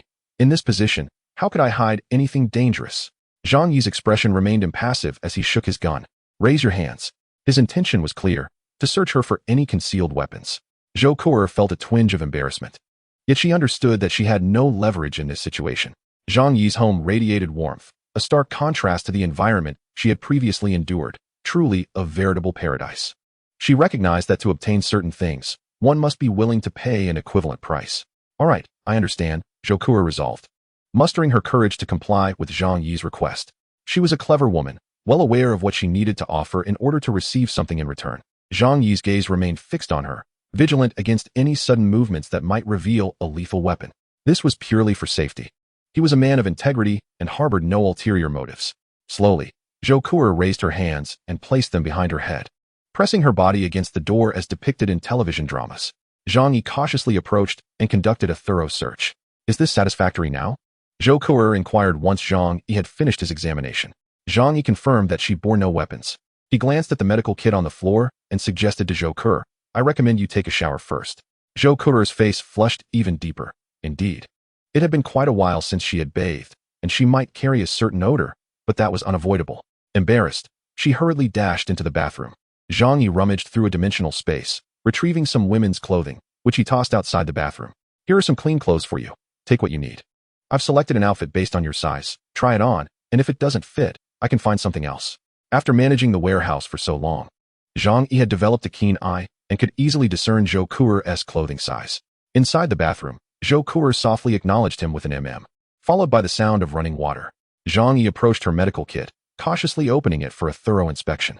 To his dismay, it contained little more than a few rolls of nearly depleted gauze and 2 unopened syringes. After contemplating for a moment, he picked up the syringes and stored them in the dimensional space before closing the kit. He settled onto the sofa, awaiting her return from the shower to continue their conversation. In the bathroom, as Zhou Kuo turned on the shower, hot water cascading over her head. Tears of emotion welled in her eyes. Only after experiencing loss does one truly comprehend the essence of happiness. In the routine of everyday life, she had failed to appreciate its significance. Yet, in the wake of an apocalypse, she recognized the value of those once overlooked comforts. The conveniences cultivated by millennia of human civilization had rendered them increasingly fragile. Having gone without a bath for half a month, Zhou Kuo washed herself with utmost diligence. After half an hour, it struck her that she was in Zhang Yi's home, prompting her to hasten her cleansing, mindful that water resources were now exceedingly precious. However, Zhang Yi refrained from voicing any objections or urging her, for he had ample water reserves. Even in extreme circumstances, abundant ice and snow lay outside, providing a source of clean, even potable, water. With a gentle click, the bathroom door swung open. Zhang Yi turned to see a steaming arm reach out from within, grasping the clothes he had set outside. Moments later, Zhou Kuo emerged wearing a set of pajamas, her wet hair cascading down her back, exuding a breathtaking beauty. Zhang Yi, gun in hand, remained oblivious to her allure, his gaze still cautious. Until he could ascertain her reliability, he would not lower his guard. Even seemingly frail women or children could pose a lethal threat in this desolate world. Thank you, Zhang Yi. I haven't bathed in so long, and I've wasted your water. You don't hold it against me, do you? Zhou Kuo said, a hint of embarrassment gracing her expression. Being in the home of a stranger made her feel quite apprehensive. Especially now, she remains utterly unaware of the true nature of Zhang Yi. In such circumstances, exercising caution and respect is always prudent. She certainly does not wish to incite Zhang Yi's ire and be cast aside. Chapter 68. Today is settled. Zhou Kuo perceived Zhang Yi's lingering wariness towards her and silently mused. No wonder he can navigate the apocalypse with such nonchalance. Please, take a seat. Zhang Yi gestured towards the adjacent sofa, his firearm having been drawn at some point unbeknownst to her. Zhou Kuo obediently settled into the sofa, 2 meters away, her hands clasped upon her lap, resembling a model of compliance. Listen closely. I have allowed you to reside here because you hold some value for me. However, you must constantly bear in mind that this is my home. Your presence here is a privilege I grant you. Therefore, you are obliged to obey all my commands. Should you defy me, I will have no hesitation in expelling you. If you engage in any inappropriate conduct towards me and I discover it, I will not hesitate to eliminate you. Zhou Kuo absorbed Zhang Yi's chilling words, internally scoffing. How cold-blooded. While she understood the rationale behind his sternness, she couldn't help but feel that a gentler tone would have evoked some semblance of gratitude in her. Little did she know, Zhang Yi had once been gentle, but his kindness had ultimately been squandered. Zhang Yi then pointed towards a room. Their residence comprised 3 bedrooms and a living area, aside from Zhang Yi's master bedroom. There were 2 additional guest rooms. You will occupy that room. However, I must inform you that every nook and cranny of this house is under surveillance. Therefore, you will be perpetually monitored, with no semblance of privacy. The door is also fortified, its material only marginally lighter than the main entrance, and cannot be opened by mere human strength. If you have any objections, Zhang Yi indicated the main door, you may leave at once. Zhou Kuo had no intention of departing. Even if Zhang Yi's terms were harsh, this house represented a sanctuary compared to the brutalities of the outside world. She nodded. Very well, I will abide by your wishes. Zhou Ke's compliant demeanor greatly pleased Zhang Yi. Truly, she was a clever woman, making communication effortless. Had he been dealing with someone like Fang Yuqing or Lin Kainan, those delicate little fairies, they would likely have cried and fussed. It was no wonder they perished in this apocalyptic world. Zhang Yi holstered his firearm and adjusted the position of another. He regarded Zhou Ke, his tone softening slightly. You are quite astute. This will facilitate our interactions going forward. You must comprehend the hellish existence outside. Aside from aligning yourself with me, you have no other means of survival. Thus, I must divulge a secret to you. Pay close attention. Zhou Ke widened her eyes in surprise. A secret? You wish to share it with me? She felt that a person as cautious as Zhang Yi would not easily disclose a secret without significant reason. Zhang Yi replied, the purpose of sharing this secret is to ensure your loyalty to me. However, should you betray this trust, I am not overly concerned, for in this world, self-preservation is a challenge for all, and I am untroubled by potential threats. He shrugged, stating, those who previously sought my demise have all been eliminated. As you have undoubtedly observed. Zhou Ke nodded earnestly, gazing intently at Zhang Yi, eager to uncover the secret he was about to reveal. Zhang Yi spoke slowly. The cause of this snow disaster, I believe you have encountered online. It is due to the explosion of a supernova, resulting in a gamma ray burst. Such radiation can adversely affect the human body, potentially leading to mutations. Consequently, I have acquired a unique ability. I possess an independent alternate space. Ignoring Zhou Ke's astonished expression, Zhang Yi continued. The reason I can lead a carefree life until now is that my space harbors a vast array of resources. Otherwise, as you can see, this house alone cannot store much. Therefore, my survival ensures that you can partake in those resources, guaranteeing food to eat and warm water for bathing. Should I perish, this house would soon become indistinguishable from any other, and you would inevitably face starvation. Zhang Yi harbored no complete trust in Zhou Ke, despite recognizing her inherent kindness. He placed his faith solely in profit, not in human nature, which can easily be distorted without significant effort. By conveying to Zhou Ke that her survival was contingent upon his own, he aimed to forge a mutual interest between them. To gain her trust, Zhang Yi retrieved a long sandwich from his alternate space and tossed it to her.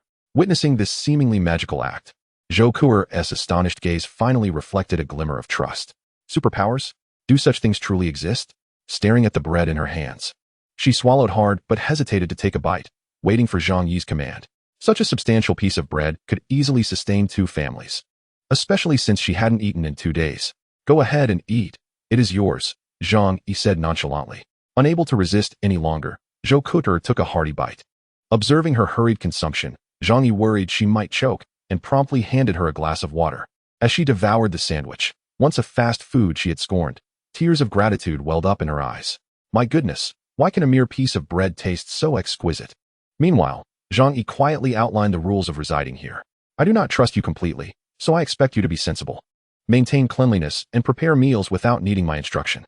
The drainage system has already frozen, so when you need to relieve yourself, you must use a special plastic bag and dispose of it through the secret window. This task will now fall to you. In essence, you will become my servant, exchanging labor for a comfortable living environment and sustenance. Do you understand? Zhang Yi declared that his household could not accommodate idlers. Zhou Ke finished her meal in a frenzy. Nodding repeatedly, I understand, master. She shyly addressed him. Zhang Yi raised an eyebrow, amused by her perceptiveness. No wonder she had achieved the position of chief physician at such a young age. Seeing her well-fed and content, Zhang Yi's lips curled into a subtle smile. He rested his chin on his hand, his gaze lingering on her alabaster neck. Do you know why, amidst the multitude in this building, it is you I have chosen? Despite our limited acquaintance, Zhou Ke bit her lip. Because I am a doctor, you lack for nothing. Yet you cannot guarantee that you will never fall ill or be injured. Zhang Yi nodded slightly. That is one reason, although I am in good health. One must always be prepared for unforeseen circumstances. He retrieved the remaining half bottle of red wine from beneath the coffee table and, as if performing magic, produced 2 elegant wine glasses. He poured 2 glasses of wine, sliding one towards Zhou Ke. And the second reason, do you know what it is? Zhou Ke accepted the glass, hesitated for a moment, then took a sip, a flicker of understanding crossing her eyes. There is no such thing as a free lunch in this world, because I am a woman, and a rather beautiful one at that. This woman possesses a keen self-awareness. Zhou Ke set down her glass and rose to her feet. Before Zhang Yi, she unfastened her robe. Zhang Yi, shedding any pretense of virtue, acknowledged the pent-up energy that had accumulated within him over the past weeks and sought to alleviate it. Thus, today was settled. Chapter 69, A Good Night's Sleep. This night was destined to be exceedingly long. Zhou Ke found the warmth she desired in her room. At last, She could enjoy a comfortable sleep for the first time since the onset of the apocalypse. Zhang Yi locked the door from the outside, securing the only key for himself. Business is business, yet fundamental principles must be upheld. Even though Zhang Yi recognized Zhou Ku'er as a kind-hearted individual, allowing her entry and survival was already an act of great benevolence. In the short term, he could not afford to lower his guard. After a long slumber, Zhang Yi awoke refreshed, his eyes shining brighter than usual. Having a woman by his side added a touch of joy to life. The solitude he had endured raised concerns about his mental well-being, as humans are inherently social beings. However, this was predicated on Zhou Ku'er being obedient and utterly harmless. Zhang Yi checked the surveillance, finding Zhou Ku'er still soundly asleep. She had not rested properly for far too long, so her slumber was deep and uninterrupted. Zhang Yi raised an eyebrow, dressed, and completed his morning routine. After finishing his morning cleansing, he made his way to the living room, preparing for breakfast. He extracted some food from the other dimension and placed it on the coffee table. Then, he approached Zhou Ku'er's door and unlocked it. Zhang Yi knocked gently. "Come out and have something to eat." It is rather amusing. Although he was fully aware of everything in the room, he still knocked out of courtesy. After all, if they were to coexist long-term, a basic level of respect was essential. Zhou Ku'er's voice floated softly through the door, tinged with fatigue. "Okay, I will be there shortly." Zhang Yi approached the dining table, picked up a beef and cheeseburger, and, while eating, walked over to the window. After a night had passed, the colossal ice mass next door had grown even larger, blanketed in pristine snow, with the distorted forms of 10 corpses faintly visible within.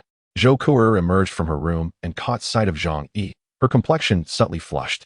As a distinguished medical doctor from a prestigious university, she had always held herself in high esteem, often displaying a frosty demeanor towards men. This was perhaps why she had remained chaste until now. After all, in high society, such matters were held in great regard. Yet unexpectedly, she had not bestowed her affections upon her husband, nor even upon her beloved, but rather exchanged them for survival with a man she scarcely knew amidst this apocalyptic world. However, gazing at Zhang Yi's tall figure and his cold, rationally handsome face brought her an unusual sense of comfort.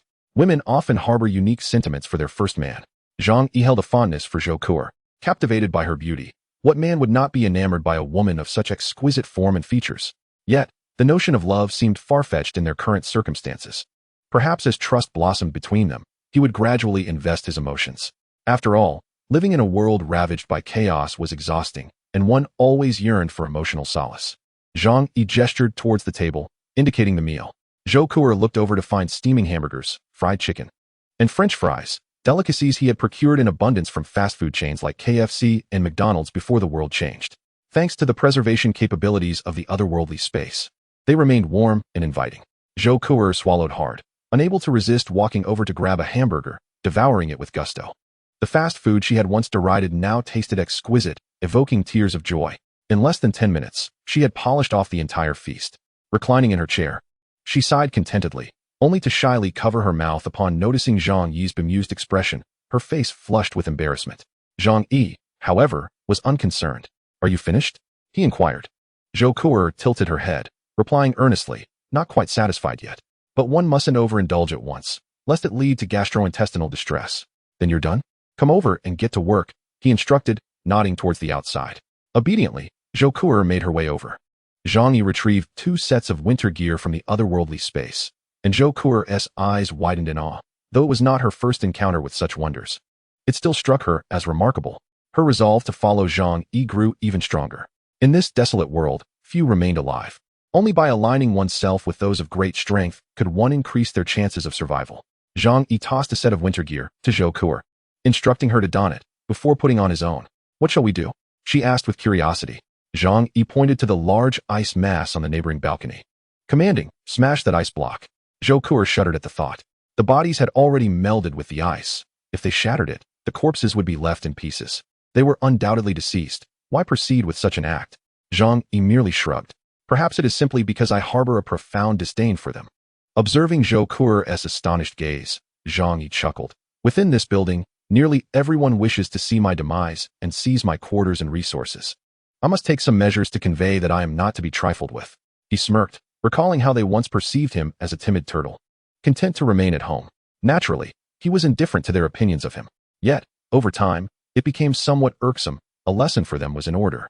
There was also a deeper reason Zhang Yi chose not to disclose to Zhou Ku'er. He was a man who believed in settling scores. Chen Jinghao had made repeated attempts on his life, igniting a fierce anger within him. Merely freezing them to death seemed far too lenient. Zhou Ku'er appeared to sense something. Pointing to herself and exclaiming, "You don't intend to make me do it again, do you?" She was utterly speechless. It seemed that from the beginning. She was the sole contributor to the downfall of Chen Jinghao and his ilk. Now that they were dead, why was Zhang Yi still acting so timid? Zhang Yi replied earnestly, "This is called prudence. What if I were to go over, and you decided to shut the window on me?" Although his supplies were safely stored away, ensuring he would not starve, he had grown accustomed to a comfortable life and had no desire to invite trouble upon himself. Zhou Ku'er rolled her eyes, feeling both exasperated and amused. Internally, she scoffed at the notion of such a cautious person existing. She was no fool. Why would she engage in actions that were detrimental to herself? Disregarding her protests, Zhang Yi gestured for her to proceed and handed her a baseball bat. Zhou Ku'er noticed that when he passed her the bat, he was clearly in a defensive posture. Infuriated, she found his excessive caution absurd. However, despite her verbal reluctance, her body obediently accepted the bat, and she climbed over the railing to the adjacent balcony. Meanwhile, Zhang Yi took out his phone and began recording. Chapter 70. Intimidation. Zhou Ku'er raised the baseball bat in her hands, staring at the massive ice block before her. Gritting her teeth, she decisively swung down with all her might. As a woman with medical training, her aversion to corpses was not particularly strong. Crack. The ice block shattered upon impact. Zhou Ku'er winced from the recoil, dropping the bat in pain. She frowned slightly, massaging her palm. How solid it was. Yet, this tool proved quite effective. Her gaze firm, she declared. Zhang Yi remained silent for a moment, realizing he may have underestimated the woman before him. Zhou Ku'er lifted the hammer and struck down with vigor. Given the limited water used, the ice layer was not excessively thick, and with her considerable strength, she managed to break off a large chunk. Zhang Yi recorded the entire process with his phone.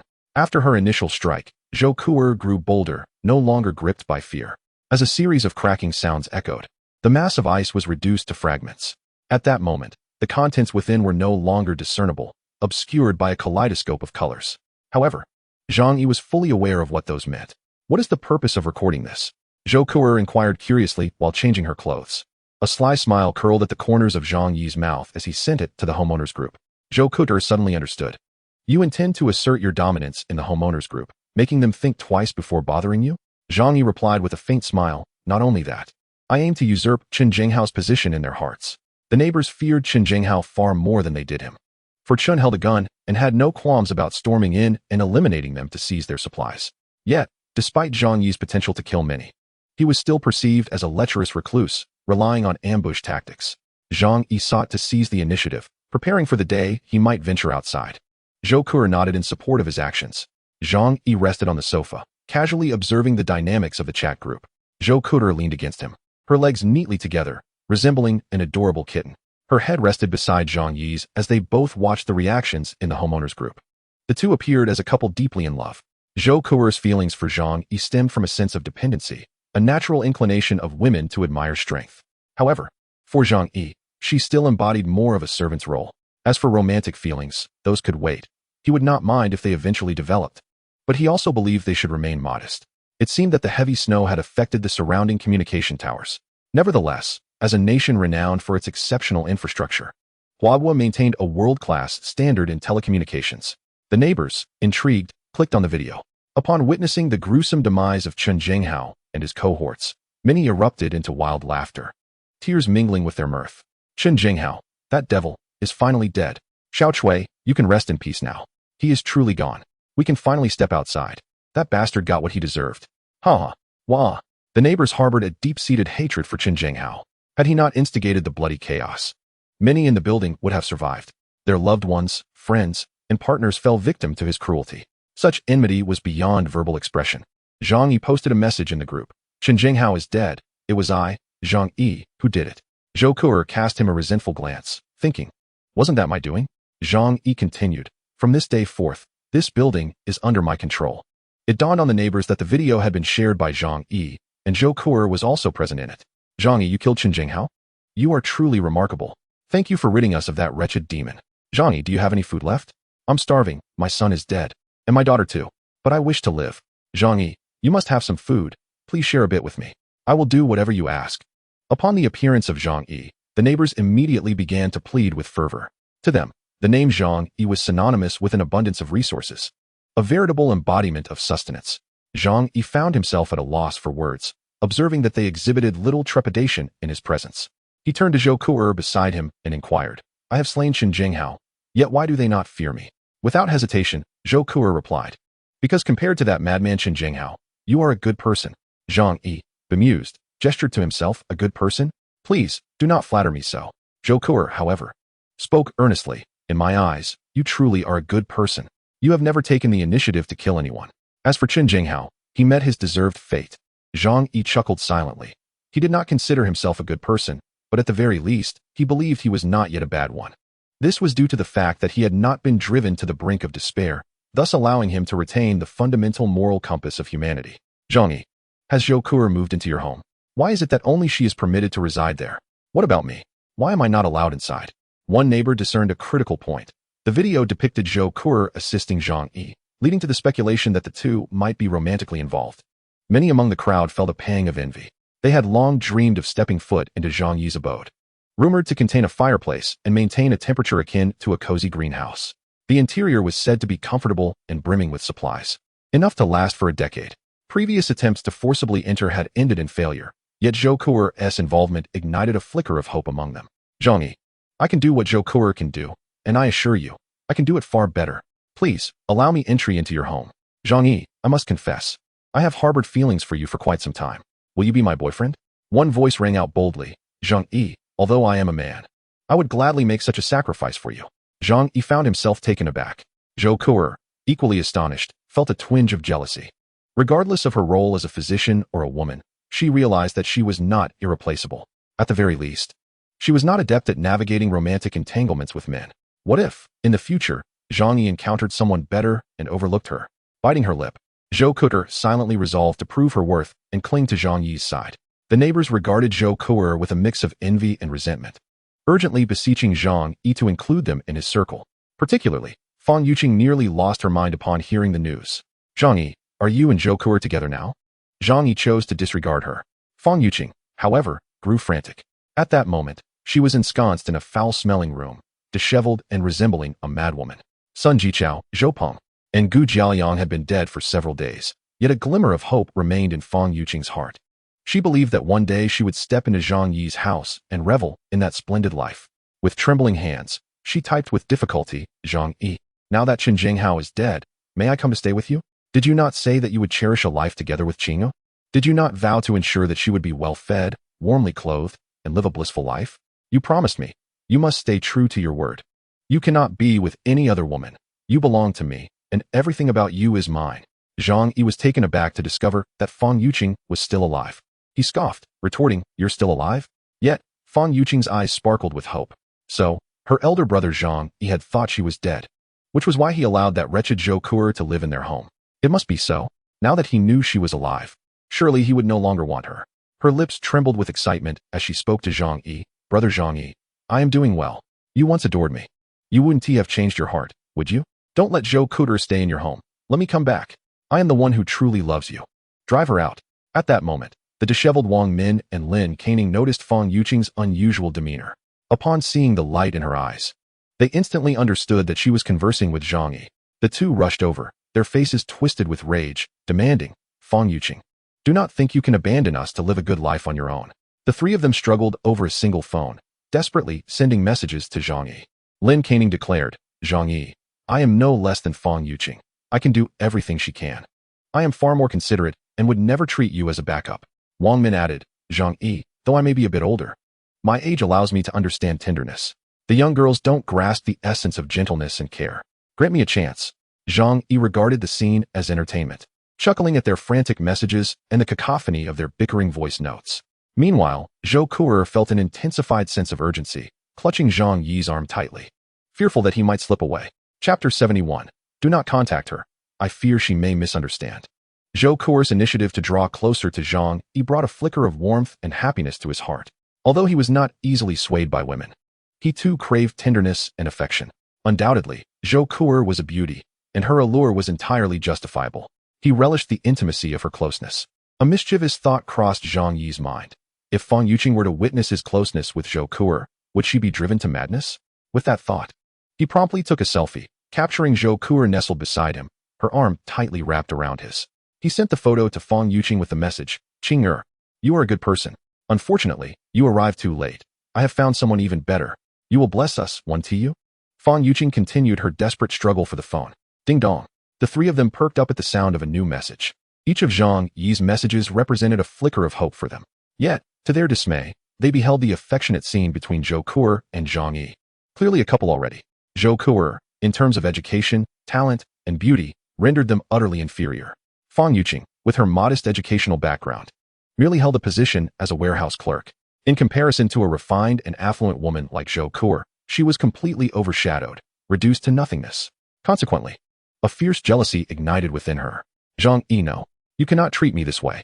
Qing'er loves you. She loves you most dearly. She must be deceiving you. Her affection is not genuine. Give me one chance, and I will prove that I am the one who truly loves you. Zhang Yi scoffed and replied, "No need for that. My love for Ku'er is authentic. She surpasses you in every aspect. How could I forsake her for you? Do you believe you are worthy?" He continued, "Therefore, let us cease all contact henceforth. I fear she may misunderstand." Zhang Yi understood that his words would undoubtedly infuriate Fang Yuqing, for he recognized that he was her last glimmer of hope in this apocalyptic world. To extinguish a person's hopes entirely was a delightfully exquisite act, especially when executed in such a manner. Fang Yuqing had always perceived herself as a goddess, deserving only of adoration from men. Yet today, she found herself dispossessed of her man, whom she mistakenly believed was hers, by another woman. The irony was that this woman was indeed more accomplished and beautiful than she. The anguish and despair were doubly tormenting. Regret consumed her as she wished to punish herself, questioning why she had been blind to the opportunity of marrying such a remarkable man as Zhang Yi. As Zhang Yi had anticipated, Fang Yuqing was on the brink of madness, releasing a hysterical scream from her throat. "I refuse to believe it. Zhang Yi, you were my devoted admirer. You adored me for 2 years. Why, now that I am so proactive, do you no longer show your affection? That wretched woman, why did she seize what is mine? She deserves to perish. Yes, it's all that Zhou Ku'er's fault." Lin Caning and Wang Min laughed heartily upon witnessing Zhang Yi's message, pointing at Fang Yuqing. "Ha ha ha, you foolish woman, this is your just desserts. You fully deserve this fate." Lin Caning, her once best friend, spat venomous words. Her eyes filled with disdain.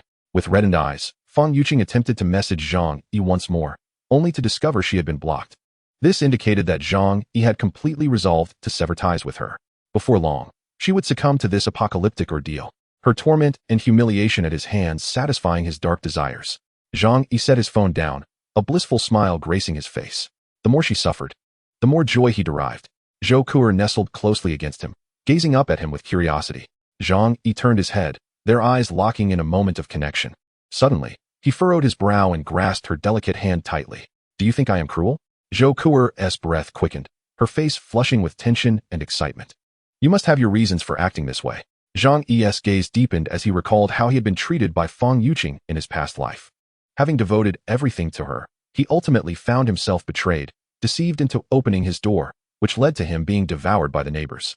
The excruciating pain he endured is beyond human comprehension. After all, one must witness them wielding blunt knives, severing his limbs piece by piece. It is enough for you to understand. Zhang Yi felt no inclination to elaborate. He could scarcely articulate the matter. After all, those events had little to do with Zhou Ku'er. Following the elimination of Chen Zhenghao, Zhang Yi's surroundings became considerably quieter, free from the incessant knocking and surveillance from next door.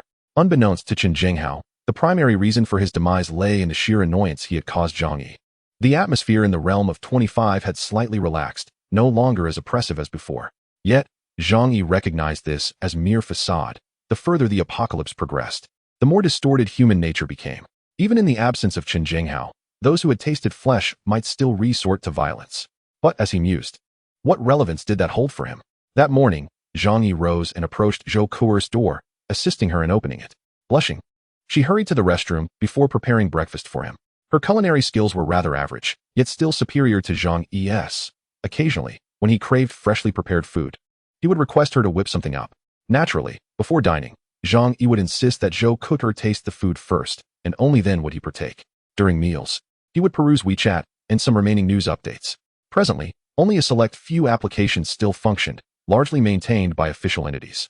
In the face of extreme cold, the majority of people could not survive. Nevertheless, the higher-ups had contingency plans to weather the calamity, ensuring the survival of certain so-called important figures. Suddenly, he spotted a familiar face in the WeChat group, the previously troublesome Aunt Lin. Aunt Lin, the snow disaster will soon pass. My brother is in Jiangnan province's government. He informed me over the phone. You all need to heed my words, or else I'll have you executed. No one in the group responded to her. She had lost her sanity. Yet, it was a miracle she had survived this long. Zhang Yi recalled how Qin Jinghao had initially targeted her. Zhou Kuer, seated across from him, subtly displayed a hint of sorrow upon hearing this. When I went to treat Lin Xiaohu, I felt pity for them and gave them some supplies. She remarked. Chapter 72. Uncle Yu borrowing medicine. Zhang Yi glanced at her upon hearing this. Fearing Zhang Yi would judge her as overly compassionate, Zhou Kuer hastily explained. At that time, the snow disaster had just begun. I thought it would pass quickly. Zhang Yi dismissed her words with a smile, setting his phone down on the table and crossing his arms. That is not the issue. The supplies you provided must have been consumed long ago. What has sustained her until now? Zhou Kuer, with a piece of rib still in her mouth, quietly placed it into her bowl upon hearing Zhang Yi's question. Lin Xiaohu passed away nearly 10 days ago due to a lack of medication. Zhang Yi nodded, acknowledging the reasonableness of this statement. Suddenly, he chuckled and remarked. In the past, Lin Chunxia always claimed that Lin Xiaohu was her most cherished possession, wishing she could keep him in her mouth. She certainly spoke her mind. Zhou Kuer could not help but cover her mouth, casting a playful glare at Zhang Yi. I'm eating, she exclaimed, laughter escaping her lips. Zhang Yi, delighted by his successful jest, couldn't help but join in the laughter. He suddenly realized that sharing life with a woman added a delightful dimension to his existence. At least there was someone to converse with, alleviating the monotony. In the midst of their conversation, a sudden commotion erupted outside. The two turned their gaze toward the window. Approximately 40 meters away, on the balcony of Unit 18, a naked man stood, arms raised in the wind, shouting fervently. In an instant, he dove off the balcony like a diver preparing for a plunge. Zhou Kuer furrowed her brows and sighed. When will this snow disaster come to an end? In this apocalyptic world, many have chosen to end their lives due to a lack of hope for the future. Zhang Yi shook his head, pondering, who knows? The changes in nature are beyond the grasp of our current technological capabilities. As long as we can survive, that is what truly matters. While they were conversing, Zhang Yi's phone rang. Upon checking the caller ID, he was surprised to see it was Uncle Yu, the security guard. Drawing from his experiences in a previous life, Zhang Yi had chosen to trust only two individuals in this life, Uncle Yu and Zhou Kuer. Both had sacrificed for others and upheld the moral standards of humanity until their last breath. Hence, he allowed Zhou Kuer to enter his home and become his servant. Uncle Yu, second only to Zhang Yi in terms of resource accumulation within the building, still had a relatively ample supply of provisions. Zhang Yi answered the call. Hello? Uncle Yu. Zhang Yi. Haha, are you doing well? Uncle Yu stuttered, accompanied by an awkward grin. Zhang Yi had known him for many years and recognized that this demeanor typically indicated that Uncle Yu needed something. Weighing his options, Zhang Yi considered that if Uncle Yu were requesting supplies, he could afford to lend a hand. After all, the security guard had served 5 years in the military, demonstrating agility and strength. In the future, should any troubles arise, Zhang Yi could call upon him for assistance. Uncle Yu, I am doing well. It's just that there's an extra person in my household, so the supplies are depleting a bit quicker. He glanced at Zhou Kuer, whose cheeks flushed as she continued to eat her rice. Oh, that indeed poses a problem. More people means more food consumption. Yes, that is how it is. Uncle Yu's tone gradually diminished, as if he felt embarrassed to continue. After a moment's hesitation, he finally spoke. Zhang Yi, I would like to ask you something. Uncle Yu, there is no need for pleasantries. Please speak candidly. If there is any way I can assist, I shall certainly do my utmost. She is now blushing all over, and both her mother and I are nearly frantic with worry. Do you have any medication on your end? As he spoke, Uncle Yu's voice trembled. Imbued with a desperate plea, Zhang Yi's eyes widened in astonishment, as if he had stumbled upon a sensational revelation. To his surprise, Xiaoli Mei had actually found Uncle Yu to be her benefactor. This woman certainly possesses discerning taste, managing to pinpoint the second most desirable bachelor in the building amidst a sea of eligible men. However, recalling Xiaoli Mei's circumstances in her previous life, Zhang Yi felt a sudden sense of clarity. She appeared pitiful, yet ultimately survived longer than Zhang Yi himself, suggesting that she was far from the innocent facade she projected. At under 30, Xiaoli Mei bore a pleasing appearance, scoring a modest 6 out of 10, yet her figure had become voluptuous after childbirth. Uncle Yu, having lived a lifetime as a bachelor, could not resist the allure of such a mature woman. Zhang Yi had no intention of meddling in others' personal affairs. If Xiaoli Mei managed to entice a man of grievances to support her child, that was her own accomplishment. Zhang Yi remarked, so that is how it is, Uncle Yu. Congratulations are in order. Uncle Yu blushed slightly, responding, what is there to congratulate? It is merely a matter of sharing life together. You know my circumstances. Were it not for the current snow disaster, I would have struggled to find a wife. Zhang Yi replied, I still have a few boxes of medicine. Come by shortly to collect them. His tone was light and airy. Yet the mention of a few boxes revealed a crucial piece of information, that his stock of fever relief medication was dwindling. Yet, amidst this frigid weather and scarcity of resources, he generously offered some to Uncle Yu. Consider this, how noble and kind-hearted Zhang Yi is towards you. How could you not strive for him in return? Indeed, Uncle Yu was so moved that he could scarcely find his voice. Zhang Yi, how can I possibly repay you? You have aided me twice in significant ways. I, Yu Jiguang, hereby vow that should you ever need my assistance, if I refuse even once, I shall not be worthy of being called a man. Uncle Yu swore fervently. Zhang Yi chuckled. Uncle Yu, do not speak so formally. We are old acquaintances, and in my eyes, you are akin to my own uncle. Spare me the formalities and come collect your medicine. Across the table, Zhou Ku'er pouted playfully at Zhang Yi, even making a face at him. It was then she realized that beneath Zhang Yi's stern and cautious exterior lay a cunning side. After hanging up, Zhou Ku'er curiously inquired, Are you and Uncle Yu that close? Zhang Yi picked up his chopsticks, replying nonchalantly, The relationships between people are fundamentally rooted in mutual benefit. This is even more evident in an apocalyptic world. Uncle Yu is a kind-hearted man with considerable strength. Having him indebted to me may prove useful in the future. He paused momentarily, then continued, Moreover, on a deeper level, I sincerely hope that his humanity does not fade away in this desolate world. That is an exceptionally precious quality. Chapter 73, The Scheming Young Mother. After a while, Zhang Yi heard a knock at the door, followed by the voice of Uncle Yu. Zhang Yi, it's Yu Jiguang. Are you home? Habitually, he glanced at the surveillance monitor outside, but soon furrowed his brow. Standing at the door, besides Uncle Yu, was a woman cradling a child. Though she was bundled in a thick down jacket, Zhang Yi recognized her as the mother, Xiaolime. What could she want? He harbored a favorable impression of Uncle Yu, but he had no rapport with Xiaolime. Moreover, his past experiences led him to believe that this woman was not as simple as she appeared. Rising from his chair, Zhang Yi approached the door. Zhou Ku'er merely cast a glance but took no action. In this home, he was the master. He reached the door without opening it. Feigning ignorance as he asked, Is that you, Uncle Yu? Yes, it is, Uncle Yu replied. Just then, Xiaolime interjected, Zhang Yi, our Tangbao has a persistent fever. Please help her. Her voice trembled with distress. Zhang Yi retrieved a box of acetaminophen suspension and a box of Xiao Kuehua cold remedy he had prepared earlier and tossed them out through the shooting hole. Quickly, take the medicine to the child. Illness is no trivial matter. Uncle Yu hastily picked up the medication, his eyes brimming with gratitude. Thank you, Zhang Yi. I cannot express my appreciation enough. Xiaolime accepted the medicine. Uncle Yu had intended to leave with her, but a strange light flickered in her eyes. I know you have a heater at home, making it warmer. Our place is quite cold. The baby is ill, and I fear she might catch a chill. Could you assist us? Uncle Yu paused, taken aback. Xiaolime had not mentioned this to him on their way here. He felt somewhat awkward, as he hadn't discussed this with Zhang Yi beforehand. Now, with Xiaolime's sudden request, he found himself caught in an uncomfortable position. However, upon seeing her pleading eyes, he was at a loss for words. In the room, Zhang Yi smiled faintly at Xiaolime's words. Are you trying to take advantage of the situation, Sister Xia?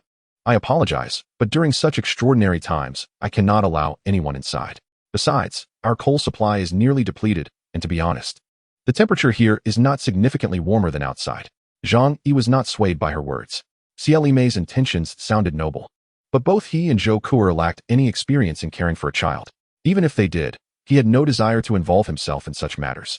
Allowing the child inside would provide Xiaolime with the pretext to enter, and once invited in, it would be difficult to send her away. If she harbored any ill intentions, Zhang Yi would be forced to be on guard around the clock. He had no interest in such an exhausting endeavor. Xiaolime wiped her tears and said, sobbing, What do you know, as a man? The baby is so small and incredibly fragile. She turned to Zhang Yi and sighed. I know this request is somewhat inappropriate. However, I find myself in a predicament.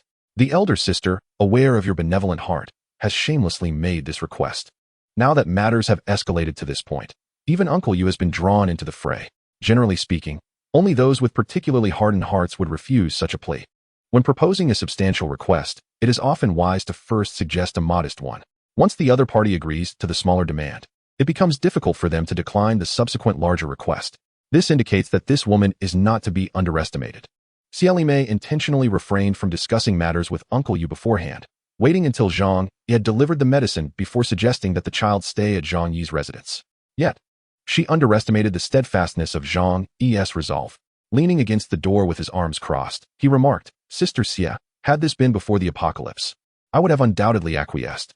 But as you are well aware, everyone in this building is eager to seize my home and my life.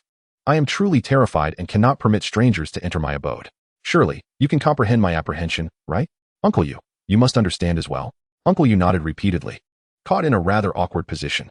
Nevertheless, his gratitude towards Zhang Yi dissuaded him from pressing the matter further. Indeed, Zhang Yi has been exceedingly gracious to us. Who else would provide us with medicine?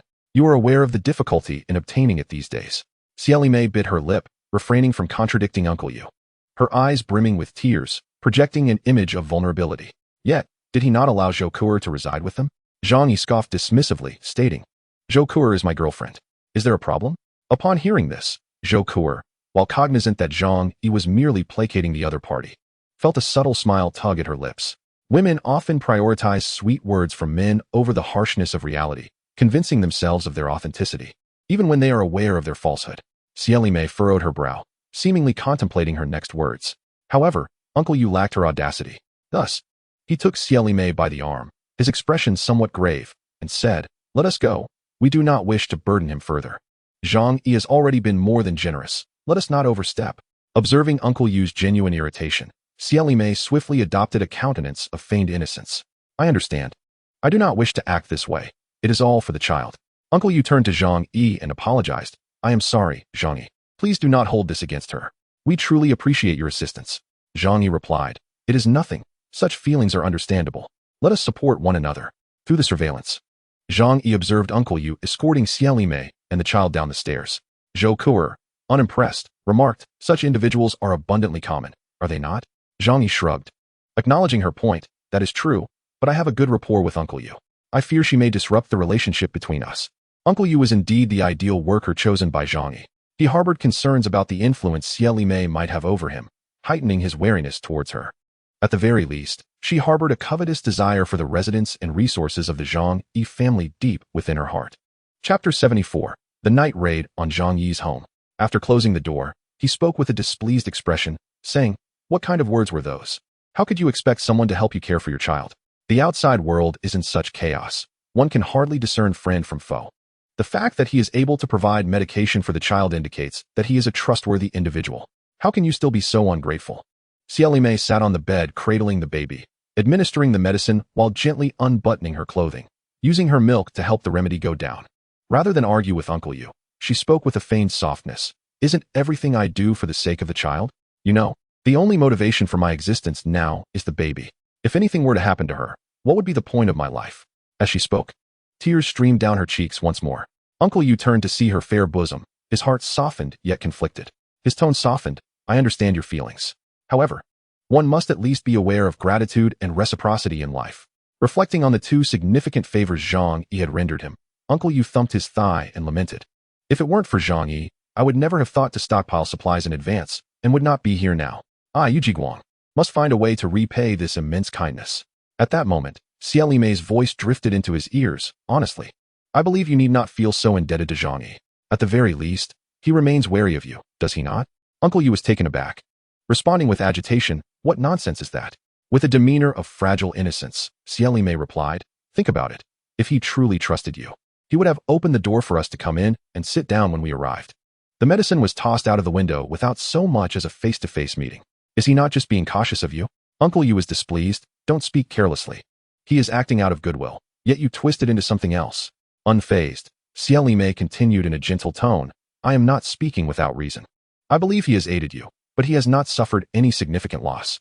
Perhaps he is merely offering you small favors, hoping that one day you will serve as his enforcer. Unless he is willing to let us stay in his home, I cannot believe he is genuinely a good person.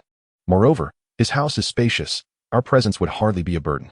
Before she could elaborate further, a thunderous shout rang in her ears. Enough. Uncle Yu's face flushed with anger as he glared at her, startling Xiao Mei. The baby in her arms began to wail. Quickly, Xiao Mei embraced the child, softly saying, I apologize, it was my mistake. I only spoke those words for your sake. In these times, it is wise to exercise caution. Uncle Yu coldly replied, Do not utter such words again. I, Yu Jiguang, can discern right from wrong.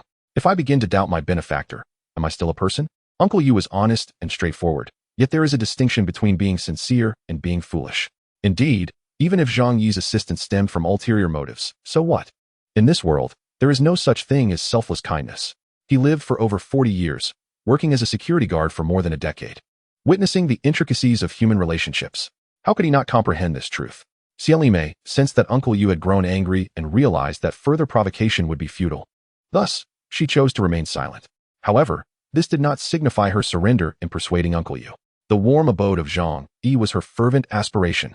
Xiao Mei cast a glance at her 8-month-old infant, silently vowing to herself, "My dear child, to ensure our survival, I shall pay any price, regardless of the cost." That night, the silvery moonlight bathed the frost-kissed earth, carrying a hint of desolation and solitude. The heavy snowfall had persisted for nearly a month, at times intensifying, at times slightly diminishing, yet never ceasing for a single day. In the Yulu community, the snow had piled up to the 4th floor, blanketing the ground in a pristine white. By habit, most people were already nestled in slumber at this hour. Meanwhile, the entrance on the 25th floor was entirely blocked by tons of accumulated snow, sealing it off completely. Suddenly, the snow layer at the entrance seemed to shift, with a few fragments of ice cascading to the ground. Almost immediately, a large chunk of ice and snow surged outward, forcefully pushed aside. From the breach emerged a shovel, followed by a widening gap through which a dozen individuals clad in heavy clothing, wielding shovels, rebar, and axes, emerged. The leader, though diminutive in stature and gaunt in form, possessed deeply sunken cheeks and a pair of piercing eyes that instilled dread. Upon entering the corridor, he lowered his voice and commanded, "Let us go. Move up." Cautiously, the group ascended the stairs, their formation impeccably organized, with some carrying wooden boards and frying pans as makeshift shields. Upon reaching the 10th floor, they unexpectedly encountered a resident stealthily descending to gather snow. Without uttering a word, a burly man struck a brutal blow with his shovel to the man's head. Blood sprayed against the wall, and the victim fell before he could even utter a cry. The strong man gazed at the lifeless body and turned to the leader, asking, "Uncle, what should we do?" The group, however, obediently continued their ascent. Their target for the night was room 2401 on the 25th floor. At that moment, Zhang Yi was sound asleep, while Zhou Kuer was confined in the adjacent bedroom. The intruders stealthily reached the 24th floor, despite the considerable height they had climbed. Their stamina seemed remarkably intact. Clearly, they were not ordinary individuals, but rather of a peculiar profession. The group arrived at Zhang Yi's door, yet none rushed to break it down. The leading figure gestured for silence and quietly called out, "Old donkey, come here." From the back of the crowd, a middle-aged man wearing a gray woolen hat approached, carrying a gray backpack. "Open the door," the leader commanded, pointing at Zhang Yi's entrance. Old donkey nodded, declaring, "Watch me." He positioned himself at the door, setting down his backpack, and swiftly retrieved an array of tools from within. Most conspicuously, there were detonators and several rectangular objects wrapped in yellow tape. After a considerable amount of time tinkering, everyone hastily retreated into the corridor. An earth-shattering explosion resonated throughout the entire building. Everyone, including Zhang Yi, was jolted awake from their slumber. The blast occurring right before his door left his ears ringing painfully, as if his eardrums were being assaulted. Chapter 75, The Power of White Phosphorus. Zhang Yi reacted with remarkable swiftness, donning only his pajamas as he leaped out of bed. He promptly retrieved his handgun from an alternate dimension, disengaged the safety, and held it firmly in his grasp. He activated his phone to check the surveillance footage outside. The living room appeared unscathed. In Zhou Kuer's room, however, she was a portrait of terror, nervously cocooned in her blanket, huddled in the corner. With the interior deemed secure, Zhang Yi sighed in relief. He then directed his gaze back to the surveillance, and upon doing so, he discerned a group of individuals lurking suspiciously. Most wielded shovels, along with steel bars, wooden planks, and axes. One of the wooden boards looked vaguely familiar upon closer inspection. It was unmistakably one of the red plywood boards commonly used at construction sites. Zhang Yi distinctly recalled that no construction workers were present within their building.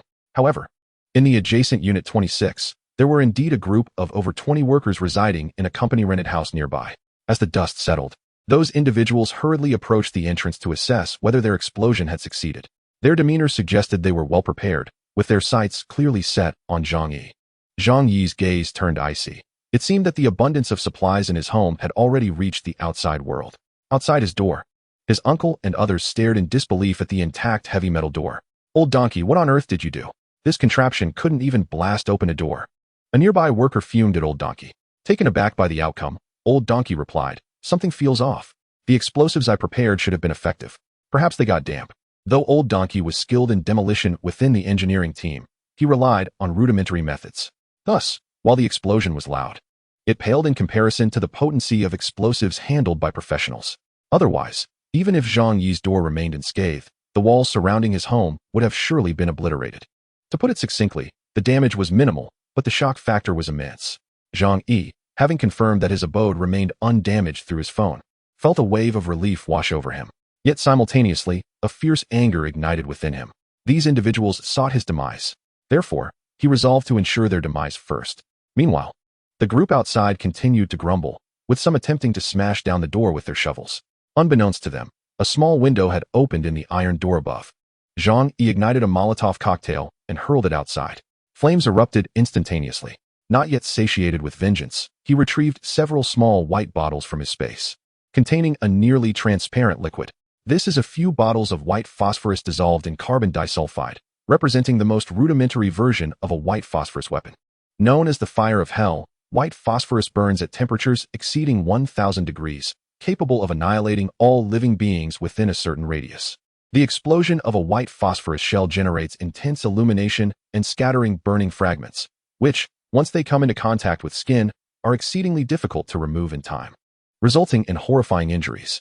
Not only does it possess terrifying lethality, but it also instills profound psychological terror. Internationally, the use of white phosphorus munitions is prohibited. When a Molotov cocktail strikes the ground, a fierce blaze erupts. However, the lethality of such devices is not particularly significant. Those approaching are trudging through the snow, their clothes dampened, making ignition challenging. Yet, the flames from the burning bottle ignite the sulfur dioxide, causing the dissolved white phosphorus to catch fire. In an instant, temperatures exceeding 1,000 degrees are conjured in the air. The flames leap onto their garments, and no amount of effort can extinguish them. In a heartbeat, the corridor outside transforms into a sea of fire. Zhang Yi's actions surpassed the expectations of the assailants, leaving them unable to react within mere seconds. Many find themselves ensnared by the flames of burning white phosphorus, their down jackets and winter coats serving as excellent kindling. Ah, save me, help me. The piercing screams echo like cries from hell, as they are consumed by flames, arguably one of the most excruciating ways for a human to perish. Even an ordinary person would writhe in agony from a mere matchstick burn on a fingertip. Imagine the torment of every inch of one's skin being devoured by fire. Zhang Yi, feeling unsatisfied, retrieves his pistol and fires desperately at the outside. Bang, bang, bang. Soon, one body after another falls to the ground. Among the dozen intruders, only 8 corpses remain, with 5 or 6 individuals managing to escape. Zhang Yi refrains from pursuing them, adhering to the principle of prioritizing safety. Only after confirming their demise does he close the firing port and activate the air filtration system to prevent smoke from infiltrating the room. Gazing at his empty weapon, Zhang Yi shakes his head, realizing its lack of durability. Thankfully, he had not purchased a machine gun. Otherwise, a single barrage would have exhausted hundreds of rounds. It appears he must devise a means to acquire more formidable weaponry in the future. Until now, his sense of crisis had not been particularly acute. In this apocalyptic era, those who manage to survive are anything but ordinary. The adversaries he will face henceforth will undoubtedly be formidable. If one day an engineer armed with a significant quantity of explosives were to appear, he might very well obliterate this entire building. Of course, this is merely an exaggerated notion. Such quantities are far beyond the reach of an average individual. Nevertheless, it compels Zhang Yi to prepare for unforeseen circumstances. I will ensure that every last one of you is exterminated. Zhang Yi curses vehemently. He approaches Zhou Ke'er's room and opens the door. Zhou Ke'er is curled up in the corner, her head tightly buried between her snow-white legs. It's all right now, Zhang Yi reassures her. Upon hearing his voice, Zhou Ke'er feels an overwhelming sense of security envelop her. Although this man tends to be excessively cautious and often presents an air of indifference, he has now become the greatest source of warmth in Zhou Ke'er's heart. She lifted her gaze toward Zhang Yi and retorted, I am not afraid. I merely thought it was an earthquake, and hiding in the corner felt safer. Zhang Yi chuckled softly. On the 24th floor, if there were a real earthquake, there would be nowhere to hide from being crushed. Zhang Yi settled onto her bed. Before Zhou Ke'er moved in, the room was stark and uninviting, lacking even a blanket. However, after her arrival, the space was imbued with a sense of warmth. A pink velvet quilt adorned the bed, complemented by yellow sheets. On the windowsill hung her freshly washed black lace lingerie and stockings, revealing her meticulous nature. It was evident that she was a woman of refinement. Moreover, not only her own room but the entire house, including Zhang Yi's bedroom, had been kept immaculate under her diligent care. Zhang Yi mused to himself how wonderful it was to have a sensible woman by his side. In another time, A woman of her caliber would have been unattainable without a substantial dowry of 88 million. Chapter 76. The Heavenly Alliance of Building 26. Zhang Yi recounted the recent events to Zhou Kuo, revealing that it was the workers from Building 26 who were responsible. A new residential area had been developed nearby, leading many workers to rent accommodations in the vicinity. Zhou Kuo expressed her curiosity. Our community is considered mid to high-end. Do they really spend so much? Zhang Yi replied. If 10 people are sharing a room, how expensive could it be? Zhou Kuo nodded thoughtfully, but her expression soon turned grave. If that is the case, they are actually more dangerous than Chen Jinghao. Zhang Yi agreed with a nod. Chen Jinghao was merely a petty thug. During peaceful times, ordinary people feared him, but now, with everyone's lives hanging by a thread, if not for his firearm, he would have been long gone. However, these workers were different. They engaged in physical labor daily, possessing strength far beyond the average person and a fiercer combat spirit. They were familiar with one another and outnumbered their opponents, making it easy for them to execute their plans. Zhang Yi took a deep breath and lamented, Fortunately, we took care of that explosive-wielding fatso yesterday. Otherwise, I wouldn't have slept soundly at night. Zhou Kuo inquired, what should we do next? Should we seek revenge? Zhang Yi's brows furrowed in determination. Of course, we must seek vengeance. However, it would be unwise to confront them on their own turf. Look at what I've already done. I've taken out a significant portion of their group. Zhou Kuo rolled her eyes. But you have a gun. Zhang Yi retorted confidently, even with a gun. It's not worth the risk. If I were to get hit with a shovel, I would consider it a grave misfortune. Zhou Kuo sighed. You are excessively cautious. But how can you seek revenge if you don't confront them? They hardly seem like the type to fear for their lives. They appear to be desperate. After all, what kind of sane person would engage in demolition activities within an apartment building? One misstep could lead to their own demise. Zhang Yi stroked his chin, his mind already formulating a plan. It seems that in order to lead a peaceful life in the days to come, one must find certain individuals to serve as sacrificial pawns. Zhang Yi pondered this thought, retrieving his phone to access the owner's group chat. At that moment, the recent explosion had startled the neighbors awake, igniting a flurry of frantic messages in the chat. The noise originated from the upper floors. Could it possibly be a meteorite crashing down? It was certainly plausible. After all, what other explanation could account for such an abnormal temperature? Perhaps humanity was destined for extinction, much like the dinosaurs. The conversation was chaotic, with an array of opinions flooding in. Zhang Yi interjected, stating, just now, a group of workers from Building 26 invaded our unit, intent on murder and plundering resources. I managed to detect their intrusion in time and chase them away. Unfortunately, Zhang Meng from the 16th floor has already been killed. The sound you heard was due to their use of explosives. Upon hearing Zhang Yi's account, the neighbors grew increasingly anxious. What?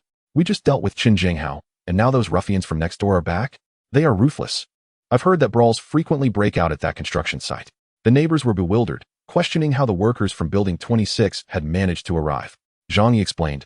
They excavated a snow tunnel from below and ascended through the first floor. Immediately, someone exclaimed in panic, we must collapse that tunnel and secure the entrance. Zhang Yi replied. It's futile. That type of door can be easily smashed. Even if you block it, they can still access our floor through the windows. The neighbors were filled with dread. That night, had Zhang Yi not intervened, those intruders might have invaded their homes, leading to their demise. What are we to do? How can we stand against those laborers? Half of our residents have perished, and most of the survivors are the elderly, women, and children. Indeed, the capable individuals had largely fallen victim near Zhang Yi's residence. At that moment, someone remarked, thank goodness we have Zhang Yi with us. You are truly remarkable. Driving away so many of them single-handedly. With you around, our safety is assured. Zhang Yi, you are our hero. Following this, others began to realize the gravity of their situation.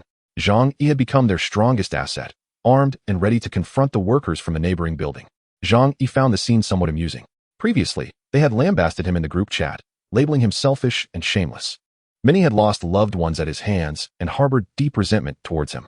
Yet now, they were beseeching him for help, dubbing him a hero. Did they truly consider him a fool? With a sardonic smile, Zhang Yi replied, I have expended a considerable amount of weaponry in dealing with them. It is a struggle for my own survival now. You all must fend for yourselves. What a farce. Why should I protect you? Your lives or deaths hold no significance for me. After uttering these words, Zhang Yi fell silent. The group erupted with pleas, urging him to protect them. Zhang Yi, you cannot simply watch as we perish. If we all die, it will only leave the two of you. Won't you feel lonely? We are all doomed, and sooner or later, you will become the focal point of disdain. One cannot fathom how many eyes are upon you. Upon reading these words, Zhang Yi's gaze turned frigid. The saying holds true. Countless individuals are indeed scrutinizing him now. After all, The video Zhang Yi shared in the group must have already been disseminated by the neighbors. To those outside, their reaction might merely be one of jealousy. However, those residing in the adjacent buildings possessed the opportunity to intrude upon his life and seize everything from him. Yet, he chose to remain silent. Instead, Uncle Yu sent Zhang Yi a private message, inquiring with genuine concern whether he required assistance. I know those rascals from Building 26. I have even shared drinks with them before. Those scoundrels dare to set their sights on you. I shall not let them off easily. Zhang Yi, if you have any plans, do let me know, and I will help you deal with them. Zhang Yi chuckled. Uncle Yu, they seem quite numerous, do they not? Uncle Yu replied. Indeed, there were originally more than 30 of them. However, about 10 have recently perished, leaving approximately 20 or so. I am acquainted with their leader, Huang Tianfeng. We were chatting not long ago. But this despicable gang has caused the demise of many in Building 26. I refuse to associate with such rogues. Uncle Yu and the workers hailed from rural backgrounds. Yet, while the workers navigated the complexities of society, Uncle Yu had spent many years in the military, leading to a fundamental disparity in their mindsets. Chapter 77, Zhang Yi, if you do not emerge, I shall take the life of your neighbor. Based on Uncle Yu's introduction, Zhang Yi gained a semblance of understanding regarding these individuals. This group of workers operated under a construction company known as Tianhe Group. They were not formal employees but rather laborers contracted by a foreman who they followed into work. However, they boasted of being Tianhe Group employees to preserve their pride. Thus, their collective referred to themselves as the Tianhe Gang, with the leader being the gaunt, diminutive man, Huang Tianfeng. Zhang Yi, do you have any plans regarding them? Just call upon me if you require assistance, Uncle Yu stated. Zhang Yi smiled faintly. It was inconceivable for him to confront this so-called Tianhe Gang directly. His greatest asset was this iron fortress. Once he stepped outside, facing nearly 20 adversaries, regardless of whether he wielded a firearm, would be perilously dangerous. Uncle Yu, for the sake of safety, I currently have no intentions of seeking vengeance. Primarily, it is just me. Even with you, we lack a surety of victory. Unless a glint of resolve sparked in his eyes as he contemplated rallying the neighbors within the building. Uncle Yu grasped Zhang Yi's intention. You mean to suggest that we unite, much like Huang Tianfeng's gang, and stand together against external threats? Precisely, Zhang Yi affirmed. Uncle Yu responded, very well. I shall propose this notion in the group and see how many are willing to join. Zhang Yi chuckled. Uncle Yu, there is no need for such urgency. If you press them to join the group, they may perceive you as having ulterior motives or even take advantage of your goodwill. Uncle Yu queried. Then what should we do? Zhang Yi laughed heartily. We are in no rush, after all. The household supplies are ample. We shall simply wait. In due time, the neighbors within this building will naturally come to seek our assistance. Uncle Yu could not help but marvel. Zhang Yi, you are truly remarkable. The two reached a tacit understanding and decided to temporarily disregard the members of the Tianhe Gang. Within the owners group, the neighbors expressed their desire for Zhang Yi and Uncle Yu to take the lead in dealing with the Tianhe Gang. They were adept at moral coercion, simultaneously lauding Zhang Yi and Uncle Yu as virtuous individuals, although Zhang Yi perceived this as an insult. You are the good person. Your entire family is comprised of good people. Meanwhile, they concocted various excuses, claiming a lack of food and energy for confrontation, or using their status as the elderly or women as a pretext to avoid involvement. Zhang Yi was all too familiar with these shameless neighbors and chose to ignore them. After all, once the knife descends upon them, they will inevitably feel the pain. In the ensuing 2 days, Zhang Yi began to gather intelligence from the outside world. He certainly would not inquire himself, as too many were coveting his household supplies, and the information they provided could easily be deceitful. He enlisted the help of Zhou and Uncle Yu for this task. One was a doctor, and the other a doorman, both possessing extensive networks. Zhang Yi sought to uncover which individuals within the 30 buildings of the Yuelu community posed a threat to him. Such intelligence was not difficult to acquire. It was merely a matter of asking who had claimed the most lives and who currently wielded the greatest influence. Zhou diligently produced a statistical chart for Zhang Yi. He glanced at it, noting the descriptions of the opposing forces' numbers and armament. After reviewing it, he felt considerably reassured. The Yuelu community, after all, was positioned as a mid to high-end locale, lacking the presence of particularly heinous criminals.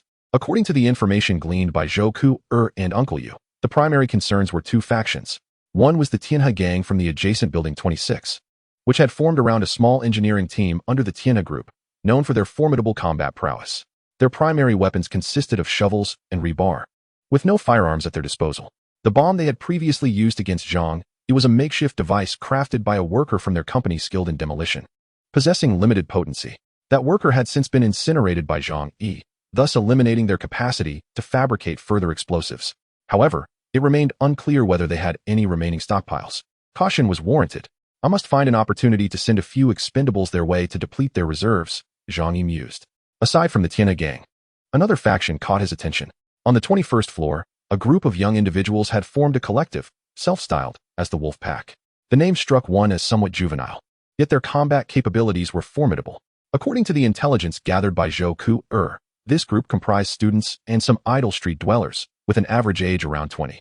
Their ranks numbered a dozen or so individuals.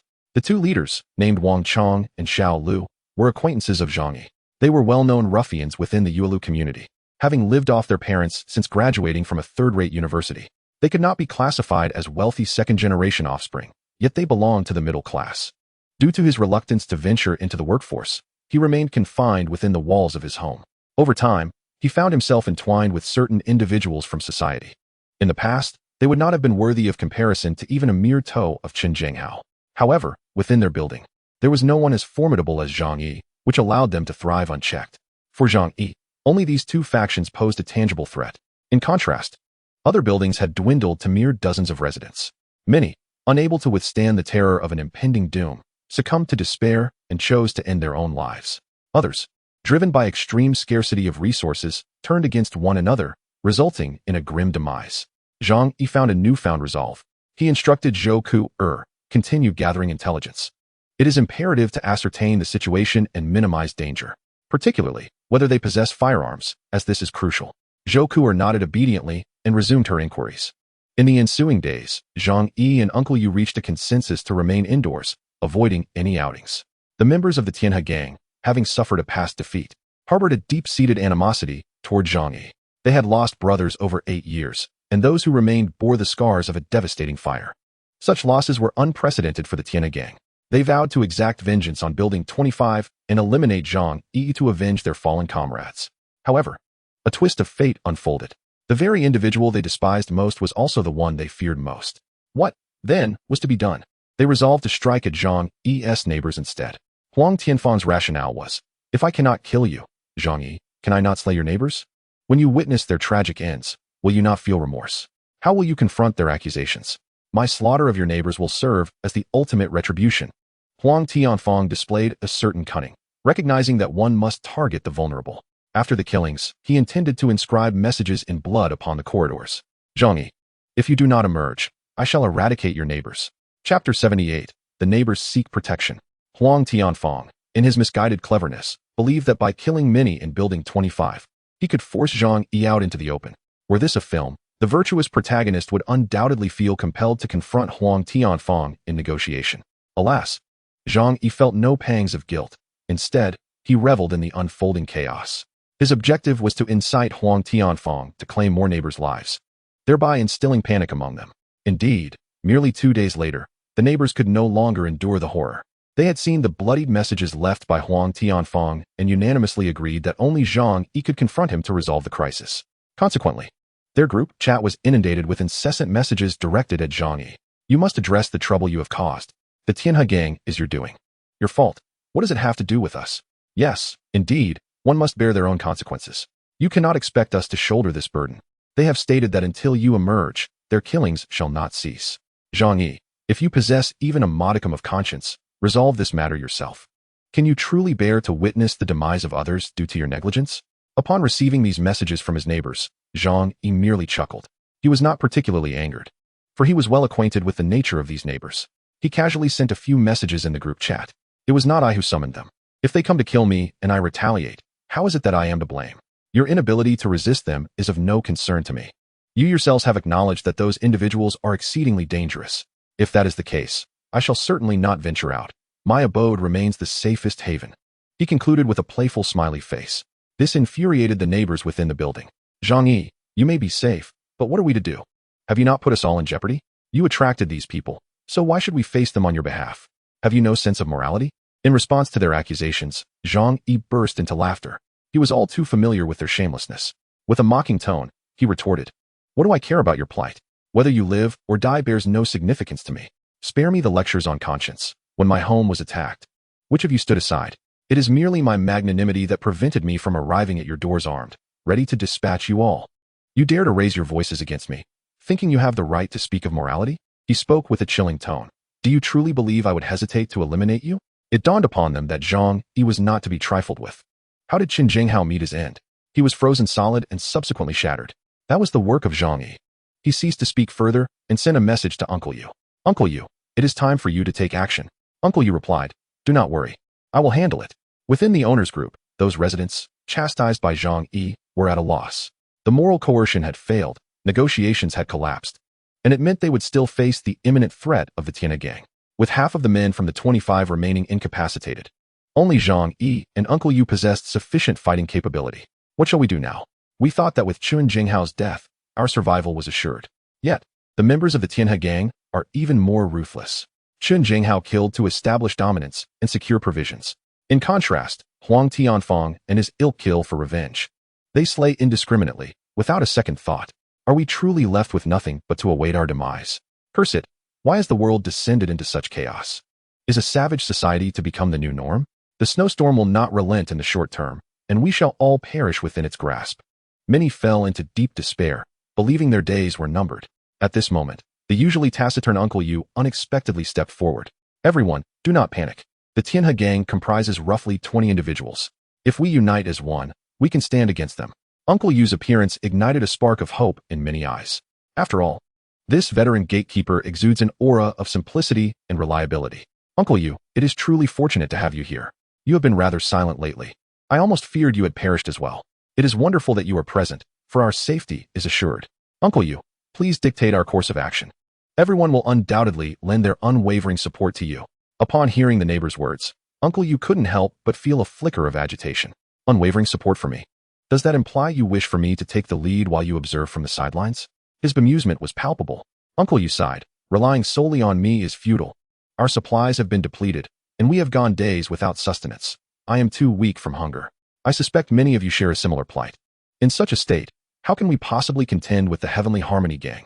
Some neighbors remained silent, while a portion of them had recently enjoyed decent meals, feasting on barbecued meats. When one's spirit has grown numb, the taste of such fare can still be pleasing. Uncle Yu, what shall we do? They implored. Everyone is in need of food and cannot assist you. Just moments ago, they pledged their steadfast support, yet now they hesitated to part with even a morsel. If you have any suggestions, please share. We are all ears. The flattery resumed. Uncle Yu responded, our building can only rely on Zhang Yi to confront the others. His home is stocked with weapons, and he is well-fed and strong. He would be the most suitable leader for us. The crowd exchanged perplexed glances, their expressions betraying their disbelief. They had just driven Zhang Yi away in anger. Could they truly expect him to lead them now? Yet, Zhang Yi had recently declared that they should fend for themselves. He would not abandon his refuge, nor could they summon him. However, if he were to come forth as their leader, that would indeed be the best outcome. They acknowledged that, despite his loathsome demeanor, Zhang Yi was undeniably formidable. Half of the residents of their building had perished at his hands. What of the vicious thug Qin Jinghao? Was he not reduced to mere fragments by Zhang Yi's wrath? Uncle Yu proposed, let me have a brief word with Zhang Yi. I will speak to him and see if I can persuade him to come forth. The crowd eagerly urged, Uncle Yu, we are counting on you. Chapter 79, Subduing Neighbors as Pawns. Zhang Yi had been observing the conversations within the group. Uncle Yu turned to send Zhang Yi a private message. Zhang Yi, what shall we do now? Zhang Yi replied, the time is nearly ripe. When the moment comes, support me in ensuring this group adheres to my commands. A combination of authority and persuasion will guarantee our building's safety in the future. Zhang Yi was uncertain about the neighbor's safety. However, he was confident that his own security would increase. Moreover, many among the neighbors would undoubtedly become expendable pawns in his scheme. Most of them harbored family members who had fallen victim to Zhang Yi, and should an opportunity arise, vengeance would surely be sought. Thus, eliminating them now would be prudent. Uncle Yu feigned a casual mention of Zhang Yi. Everyone is in dire need of you at this moment. If you were the last remaining resident in this building, you would undoubtedly feel a sense of solitude, wouldn't you? Thus, I implore you to show a modicum of compassion and extend a helping hand to everyone. They will surely express their heartfelt gratitude towards you. The neighbors eagerly chimed in. Yes, yes. If you could save us, we would be eternally grateful. From now on, this building will be under your authority. Zhang Yi, our family's lives are entrusted to you. Flattering words poured forth, but Zhang Yi merely scoffed. I am only here out of respect for Uncle Yu, but frankly, I have no intention of managing your affairs. I am doing just fine on my own. Why should I concern myself with your troubles? Risking my own life in the process? It hardly seems worth it. The more he spoke in such a manner, the more uncertain the neighbors became. Zhang Yi, please. At the very least, we will do whatever you ask of us, okay? Clinging to the thread of survival, even in the depths of despair. They could not bring themselves to contemplate death as long as there remained a glimmer of hope. Zhang Yi, with a cold smirk, inquired, "Oh, is that so? You will do whatever I command. Do you all agree?" The neighbors hesitated for a moment, and one finally spoke up. "As long as you don't order us to die, we can negotiate other terms." Zhang Yi retorted, "What if I command you to arm yourselves and fight the Tiana gang? Would you comply?" The atmosphere fell silent. As everyone awaited someone else to speak up, Zhang Yi burst into laughter. "So, you wish for me to risk my life, correct? Very well. I shall leave you to your fates. When Huang Tianfeng arrives with his men, simply extend your necks for them to strike. Farewell." Uncle Yu grew anxious. "Zhang Yi, please. We will certainly heed your guidance. After all, death is inevitable. If we fight, there may be a chance to survive. I am with you." He began to rally the others. "What are you all hesitating for? If we stand together, there is a path to survival. Must we wait for them to call us out one by one to be slain?" Uncle Yu's encouragement had the desired effect. Realizing that there might be a chance for survival, the others quickly voiced their agreement to follow Zhang Yi's lead. In unison, he and Uncle Yu established control over the entire building. He stated calmly, "Very well. From this moment forth, all must follow my directives. The situation is dire, and the enemy may strike at any moment. Any signs of negligence will be considered a betrayal of all the residents. When the time comes, do not blame me for eliminating anyone who falters." Zhang Yi's gaze swept across the list of group members. "I must not discover anyone hiding away, unwilling to join the fight. If I find one, they shall be dealt with immediately. There will be no room for those who seek to hide and reap the benefits." Zhang Yi's words stemmed from his realization that only about 20 members were actively participating in the discussion. Clearly, some individuals had chosen to remain silent, hoping to evade responsibility and let Zhang Yi bear the brunt of the conflict. This statement displeased those neighbors who had agreed to face the enemy alongside Zhang Yi. "Feng Lin, come out. I know you are not dead. I saw you digging in the snow yesterday. Liang Yulu, where are you? Stop hiding and feigning ignorance of the group messages. We will come looking for you." The neighbors, with red eyes, have tagged those ostriches. Humanity is inherently selfish. Determined to risk their lives, they are unwilling to watch others cower in the shadows. Reluctantly, those individuals also dared to show their faces. "Oh, I had just fallen asleep and only now saw the messages. I am not afraid of death. I simply did not see them." A group of anxious voices murmured. Zhang Yi, unfazed by their concerns, declared that since everyone had chosen him as the building leader, they must heed his commands. Anyone who dares to falter in the background is betraying all the homeowners and deserves to perish. The homeowners fell silent, fully aware that Zhang Yi was capable of carrying out his threats. The 50-odd lost souls served as bloody proof. After brandishing his metaphorical stick, Zhang Yi pondered for a moment, ready to offer them a carrot. "Rest assured, I, Zhang Yi, am a benevolent person, unwilling to witness your suffering from hunger. As long as you obey, I will venture out to procure supplies for you."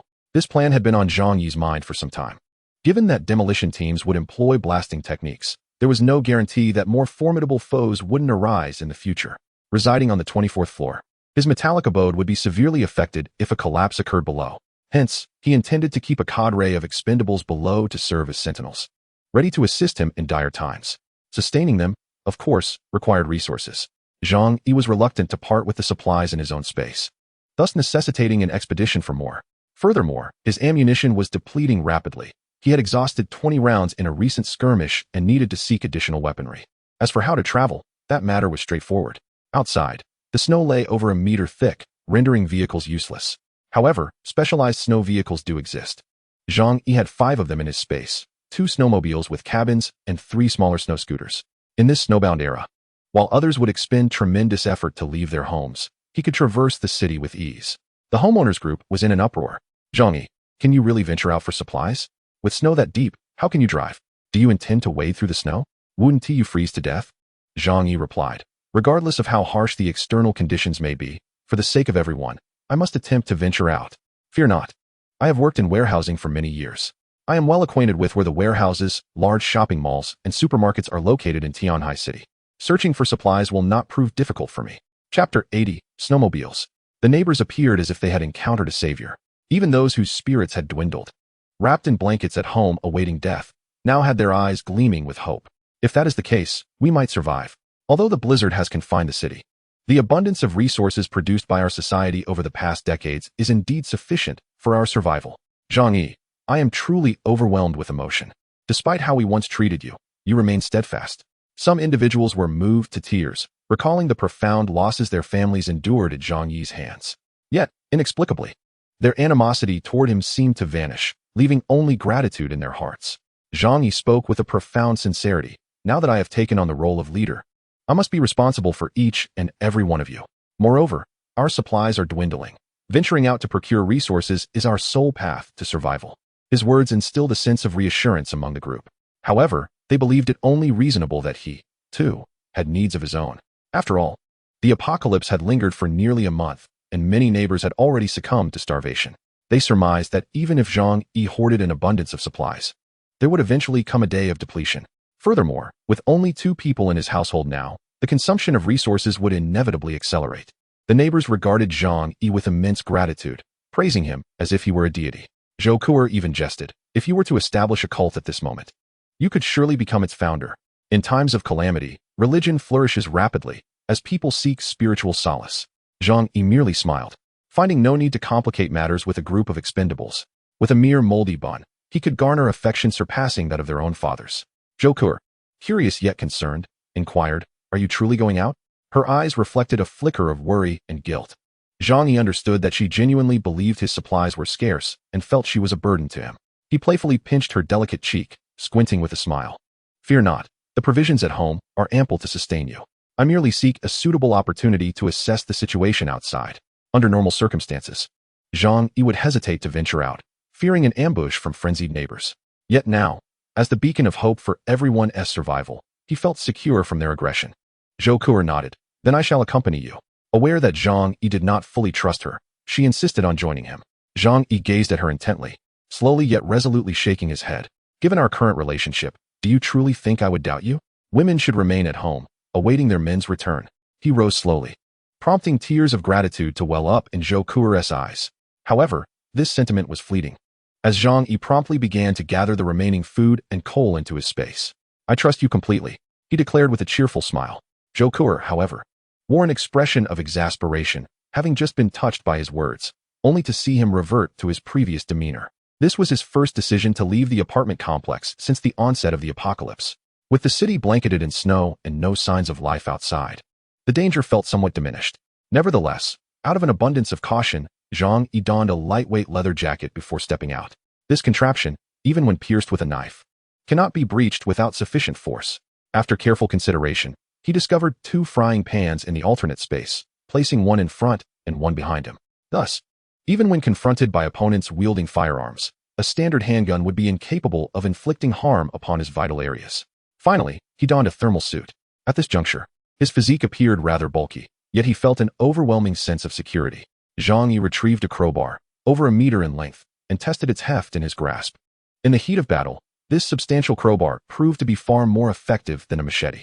While a knife wound might not immediately incapacitate an adversary, a strike from such a crowbar would bring them down instantly. Zhang Yi, armed with the crowbar, loaded a magazine with bullets and stowed it in his pocket. Fully equipped, he then departed his home. The temperature outside was frigid. Even clad in the same professional sports attire as the national mountaineering team, he still felt a hint of chill. However, this cold would not deter Zhang Yi. After engaging in some physical activity outdoors, his body would warm up. With both hands gripping the crowbar, he descended the stairs at a measured pace, taking care to survey his surroundings before proceeding. Caution begets safety. He encountered no incidents along the way, as those who overestimate their capabilities are indeed few. Upon reaching the 4th floor, he noted that due to the actions of the Tianhe gang and others, most residents had relocated to higher levels. There were no inhabitants below the 10th floor. Zhang Yi pushed the door open to reveal a scene of disarray. The windows had been shattered, and even the flimsy security bars had been torn open, leaving a gaping hole. The wind howled as it rushed through this opening. Zhang Yi cautiously climbed through the gap. His feet landed upon the ground, where the snow reached up to his knees. However, as the accumulation of snow had compacted, he did not sink entirely. Nevertheless, navigating through such snow proved to be quite challenging. Zhang Yi lifted his gaze to survey the surroundings. The vast Yulu community lay in eerie silence, with the only sound being that of the wind. He detected no prying eyes observing him. From the alternate space, he summoned a snowmobile, fully fueled prior to his arrival. The operation of this vehicle was not complex. After a brief contemplation and a glance at the user manual, he grasped its mechanics. He mounted the snowmobile, turned the key, and was greeted by the roar of the engine. Zhang Yi drove the snowmobile, heading toward the outskirts of the community. As he exited the premises, he sensed that some individuals were peering at him through the windows. This was hardly surprising. After all, the area had become devoid of human presence, and the sound of the snowmobile was jarringly loud. It seemed that there would be others who might covet this snowmobile. A cold smirk crept across Zhang Yi's lips. He was unperturbed by the potential exposure of the snowmobile's existence. There were myriad individuals who harbored ill intentions toward him. Not to mention, in these desperate times, one might kill for a mere morsel. To echo Zhang Yi's own words, too many debts do not weigh one down. Heavy snow inundated many modest homes, rendering the streets invisible. However, having lived here for over 20 years, Zhang Yi could discern his bearings through the towering landmarks. Thus, the prospect of losing his way was non-existent for him. Chapter 81. The Armory of the Police Station. The city of Tianhai lay in eerie silence. The vast expanse of white snow blanketed everything. From above, only the silhouettes of skyscrapers were visible, the remainder submerged beneath a thick layer of pristine snow. Zhang Yi rode swiftly on his snowmobile, gliding effortlessly across the snow. The wind whistled past his ears, a sensation of sheer exhilaration. Unable to contain himself, Zhang Yi let out a few howls of delight. The roar of the snowmobile was particularly conspicuous. As he traversed the landscape, he glimpsed shadows flitting behind the glass of some high-rise buildings. Even in the apocalypse, a portion of humanity, resilient by nature, would inevitably endure. Much like locusts, this frigid desolation felt reminiscent of pesticide being sprayed. Yet, after the calamity, those who survived would slowly acclimatize. Zhang Yi felt a sense of security as he caressed the gun in his pocket. Each survivor in this city could potentially pose a latent threat. In this dystopian world, one must never place trust in human nature. Zhang Yi's first destination was not the nearby supermarket. He sped towards the Tianhai Public Security Bureau, for surely it would house an arsenal of weapons. Zhang Yi remembered the adage, all fear stems from insufficient firepower. Hence, an abundance of weaponry, particularly firearms, was paramount. After a journey of over half an hour, Zhang Yi arrived at the location of the Tianhai Public Security Bureau. Most of it was submerged. The original 6-story structure now obscured, with 3 floors completely hidden. Fortunately, the police station was an independent building, its single-story height slightly exceeding that of residential homes. Otherwise, had Zhang Yi delayed his arrival by a mere 10 days, nothing would have remained. He parked his snowmobile in front of a 4th-floor window. Dismounting, he removed the keys, seized a crowbar, and struck. The tempered glass shattered, scattering across the ground. With his gun drawn, Zhang Yi entered the darkened building. The pitch-black interior posed no challenge for him. He swiftly retrieved a miner's lamp from his spatial pocket. This compact yet brilliantly luminous device, used by underground miners, illuminated the surroundings like a miniature sun. Unfamiliar with the internal layout of the police station, Zhang Yi was compelled to search room by room. Upon reaching the snow-covered 2nd floor, he forcefully pried open a locked room, revealing a scene that stirred his emotions. In the corner of the room, 7 or 8 officers huddled together, wrapped in thin blankets, their bodies turned whiter than the snow surrounding them. Zhang Yi inhaled deeply, feeling a twinge of sorrow. They were all night shift officers caught unprepared in the face of the blizzard, lacking even the most basic winter clothing. Observing the expressions of those who perished, it was evident they had succumbed to the cold. Zhang Yi wished to grant them a proper burial. However, after some contemplation, he felt that being interred in this place, to which they had devoted years of labor, might indeed be an appropriate conclusion to their journey. Bowing his head in respect, he paid tribute to those who had safeguarded the city. Subsequently, he maneuvered around the bodies to continue his search. The police station was cluttered with numerous items, rendering the search rather time-consuming. Feeling fatigued, Zhang Yi retrieved a piece of pure cocoa butter chocolate from his supplies and consumed it heartily, replenishing his energy to resume his efforts. Nearly 2 hours later, he finally located the armory. However, it was secured with a heavy lock. Fortunately, he knew that the key was likely within the duty room, which made the search straightforward. After acquiring the key, Zhang Yi successfully unlocked the door. Upon entering the armory, Zhang Yi was met with a plethora of firearms, both pistols and rifles, numbering in the dozens. To his delight, he even discovered a high-powered sniper rifle. Such weaponry was indeed a top-tier find. In the future, it would be immensely gratifying to use it against adversaries from the shadows. Even if his aim was not impeccable, the intimidation factor would certainly be achievable. Zhang Yi believed himself to possess a natural talent for shooting, considering himself a semi-professional, especially adept with handguns. Since his rebirth, perhaps due to a more resolute mindset, his shooting had become increasingly decisive. When he had confronted the members of the Tiana gang, he had hardly missed a shot. "I am a shooting prodigy," Zhang Yi proclaimed with a self-satisfied grin, tinged with a hint of self-mockery. He then discovered over 1,000 rounds of ammunition in the armory. alongside confiscated vintage firearms, the condition of which was uncertain after years of neglect. Nevertheless, he collected them all without hesitation. This outing had proven to be immensely profitable for Zhang Yi. Beyond the firearms and ammunition, he also unearthed a dozen bulletproof vests and a complete set of riot gear, including helmets, shields, and batons. These items would suffice to establish a formidable team. Zhang Yi was elated, realizing that merely finding these treasures rendered his efforts today worthwhile. His bounty from the police station affirmed a crucial realization. There remained an abundance of resources outside.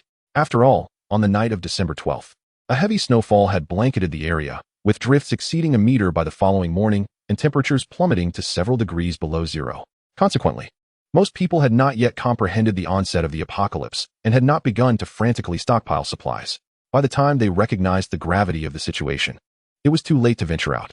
Having secured the items he sought, Zhang Yi departed from the police station. Outside, a thick layer of snow had settled on his motorcycle, reminding him that he had been away for quite some time. It was time to procure some feed for the pigs. Reflecting on his troublesome neighbors, he remarked to himself as he circled the vicinity, eventually locating a supermarket that had not yet been entirely buried. He then adopted a break-in method to gain entry. Upon stepping inside, he was taken aback to find that the supermarket's shelves were nearly bare, as pristine as if they had just been stocked. The floor, however, was scattered with frozen, decayed vegetable leaves. Zhang Yi stroked his chin and remarked, "This place is relatively close to the residential area, serving as a convenient supermarket. Thus, it is not surprising that it has been looted clean. However, the large shopping malls in the city center and outskirts surely remain untouched. Many newly constructed large malls are generally not located too close to residential areas due to the exorbitant land acquisition costs." Zhang Yi, being engaged in warehousing, was well aware of which large malls in Tianhai City were distanced from the crowds. Consequently, he mounted his snowmobile and set off towards the economic development zone. Where Wanda Plaza had been established 2 years ago, the nearest residential buildings were 3 kilometers away, thus the likelihood of it being looted was considerably low. Chapter 82. Meals for the Neighbors. Upon arriving at the Wanda Plaza in the economic development zone, he found only the rooftop visible. He replicated his earlier method, shattering the glass above and using a climbing rope to haul himself inside. Once within the plaza, traces of its once thriving splendor lingered faintly. The circular mall, with its myriad storefronts, displayed exquisite merchandise. Luxurious clothing, footwear, and various daily necessities now held no value and could be taken without consequence. Zhang Yi selected some useful items and stuffed everything from an entire store into his spatial compartment. The supermarket was situated on the basement level. After casually gathering supplies, he descended to the lower level, where, as he anticipated, the goods remained plentiful due to its remoteness. However, the quality left much to be desired. A portion of the mall had collapsed under the weight of heavy snow, allowing cold air to seep in, resulting in frost coating the shelves. The frigid air had completely spoiled the food within. Some puffed snacks and biscuits were even encased in a layer of ice, particularly in the vegetable section. While not rotting or emitting foul odors, the produce had withered significantly, likely devoid of flavor. The meat section fared slightly better, with the products frozen into solid chunks, resembling authentic zombie meat. As for the fish tanks, they had burst due to freezing, leaving any hopes of consuming fish utterly dashed. In summary, the food here would likely have been discarded as refuse in normal times, or perhaps sent to a food factory for processing into ready-made meals. Zhang Yi shrugged. "I wouldn't even eat these things if they were given to me for free." He was even disinclined to store them in his spatial compartment, as he lacked for supplies and had no need for such inferior goods. However, this was of little consequence, regardless of the poor quality of the food. For his neighbors who had not tasted normal fare in a long time, it would be regarded as the finest delicacy. Zhang Yi retrieved 2 large duffel bags from his space and carelessly tossed in some rotten vegetable leaves and zombie meat, along with a few moisture-swollen loaves of bread and biscuits. Soon, the bags were filled to the brim. Zhang Yi had no intention of moving the other items, choosing instead to leave them here, for they might one day save another's life. After all, he had no need to carry them away. Once he had completed his tasks, Zhang Yi glanced at the Rolex adorning his wrist. This exquisite timepiece had undergone cold-resistant treatment, allowing it to function even in extreme low temperatures. While it might not provide the most precise time, it at least offered a general sense. The Rolex indicated it was 3:30 in the afternoon. Zhang Yi decided not to delay any further, knowing he would have ample opportunity to return and that no one would contest his presence. The other locations could await his gradual exploration. A rumble echoed through the stillness of the neighborhood as the engine roared to life. In a room on the 26th and 15th floors, Huang Tianfeng, the leader of the Tiangi gang, squinted his small eyes, fixated on the pristine snowmobile. One side of his face bore the scars of fire, rendering his appearance even more menacing. Yet, the flames had only kissed one side of his visage, leaving him with this fearsome countenance. What a remarkable contraption! It can traverse the snow. If we could seize such a treasure, we could venture out in search of food. No longer reliant on that sour meat, he mused. Beside him, a burly man glanced over and said, "Second uncle, I recognize that. In our region, we call it a sled. This is an electric sled." Huang Tianfang's gaze remained fixed on Zhang Yi's snowmobile as he solemnly declared, "Regardless of what it is, we must find a way to acquire it." Huang Tianfang was not alone in his thoughts. Each individual observing Zhang Yi harbored similar intentions. After more than half a month of isolation, many had descended into madness, while the remainder teetered on the brink of insanity or death. They needed to escape, to seek sustenance and a space to survive. The once blinding snow had hindered their efforts, but Zhang Yi's snowmobile rekindled their hope. Zhang Yi could sense the greed and naked hostility emanating from the multitude of eyes upon him. Yet, as he felt the comforting weight of the handgun at his waist and recalled the substantial arsenal he had discovered that day, a sense of reassurance washed over him. Dismounting the snowmobile, he lifted his head and noticed the neighbors from the 25th floor watching him with palpable excitement. A smirk played on Zhang Yi's lips as he pretended to maneuver the snowmobile into the underground garage at the back, carefully avoiding their gaze before stowing the vehicle within his space. The abundance of items left deep impressions in the snow, sending the 25th floor neighbors into a frenzy. Some even leaning out of windows, shouting in exhilaration. Huang Tianfang and his cohorts were equally transfixed, their eyes gleaming with anticipation. "Second uncle, could that be food?" the burly man eagerly inquired, pointing at Zhang Yi. Huang Tianfang scolded him, "Nonsense. At a time like this, are we to seek companionship instead of sustenance?" The workers of the Tiangi gang, upon hearing this, gulped in unison and gathered around. "Is there food? Did he find food outside? Wonderful. There is still food out there. We are saved," they exclaimed. "What are we waiting for? Let us seize him. Take everything he has, including that vehicle," they shouted, their eyes ablaze with fervor. Huang Tianfang pondered for a moment before coldly stating, "Let us not be hasty. This lad must be Zhang Yi, the one who eliminated Chen Zhenghao. He is indeed ruthless. The last time he caused the demise of many of our brothers. We must exercise caution. Furthermore, I have heard he is armed. If we decide to confront him, we must do so discreetly." Huang Tianfang was exceptionally prudent. Although the two buildings were adjacent, there lay a considerable distance of several dozen meters between them. Traversing that expanse through thick ice and snow would render one a sitting duck. However, where there are the calm, there are also the impulsive. A few workers at the back were dissatisfied with Huang Tianfang's plan. Thus, they stealthily descended the stairs, concealing knives and wrenches. In truth, there was no need for him to speak. Uncle Yu had already heard the sound of snowmobiles. Uncle Yu had hurried over to assist Zhang Yi. "Zhang Yi, you have managed to acquire such a bounty," exclaimed Uncle Yu, his eyes filled with astonishment and admiration as he beheld the two large duffel bags in Zhang Yi's grasp. Outside, the snow fell relentlessly. Should another venture forth, they might not even find their way. It was indeed wise to entrust such professional tasks to those skilled in them. Chapter 83, The Intruder. Zhang Yi replied nonchalantly, "The supplies outside are indeed scarce. Upon stepping out, I scoured all the nearby supermarkets and malls I could recall. Unfortunately, the surrounding stores had been completely stripped bare. There was nothing left. Reluctantly, I had no choice but to wander deeper into the city, and after much effort, I managed to procure these items from one mall." He then messaged the neighbors in the group chat, inviting them to collect food. Before long, the neighbors flocked to him. The staircase was filled with people, their lean, famished forms gazing at the duffel bags with eager and covetous eyes. Some appeared ready to pounce, even contemplating a theft. However, when they caught sight of the dark iron object in Zhang Yi's right hand, fear washed over them once more. Zhang Yi narrowed his eyes and smiled. "I have exerted considerable effort to procure these supplies for you." He gestured for Zhou Kuer to open the duffel bags. Obediently, Zhou Kuer unzipped the bags and emptied their contents onto the ground. A cascade of food items appeared before the crowd: vegetables, meat, bread, and biscuits. Although their quality was questionable, and most of it would have been deemed unfit for even dogs in the past, to the starved neighbors, these items ignited a fervor in their eyes. Uncle Yu raised his fist and proclaimed, "Long live Zhang Yi! Long live Zhang Yi!" The neighbors quickly grasped the sentiment, raising their voices in unison, "Long live Zhang Yi! Long live Zhang Yi! Zhang Yi, you are our great hero." One declared, "Brother, from this day forth, you shall be my true brother. Please accept my humble bow." In that moment, Zhang Yi could have commanded them to crawl like dogs, and they would have complied without hesitation. The allure of food was simply irresistible. Among the throng, Fang Yuqing and Lin Kaining struggled to push their way forward. Their appearances were quite disheveled, hair greasy and unkempt, resembling two wild women. As they looked upon the heroic Zhang Yi, their hearts swelled with delight. Even now, she still believes that Zhang Yi harbors deep affection for her. Despite the presence of Zhou Ku, surely, he must still have lingering feelings for her. Thus, with such an abundance of food, she is confident that he will generously share more with her. Lin Kai-ning, trailing beside her, implored, "Yu Qing, we are such good friends. When the time comes, please ask Zhang Yi for a little extra food on my behalf." Fang Yuqing shot a disdainful glance at Lin Kai-ning and shoved her aside. "Get lost, you wretched woman."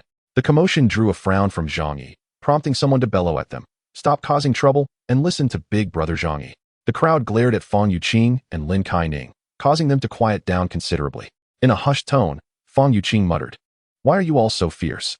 Do you even know the nature of my relationship with Brother Zhang Yi?" His tone suddenly turned icy, yet he declared, "However, this is a perilous moment, and I shall not support idlers. Those who consume this food must take up arms to confront the enemy. Anyone who dares to eat without contributing shall find themselves regurgitating far more than they consumed." "Very well, let us distribute the food," Zhang Yi announced, preparing to call out names. At that moment, two arms appeared from the window on the fourth floor. Several workers from the Tianhe gang burst in, their eyes alight with excitement upon seeing the abundant food laid out on the ground. "Zhao Gu, there is so much food. We've struck gold." One of the workers exclaimed, "What is there to discuss? Let us seize it." The four workers brandished their weapons and charged at Zhang Yi. These individuals were truly ruthless. Even with dozens of people around, they showed no concern, recognizing that the majority were mere sheep, with only a few capable of fighting back. Zhang Yi's pupils constricted, instinctively drawing his gun to aim at them. Yet suddenly, he reconsidered. Instead of firing, he retreated, shouting, "This food is for you. Don't let them take it from you. For each person taken down, I will reward you with food for 5. Upon hearing this, the neighbors, who had initially been afraid and wanted to flee, halted in their tracks. Indeed, this food was brought to them by Zhang Yi. What would they eat if it were snatched away? Food equates to survival. Without it, they were as good as dead. Moreover, Zhang Yi had proclaimed that dispatching one person would yield sustenance for 5. The neighbors surveyed their surroundings. They numbered in the dozens. What was there to fear? A few brave youths gritted their teeth, brandishing their weapons and charging forward. It was customary for everyone to carry their weapons when venturing out, making it quite convenient. Meanwhile, Zhang Yi positioned himself at the rear, his pistol aimed forward to prevent anyone from seizing the food amidst the chaos. The 4 members of the Tianhe gang were caught off guard. They had assumed these weaklings would flee in terror. Yet, inexplicably, the neighbors surged forward as if invigorated. In the blink of an eye, a melee ensued. The cramped space on the 4th floor became a battleground, filled with the clattering of shovels, steel pipes, and kitchen knives. Driven by the desperation for food, everyone fought with fervor, and the frigid conditions dulled the pain of their injuries. Soon enough, the first injuries were sustained. Before they fell, they continued to wield their weapons with fervent determination. Uncle Judah was the main force in the battle, swinging an iron rod with ferocity, roaring as he struck down.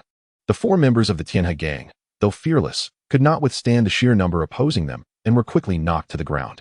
The air was thick with the sounds of rage, a cathartic release of pent-up emotion. Resolving the conflict with the 4 members of the Tianhe gang brought a sense of relief, diminishing their fear of the gang significantly.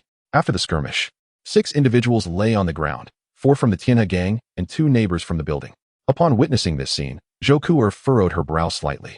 As a skilled surgeon, she recognized that the 2 individuals might still have a chance at survival, but this would require professional surgical conditions, along with a substantial supply of medications and blood transfusions. Given the current living conditions, such provisions were utterly unattainable. She sighed in resignation. Is this truly the world of despair? Chapter 84. I, Zhang Yi, do not nurture the inept. Zhang Yi surveyed the neighbors before him, nodding in satisfaction. Having taken lives, these neighbors could now be considered competent frontline soldiers, mere cannon fodder. This would simplify future confrontations with other buildings. What he had to offer in return was little more than some scraps of food and empty promises. Clapping his hands with a smile, Zhang Yi exclaimed, "Well done. Do you see? As long as we unite, what is there to fear from these people?" He gestured toward the 2 most zealous young men. "You too, come here." The young men, faces alight with joy, rushed over without a thought to wipe the blood from their faces. Zhang Yi reached down, grabbing a handful of food from the ground and stuffing it into one of their arms. "One handful isn't enough. Let's have another." He offered puffy, inflated bread, moldy biscuits, dehydrated greens, and a sizable chunk of pale, zombie-like meat. These were genuine treasures amidst their plight. The other neighbors, witnessing this exchange, could hardly contain their envy. Swallowing hard at the sight of such bounty, wishing desperately it could be theirs, Zhang Yi filled both young men's arms with food and patted their shoulders. Keep up this spirit, and I assure you, you shall not be neglected. The two young men trembled with excitement, tears streaming down their faces. This food was enough to sustain them for several days. Brother Zhang Yi, we will surely follow you and work hard. We will heed your every word. You are like a brother to us. They shouted, their eyes brimming with gratitude. The other neighbors, seeing this glimmer of hope, felt a twinge of regret for not exerting themselves more fervently earlier. This scene was precisely what Zhang Yi had hoped to witness. After rewarding the two most diligent young men, he addressed the others. Now, it is time to distribute the food. Step forward, one at a time. Just now, Zhang Yi observed the performances of everyone around him. Those who exerted themselves received a little more, while those who performed poorly received less. However, most people were left with merely a piece of bread or 2 bags of cookies no larger than a child's palm. Having raised dogs, Zhang Yi understood a fundamental principle. If a dog is fed too well every day, it becomes lazy and less obedient. Therefore, the best approach is to ensure it does not starve, while keeping it in a state of perpetual hunger. Only then can one maintain a dog's obedience. The neighbors, upon seeing the meager portions they received, felt a twinge of disappointment but dared not voice their discontent. Zhang Yi had first showcased 2 examples to them. You claim to have little food? Then blame your lack of effort. Look at Li Chongbin and Jiang Lei. Why do they have so much food? Seek the reasons within yourself rather than pointing fingers at others. Su Hao, Zhang Yi called, gesturing towards the wealthy second-generation youth. Su Hao hurried over, extending his hands. Where's my food? Zhang Yi regarded him with disdain, brushed the ground with his foot, and casually placed a piece of fruit candy in his hand. This is your food. The surrounding neighbors erupted in laughter. Even those who had received little food felt a sense of balance in the moment. See, though my portion is small, there are those who received even less. Ha. Su Hao truly is a pitiful fool. Su Hao's eyes widened, a wave of intense humiliation engulfing him. He shouted in anger, are you kidding? Why do I only get 1 piece of candy? Zhang Yi replied with a cold smirk. Do you still have the audacity to complain? While others were taking action, you merely loitered at the back, not even daring to engage with those few. Granting you this piece of candy is an act of kindness on my part. Su Hao was cunning.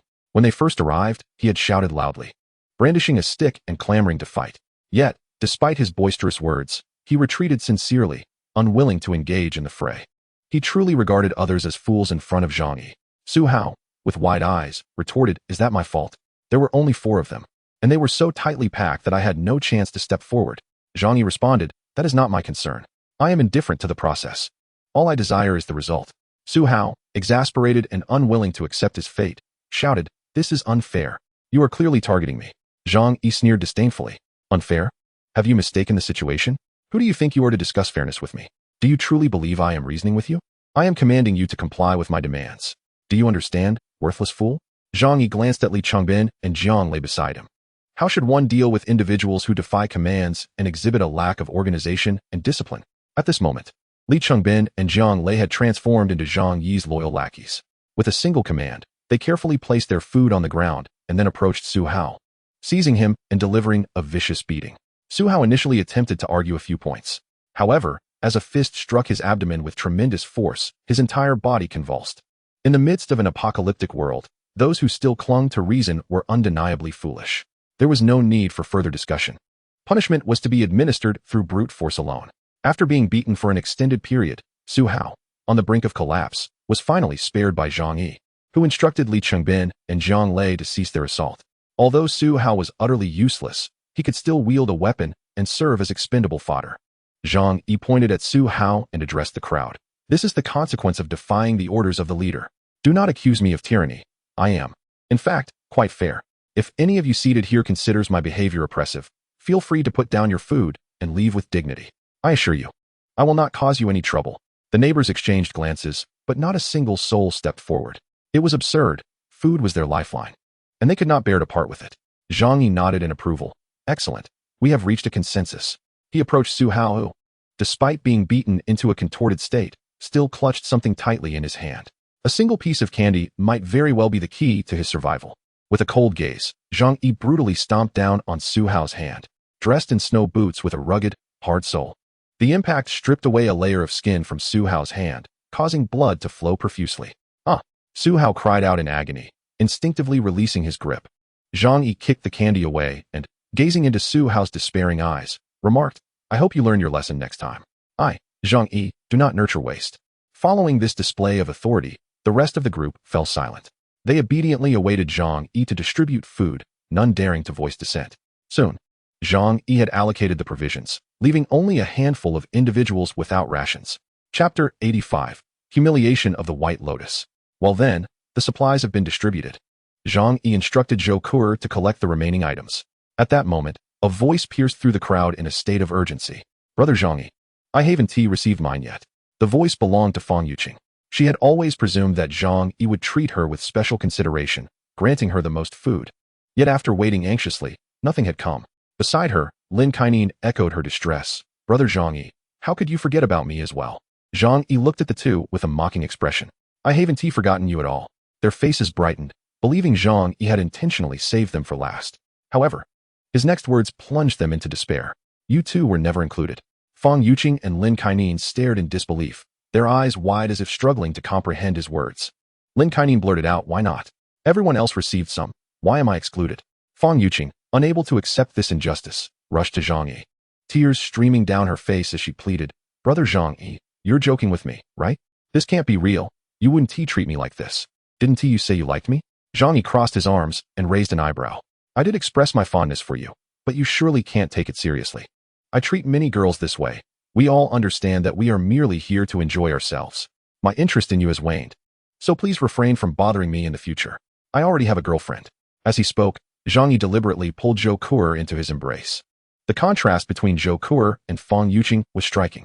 One was a graduate of a prestigious university, a chief physician at a top-tier hospital, possessing impeccable physique, beauty, and grace. The other was a staff member at a small company, engaged in flirtation with various men, frequently frequenting nightclubs to pursue women. It was clear which one would be chosen, a truth understood by anyone. Moreover, at that moment, Fang Yuqing appeared disheveled and utterly wretched, while Zhou Kur was adorned with exquisite makeup and dressed splendidly. The comparison made them seem like a celestial being beside a beggar. Fang Yuqing could not withstand such a blow. The beauty and charm she took pride in were ruthlessly trampled by Zhang Yi. She pointed at him through tears, exclaiming, No, this can't be true. Just a while ago, you invited me to stay at your home. Why are you behaving like this now? Zhang Yi smirked. Oh, that? I was merely toying with you. Just look at how ridiculous you appear now. He then turned to Wang Min and Lin Kaning. Hey, doesn't she tell you every day that I like her, and that I would let her in? They quickly nodded in agreement. Indeed, this woman is not just delusional. She only knows how to dream. Zhang Yi publicly humiliated Fang Yuqing, stripping her of her dignity. Everyone's gaze was filled with disdain. Fang Yuqing's face turned pale as she covered her head, pleading, No, please stop. I beg you, don't say any more. Ignoring her, Zhang Yi continued. Women like you think of themselves as celestial beings, always dreaming of ensnaring wealthy heirs. Yet, you are infamous in the affluent circles of Tianhai City. Who doesn't know that you are a cheap thrill for a bit of cash? Zhang Yi turned to Su Hao. Su Hao, tell them, what is her nickname? Su Hao curled up on the ground, gritted his teeth, and replied, Self-righteous gold digger. Laughter erupted throughout the crowd. Who would have thought we had such a character in our building? I even had a crush on her before. How foolish. It seems a few $100 could have sufficed. I should have known better than to bother. The surrounding mockery and insults enveloped Fang Yuqing completely, and even as she desperately covered her ears, she could not drown out the noise. She screamed in madness and ran away. Zhang Yi took out a small bag of cookies and tossed it in front of Su Hao. Well done. This is a reward for you. Just like training a dog, one must offer rewards for good behavior. Su Hao's eyes sparkled with delight. He had not expected to regain his food, so much so that even after being beaten moments ago, his resentment towards Zhang Yi had significantly diminished. Instead, I genuinely believe that Zhang Yi is a fair individual. I acknowledge that I was at fault initially and should not have resisted him. Thank you, Brother Zhang Yi. I shall certainly be obedient from now on. At this moment, Lin Kainin also stepped forward. Zhang Yi, Fang Yuqing has previously offended me, but I bear no animosity towards you, right? I just defended you. Shouldn't you allocate me a bit more food? Zhang Yi cast her a glance and simply replied, No. Lin Kainin immediately became furious, exclaiming, Why not? The one you are pursuing is her, not me. Zhang Yi regarded her seriously and stated, I find you quite bothersome. I simply do not wish to give you any. Is that so unreasonable? Lin Kainin was left speechless by his words. This is unfair. She cried out in distress. Only a fool would mention fairness. Zhang Yi dismissed her, while the others regarded Lin Kainin with expressions of schadenfreude. Li Changbin and Jiang Lei sensibly urged Lin Kainin to leave, sparing them her presence. Once the supplies were allocated, Zhang Yi said, "Next, let us discuss how to enhance our defenses." Beside Uncle Yu, Xieli Mei furrowed her brow and whispered in his ear, "Why haven't we received our share? You have eliminated 2. We should rightfully receive rations for 11. Uncle Yu replied, "Zhang Yi will not forget us. Let us remain silent for now." Xieli Mei cast him an unhappy glance, then looked at Zhang Yi, muttering quietly. Zhang Yi continued, "In our building, excluding those children who cannot walk, there are 47 individuals. Excluding myself, Zhou Kuer, Uncle Yu, and Xieli Mei, 43 remain. We will divide into 6 groups of 7 to 8 people each, taking turns to stand guard for 24 hours to prevent attacks from other buildings. If anyone approaches, sound the staircase handrail or any metallic object to alert everyone. When those on other floors awaken, they too will use this method to notify those on higher levels." With his hands in his pockets, Zhang Yi stated earnestly, "The rewards I mentioned earlier remain in effect. For every enemy slain, there is a reward of 5 portions of food. If there are no achievements, each guard will still receive 1 portion daily, but selections will be made by others, and quantities cannot be guaranteed." As he spoke, Zhang Yi turned to Uncle Yu and said, "Uncle Yu, you shall be responsible for organizing this." Uncle Yu nodded. "All right, no problem." Chapter 86, The Sniper. After Zhang Yi finished speaking, the neighbors were deep in thought, contemplating the pros and cons. Someone posed a question. Zhang Yi, "It is understandable that you and Zhou Kuer do not need to stand guard, but why is Uncle Yu exempt? He is the most capable fighter." Zhang Yi fixed his gaze on him and replied, "Precisely because Uncle Yu is a vital combat asset, he must conserve his energy for the critical battles ahead. Do you understand?" This rationale seemed somewhat tenuous, yet no one dared to refute Zhang Yi's words. In truth, Zhang Yi's true intention was to ensure Uncle Yu's safety, while the others remained on the front line, tasked with repelling the enemies from neighboring buildings. Essentially, they were akin to cannon fodder, or more diplomatically, expendable resources. Uncle Yu, possessing remarkable skills and a kind-hearted, upright nature, stands as Zhang Yi's most trusted subordinate. Naturally, he must be preserved for future service to Zhang Yi. To launch an assault on their apartment building, the 4th floor is an indispensable route, whether tunneling from below or climbing through a window on the 4th floor. Thus, securing this area enables the timely detection of any approaching adversaries. He would never expose his back to those he does not trust. At this moment, there were no others around. Xieli Mei, noticing Zhang Yi's prolonged silence regarding the provisions for their household, could no longer restrain herself and asked, "Zhang Yi, have you forgotten about our food?" Zhang Yi glanced at Xieli Mei, a glint of cold amusement flickering in his eyes. Uncle Yu quickly tugged at her arm, admonishing, "What are you saying?" Yet Xieli Mei persisted. Clearly, Brother Yu has exerted the most effort, yet receives nothing in return.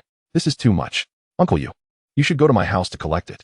Upon hearing this, Xieli Mei immediately donned a cheerful expression. I knew you wouldn't let him toil in vain. Uncle Yu shot her an exasperated look, insisting, "I've told you many times, Brother Zhang Yi is a person worthy of trust." Zhang Yi merely smiled in silence. Upon returning home, Zhang Yi retrieved a box of instant noodles from the alternate dimension and placed it at the doorstep, notifying Uncle Yu to come and collect it in 10 minutes. Once inside, Zhang Yi hurriedly shed his cold weather gear. Clang!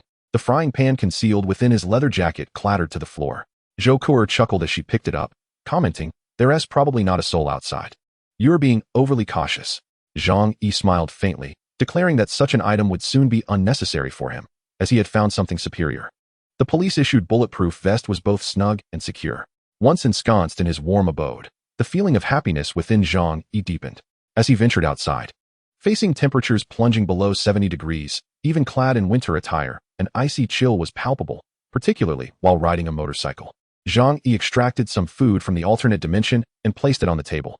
Zhou Kuer, having gone the entire day without sustenance, found herself famished. Before Zhang Yi departed, he had collected all the food, leaving neither for himself nor for Zhou Kuer. They sat together at the dining table, relishing their meal. With curiosity, Zhou Kuer inquired, "What is it like outside now?" Zhang Yi replied, "What else could it be? The heavy snowfall has sealed the city, completely covering the lower buildings. Given the current trajectory, even if the snow ceases and temperatures normalize, it will take at least half a month for the snow to melt." Zhou Kuer nodded in agreement. "But winter is approaching rapidly. The temperatures will only plummet further. This poses no problem for us." Zhang Yi remarked, "What we must contend with now is humanity. In this apocalypse, people can be even more terrifying than demons." After their meal, Zhou Kuer nestled beside Zhang Yi, wrapping her arms around his shoulder. Zhang Yi glanced at her, questioning, "What are you doing?" Zhou Kuer's cheeks flushed slightly, "Just keeping warm." She leaned into him, pressing her plush form against him. Since Zhang Yi had awakened her awareness, She seemed to have transformed, insisting on being close to him every day. Fortunately, Zhang Yi, being youthful and robust, possesses an abundance of energy that most individuals would struggle to match. With a playful grin, he playfully slapped her ample behind. Zhou Kuer cast a flirtatious glance his way before obediently retreating for a shower. What allows Zhang Yi to set aside even the allure of beauty? It is, of course, the shared passion of men. From an alternate dimension, he retrieved the firearms he had collected that day. Zhang Yi held a fair understanding of weaponry, having previously joined the shooting association in Tianhai City, where he frequently visited the range. The police-issued firearms were undoubtedly superior to those he had procured through the black market. Hence, he discarded his previous weapon in favor of 2 fully loaded police handguns, complete with holsters and tactical belts that could be easily secured at his waist. He then delved into examining the rifles and the formidable sniper rifle he had acquired.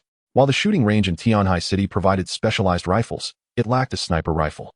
However, the modern digital landscape was rich with comprehensive information about various firearms. Zhang Yi took out his phone to browse the internet, quickly locating detailed descriptions of the weapons. He mused that despite the apocalypse leading to the demise of numerous online enterprises and the cessation of many software services, a handful of large corporations still maintained operational servers, collaborating with the authorities. At least for now, humanity had not forsaken the reconstruction efforts post-apocalypse and continued to preserve fragments of civilization. Zhang Yi, undeterred by nostalgia, diligently studied the operational manuals for the firearms online. His prior experience with weapons facilitated a swift learning process. While accuracy remained uncertain, he at least grasped the mechanics of firing and reloading. Even if only for intimidation, that was sufficient. The mere presence of firearms serves as the most formidable deterrent. Zhang Yi pondered, loading the magazines with ammunition and disengaging the safeties, stowing them in his alternate space. This way, he could readily access a firearm in the event of an emergency. Yet, he found himself particularly enamored with the sniper rifle. Firearms epitomize a man's romantic inclinations. A man's affection for guns is indeed instinctual. Zhang Yi raised the rifle, utilizing the scope to survey the adjacent building, approximately 50 meters away. The windows of a particular unit were distinctly visible, even allowing him to discern the lock upon it. He anticipated an opportunity to test this weapon. It was indeed an instrument of stealth. A smile crept across his lips. Engaging in direct confrontations was not his preferred tactic. Lurking in the shadows to eliminate foes unaware of his presence brought him the greatest satisfaction. Chapter 87. The Revenge of the Tianhe Gang. Zhang Yi reveled in the thrill of the sniper rifle, observing the entire neighborhood through the scope. As night enveloped the area, the other residences lay in darkness, rendering the interior of the building pitch black. However, the reflection of the snow outside cast a pale light, allowing him to faintly perceive the surroundings. Suddenly, Zhang Yi's gaze sharpened. As he gazed toward the nearby garage, 2 small black dots caught his eye, moving with purpose. The garage. And people. Clearly they were headed for my snowmobile. A sardonic smirk crept across Zhang Yi's lips. Indeed, someone had dared to approach stealthily under the cover of night. Yet, regrettably for them, their efforts were destined to be in vain. After a while, Uncle Yu arrived.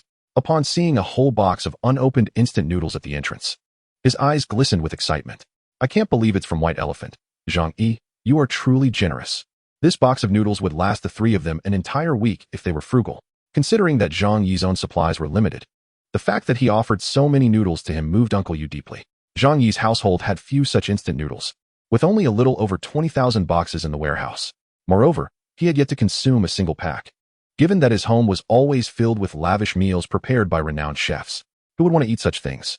Uncle Yu cradled the box of noodles and knocked on the door, saying, Zhang Yi, I'm taking the noodles. Thank you. Zhang Yi set down his sniper rifle and approached the door, replying, Uncle Yu, why be so polite with me? The fate of others mattered little. Uncle Yu must be protected and ensured a full belly. Only then could Uncle Yu serve as his ace in the hole and human shield. It was not that Zhang Yi was heartless. He would not allow Uncle Yu to sacrifice himself unless absolutely necessary. Well, unless absolutely necessary. Uncle Yu scratched his head and chuckled foolishly. The things that Shirley May said to you during the day, don't take them to heart.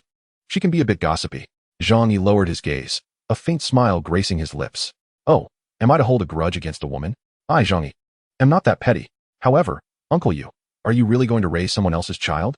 Zhang Yi's tone held a hint of probing. He did not harbor any fondness for Shirley May, yet he wished to avoid straining his relationship with Uncle Yu. Thus, he chose to sow seeds of discord gradually. Uncle Yu chuckled. In this day and age, what else can I say? Finding a woman like her is already a stroke of luck. Zhang Yi nodded. Indeed. You have a point. Sister Shirley is a good woman, Not to mention quite attractive and capable of bearing children. I mean, no offense. I simply feel you underestimate yourself. In these times, a strong and capable man like you is quite in demand. Jokingly, I do say that finding a celebrity would not be out of reach for you. Uncle Yu beamed at the compliment. Am I really that impressive?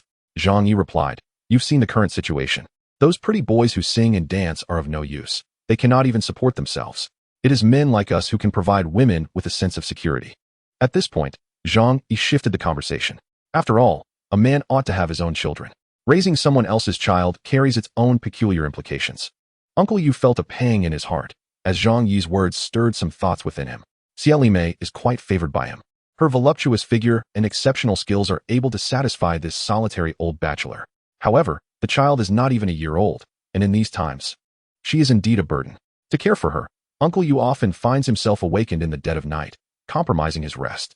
If it were his own child, it might be different, but the crux of the matter is that she belongs to someone else. Human nature tends toward selfishness. Uncle Yu has long harbored discontent, yet he chooses to suppress his thoughts rather than delve deeper. Moreover, Xie Mei continually fills his head with notions, insisting that he should regard the child as his own daughter, assuring him that she will one day repay his kindness. Over time, Uncle Yu has dutifully taken on the responsibility of raising another's child. However, Zhang Yi's words have sparked a change in his perspective, leading him to reconsider the idea of having children. Haha, the thought of children is something I cannot entertain at the moment. Perhaps I shall ponder it once stability is achieved. Uncle Yu manages to stifle his peculiar feelings and responds with a smile. Indeed, that is true. Haha. I was merely jesting. Please do not take it to heart. I hold you and Sister Xia in the highest regard and sincerely wish for your happiness. These rifles and sniper guns will serve as his clandestine weapons. After a while, the sounds of water from the bathroom ceased. Zhou Kur emerged, wrapped in a towel. Her skin as white as milk beneath the pink fabric.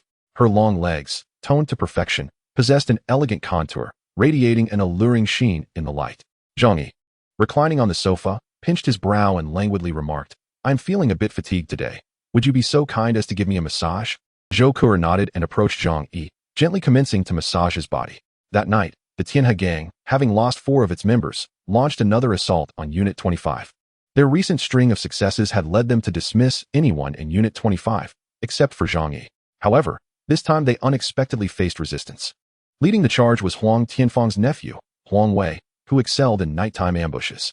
Around 2 a.m., he stealthily entered Unit 25 with 8 men. To their surprise, as they reached the staircase, bricks were hurled down upon them. Clang, clang, clang. The duty personnel quickly identified the intruders and retaliated with whatever they could find. Armed with kitchen knives and clubs, they defended themselves from their elevated position, hurling stones, bricks, and any heavy object within reach to buy time. In their defiance, they also banged on the stairs and windows, creating a commotion to alert the neighbors. Soon, the entire building was awakened by the ruckus. Fueled by a desire for vengeance and the scarcity of resources, Huang Wei and his men opted for a forceful assault. Yet, their numbers were insufficient. Despite their ferocity, they could not overpower the larger group. Furthermore, with Zhang Yi's bounty on their heads, each of their lives was worth 5 portions of food. The neighbors, invigorated as if on adrenaline, rushed to seize the opportunity for glory. The skirmish lasted only a few minutes, with all parties fighting fiercely, resulting in 3 lifeless bodies on the scene. Realizing the dire situation, Huang Wei quickly shouted, "Retreat! Let us go, go, go!" As they fled, the neighbors from 25 were overjoyed, shouting and chasing after them. A worker, unable to escape through the window in time, suffered a grievous injury as a kitchen knife struck him, embedding itself deep into his flesh. He let out a pained cry, awkwardly struggling to crawl out. Once outside, the neighbors dared not pursue too closely, for it was late at night, and the circumstances beyond were uncertain. Meanwhile, Zhang Yi had also been awakened by the commotion. He stepped onto the balcony, observing the fleeing members of the Tianhe gang below, when a thought struck him. Would a sniper rifle be able to eliminate them from this distance? Chapter 88. Precise shooting, unerring accuracy. When a man encounters a beautiful woman, his first instinct is often to engage in deep conversation. Similarly, upon acquiring a fine weapon, one feels compelled to test its might. This proclivity is ingrained within, akin to a child who, upon discovering a sturdy bamboo stick, wields it as a sword. Zhang Yi had acquired a sniper rifle, a tool that ordinary individuals in Huagua could scarcely dream of, let alone use for harm. He felt an urge to ascertain its efficacy. Extracting the rifle from an alternate dimension, Zhang Yi positioned himself on the 24th floor balcony, aiming below. The 8-fold scope proved remarkably effective. What had appeared as mere ants from such a height became vividly clear. He held his breath, mindful that exhaled warmth could blur the sight. Containing his excitement, he aimed at a figure's back and squeezed the trigger. In that instant, an inexplicable sensation washed over him, filling him with certainty that the bullet would find its mark. Bang! The gunshot echoed crisply in the stillness of the night, rousing countless souls from their restless slumbers. Through the scope, Zhang Yi witnessed the individual collapse, blood staining the pristine snow. Astonished, he marveled at his own marksmanship. Could he truly be a genius? Initially, he had simply wished to test the weapon, harboring little expectation. Yet, astonishingly, he had struck true. What was that strange sensation he had felt moments before? Before he could ponder further, the remaining accomplices, startled by the gunfire and the sight of their fallen comrade, hastened their escape. Zhang Yi swiftly reloaded and set his sights on the next target. Once again, as he focused intently, that peculiar feeling returned. Bang! Another shot rang out, and yet another figure crumpled to the ground. This time, Zhang Yi comprehended that his ability to hit foes from the 24th floor was no mere coincidence. It was a gift. Ahem, to be precise. It was a form of special ability. Zhang Yi mused. It seems that the power I have awakened is far more intricate than mere access to an alternate dimension. It simply remained undiscovered until now. Yet, it was clear that his extraordinary ability was intricately linked to the concept of space, endowing him with the innate skill of a sharpshooter. Previously, utilizing crossbows and handguns, he engaged in close-quarter combat, scarcely aware of this newfound capability, merely appreciating the pleasing sensation of shooting. However, upon transitioning to a sniper rifle, the distinction became remarkably pronounced. Zhang Yi's heart surged with exhilaration. In this apocalyptic world, possessing an additional skill equated to enhanced survival odds. Bang! The gunfire rang out, and he witnessed the gruesome spectacle of a man's head exploding in a crimson mist. There was no doubt. This was indeed an extraordinary marksmanship ability. Overjoyed, Zhang Yi aimed at several others. Click, click, click. 7 lifeless bodies collapsed onto the pristine white snow, their blood staining the ground in vivid scarlet, an alarming sight to behold. A smile danced at the corners of Zhang Yi's mouth. From this day forth, he could conceal himself, becoming a master tactician, adept at eliminating others. Meanwhile, the neighbors downstairs, upon hearing the gunfire, were struck with horror as they beheld Huang Wei and others fall one by one as if summoned by fate. The terror in their eyes was palpable. The shots originated from above. Surely, it was Zhang Yi. Given the distance, it could not have been a mere handgun. It had to be the formidable power of a sniper rifle. My goodness, at such range, a single shot, Zhang Yi was indeed a sharpshooter. The crowd stood in stunned silence, gripped by a wave of trepidation. With such prowess, if Zhang Yi wished to eliminate them, it would be as effortless as squashing an ant. Their imaginations ran wild, speculating that Zhang Yi might be a concealed warrior amidst the urban sprawl. Otherwise, how could he possess such remarkable shooting skills? It seemed prudent to heed Zhang Yi's words from now on. Indeed, their survival thus far was due to Zhang Yi's restraint. The human capacity for imagination is formidable, and at this moment, their reverence for Zhang Yi soared to unprecedented heights. And it was not just them. The midnight gunshots jolted the entire neighborhood awake. Zhang Yi's sniper rifle lacked a suppressor. Yet anyone with a modicum of knowledge could discern that this was no sound produced by a handgun, in a world where a single handgun could dominate an entire building. The terror of someone wielding a more powerful rifle, particularly a sniper rifle, was all too apparent. Zhang Yi stowed away the sniper rifle and rubbed his shoulder. The consecutive shots had left it somewhat sore. Fortunately, his physical condition was robust. Otherwise, he would be nursing the pain for several days. Many would undoubtedly find themselves sleepless that night. Uncle Yu messaged Zhang Yi, inquiring if he was the one who fired the shots. Having served in the military, Uncle Yu quickly deduced that it was indeed a sniper rifle. Zhang Yi did not conceal the truth, revealing, "I acquired it today from the police station." Curiously, Uncle Yu asked, "Did you previously serve in the military? What was your unit's designation?" Zhang Yi's marksmanship was so formidable that, in Uncle Yu's eyes, it suggested a level akin to that of a sharpshooter in the armed forces. Zhang Yi chuckled, "I merely possess a talent for it, haha." Assuming Zhang Yi was reluctant to divulge more, Uncle Yu refrained from pressing further. "Just make sure it's you who pulls the trigger. If it were someone else, we could be in grave danger." The following day, he rose after 9, washed up, and let Zhou Kuer out of her room. "Let's prepare something to eat. I crave freshly made food. How about you whip up 2 bowls of oil splash noodles?" Zhang Yi suggested to Zhou Kuer. She chuckled. "My cooking is no match for that of a noodle shop." Zhang Yi shrugged nonchalantly, "Then practice more. After all, we have ample time." Having dined on restaurant fare for so long, he occasionally yearned for home-cooked meals to change things up. Zhou Kuer obediently retreated to the kitchen and soon emerged with 2 bowls of oil splash noodles. Zhang Yi took a bite, The flavor was quite satisfactory. It is worth mentioning that Zhang Yi had installed surveillance throughout the house, including the kitchen, and he had provided all the ingredients. As for Zhou Ke, on her first day, Zhang Yi had thoroughly inspected her from head to toe. Even now, he scrutinized her daily, ensuring no corner was overlooked, effectively eliminating any possibility of her tampering with his food. Otherwise, he would never consume anything presented to him by another. Once seated at the table, Zhou Ke curiously inquired, "I heard gunshots yesterday. Was that you firing from the balcony?" Chapter 89, The Warehouse District. Zhang Yi glanced at her, a smile gracing his lips, indeed. He slurped a mouthful of noodles, finding her culinary skills average, though noodles are inherently simple to prepare. "I found it when I went out. It's a sniper rifle." His tone was casual.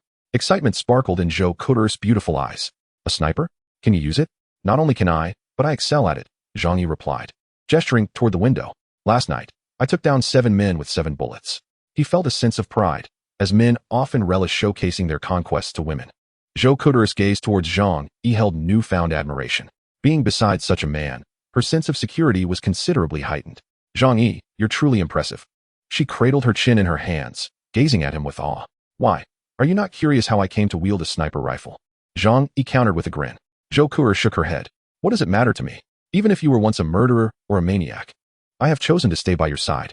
After a moment's thought, she added, "It's better than perishing out there, right?" Zhang Yi nodded. "You are indeed clever. Unlike some foolish women who incessantly pry into everything." Meanwhile, at the Tianhe gang, Huang Tianfang discovered the bodies of Huang Wei and the others only in the morning. After hearing the gunfire the previous night, he sensed something was amiss. By morning, they encountered the 10 stacked corpses outside, and in that moment, Huang Tianfang's pupils contracted, a surge of intense rage swelling within him, yet his fear was tenfold greater. Now, only 9 members remained in their ranks, severely diminishing their fighting capacity. Even forcing the surviving owners to join would not compensate for the loss of those workers' combat prowess. If, at this moment, a sudden battle were to erupt with the adjacent building, they would find themselves at a considerable disadvantage. They possess firearms, and not merely ordinary ones. I surmise they wield rifles or sniper guns. The dense barrage of gunfire last night indicates that their ammunition is plentiful. This adversary is indeed formidable. Huang Tianfang's expression was gravely serious, mirrored by the fearful countenances of his subordinates. "Boss, what shall we do? Da Wei and the others are dead, and our numbers have dwindled significantly. Shall we continue?" Huang Tianfang shot a venomous glance towards Building 25, gritting his teeth as he replied, "What's the point?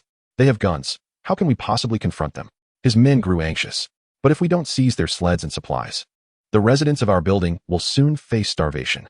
The group exchanged glances, their faces reflecting a struggle of emotions. They had been brothers for many years, sharing life and death, yet now they faced a grim reality.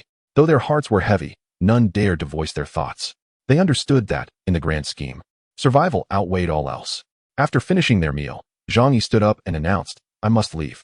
Upon hearing this, Zhou Ke hastily stuffed a packet of chips into her pocket. Zhang Yi said little, but this time, he refrained from stowing away the 2 boxes of ingredients in the kitchen. Having lived together for an extended period, he held unwavering trust in Zhou Ke's intellect. Unless a more formidable figure emerged for her to lean upon, she would never commit the folly of betraying Zhang Yi. Upon reaching the ground floor, the few individuals on duty immediately stood at attention upon seeing him. "Brother Zhang, are you heading out?" Zhang Yi glanced at them, perceiving genuine respect in their eyes. His prowess had earned the recognition of all. He nodded, "Do well." He climbed out of the 4th-floor window, contemplatively making his way to the rear garage. Shortly thereafter, he mounted his motorcycle and departed the community. Shadows appeared at the windows of various residences, watching Zhang Yi's retreat. Their expressions were complex, some filled with excitement, others with envy, and a few with malice. At this moment, the building was under the management of an organization that called itself the Tianlang Gang, comprised of a group of young men in their 20s. Wang Chong, the leader of the Tianlang Gang, stood by the window, a blood-stained machete, slightly rusted, resting at his side. He watched Zhang Yi leave the community, brow furrowed in contemplation. Where could his motorcycle be hidden? It was he who had sent someone to steal Zhang Yi's vehicle the previous night. Beside him, his second-in-command, Xiao Lu, remarked, "Our community is quite large. He has concealed it well, making it indeed difficult to locate." Wang Chong snorted derisively, crossing his arms as he declared, "Regardless, we must secure that motorcycle for the Tianlang Gang. With a snowmobile, we can venture out in search of supplies. Expanding our ranks and establishing a formidable gang will be within our reach." Xiao Lu nodded earnestly. "Indeed, in chaotic times, heroes emerge. This era is a golden opportunity for us brothers." He gazed in the direction Zhang Yi had departed, his eyes filled with fervor. Now, I must find a way to procure a few packs of cigarettes. I have not smoked for half a month, and I feel as though I might lose my sanity. In the other buildings, the leaders are also conspiring against Zhang Yi. His presence poses a crisis for them, primarily because he possesses a firearm, and not just any firearm, but a substantial one. However, this also presents an opportunity, as Zhang Yi has a snowmobile that can be utilized to procure supplies. Some wish to confront him, while others seek to collaborate. Yet one thing is certain, they will inevitably come into contact with Zhang Yi. On this occasion, Zhang Yi first visited a nearby supermarket. Regrettably, the nearby supermarkets were not built high enough, and some smaller ones were merely a single story. Thus they had all been buried beneath the heavy snowfall. It appears that unless the snow melts, the only places to find food in the city are those few large independent supermarkets and warehouses. Suddenly, Zhang Yi recalled the location of his former workplace. To the southwest of the economic development zone, there had once been a vast expanse of wasteland, which was later developed to accommodate various enterprises in constructing factories and warehouses. Due to the low land prices, the city's warehouses were primarily located there. Zhang Yi had already emptied the Walmart warehouse, but there were still goods from other companies remaining. Medical supplies, food, automobiles, toys, everything one could imagine. Perhaps a visit might yield something useful. Resolute in his decision, Zhang Yi turned his vehicle towards the warehouse area. The warehouses were only about 10 kilometers away, and within 20 minutes, he arrived. This area was remarkably spacious, with the factories constructed at a considerable height, and the snow had not accumulated as it had in the city. Thus, upon his arrival, he could still see the rooftops of some factories. Chapter 90, the gas station. Zhang Yi was exceedingly familiar with this region. In the entirety of Tianhai City, hundreds of group warehouses were concentrated here, both large and small. The pressing question, however, was whether the supplies still remained. Zhang Yi took out his handgun and crowbar, making his way to the nearby RT-Mart warehouse to investigate. With the crowbar in hand, he smashed the window from the top. Peering inside, he discovered that the expansive factory had become desolate. Had the goods been transported away? Zhang Yi had anticipated this scenario, so he was not overly surprised. He continued to other warehouses, only to find the same situation. Medical equipment, daily necessities, food, even snacks and pet food had been entirely cleared out. Just as I suspected. When disaster strikes, the official experts promptly report the situation. Those in power will undoubtedly prioritize the relocation of supplies. This is precisely why Zhang Yi had emptied the Walmart warehouse a week in advance. He understood that when calamity descends, those powerful individuals will only consider their own interests, disregarding the plight of ordinary people. Yet, Zhang Yi did not abandon his search. With hundreds of warehouses in this area, there was a possibility that some items remained unclaimed, which could prove beneficial to him. Indeed, perseverance bore fruit. After a considerable effort, Zhang Yi discovered a warehouse designated for automobile storage. The area encompasses over 1 million square meters, vast and expansive. Within the steel framework, automobiles are arranged with meticulous precision, reminiscent of sardines in a tin. Among them are numerous luxurious vehicles that, prior to the cataclysm, could command prices in the millions. Yet now, they are rendered utterly useless, their purpose lost in time. Upon witnessing the plethora of vehicles, Zhang Yi felt a sense of futility. After much contemplation, he resolved to utilize the available space, thinking it might prove beneficial in the future. Men, after all, have an innate affection for cars. With so many exquisite automobiles before him, he considered the prospect of collecting them. Even if he could not drive them at present, it would suffice to indulge in the visual delight akin to possessing high-end models. Thus, he selected a dozen of his favorite cars to place within his alternate space. For an entire day, Zhang Yi busied himself in this warehouse domain. Most of the storage units were emptied, leaving only items too cumbersome to transport, such as heavy machinery or bulk construction materials. However, he found no food or essentials whatsoever. Gritting his teeth against the frustration, he scavenged a variety of items: heavy trucks, excavators, a Rolls-Royce Phantom, and bulldozers, convinced that they might come in handy someday.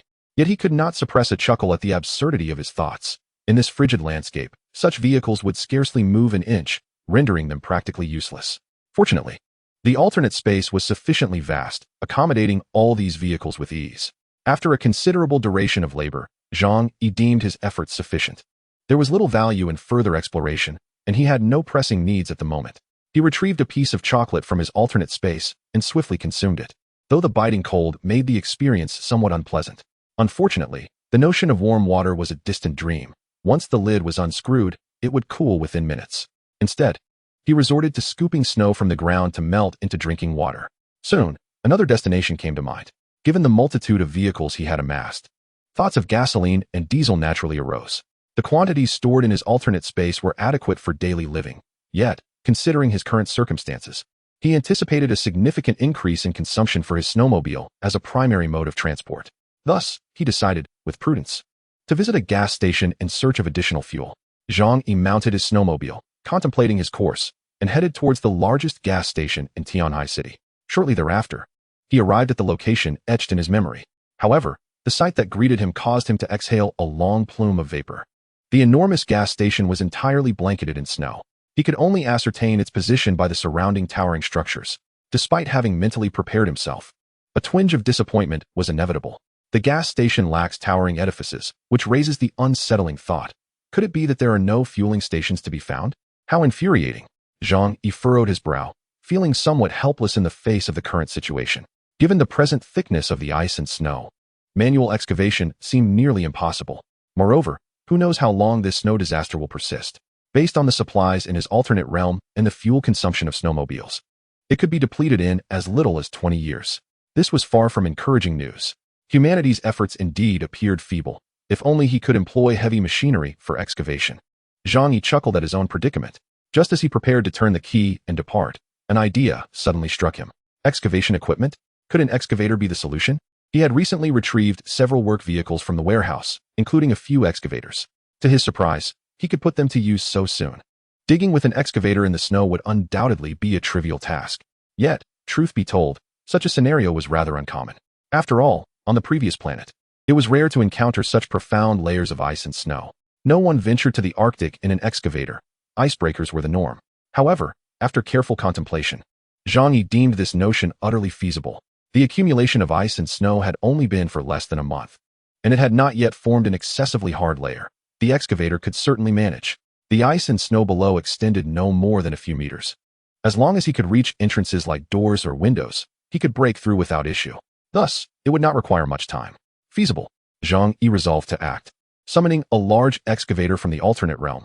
With a resounding crash, the nearly 20-ton excavator plummeted to the ground, sinking over a meter into the earth. Observing this, Zhang Yi chuckled softly. Well, this saves me the trouble of digging. The surface snow was relatively thin and could hardly support such weight. However, the snow beneath should be more compacted. During his time working in the warehouse, he had operated cranes, forklifts, and large trucks. This machine would be no different. With a bit of practice, he would know how to maneuver it. While he wouldn't claim to be exceptionally skilled, he could certainly manage its operation. Chapter 91. A New Path Discovered. The operation of the excavator was quite straightforward, primarily involving two control levers and a joystick for the digging bucket.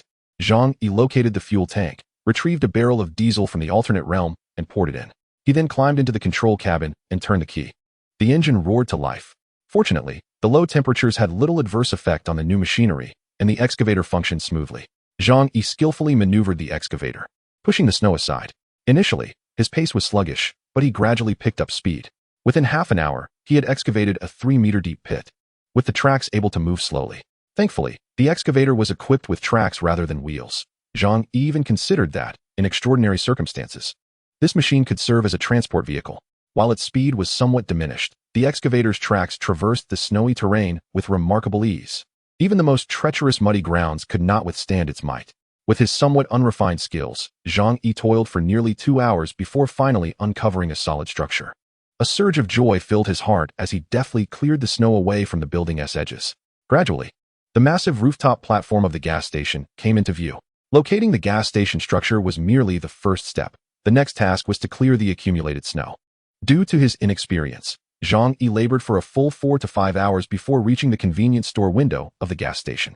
Fortunately, it was the excavator doing the heavy lifting, not him. Otherwise, he would have been utterly exhausted. He shattered the glass of the window and leaped inside. Upon entering the convenience store, he was taken aback. The snow had burst through the door, filling most of the interior space. Thankfully, he could still discern the door at the back. He navigated through the snow, seeking the oil storage area. Typically, the oil storage at gas stations is situated underground, thereby minimizing the risk of being buried under snow. It did not take long for Zhang Yi to discover the entrance to the oil storage room. Despite the gas station appearing quite large from the front, the rear space was relatively compact, making it not too difficult to locate an entrance. He pried open the iron door with a crowbar and illuminated the area with his miner's lamp. The The sight before him elicited a sharp intake of breath. For massive oil tanks stood within the storage room, containing nearly 200 cubic meters of oil. The view was indeed spectacular. After a moment of contemplation, Zhang Yi retreated outside, briefly discharging any static electricity from his body before daring to re-enter. The gas station had ceased operations, plunging the interior into darkness. With his miner's lamp, he blocked the oil pipelines overhead. He meticulously wrapped the pipe openings with several layers of plastic sheeting and cling film to prevent any leaks. Only then did he transfer the 4 colossal tanks into his alternate space. Under normal circumstances, possessing these 3 tanks of gasoline and 1 tank of diesel would eliminate any future concerns regarding refueling his vehicle. But wait. An epiphany struck Zhang Yi. If he could utilize the excavator to dig through the snow, could it not also mean that he could unearth other buried treasures concealed beneath the snow? This realization sparked a fervent excitement within him. Beneath the heavy snowfall lay countless hidden gems waiting to be discovered. All were precious treasures.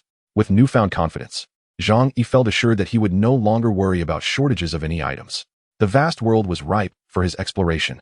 He climbed atop the snow-covered surface along the path forged by the excavator's tracks and mounted his snowmobile. Time was of the essence, and today's search had concluded. As he emerged from the community, he noticed many neighbors peering out from their windows, watching him intently. Without his prompting, they had all gathered to witness his return. However, Fang Yuqing was notably absent this time. It seemed she had realized that Zhang Yi would no longer provide her with any food. However, Kalin Kai Ning remained undeterred, intending to give it another try. Zhang Yi did not spare her a glance.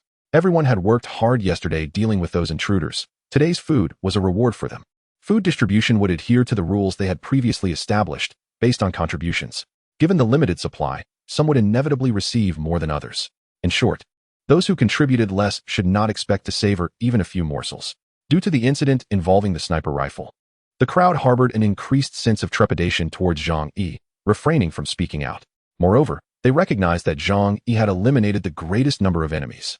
Li Chengbin and Jiang Lei, who had not been on duty the previous night, were allotted only a single portion of food. Zhang Yi's mention of a single portion implied a meager meal. Disappointment flickered across their faces. Li Chengbin addressed Zhang Yi, "Brother Zhang, shall we simply wait for them to approach? We do not know how long that will take.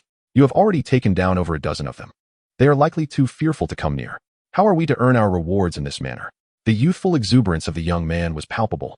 Zhang Yi rubbed his nose and replied with a calm smile. "Opportunities are afforded to those who are prepared. I have merely stated that for each enemy slain, 5 portions of food will be rewarded. However, I did not imply that you must only await their assault."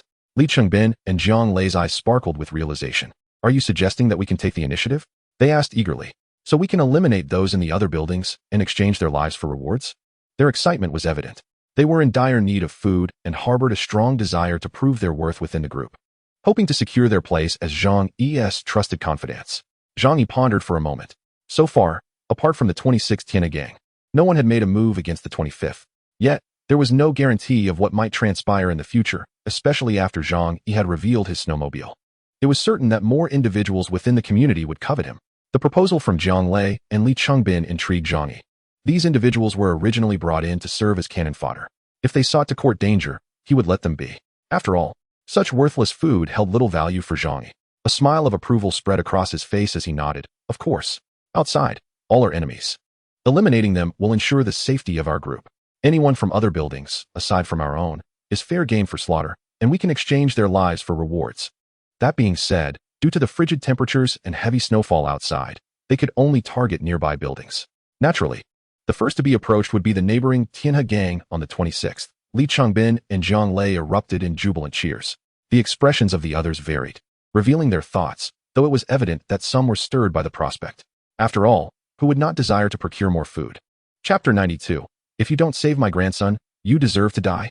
Zhou Kuer walked beside him, linking her arm with his, and whispered, "The atmosphere in the community feels somewhat off today." Zhou Kuer was momentarily startled, soon realizing that Zhang Yi did not wish for her hands to be restrained. While at home it was manageable, outside, Zhang Yi was unyielding in his vigilance. She remarked, "I constantly feel as though numerous eyes are scrutinizing us. This sensation is incredibly intense." Zhang Yi smiled faintly. "It is not surprising. The advent of snowmobiles is bound to incite jealousy in others. After all, we are in the south where such modes of transport are exceedingly rare. With it, we can venture out to seek supplies, which signifies the possibility of survival. Who would not desire to live?" Zhou Kuer expressed her concerns. Do you think the residents of the other units might attack us as well? I fear it could become quite perilous. Upon hearing her words, Zhang Yi glanced around, and only when he discerned the absence of others did he lower his voice. Are there not many expendable pawns? Moreover, no matter how formidable they may be, breaching our home would be akin to scaling the heavens. Zhou Kuo retorted with a smile. Yet when pushed to the brink, one can never predict what actions people might take. Zhang Yi nodded, acknowledging her reasoning. As they conversed, he instinctively scanned their surroundings. It was best that their dialogue remained unheard by outsiders. However, in this moment of observation, he suddenly spotted a dark fissure in his peripheral vision. As they passed the 13th floor, the iron door of the stairwell revealed a narrow gap. A blood-red eye peered through the aperture, fixated upon him. Who is it? Zhang Yi's muscles tensed involuntarily. Despite his audacity, the unexpected occurrence unsettled him. The stairwell door burst open with a resounding bang. A disheveled woman screamed as she charged out, wielding a blood-stained kitchen knife aimed directly at his head. Ah! Zhou Kuo shrieked in terror. Zhang Yi swiftly shoved her aside, and the recoil caused him to stagger. The blade missed its target, slicing through the air. However, the woman, in a frenzied state, continued her assault with the knife aimed at Zhang Yi. In a split second, Zhang Yi rolled down the stairs, tumbling into safety. After all, his thick clothing and the bulletproof vest beneath afforded him some protection. He rolled down several flights before finally regaining his footing. It was then that he recognized the woman, none other than the long-missing Aunt Lin. Unrelenting, Aunt Lin brandished the knife. Her bloodshot eyes locked onto him. Zhang Yi, I will make you pay for my grandson's life. The cursed old crone. Zhang Yi steadied himself, drawing a long, sturdy crowbar from his spatial storage, and aimed it directly at her. The stairway was narrow, leaving Aunt Lin no room to evade. She had no chance to counterattack with her small knife. Instinctively, she attempted to dodge, but the crowbar did not strike her head. It instead connected with her shoulder. A sickening crack echoed as Zhang Yi heard the sound of bone shattering. Her frail limbs were simply no match for such force. Aunt Lin was immediately toppled, collapsing on the staircase, utterly devoid of the strength to resist. Even so, she clutched the blood-stained kitchen knife tightly in her hand, her eyes glaring fiercely at Zhang Yi. Kill you. Avenge my grandson. Zhang Yi coldly looked down at her, then raised the crowbar and struck her hand with great force. One must admit, in the biting cold, the human body is indeed quite fragile. With that blow, 3 of her fingers were broken, and the knife clattered to the ground.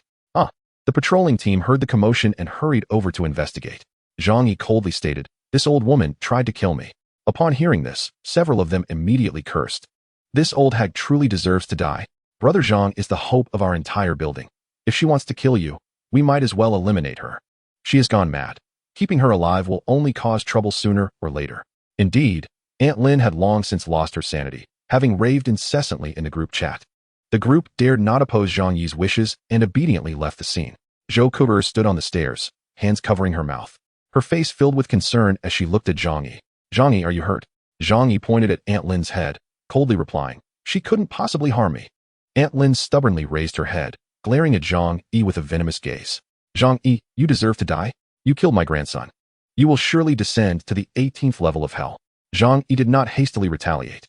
Instead, he calmly inquired, "Your grandson wasn't killed by me. Why are you seeking vengeance against me?" Aunt Lin's timing was remarkably cunning. It was evident she had long planned this. Zhang Yi had momentarily distracted himself by speaking with Zhou Kuo, giving her the chance. Otherwise, with Zhang Yi's caution, he would never have overlooked the issue at the door. At this moment, Zhang Yi wished to ask this madwoman why she had chosen to attack him. Aunt Lin glared at Zhang Yi with unrestrained fury, her teeth gritted, spitting as she raged, resembling a rabid dog. "My grandson was killed by you. You deserve to die 1,000 deaths. I yearn to drink your blood, devour your flesh, and tear you apart piece by piece." Zhang Yi's expression remained serene. "However, I do not recall killing your grandson. Strictly speaking, I am still your benefactor. It was Chen Zhenghao's men who killed your grandson, and I helped you eliminate Chen Zhenghao. You should be grateful to me." Aunt Lin paused in shock. Soon, her anger intensified, for she realized Zhang Yi's words held some truth. Yet, how could a woman, especially one as irrational as she, admit to having erred? "Stop pretending to be the good person here. My grandson was not dead at that time. He later succumbed to pain due to lack of medical treatment. It was you. You refused to lend me the medicine, which led to his death. You are the root of the problem." Aunt Lin spat out her accusations, her eyes bloodshot and fierce, resembling a grotesque demon. Chapter 93. The wrong person is yourself. Zhang Yi now grasped the sequence of events. "Oh, so this is how you understand it." He nodded. "However, is there not some misunderstanding in this matter?" He lowered his gaze towards Aunt Lin, locking eyes with her hateful glare. Then, in a subdued tone, Zhang Yi murmured, "You see, I am quite stubborn on the outside but tender-hearted within. How could I bear to watch a child suffer to death? Thus, I had, in fact, visited your home to deliver medication." Aunt Lin's eyes widened in disbelief. "You speak nonsense." No, no, I truly am not fabricating tales. I did visit your home. Think carefully." "Oh, right. You were so engrossed at the time that you might have forgotten." Zhang Yi's eyes glimmered with a hint of regret. "In truth, little who was still alive then. I distinctly saw his chest rising and falling. But how could you have? He had a chance to survive. Yet you deprived him of that possibility. What a splendid grandmother you are." Zhang Yi's gaze turned somber, his tone icy. Aunt Lin was already in a fragile state of mind. Upon hearing Zhang Yi's words, her thoughts became even more chaotic. A flicker of panic crossed her eyes. Could it be that little who truly had not died? Had she inadvertently caused his demise? No, that was impossible. Little who had perished then, and it was your doing. Zhang Yi burst into laughter, pointing at Zhou Kuer. "If you don't believe me, you can ask Dr. Zhou. Wasn't there still hope for Lin Xiaohu?" Aunt Lin, bewildered, turned her head to gaze at Zhou Kuer on the steps. Seeing Zhang Yi's chilling smile, Zhou Kuer felt a shiver run down her spine. No wonder Zhang Yi had refrained from directly killing Aunt Lin. He intended not only her death, but to strike at her very heart, ensuring she perished in profound agony. Zhou Kuer looked down at Aunt Lin and slowly nodded. "Indeed, there was a chance to save Lin Xiaohu. I had contacted Zhang Yi at that time, and he agreed to deliver the medicine. However, you presumed Lin Xiaohu had already succumbed before waiting for him to arrive. Had you only been a bit more patient, perhaps he would still be alive." Zhou Kuer refrained from voicing the last words, believing the impact had already been sufficiently devastating. Aunt Lin, in despair, covered her face and began to wail in anguish. "No, it cannot be. This is not true. I had no idea he was still alive. I thought he had already passed." Her mind had long since unraveled, her memories a chaotic tangle, sometimes even losing track of her own actions. She had survived until now solely by nurturing her hatred for Zhang Yi. Yet, the exchange between Zhang Yi and Zhou Kuer left her unable to discern reality. Was it possible that the one who caused her grandson's demise was not Zhang Yi, but herself? Suddenly, Zhang Yi raised his voice. "Ha ha, so that is the case. This is the esteemed grandmother of the Lin family, claiming to love her grandson, yet she ended up causing the death of the very grandson she claimed to cherish. How deeply you care for him. Your son and daughter-in-law entrusted their child to you. Can you truly face them?" Aunt Lin's eyes glazed over, her hands clutching her head as she emitted cries of torment. "No, that is not true. It cannot be. Yes, yes. It is not like that. It is not like that. Yes, yes. It is your doing." Aunt Lin was wailing in anguish and despair, while Zhang Yi stood nearby, laughing as he dealt her further torment. Zhou Kuer felt a chill run down her spine. A person like Zhang Yi was to be avoided at all costs. His capacity for cruelty was truly horrifying.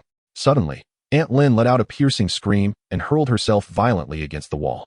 She had completely succumbed to despair, having lost all hope of survival. For her, death seemed the only release. Yet, in that critical moment, Zhang Yi unexpectedly chose to act with compassion. How could he bear to witness his neighbor perish before him?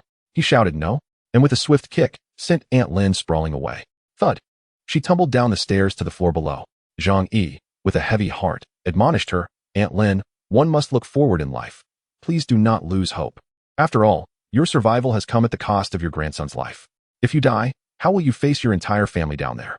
At that moment, Aunt Lin, blood spilling from her mouth and unable to utter a word, gazed at Zhang Yi with eyes filled with pleading. "Please, don't say any more." Nearby neighbors, drawn by the commotion, gathered to witness the spectacle. Zhang Yi pointed at Aunt Lin and exclaimed, "Everyone, come quickly. Aunt Lin is contemplating suicide. How curious that she has lived so long. By the way, do you still have any food supplies at home?" Upon hearing this, the neighbors' faces contorted in disgust.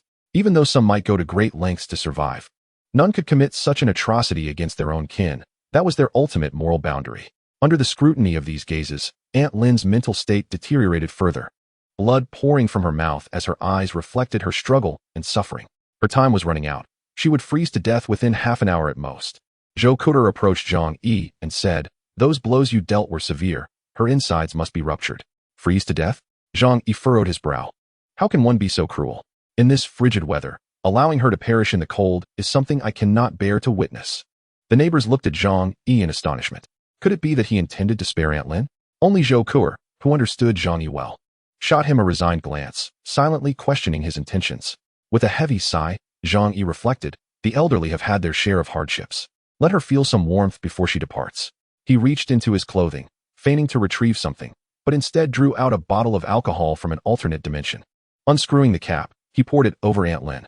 As the neighbors grasped his intent, they exchanged glances of disbelief yet acknowledged the rationale behind his actions. After all, this was Zhang Yi. When had he ever shown mercy to others? After emptying the bottle, Zhang Yi quickly retreated, igniting a cigarette with a lighter and taking 2 puffs before tossing it towards her. In an instant, flames erupted with a fierce intensity. Soon, a chilling scream echoed through the stairwell. The other neighbors, filled with trepidation, hastily cleared a path for Zhang Yi. Chapter 94, Chun Lingyu. He reclined nonchalantly on the sofa. Zhou Kuer entered the restroom and returned shortly with a basin of warm water. With a gentle smile, she knelt before Zhang Yi, assisting him in removing his cotton socks, and then tenderly washed his feet. Softly, she inquired, "Were you startled just now?" Leaning against the sofa, Zhang Yi replied languidly, "Not really. Since the apocalypse, I have become rather unperturbed by most events. In chaotic times, the most absurd occurrences can transpire." Clad in a police-issued bulletproof vest, he felt secure. Unless the old lady was an agile assassin capable of delivering a precise strike to his neck, he was unscathed. Yet, Zhang Yi was not a mere wooden figure. He was naturally inclined to evade danger. Did anything happen in the community while I was away? Particularly in the other buildings? Was there any commotion? Zhou Kuer nodded slowly at his inquiry. I was just about to mention that. Zhang Yi adjusted his posture slightly, curiosity and caution gleaming in his eyes. Oh, what transpired? As she massaged his feet, Zhou Kuer casually remarked, "In Building 9, the person in charge now is my former patient, Chun Lingyu. She contacted me today, hoping I could facilitate your friend request. She mentioned wanting to discuss something with you." Zhang Yi furrowed his brow slightly. Chun Lingyu? That name is unfamiliar to me. Despite residing in the same community, Yulu community is vast, stretching nearly 500 meters from north to south. His location, Building 25 and Building 9, were at opposite ends, leaving little opportunity for interaction. What does she wish to discuss with me? Zhang Yi queried. He scoffed. Collaboration? Nonsense. I lack for nothing at present. While they can only wait helplessly in the building for their demise, what could they possibly offer in collaboration? Zhou Kuer lifted her gaze, a light smile gracing her lips. Shall I tell her that you are not interested in conversing? Zhang Yi waved his hand dismissively. There's no need to rush. Please tell me more about her character and the specific circumstances in her building. Zhou Kuer relayed the information she had gathered. Chun Lingyu was the owner of a beauty and cosmetics company valued at 200 million yuan in Tianhai City. Though termed a cosmetics company, it primarily operated as a micro-business. At 38 years of age, she possessed above-average looks and a dominant personality, embodying a capable businesswoman. She and Zhou Kuer became acquainted during a visit to the First People's Hospital. Their relationship was merely cordial, at best a nodding acquaintance. As for Building 9, it was currently under her control, along with her subordinates. According to what Zhou Kuer had learned, Building 9 was managing quite well, with only 10 fatalities reported thus far. After hearing this, Zhang Yi pinched his fingers thoughtfully and nodded. In such times, it is remarkable that a woman can manage an entire building. Indeed, Chun Lingyu possesses remarkable skills. Zhou Kuer sighed softly. After all, she has experience in micro-business and pyramid schemes, so she is undoubtedly adept at brainwashing others. Zhang Yi chuckled lightly, remarking, "Now, that is a formidable individual. When she truly sets her mind to it, she can sever ties with anyone, even betraying her own family and relatives. One must tread carefully around such women." Zhou Kuer nodded in agreement. "I don't have a very favorable impression of her either. We haven't been in touch for quite some time. It's rather sudden for her to reach out to me today, requesting that I convey a message." Zhang Yi responded. "That is not surprising. The news of my snowmobile and my ability to venture out for resource gathering has long spread throughout the community. Who wouldn't envy me? Who wouldn't wish to acquire my snowmobile?" Zhou Kuer nodded once more. "In that case, do you still wish to converse with her?" Zhang Yi rested his chin upon his hand, pondering for a few moments. "Let us have a chat. I am curious to know what intentions the other buildings currently harbor. At the very least, we cannot push those individuals too hard all at once. Otherwise, the residents of the other 29 buildings might turn against me. And that would not bode well. If Zhang Yi were merely to hide within his home, he would have no reason to fear them. However, he realized that the outside world holds vast treasures, and he would need to continue gathering various survival resources. Thus, it was imperative not to alienate the residents of the other 29 buildings. As he relished Zhou Kuer's delicate massage, Zhang Yi opened his WeChat. He noticed that there were 99 friend requests waiting, which he had neglected to review, as most individuals reaching out to him were merely seeking resources, and he had no desire to engage. Upon opening the friend request list, the first name he saw was Chun Lingyu, the president of the Furong Group. Clad in a women's suit and white shirt, with her arms crossed and a serious demeanor, she wore an exaggerated smile, an archetypal micro-business profile picture. Just as Zhang Yi was about to accept her request, his gaze was drawn to another somewhat familiar profile picture below.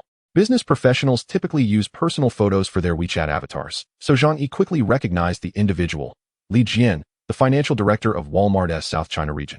He knew him because they had crossed paths at a company annual meeting where he had seen Li Jian speak. Zhang Yi was aware that they resided in the same community, yet their professional paths had never intersected, resulting in little contact. Zhang Yi glanced at the timestamp of the friend request, noting it was sent at 10:30 this morning, shortly after he had just left the community. It seemed that Li Jian was also reaching out for similar reasons. Zhang Yi contemplated for a moment and decided to accept both friend requests simultaneously, eager to see what each individual had to discuss, thereby discerning how to approach the residents of the other 29 buildings. Hello, Mr. Zhang.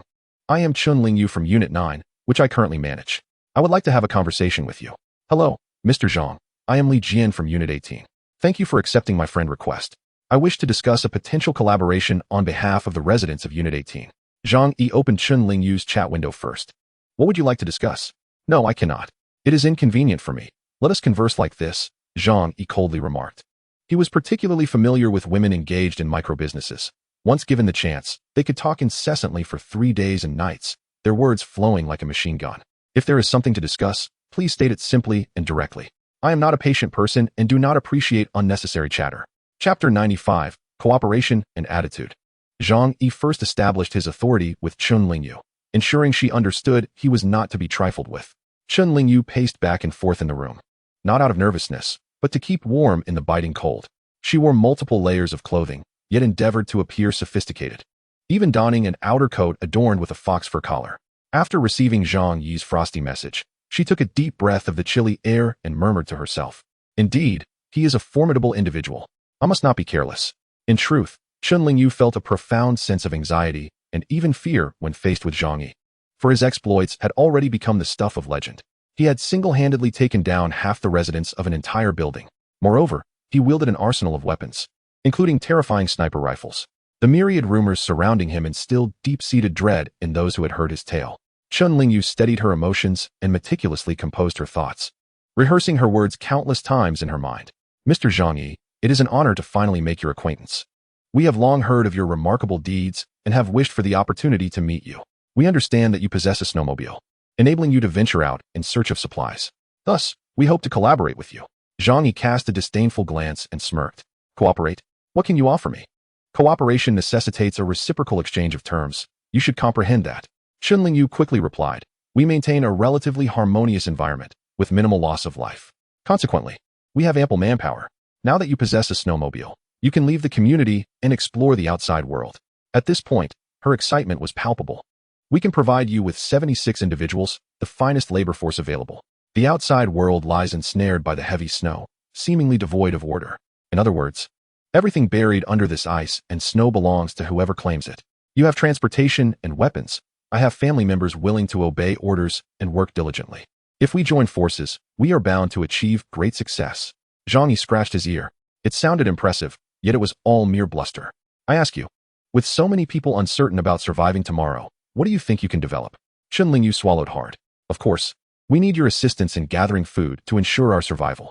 After that, no matter what projects you wish to pursue, our people will be the best laborers. Zhang Yi shook his head, having lost interest.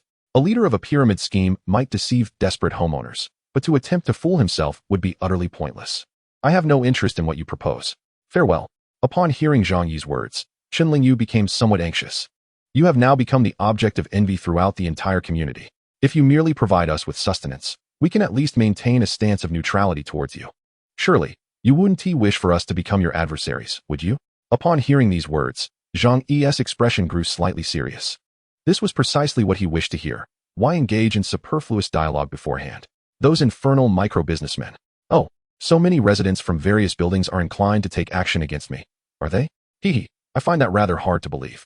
I am living quite well. Who would dare to attack me? Zhang Yi tentatively inquired. Chun Lingyu understood that Zhang Yi was testing the waters, yet to convey sincerity, she felt compelled to divulge certain information. Zhang Yi, you are an astute individual. You must grasp the concept that possessing something precious can lead to peril. Thousands reside within this complex, all trapped in their homes waiting to perish from hunger. Only you possess the means to venture out on a snowmobile in search of food. If you were in their position, would you not feel envious, perhaps even resentful? The reason they have yet to act is merely a matter of weighing the pros and cons. However, It is only a matter of time before they decide to strike. My demands are not excessive. As long as you can ensure our basic food needs, the residents of my building will assuredly refrain from taking action against you." Upon hearing this, Zhang Yi narrowed his eyes slightly. In a certain sense, this could be interpreted as a threat. "Oh, are you implying that should I refuse, your building will indeed launch an attack on us?" Zhang Yi's voice was icy, brimming with lethal intent. Chen Lingyu could not help but shudder, yet she quickly asserted, "I trust you will not choose such a course of action. Opposing us, even if you were to triumph, would yield you no advantage." Her calm demeanor was rooted in the fact that the distance between buildings 25 and 9 was considerable. Should Zhang Yi attempt an offensive, it would effectively sever his means of retreat, and he could also become a target for other residents. "We merely require some food, no further demands. With my capabilities, combined with your might, we could easily establish dominion over the entire community in the future," Chen Lingyu exclaimed with fervor. Zhang Yi's smile bore a hint of disdain. Chen Lingyu inhaled sharply in frustration. This was a partnership. With that, he chose not to prolong the conversation and closed the chat window. He rested his phone on his lap, beginning to contemplate the potential developments of the situation. Zhang Yi held no genuine concern for Chen Lingyu. After all, she was but one individual from Building 9. No matter how many there were, it posed no threat to him. They remained blissfully unaware of the arsenal at his disposal. Should they dare to attack, armed with an assault rifle and his precise shooting abilities, he could decimate them all single-handedly. However, the predicament lay in the fact that there were undoubtedly more individuals within the complex harboring similar thoughts to Chen Lingyu's. Residents from the other 29 buildings gazed enviously upon his snowmobile. Some, driven by desperation as their supplies dwindled, would not hesitate to confront him in a life-or-death struggle. If they were to unite and simultaneously assault Building 25, Zhang Yi would find himself fighting tirelessly to fend them off. Zhang Yi gazed up at his secure shelter. Its shell crafted from aerospace alloys, resilient enough to withstand artillery fire. Even if the entire community sought to invade, breaching its defenses would be a formidable challenge.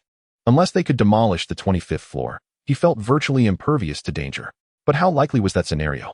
Zhang furrowed his brow, contemplating the question. Should the residents of the 29 buildings unite, such an event could indeed transpire. Currently, the power constraints forbade the use of high-wattage appliances, rendering devices like jackhammers and electric drills useless. To rely solely on manual labor to dismantle a building, particularly under the extreme cold and severe food scarcity, was an utterly impossible endeavor. After all, with their current physical condition, even a brief exposure to the elements would leave them incapacitated, let alone the strength required to break down walls. Chapter 96. Should I eliminate them all? After much reflection, Zhang Yi arrived at a satisfying conclusion. As long as he remained steadfast within the 25th floor, leveraging his firepower and the fortitude of his shelter, even a coalition from the other 29 buildings would pose no threat to him. In essence, amid such dire food shortages and frigid temperatures, merely stepping outside into the biting wind was an arduous trial. 20 individuals could scarcely muster the strength once possessed by a single person in better times. His personal safety was assured. If necessary, he could mount his motorcycle and break through the encirclement, engaging in guerrilla tactics with his armaments to gradually wear them down. However, such a course of action seemed excessively cumbersome. How long would he need to eliminate the residents of the 29 buildings? Yet, if he refrained from attacking, they would undoubtedly launch an offensive against him. Zhang Yi pondered deeply, weighing whether to expend time and energy to eliminate those who threatened him within the community or to consider alternative strategies. In the short term, he remained undecided. Glancing at his phone, he resolved to converse with Li Jian, eager to ascertain whether all the building owners shared similar sentiments. Zhang Yi opened the chat window with Li Jian. He did not initiate conversation, yet Li Jian was remarkably proactive, sharing their circumstances with enthusiasm. "Mr. Zhang, I come to you with sincerity, hoping to collaborate in constructing a harmonious home, a post-apocalyptic utopia. Thus far, our group of 18 has only suffered the loss of 5 elderly individuals who perished due to complications arising from the extreme cold. Through prudent allocation of resources, we have coexisted harmoniously.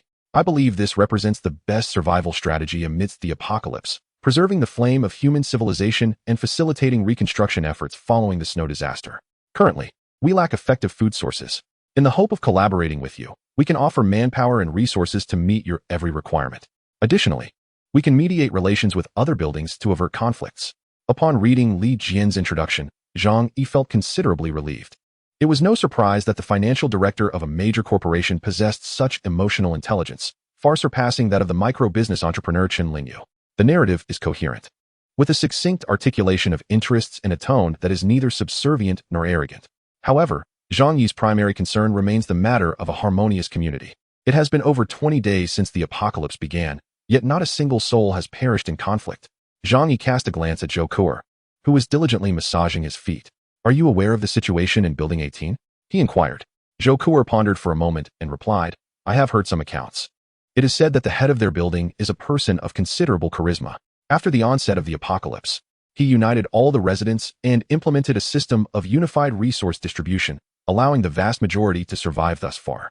Zhang Yi remarked, "Truly, he is a financial director. A management accountant must not only understand administration, but also know how to maximize benefits." In reality, Li Jian's approach is the most rational.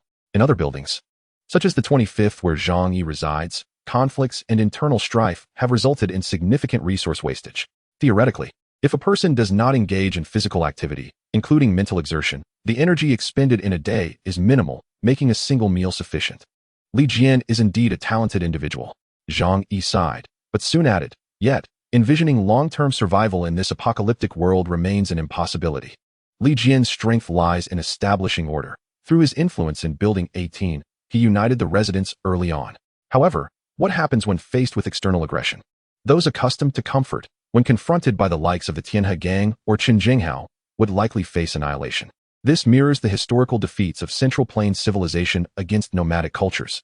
Without the protection of military might, all semblance of peace and harmony is but an illusion. Zhang Yi inquired, "If I were to disagree, what would you do?"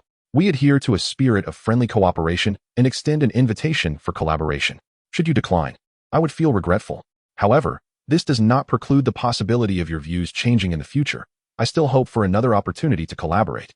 So, will you not choose to attack our Building 25? Or, when attacking other blocks, will you not consider joining us? Our military strength is solely for self-defense. We do not initiate aggression. It is not that we lack power, but rather that futile internal conflict only leads to mutual destruction." Zhang Yi felt compelled to applaud him. Look at him, ostensibly timid, yet speaking with such righteous conviction. Li Jian is a discerning individual. He understands that if Zhang Yi were to engage in conflict with others, they would gain little benefit from intervening. It is far wiser to observe the strife from a distance. Should Zhang Yi falter, and the snowmobile fall into another's hands, he could still seek collaboration with others. Please await my response. After sending this message, Zhang Yi turned to his friend request list to seek out others. Previously, he had neglected all friend requests due to the overwhelming number of individuals seeking to connect with him for resources. However, it now appeared that every resident in the community wished to converse with him, hoping he would assist in resource gathering. Consequently, Zhang Yi proceeded to add several heads of other buildings. The sentiments expressed by them bear nearly no difference from those of Chun Lingyu and Li Jian. They all yearn for collaboration with Zhang Yi and implore him to assist in gathering resources for their survival. However, the conditions they can offer are exceedingly limited: mere labor, women, and a promise not to betray during conflicts. The only distinction lies in the quality of their attitudes, nothing more.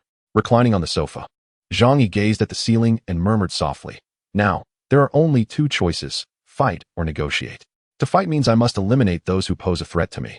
This is not an impossible feat, yet it would demand considerable time and ammunition. To eradicate the numerous residents of the 30 buildings in the neighborhood would deplete my stored ammunition entirely. The reserve I obtained from the police station is not particularly substantial, merely over 1,000 rounds. This consideration is under ideal circumstances. If they attack, I could potentially eliminate them, but what if they choose to remain inside the buildings? I cannot risk venturing in. Furthermore, while I bear no psychological burdens regarding killing, I am no deranged butcher. Most individuals in the community harbor little animosity towards me. To extinguish their lives would weigh heavily on my conscience. Perhaps I might even end up with my own mental issues." Rubbing his temples, Zhang Yi concluded that exterminating the entire neighborhood was not a wise course of action. It was simply too cumbersome. Chapter 97. The attitudes of the residents in each building. Listening to Zhang Yi's murmurs, Zhou Kuo felt a chill run down her spine. At that moment, no one in the community realized they were teetering on the brink of hell, frantically leaping to and fro. Life or death rested solely in Zhang Yi's thoughts. She felt an overwhelming sense of relief for having chosen to follow him. Suddenly, Zhang Yi turned his gaze towards Zhou Kuo and patted the sofa beside him. "Come here." Zhou Kuo approached and sat beside him. The room was quite warm, so they often donned casual home attire. Zhou Kuo had not brought any clothes of her own, wearing only what Zhang Yi had selected for her. Thus, her style naturally reflected his preferences. The outfit she wore was exceedingly charming, complementing her graceful figure. Sitting close to Zhang Yi, she exuded a gentleness akin to a Siamese cat. Zhang Yi picked up a glass of water from the table, took a sip, and then asked Zhou Kuer, from your perspective, should I fight them or negotiate? Zhou Kuer had initially thought Zhang Yi wished to share intimate thoughts with her, but was surprised to find him seeking her opinion. This, of course, indicated his trust in her, a positive sign, though she felt a twinge of regret. She was nonetheless pleased that Zhang Yi valued her input. Zhou Kuer pondered for a moment before replying. If you choose to fight, can you withstand the simultaneous assaults from the residents of the other 29 buildings? Zhang Yi responded confidently. Yes, I can manage without any issues. In truth, he felt a slight uncertainty, possessing only 99 assurance, while the remaining 0.01 remained elusive. After all, he could not guarantee that within the other 29 buildings, no one was concealing explosives capable of collapsing an entire structure. However, the probability of such an event occurring is akin to the chance of a falling projectile striking his home. Encountering such a situation would leave him powerless. Zhang Yi chose not to dwell on it. Zhou Kuer's eyes were filled with astonishment. She had anticipated that Zhang Yi would declare it impossible. Yet he responded with a confirmation. He had never disclosed to her the extent of his arsenal and resources. However, upon reflection, Zhou Kuer realized that Zhang Yi possessed extraordinary abilities. For him, anything was conceivable. Taking a deep breath, she continued, if negotiations were to occur, would you then have to provide the living information of everyone in the community? Zhang Yi erupted into laughter. Zhou Kuer immediately retorted, that is absolutely out of the question. Even if we assume 50 survivors per building, that amounts to 1,500 individuals. Managing the sustenance of so many would require an unimaginable amount of resources. Placing such a burden solely upon you is utterly unreasonable. Zhang Yi waved his hand dismissively. That's not how the calculations work. They will propose conditions that are inherently inflated, awaiting my counteroffer. Moreover, one should not regard this group as paragons of virtue. Anyone capable of controlling a building is bound to have their own faction. When they acquire supplies, their priority will naturally be to cater to their own. A glimmer of profound insight flickered in Zhang Yi's gaze. As for the others, they are merely reserves. Is there any necessity to squander food on them? Zhou Kuer found Zhang Yi's reasoning compelling and nodded in agreement. Nonetheless, the notion of one person being responsible for the supplies of 30 buildings was still an immense burden. Zhang Yi smiled and nodded. Indeed, that is the case. Hence, I must extricate myself from this predicament. I could either eliminate them all, a convoluted and perilous endeavor, or perhaps there's a more efficient method to evade this troublesome group without resorting to violence. Zhou Kuer pondered seriously, while Zhang Yi gently embraced her slender waist, contemplating deeply. After a considerable pause, Zhou Kuer sighed. This dilemma appears unsolvable. To them, you are their sole beacon of hope.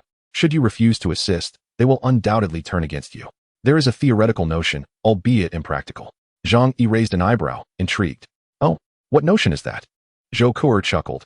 Although evasion is shameful, it can be effective. If you were to leave this community and relocate elsewhere, you would be free from their grasp. Zhang Yi stared at Zhou Kuer in disbelief. Initially, he found her suggestion utterly absurd, even nonsensical. After all, he had painstakingly created this sanctuary. How could he just abandon it? Yet, suddenly, an idea sparked in his mind. Could he perhaps incorporate his safe haven into his own space and take it with him? Zhang Yi had also attempted to collect large items, yet the condition for such items to be taken was that they must exist independently. His safe house was intricately integrated within the framework of the building. To remove it, one would have to dismantle it. But how could it be dismantled? What tools could be employed for such a task? If it were indeed feasible to disassemble, one could reasonably assume that those despicable neighbors of his would have done so long ago. This notion, though audacious and exceedingly difficult to realize, invigorated Zhang Yi's imagination. Perhaps in the future, under more favorable circumstances, he could endeavor to explore this possibility. Nevertheless, at present, it was evidently not a viable option. Zhou Kuer observed the earnest contemplation on Zhang Yi's face and could not help but chuckle. I was merely speaking offhand. You aren't taking me seriously, are you? Zhang Yi regarded her with a smile and playfully pinched her petite nose. Then what do you suggest we do? Zhou Kuer pouted. I have no idea. Zhang Yi's gaze deepened. Let us not rush. We shall wait and see. After all, time was on their side, and the advantage lay with him. Currently, the only matter that posed a slight challenge to Zhang Yi was the potential alliance of the other 29 buildings. Yet in this apocalyptic era, human interactions were fraught with treachery and deceit. Within a single community comprising 30 buildings, various factions with distinct civilizations had emerged. Zhang Yi and the Tianhe gang, alongside the Wolf Pack, had seized power through force and bloodshed. Chen Lingyu had controlled her building through brainwashing and hypnosis, while Li Jian had fostered a harmonious environment devoid of conflict through scientific management. These numerous organizations operated on entirely different ideological planes, and they remained vigilant against one another, aware that any could swiftly turn into an adversary. Forming a coalition was no simple feat. Zhang Yi resolved to continue observing their movements before determining his course of action. After all, the initiative lay firmly in his grasp. With a considerable arsenal of firearms and the advantage of precise marksmanship, he was unperturbed by the prospect of a collective confrontation.